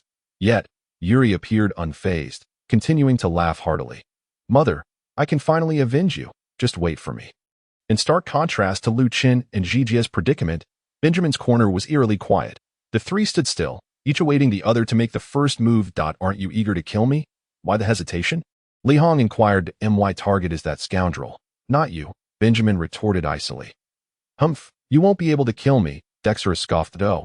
Is that so? As Benjamin's words fell, a strange cacophony echoed from outside the studied. Li Hong instantly tensed. Realizing it was too late. Bang! The walls of the study suddenly shattered, and countless shuriken burst forth from the cracks, shimmering with a faint blue luminescence. Both Dexter and Li Hong gaped in astonishment. And before they could regain their composure, the shuriken surged toward them like a swarm of bees. Li Hong pulled Dexter behind him, channeling his energy to deflect the incoming projectiles, despite the overwhelming number. His 6 segments of magical power proved formidable, successfully repelling the shuriken. Yet, Benjamin remained composed, his emotions unwavering as he silently observed the shuriken being deflected. Minutes passed, and the room became a veritable porcupine of shuriken. It seems you're not as impressive as you thought, Li Hong remarked. Is that so? Benjamin flexed his wrist. The real show is just beginning. With that, he snapped his fingers. Li Hong's expression shifted as he swiftly turned to shield Dexter. Boom! A colossal explosion resounded, obliterating half of the mansion. Faced with such chaos, Lu Chun and Jijia were too preoccupied to pay heed, for their adversary before them was exceedingly formidable. They were at a disadvantage in terms of magical prowess. It appears things are quite tumultuous over there, Li Ji observed slowly, a trace of concern evident on his face. Coughing, Lu Chun strained to support himself, kneeling on the ground as blood continued to flow from his mouth. Yet, his exterior bore no new wounds, amidst a scattering of metallic debris around him. A minute prior, Lu Chun had managed to disassemble his sniper rifle, but a powerful surge of magic had already struck his abdomen. Remarkably, he did not fly backward. Instead, he felt a familiar sensation. Though his exterior remained unscathed, his internal organs bled, a condition he had encountered before. Just as Li Ji prepared to launch another attack, a tremendous explosion erupted from one side of the mansion. One not instigated by his apprentice, prompting him to pause. Now, where did you learn that technique? Lu Chun inquired. Oh, you mean that last blow? I learned it through clandestine observation. You must have encountered it before. Li Ji replied. Oh, you know Hong Jia? He is the apprentice of an old friend of mine. That I have heard a bit about you. And as it stands, Hong Jia is now incapacitated. So, you seek vengeance? I have no interest in such triviality. And that Hong Jia is a traitor, one I care even less about. Lu Chun gradually rose, not launching an attack, but glancing at the scattered metal on the ground. Shaking his head, he remarked, I recall that any metal belonging to a mechanic becomes unusable once tainted by another's magical energy. Correct. How do you know that? An engineer named Bo mentioned it to me. Clang. Li Ji deflected a shuriken aimed at him. Do you know him? Indeed. I now wish to eliminate him. What is your connection? How do you know him? Li Ji sighed. This matter is rather complicated, and sharing it with you would be futile, as you are destined to fall by my hand. Upon uttering these words, Li Ji's aura sharpened, prompting Lu Chun to retreat a step. Covering his right eye with his hand, he felt a bead of cold sweat form as his left eye beheld a gathering of magical energy around Li Ji's palms and feet. A power far surpassing what he had previously encountered. Lu Chun swallowed hard, hastily tossing aside fragments of metal to fashion rudimentary armor, including metal boots and gloves. It is over. Li Ji's low voice resonated in Lu Chun's ears, prompting him to prepare for confrontation. Rather than rushing at Lu Chun, Li Ji approached him deliberately, lowering his head and letting his hands hang limply, feigning a lack of intent to strike. Yet, Lu Chun perceived the surrounding magical energy. Refusing to let his guard down, suddenly, Li Ji halted, clapping his hands together. Lu Chun's expression turned to one of horror as blue light emanated from his boots, and he instinctively retreated, realizing too late that a wall of wind had materialized before him, steadily closing in. Only then did he comprehend that he had been ensnared. Attempting to ascend, he gazed at the tranquil sky above, disappointment washing over him. Though the heavens appeared serene, Li Ji's magical energy swirled ominously, threatening to strike him down should he attempt flight. Reluctantly, he returned to stand before Li Ji. When did you set this up? From the moment I executed that earlier strike, Li Ji replied nonchalantly. Now, let us commence. As soon as the words left his mouth, Li Ji lunged towards Lu Chun with ferocity. Meanwhile, on the opposite side of the estate, the situation grew increasingly bizarre. Jijia's katana struck Yuri. Yet he continued to laugh, prompting her to furrow her brow and retract her blade. Illusion, is it? Indeed, it is an illusion, Yuri replied, appearing behind Jijia. She quickly turned to face him, only to find him clad in a set of pajamas. Aren't I impressive? My prowess in bed is even more remarkable. He leered at her, licking his lips. Do you know why I noticed you? Because no woman can elude my nose. I caught a whiff of your alluring scent. Jidia's expression soured in revulsion, fueling Yuri's delight. Your expression is priceless. I adore it. Clang. Jidia charged once more, swinging her katana fiercely at Yuri, but he deflected it effortlessly with a small dagger. Take it slow. Haha. Suddenly, Yuri hurled the dagger away. Jidia sidestepped to avoid it, but when she turned back, Yuri had vanished. The giggle echoed behind her, and Jidia quickly spun around to find Yuri grinning at her from behind. Surprised, are you? Haha. Jidia swung her blade again, only to feel it collide with a metallic object. Once more, Yuri inexplicably disappeared, and a small knife clattered to the ground with a crisp sound. Jidia's complexion paled as she swiftly turned. And as anticipated, Yuri stood there, grinning. You've fallen for it again. Haha. Jidia's expression darkened further. Don't be deceived by my appearance. I am a master of illusions. Can you refrain from laughing? Jidia implored, unable to endure his incessant mirth. Not a chance. Someone told me I must laugh at least 100 times a day. Yuri chuckled, though a glimmer of sadness flickered in his eyes. Jidia keenly noted his shift, feeling perplexed but choosing to ignore it. All right, since you know I am an illusionist, I shall no longer conceal it. This world is, in fact, my creation, Yuri declared, waving his hand gently. Instantly, the scenery transformed. The sky bled crimson, and magma bubbled forth from the ground, prompting a look of terror to spread across Jidia's face. If you do not quickly locate the center, you are doomed. Ha ha. With a forceful stomp, Yuri caused the ground beneath Jidia to suddenly heat up, prompting her to dash aside in a hurry. Boom. A massive column of lava erupted from the earth, plunging Jidia's spirits into a deep abyss. She realized that a single misstep could spell her demise in this virtual realm. Ha ha ha. You are quite impressive, aren't you? Then I shall continue. He stomped the ground again, and once more, numerous columns of lava burst forth.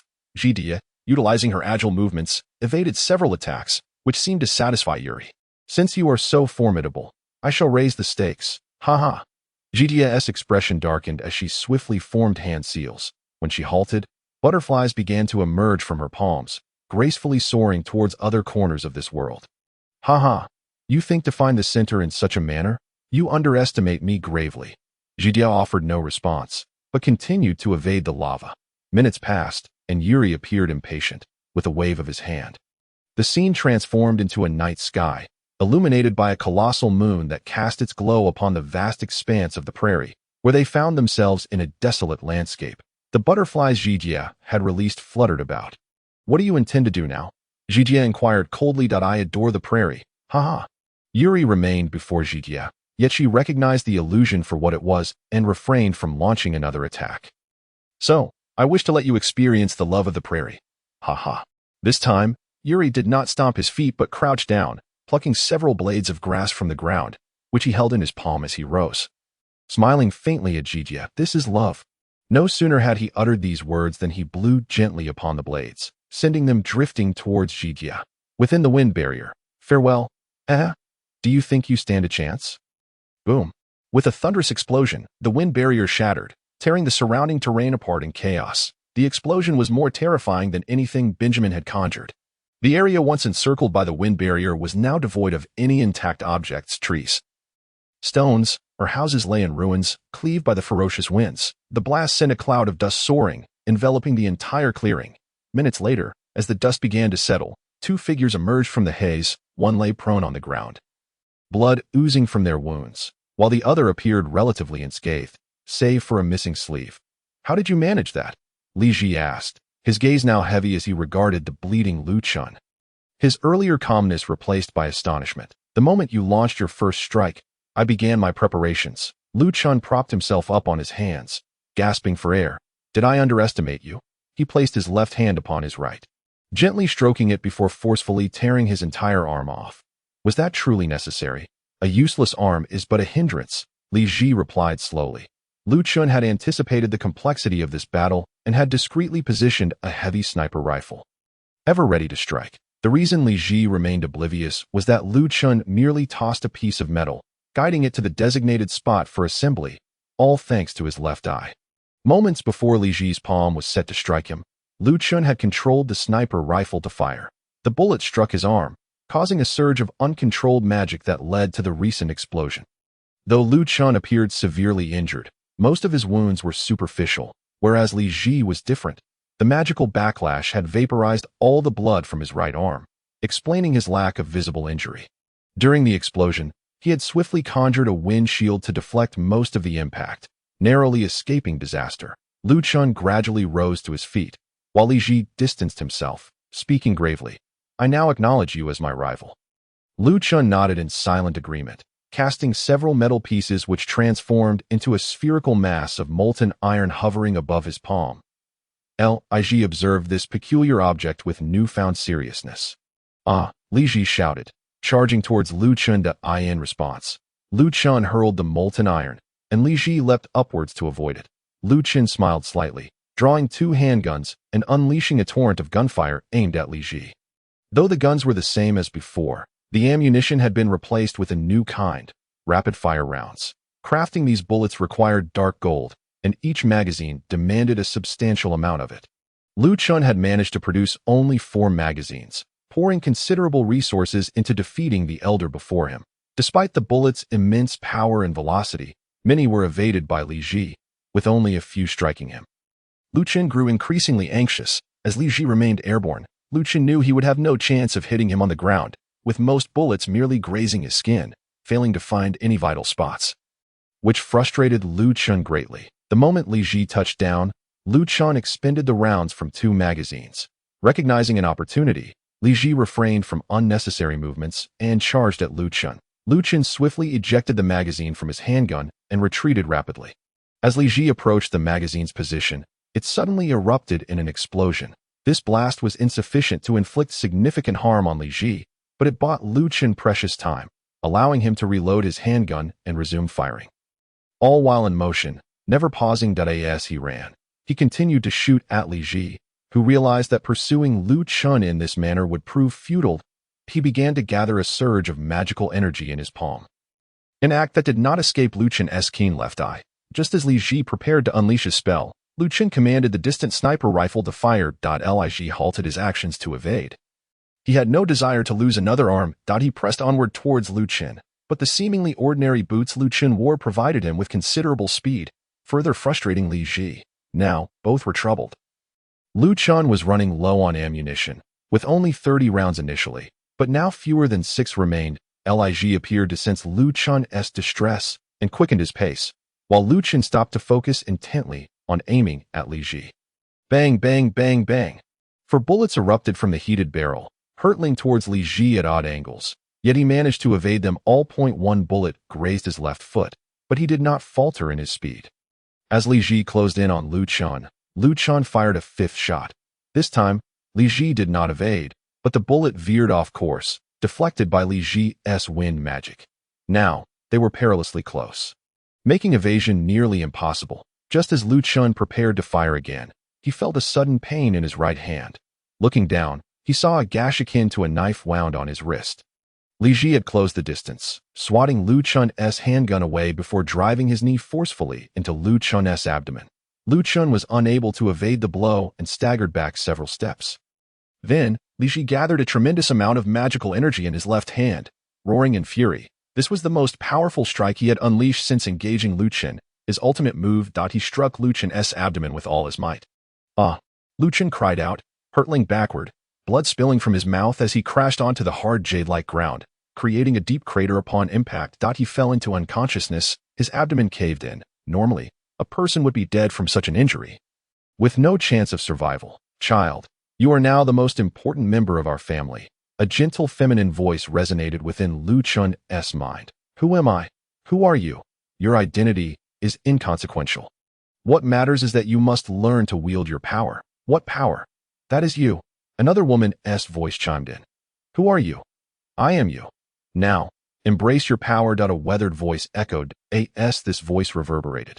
Lu Chun's body underwent a transformation. His abdomen gradually returned to its original form, and intricate patterns began to emerge on his right hand. Meanwhile, Li Ji was slowly advancing towards Lu Chun, equally fatigued, holding a syringe ready to inject pure magical energy into himself. He believed Lu Chun lacked the strength to rise again, yet he remained prepared for any eventuality. Syringe in hand, as he approached Lu Chun. He did not hesitate to plunge into his own abdomen. That moment, Lu Chun's abdomen had returned to its original state, and a crimson aura enveloped his right arm, emanating a terrifying power that compelled Li Ji to flee the scene immediately. What manner of magic is this? Li Ji exclaimed in astonishment. That moment, Lu Chun slowly opened his eyes, his left eye exhibiting the same aberration as before. With an impassive expression, he glanced at Li Ji before charging towards him with astonishing speed. Before Li Ji could react, Lu Chun's fist struck his face with a resounding impact, causing Li Ji to expel all his teeth as he was flung aside, before he could hit the ground. Lu Chun was already beside him, leaving Li Ji utterly dumbfounded. He had never anticipated Lu Chun's speed to be so formidable. Lu Chun exhibited no unnecessary movements, delivering a swift kick to Li Ji's waist, causing him to cough up blood once more. Before Li Ji could descend, Lu Chun leaped in front of him, seized his head, and executed a mid-air maneuver, sending both of them plummeting to the ground. Bang! Li Ji's head was forcefully pressed into the earth. Lu Chun, having completed this sequence of actions, showed no intention of relenting. Just as he prepared to seize Li Ji again, a blinding flash suddenly flooded his vision, allowing Li Ji to make his escape. By the time Lu Chun regained his composure, Li Ji stood before him, a powerful surge of magic coalescing in his left palm. However, instead of rushing Lu Chun, Li Ji forcefully struck the ground. Suddenly, a fierce wind erupted from beneath Lu Chun's feet, violently propelling him into the air. Meanwhile, Li Ji utilized several mid-air steps to swiftly reach Lu Chun's side, delivering another powerful blow to his abdomen. Yet, to Li Ji's bewilderment, it felt as if he had struck a steel plate. Lu Chun immediately grasped Li Ji, and an overwhelming fear surged through Li Ji's mind. Soon after, Lu Chun's red right hand struck his chest with tremendous force, producing a strange cracking sound from within Li Ji's ribcage. Li Ji grimaced in pain, but Lu Chun did not cease his assault, relentlessly pummeling Li Ji's chest and abdomen. Li Ji was nearing unconsciousness, blood continuously spilling from his mouth. Die! Lu Chun roared, then flung Li Ji to the ground. Subsequently, he adjusted his stance mid-air, head down, legs slightly bent, as a violet magic circle materialized beneath him. Before them lay a vast oasis, lush with tender green grass, and the air was imbued with the rich essence of spring. However, to Ji Dai, this seemingly ethereal realm was a hell fraught with murderous intent.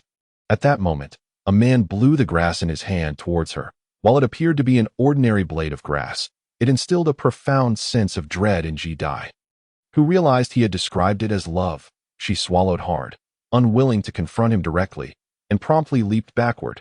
Yet, upon landing, the grass relentlessly pursued her. Ji Dai refused to relent, continuing to evade the encroaching grass. But no matter how she fled, she could not escape its grasp. It dawned on her that conventional methods would not suffice, and she drew her katana, gripping the hilt tightly as the grass drew nearer, her anxiety mounting. Just as the grass seemed poised to enter her attack range, it abruptly vanished, leaving Ji Dai momentarily stunned, only for a terrifying scene to unfold before her eyes. She found herself impaled by the grass, blood oozing from her wounds. Ji Dai swallowed again, discarding her katana, and swiftly formed hand seals. Haha, so you can use that technique too. You're quite impressive.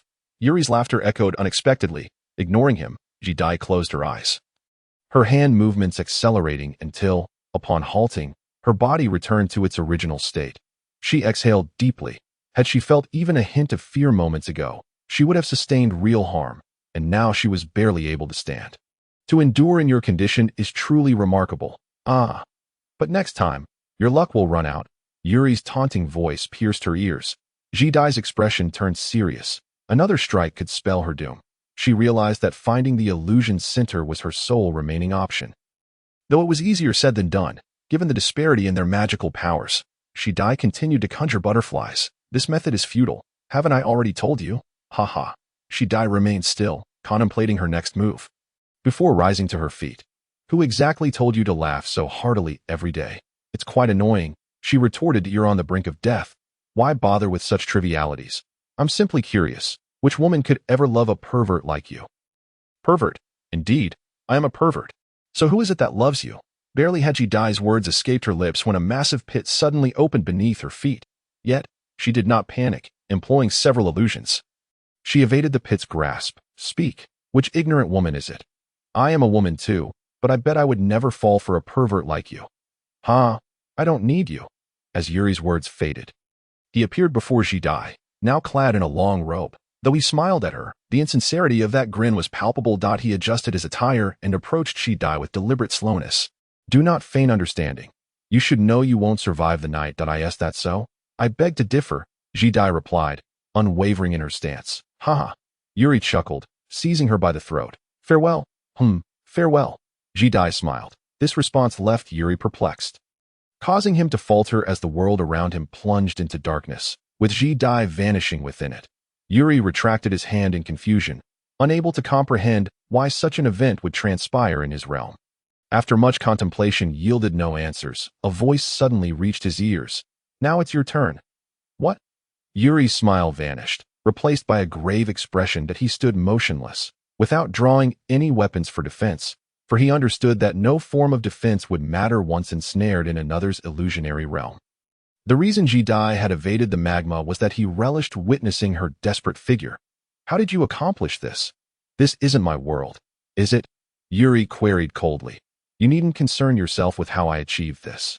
Suffice it to say, we're now in my world, and you are the one destined to perish. The scenery shifted abruptly, returning to the prairie. Though now Yuri stood upon the grass, he knelt to touch the ground, noting, this doesn't feel like my handiwork. How fake, haha. There's no helping it. You're at the 6th tier while I remain at the 5th. No sooner had he spoken than a swarm of purple butterflies enveloped Yuri. These won't harm me. Once you reach the 6th tier, you can utilize that technique. Yuri flashed a slight smile, stomping the ground, unleashing a wave of azure magic that radiated from his body, shattering the butterflies. You can do nothing to me now. So you possess this technique as well. No wonder you're unafraid of me. I suppose I must personally eliminate you. With that, Jidai appeared before Yuri, wielding her katana. Yet Yuri did not retreat, remaining in place to await her approach. Jidai slowly advanced until she forcefully thrust the katana into Yuri's body. Just as Yuri attempted to speak, he collapsed to the ground, clutching his wound as Jidai withdrew the blade. This is the real world. Of course, it can harm you, she spoke slowly. The scene shifted once more, revealing an open space near a mansion, affirming Jidai's assertion about the true world. Yet Yuri could hardly fathom why he returned to this realm. How did you? Apologies. I am not well versed in spirits, but for me, entering your realm is as simple as drinking water, Jidai explained. Why did I fall victim to your illusion? Butterflies. Haha, I see now. Those butterflies were not meant to break my illusion, but rather to deceive me, using them to cast an illusion upon me. But that can't be possible. Regardless, it is impossible for me to fall victim to your illusions. That woman, I could perceive a flicker of confusion in your spirit when I posed this question, which allowed me to ensnare you in my own enchantment. So that is how it is. Yuri gradually rose to his feet. Instead of resorting to illusions once more, he withdrew a dagger from his robe. Since you wield swordsmanship, I shall engage you with my own. As soon as he uttered these words, Yuri lunged fiercely at Jidai. She had no choice but to parry with her katana. Clang! The clash of Jidai's katana and Yuri's dagger reverberated through the air. Yuri smiled faintly as he loosened his grip, causing the dagger to tumble to the ground. Before Jidai could react, the dagger transformed into multiple blades, hurtling towards her abdomen. However, Jidai did not evade. Instead, she pressed forward to strike Yuri. He seemed taken aback, and just as the katana was about to descend, Yuri could no longer contain himself. Clang! Another crisp sound echoed, and at some point, a dagger had inexplicably reappeared in Yuri's hand, blocking Jidai's assault once more. Oh, why are you not afraid? How contrived? Jidai replied coldly. Yuri immediately leaped back, creating distance between them, and tossed the dagger into the air. His hands swiftly formed seals, and soon the dagger transformed into a sword, hovering in midair. Can you guess which one is real? He smiled slightly and waved his hand, sending the sword hurtling towards Jidai. Her expression darkened as she gripped her katana with her right hand, placing her left hand on the blade, leaning forward, and pointing the sword's edge directly at the oncoming threat. She inhaled deeply, and just as the sword was about to close in on her, she thrust her katana forward fiercely. Ding! The blade of her katana struck the sword's edge with precision, and a surge of purple magic began to devour the sword's blade. Rather than displaying concern, Yuri appeared intrigued. Observing his expression, Jidai felt a growing unease. Suddenly, she sprang backward, and moments later, The sword erupted in an explosion. Yet, Jijia felt no joy, for the explosion was not of her doing that as the sword detonated. Countless daggers surged towards Jijia. Gritting her teeth, she realized she could not ascertain which of the daggers was real and which was an illusion. With no other option, she prepared to deflect them all. Gripping the hilt of her katana tightly, she swung it with remarkable speed, successfully warding off each blade. Yuri watched with a smile, occasionally revealing expressions of surprise. Quite impressive, but the genuine dagger is right here. Yuri's voice suddenly echoed from behind Jijia. She whipped around, but Yuri was quicker, plunging the dagger forcefully into her back, whispering softly in her ear, "Farewell, ha." He yanked the dagger out, a trace of green blood adorning its blade. "Ah, I forgot to mention, this is poisonous. You won't survive for long. Is that so? So you two have a limited time to live." The Jijia's voice suddenly resonated in the clearing, and Yuri stared in astonishment at his abdomen. Only to discover he had impaled himself with his own dagger, he swiftly extracted it, realizing it was a mere illusion. Clutching his wound, he cried out, "Indeed, this is the real world." Jijia emerged slowly from the shadows, the sun having risen higher, casting a beautiful glow upon her back. Yuri knelt on the ground, trembling uncontrollably. Just as Jijia prepared to end his life, Yuri abruptly tossed a smoke bomb, vanishing within the estate. "Please spare my disciple. He is all I have in this life." Lu Chun rose slowly, surveying the scene where he had battled Li Ji, now a chaotic mess that a pit with a diameter of 5 meters and a depth of 2 meters marred the ground. With Lu Chun and Li Ji positioned at its center, Li Ji had lost all semblance of his former self, blood pouring from his abdomen. His once black hair now shockingly white. He grasped Lu Chun's arm, uttering a few words with his last breath before his eyes closed for good. "This is beyond my control," Lu Chun murmured softly, then leaped from the pit, slowly making his way towards Jijia.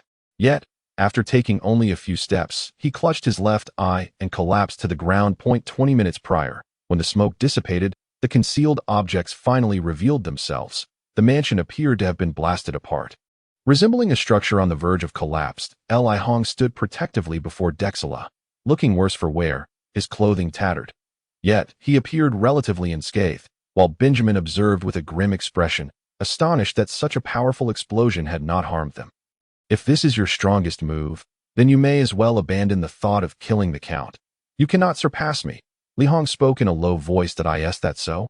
Benjamin immediately hurled several iron pieces, which swiftly transformed into a flurry of shurikens, perfectly fitting into a metallic box. Seeing this, Li Hong reassured the Count, and then leaped into action, positioning himself before Benjamin, hands gathering magical energy, taking a deep breath. Benjamin waved his hand, unleashing a barrage of shurikens towards Li Hong. Unfazed, Li Hong concentrated on gathering his magic. As the shurikens neared him, he struck out with several powerful blows, sending them careening away. Benjamin, undeterred, continued to command the shurikens to attack. After 3 minutes, Li Hong's patience wore thin. "You will never be able to kill me with this. Even after that explosion, as long as I am prepared, you cannot harm me." "Who would resort to that move?" Benjamin chuckled, suddenly stomping his foot. Li Hong's expression shifted. Sensing an unusual force surging upward from beneath him, he swiftly vacated the spot. Boom! The solid floor erupted as a swarm of black objects broke through, revealing a collection of shurikens. Just as Li Hong landed, he leaped again. Boom! The same scenario unfolded, a mass of shurikens bursting through the ground toward him. For the next 5 minutes, each time Li Hong touched the ground, a wave of shurikens would emerge. Those that did not strike him either returned to the ground or continued their pursuit. Despite Li Hong's prowess, he could not emerge unscathed, sustaining numerous injuries, though none were life-threatening. After 5 minutes of relentless exertion, Benjamin began to tire, his breath growing labored, the speed of the shurikens diminishing. Seizing the opportunity, Li Hong closed the distance to Benjamin, who could only retreat slowly, most of his mental energy devoted to controlling the shurikens. As Li Hong approached, Benjamin abandoned control, opting to create shields. Yet, these proved inadequate against Li Hong's palm, which shattered them effortlessly, bringing him face to face with Benjamin. "You have yet to mature." Li Hong raised his right hand, which now radiated a formidable magical energy. At that moment, Benjamin donned a metallic gauntlet, crossing his arms defensively. Thud! Li Hong's palm struck Benjamin's hand with tremendous force, sending him sprawling backward, the gauntlet crumpling into a heap of scrap. He crashed to the ground, blood trickling from the corner of his mouth. You remain immature. Though your power is formidable, you are still remarkably naive, Li Hong remarked coldly. Spit. Benjamin expelled the blood from his mouth and slowly rose to his feet. Without uttering a word, he drove a blue syringe forcefully into his temple. After discarding the syringe, he remained silent, gritting his teeth. After several seconds, he spoke. Do you know my mother? Indeed, she was my benefactor. How did you know? Initially, I intended to infiltrate and kill you, but then I discovered this. Benjamin produced a small green stone that I possess one of these as well. Bang! A deafening explosion erupted, sending clouds of dust swirling. As the dust settled, the silhouettes of two figures emerged, with Li Hong landing a punch against Benjamin's palm. It seems you two are growing anxious, resorting to fists. Benjamin sneered. Return it to me. My apologies. But I have no intention of doing so. Benjamin placed it into his pocket. In that case, I shall seize it. Benjamin swiftly distanced himself from Li Hong. Come on. Li Hong charged towards Benjamin in an instant. Benjamin remained unperturbed. Instead, he clapped his hands, and a multitude of shurikens coalesced before him, swirling in a vortex directed at Li Hong. Despite this, Li Hong did not falter. He pressed onward, becoming enveloped by the shurikens. Benjamin understood that such an assault would not be lethal to Li Hong, but it should suffice to impede his advance. To his astonishment, the shurikens only hindered Li Hong for a mere 3 seconds. As Li Hong broke through the barrage, he appeared disheveled, his body marred by numerous wounds, blood seeping and staining him crimson. Yet, Li Hong remained undeterred, continuing his charge towards Benjamin. Benjamin swiftly formed a seal. Upon halting, the shurikens transformed into a multitude of swords, levitating in the at Benjamin's command. The swords descended upon Li Hong with tremendous force. Boom, boom, boom. The swords plunged into the ground, raising a cloud of dust once more. Seizing the moment, Benjamin created distance to Li Hong did not emerge immediately. As the dust settled, his silhouette gradually came into view. The sight startled Benjamin. Li Hong knelt on one knee, grasping the blades of several swords. His injuries visibly increasing. Why do you fight so fiercely? For her. My mother. You are unworthy to be her son. At this moment, Benjamin refrained from retorting, instead casting his gaze to the ground. Indeed, I am unworthy. But I love her, Benjamin cried, charging towards Li Hong. Li Hong slowly rose. Benjamin shouted as he assembled a glove, distinct from the previous one, adorned with intricate patterns. Li Hong did not retreat. Instead, he extended his palm. Awaiting Benjamin's approach, boom! Benjamin struck Li Hong's palm with great force, a tremendous shockwave toppling the surrounding trees, and a portion of the mansion was sent soaring into the air. Minutes passed, yet their stances remained unchanged. Benjamin, slightly bent, continued to strike Li Hong's palm with his fist. Gradually, he knelt, but his glove remained intact, albeit marred with some scratches. Overall still unscathed. I told you. You are too impulsive. Li Hong flexed his wrist, then crouched down, reaching into Benjamin's pocket, retrieving the green stone. Just as he prepared to place it into his own pocket, Benjamin's left hand suddenly grasped his wrist. Put it down. Li Hong flicked his wrist. Shaking off Benjamin's hand, Benjamin fell to the ground, his left hand forming a shape, stab. Upon uttering this word, Li Hong turned slowly to inspect his right hand, which had been pierced by a sharp spike. Blood flowing profusely from the wound. In that moment, Benjamin seized the opportunity to snatch the stone. I told you, this is mine. To think you possess such skills, I underestimated you. Why blame him? Madam, he spilled the food. What's there to blame? But he is already 14. How about this? Come work at my home, shall we? Within the Earl's manor, the 3 battles were nearing their conclusion. Meanwhile, a figure was racing towards them from 100 miles away. Moving with terrifying speed. As he passed through villages or towns, no one could catch a glimpse of his shadow, mistaking him for a rampaging beast, causing considerable uproar. Benjamin placed the stone back into his pocket. You are unworthy of possessing it. Li Hong methodically extracted the spikes embedded in his hand. Each removal resulted in a surge of blood, yet his expression remained unchanged. After extracting all the spikes, he rubbed his palms together and declared, "Let the battle commence." Bang, bang, bang. Benjamin immediately drew 2 pistols and opened fire, expecting Li Hong to evade. However, to his astonishment, Li Hong stood still, unfazed by the bullets, which failed to inflict any harm. Benjamin frowned. Realizing the inadequacy of his weaponry, he shook his head, then forcefully crushed his pistols, the metal reconfiguring into a flurry of shurikens hovering beside him. With a wave of his hand, the two boxes behind him opened simultaneously, unleashing countless shurikens that filled the air, obscuring the feeble sunlight. With another wave, the shurikens surged towards Li Hong. Yet, in the next moment, Benjamin was astonished to find Li Hong's figure had vanished. He quickly turned around, but still found no trace of him, causing him to furrow his brows. Suddenly, the ground trembled beneath him, and a powerful arm shot forth, seizing Benjamin by the neck. Moments later, Li Hong erupted from the earth before him, silent, grasping Benjamin's neck as he charged forward, aiming for a jagged steel beam exposed by the damaged mansion. Should this beam pierce Benjamin's body, his demise would be inevitable. Benjamin struggled against the grip, while the shurikens relentlessly assaulted Li Hong. Yet, no matter how many struck his back, his speed remained unyielding, propelling him closer to his target. They drew nearer to the steel beam, Li Hong's expression cold, while Benjamin sank deeper into despair. Just then, a deafening explosion echoed throughout the manor, followed by a burst of crimson light, the terrifying shockwave radiating outward.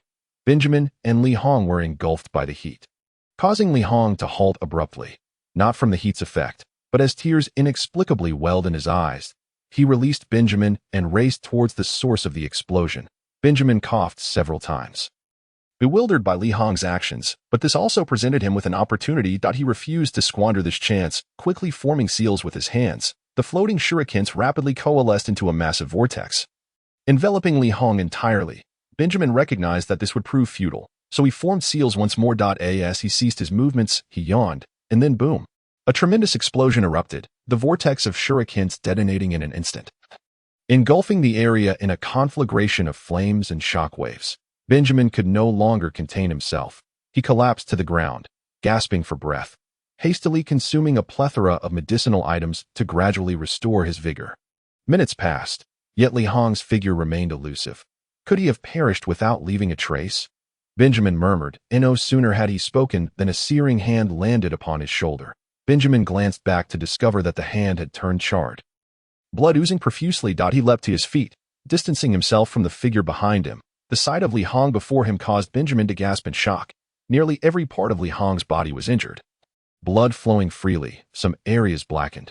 Yet, despite this, his eyes remained filled with rage and sorrow. At his feet lay a small hole, presumably the tunnel he had used to escape. Master, Li Hong suddenly collapsed to the ground, clutching his head, weeping uncontrollably. Master, Benjamin was no benevolent savior. This situation presented the perfect opportunity to eliminate Li Hong, and he did not intend to let it slip away. He injected himself with a dose of a stimulant, then retrieved the last of his metal. But he was not finished. He dismantled the metal boxes on his back, crafting a fresh batch of shurikens. This would be Benjamin's final effort. If he could not defeat Li Hong this time, he would undoubtedly lose the battle. He retained only a single iron shard for his escape. Taking a deep breath, Benjamin understood the immense risk he was undertaking. He might very well perish here. Nevertheless, he resolved to fight with all his might, controlling the shurikens to ensnare Li Hong, including those buried underground. This is the final strike.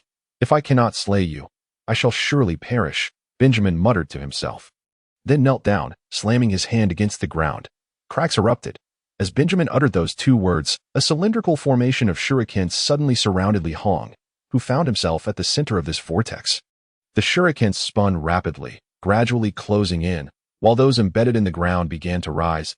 Li Hong slowly lifted his hands, tears streaming down his face as he lamented, Master, I have failed to protect you. Faced with such a terrifying array of shurikens, Li Hong closed his eyes and summoned a formidable surge of magical energy, which he sensed might be his last if he failed to escape this time. His fate would be sealed. Rather than attacking the shurikens, Li Hong waved his hands with great haste, conjuring numerous shadowy palm images around him. These shadows formed a protective barrier when the shurikens collided with them. Their speed diminished, and some were even deflected away. Clang, clang, clang, countless shurikens were sent flying. Benjamin gritted his teeth, watching the cylinder shrink and the number of shurikens dwindle, yet Li Hong showed no sign of fatigue. This realization sent Benjamin into a frenzy. If things continued this way, he would surely perish at Li Hong's hands. Benjamin shouted in desperation, channeling more of his magical energy. Soon, Li Hong's attacks grew slower, and a strained expression crossed his face, yet he persisted. Benjamin dared not relent. Both his mental and magical energies were depleting rapidly, and blood began to trickle from his ears, while Li Hong's mouth slowly bled as well. Neither was willing to cease their exertions until Benjamin collapsed to the ground. "You are unworthy of being her son," Li Hong uttered weakly at that moment. "What is your connection to her?" Benjamin retorted, "She is my goddess." Slowly, Li Hong managed to lift himself up, dragging his weary body to Benjamin's side, placing a foot on his head, and declaring, "You are nothing but refuse, a piece of filth that knows nothing of maternal love." Li Hong's emotions surged, and Benjamin yearned to resist, but he was utterly drained of strength, forced to endure as Li Hong continued to stomp on him. Li Hong picked up a shuriken. "I shall let you perish by the very weapon you forged." With that, he raised the shuriken to stab Benjamin, but in his weakened state, he missed the vital spot, merely embedding it in Benjamin's shoulder. Frustrated, he withdrew the shuriken and aimed again, while Benjamin clenched his teeth to stifle any sound. "How could someone like you ever understand my suffering? In this world, only my master and she comprehend me. Then why?" Benjamin's voice turned cold. "Why must you capture her?" Tears finally spilled from Benjamin's eyes as he forced himself upright. Standing before Li Hong, grasping Li Hong's neck, he shouted, "Why do you seek to seize her? Is she not your goddess? All of this is because of you." Li Hong shoved Benjamin away. Benjamin let out a furious roar. Drawing a dagger from his waist and charging forth, Li Hong attempted to block with a shuriken, but Benjamin knocked it aside, plunging the dagger into Li Hong's abdomen, just as he prepared to strike again. A gunshot rang out. Bang! Benjamin fell in response, and Dexala approached, gun in hand, stating, "I will not spare those who seek to kill me." So farewell that Dexala's finger began to press the trigger. A shuriken suddenly pierced his back. He cried out, dropping the gun, and at that moment, Benjamin swiftly turned to catch it, aiming it at Dexala. "Get away from me." Without hesitation, Benjamin squeezed the trigger, but just then, a black short sword knocked the gun from his grip. A figure cloaked in black emerged before Benjamin, incapacitating Dexala, and turning to Benjamin, "I apologize, but you cannot kill this person. I regret to inform you, but you cannot kill this individual," the cloaked figure said. Bowing his head, "Why? It's classified." Mingyu's voice was devoid of emotion. Meanwhile, in another part of the mansion, Lu Chun cried out in pain as a man clad in white withdrew his hand from Lu Chen's abdomen. "That should suffice." Lu Chen clutched his stomach, writhing on the ground, and despite the excruciating pain, he managed to utter, "What are you?" before succumbing to unconsciousness. "All right, just one more to go. These individuals are quite troublesome," the man in white remarked, clapping his hands before slowly making his way towards Jidie. Benjamin gradually rose from the ground, tossing a handful of medicine into his mouth before producing a final iron piece. The cloaked figure started to speak, but when he beheld the upcoming scene, he was taken aback. Benjamin, as usual, began crafting shurikens, which floated around him. With a chilling glare directed at the cloaked figure, Benjamin commanded, "Step back," his voice low, blood continuing to trickle from his ears. "Attack me," the cloaked figure said, looking down. "What?" Benjamin momentarily failed to comprehend. "I said, attack me," the cloaked figure suddenly shouted, gritting his teeth. Benjamin waved his hand, and the floating shurikens surged towards the cloaked figure. Without any intention of dodging, the figure allowed the shurikens to pierce his body, and soon, numerous wounds dotted his form. Yet, the cloaked figure paid no heed to his injuries. Muttering, So it was you. That moment, Benjamin could no longer muster the strength to remain standing and collapsed to the ground. The cloaked figure approached him slowly. "This is your favorite dessert. Cream puffs, which mother specially learned to make. Come and try some. I would never eat such garbage. Get it away from me. Isn't that a waste? What a pity. I don't care. I will not eat it." When Benjamin finally opened his eyes, his first action was to wipe away the tears at the corners of his eyes. Then, covering his face, he lamented, "Mother, I still have not avenged you." Minutes later, Benjamin gradually pulled himself from his sorrow. Surveying his surroundings, he discovered he was in a strange room filled with various instruments, and numerous tubes were affixed to his body, particularly on his head. That a cold sweat broke out as he realized the discomfort of the long needles. Removing them was a painful ordeal, but once he succeeded, the doors to the room swung open. Benjamin prepared to fight back, only to be astonished to find himself devoid of any magical energy. Plunging him into genuine despair. A man in a white coat entered, mask on and holding a file. Upon seeing Benjamin, he said nothing but approached to examine him, scribbling notes on the file before turning to exit. "Hey, what are you planning to do?" Benjamin called out, hastily blocking his path. "Huh, what is it?" the man replied, puzzled. "Are you going to experiment on me?" Benjamin swallowed hard. "Why would I do that?" He gestured towards the instruments. "These are medical devices. Can't you tell? You're quite dim." Medical devices? Benjamin could hardly believe it. Indeed, Lu Chen suddenly entered the room. "Lu Chen, what are you doing here?" Benjamin exclaimed, as why he is one of our Blood Lotus members. Lu Chen replied, stepping closer to Qianye, who suddenly pinched his nose. "Ugh, he is Qianye, the one treating us. Why are you pinching your nose?" Both Qianye and Benjamin asked in unison. "Has that outfit been washed?" Lu Chen inquired. "I think I washed it about a month ago," Qianye answered. This took place in a rehabilitation center in Delay, where a week prior, Qianye and Mingyu had transported Lu Chen and 2 others for treatment. While Dexila's whereabouts remained unknown, Lu Chen and the others sat on a long bench in the center of the facility, facing Qianye and Mingyu, who had thoughtfully changed into a clean nightgown, which Qianye explained was one of his cleanest garments. "Listen closely." Chiba, removing his mask, weakly remarked, "Your injuries this time are exceedingly severe, particularly Benjamin. You may find yourself unable to wield your magic for the next 3 months. And I estimate you will need to sleep over 20 hours a day in the coming days. The depletion of your mental energy is immense, a consequence of your excessive medication. As for Lu Chen, it is best that you refrain from using magic for the time being. Regarding Ji Dai, simply ensure you get ample rest. Your external injuries are not grave, yet your mental fatigue is considerable.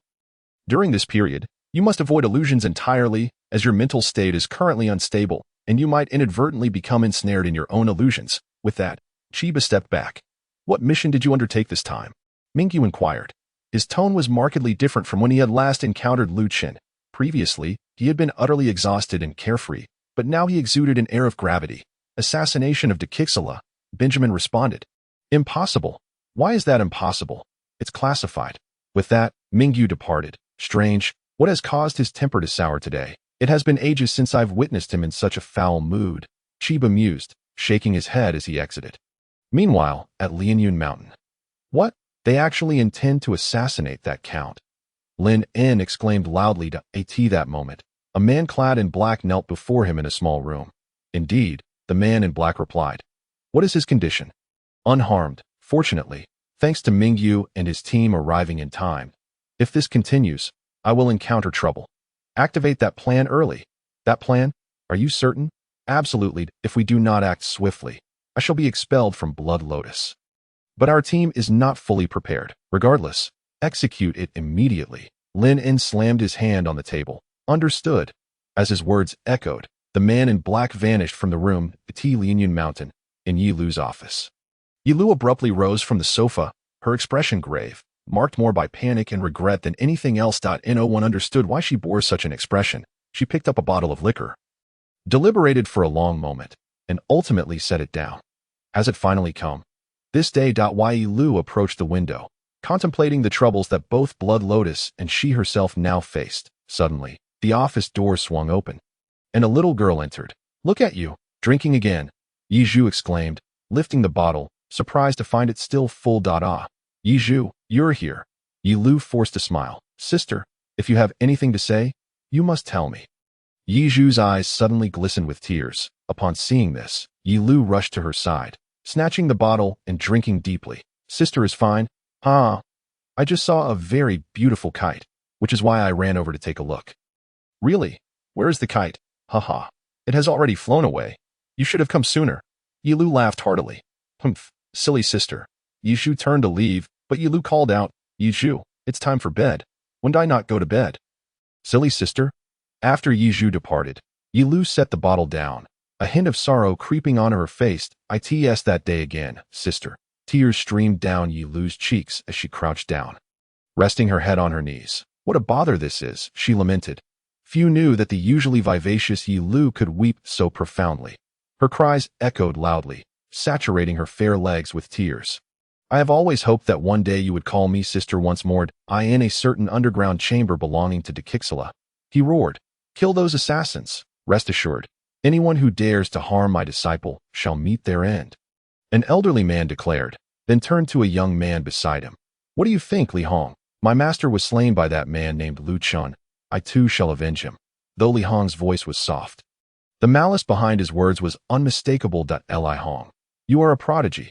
I shall prepare to send you to Sky City for further training, De Kixela suddenly stated. What about your safety? Do not worry. Blood Lotus will send people to protect me. You should focus on your training. Aim to reach above 7 segments of magic, and then you shall have your revenge. Though Lu Chun possesses only 5 segments of magic, I have insider information that even high-ranking officials in Sky City are keeping a close eye on him. Thus, he may wield formidable power. Only upon reaching 7 segments can you ensure his demise. Thank you for your guidance, Count. Li Hong knelt on one knee. No need to thank me. You are the one I trust the most. You shall accompany me for life, and I promise you a prosperous existence. De Kixela produced a pocket watch. They should be arriving soon. Who is coming? The old man inquired. People from Blood Lotus. No sooner had De Kixela spoken than 2 figures appeared before them. Let us proceed. We shall escort you to safety. Thank you. They replied. No need. Just hurry. Are you not the Li Hong from that day? Li Hong expressed his astonishment. Indeed, I was the one who thwarted the assassin's attempt on the Count. He is Mingyu, and the one in white is Chiba. They are here to protect us, De Kixela said proudly. Familiar mists, familiar buildings, familiar cries of vendors. Lu Chun and his companions finally returned to Lianyun Mountain.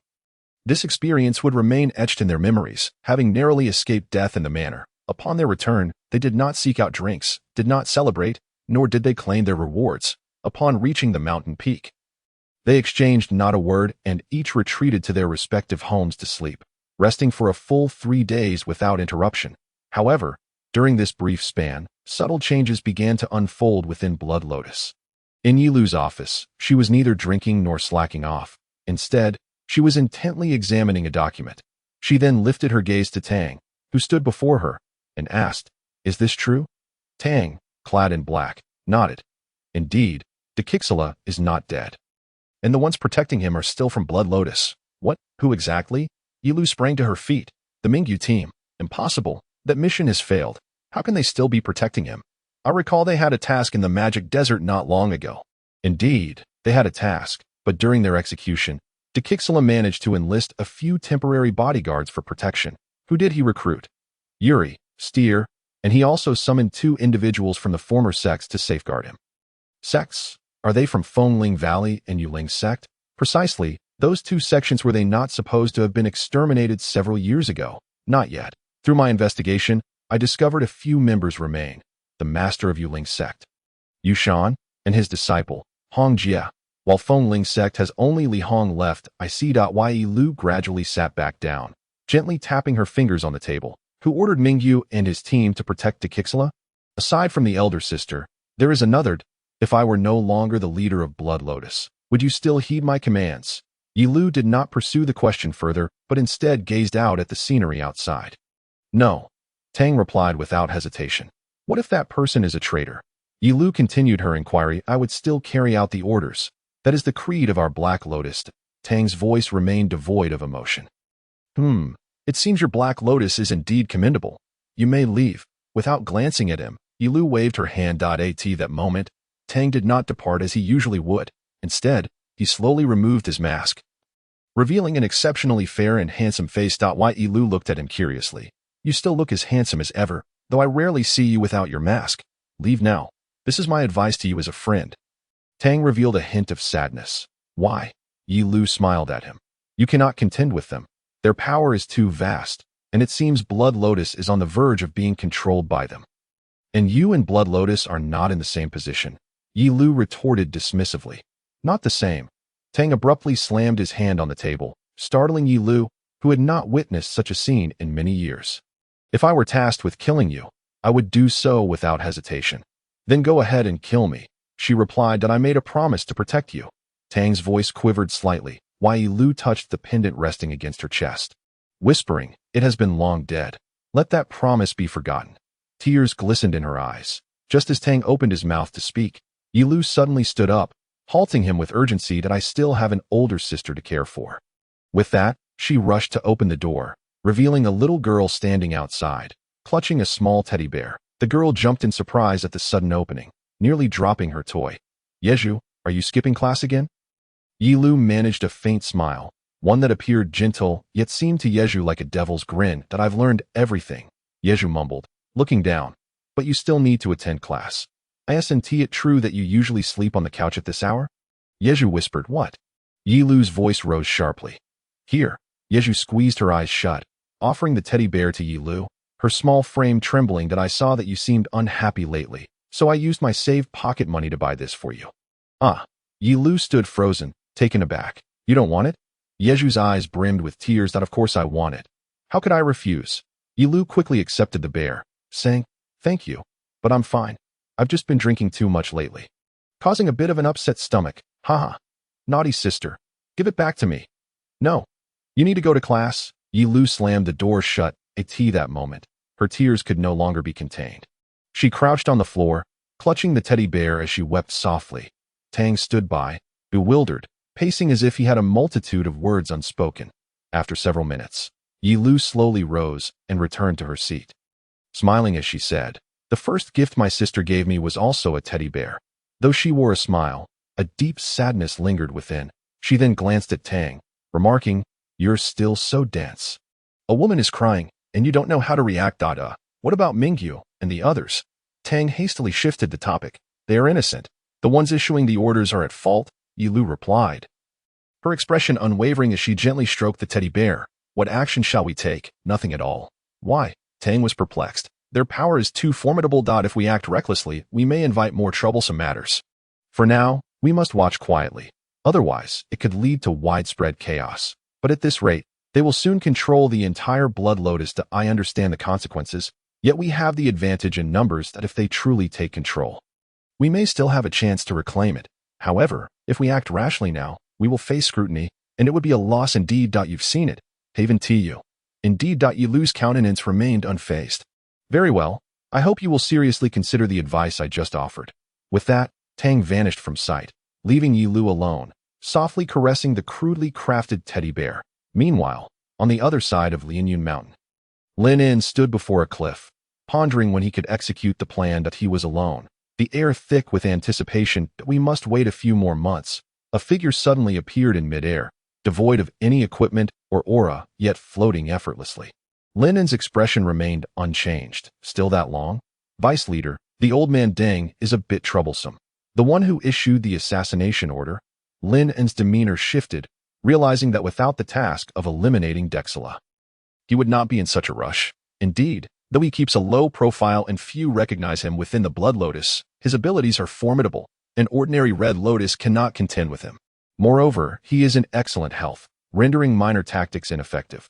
Then let us find assassins from other organizations to eliminate him. Seeking others isn't an issue, but the problem is that Deng has not left Lianyun Mountain in 30 years. Can't you all take him down? His magic is peculiar. Once activated, he becomes immune to most magical attacks. Unless what? Lin En's impatience grew. It requires blood. You mean blood refinement? Precisely, but few here possess that skill. And even those who do are of inferior quality. However, that month will be different. They are all authentic practitioners of blood refinement. Then quickly summon someone to eliminate him. Lin En urged, exasperated. Understood, but helping the assassin enter will be complicated.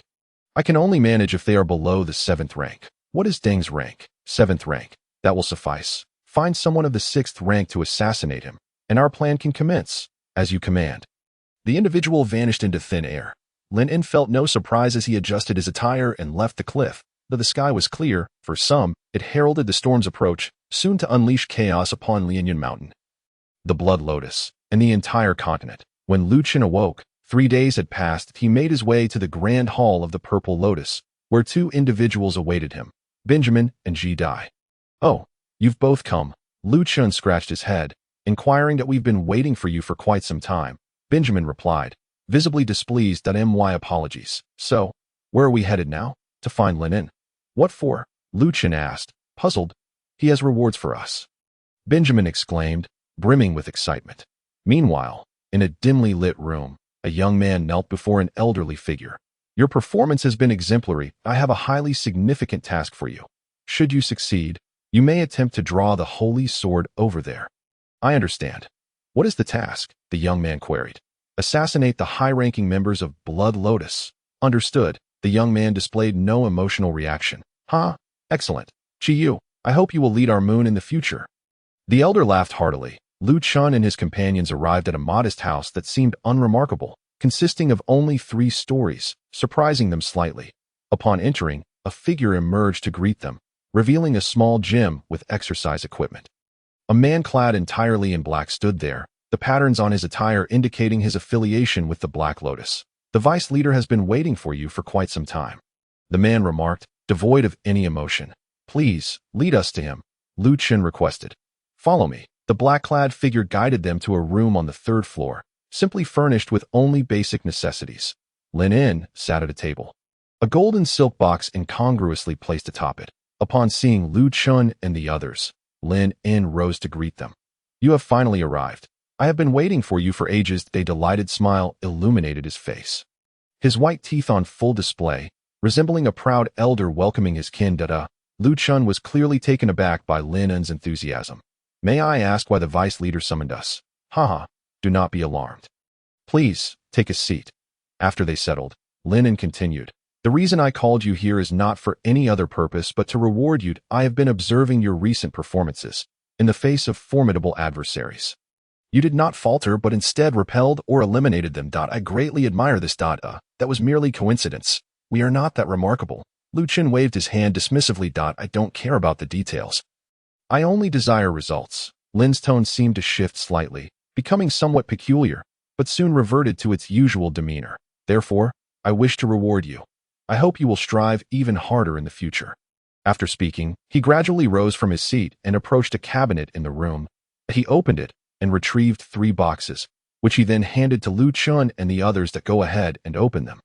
Lin said with a beaming smile. As Lu Chun opened the box, a stunning piece of metal, reminiscent of a starry night sky, lay before him. He was momentarily taken aback. Was this chunk of metal the embodiment of the cosmos? Indeed, this is your reward, Lin confirmed. You two should also take a look. Jidai opened her box to find an exquisite dagger inside. Although she typically wielded a katana, she was highly skilled with daggers as well. Having long lamented the lack of a quality one, the dagger now revealed to her was not only aesthetically pleasing, but also seemed to emanate a faint aura of magic.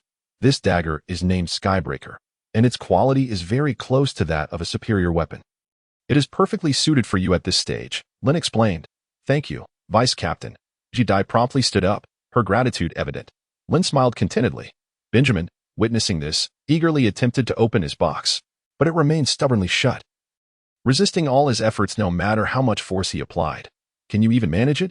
Jidai remarked with a hint of annoyance. This really won't budge. Benjamin grimaced, straining his arms in vain. Haha, Benjamin's approaches.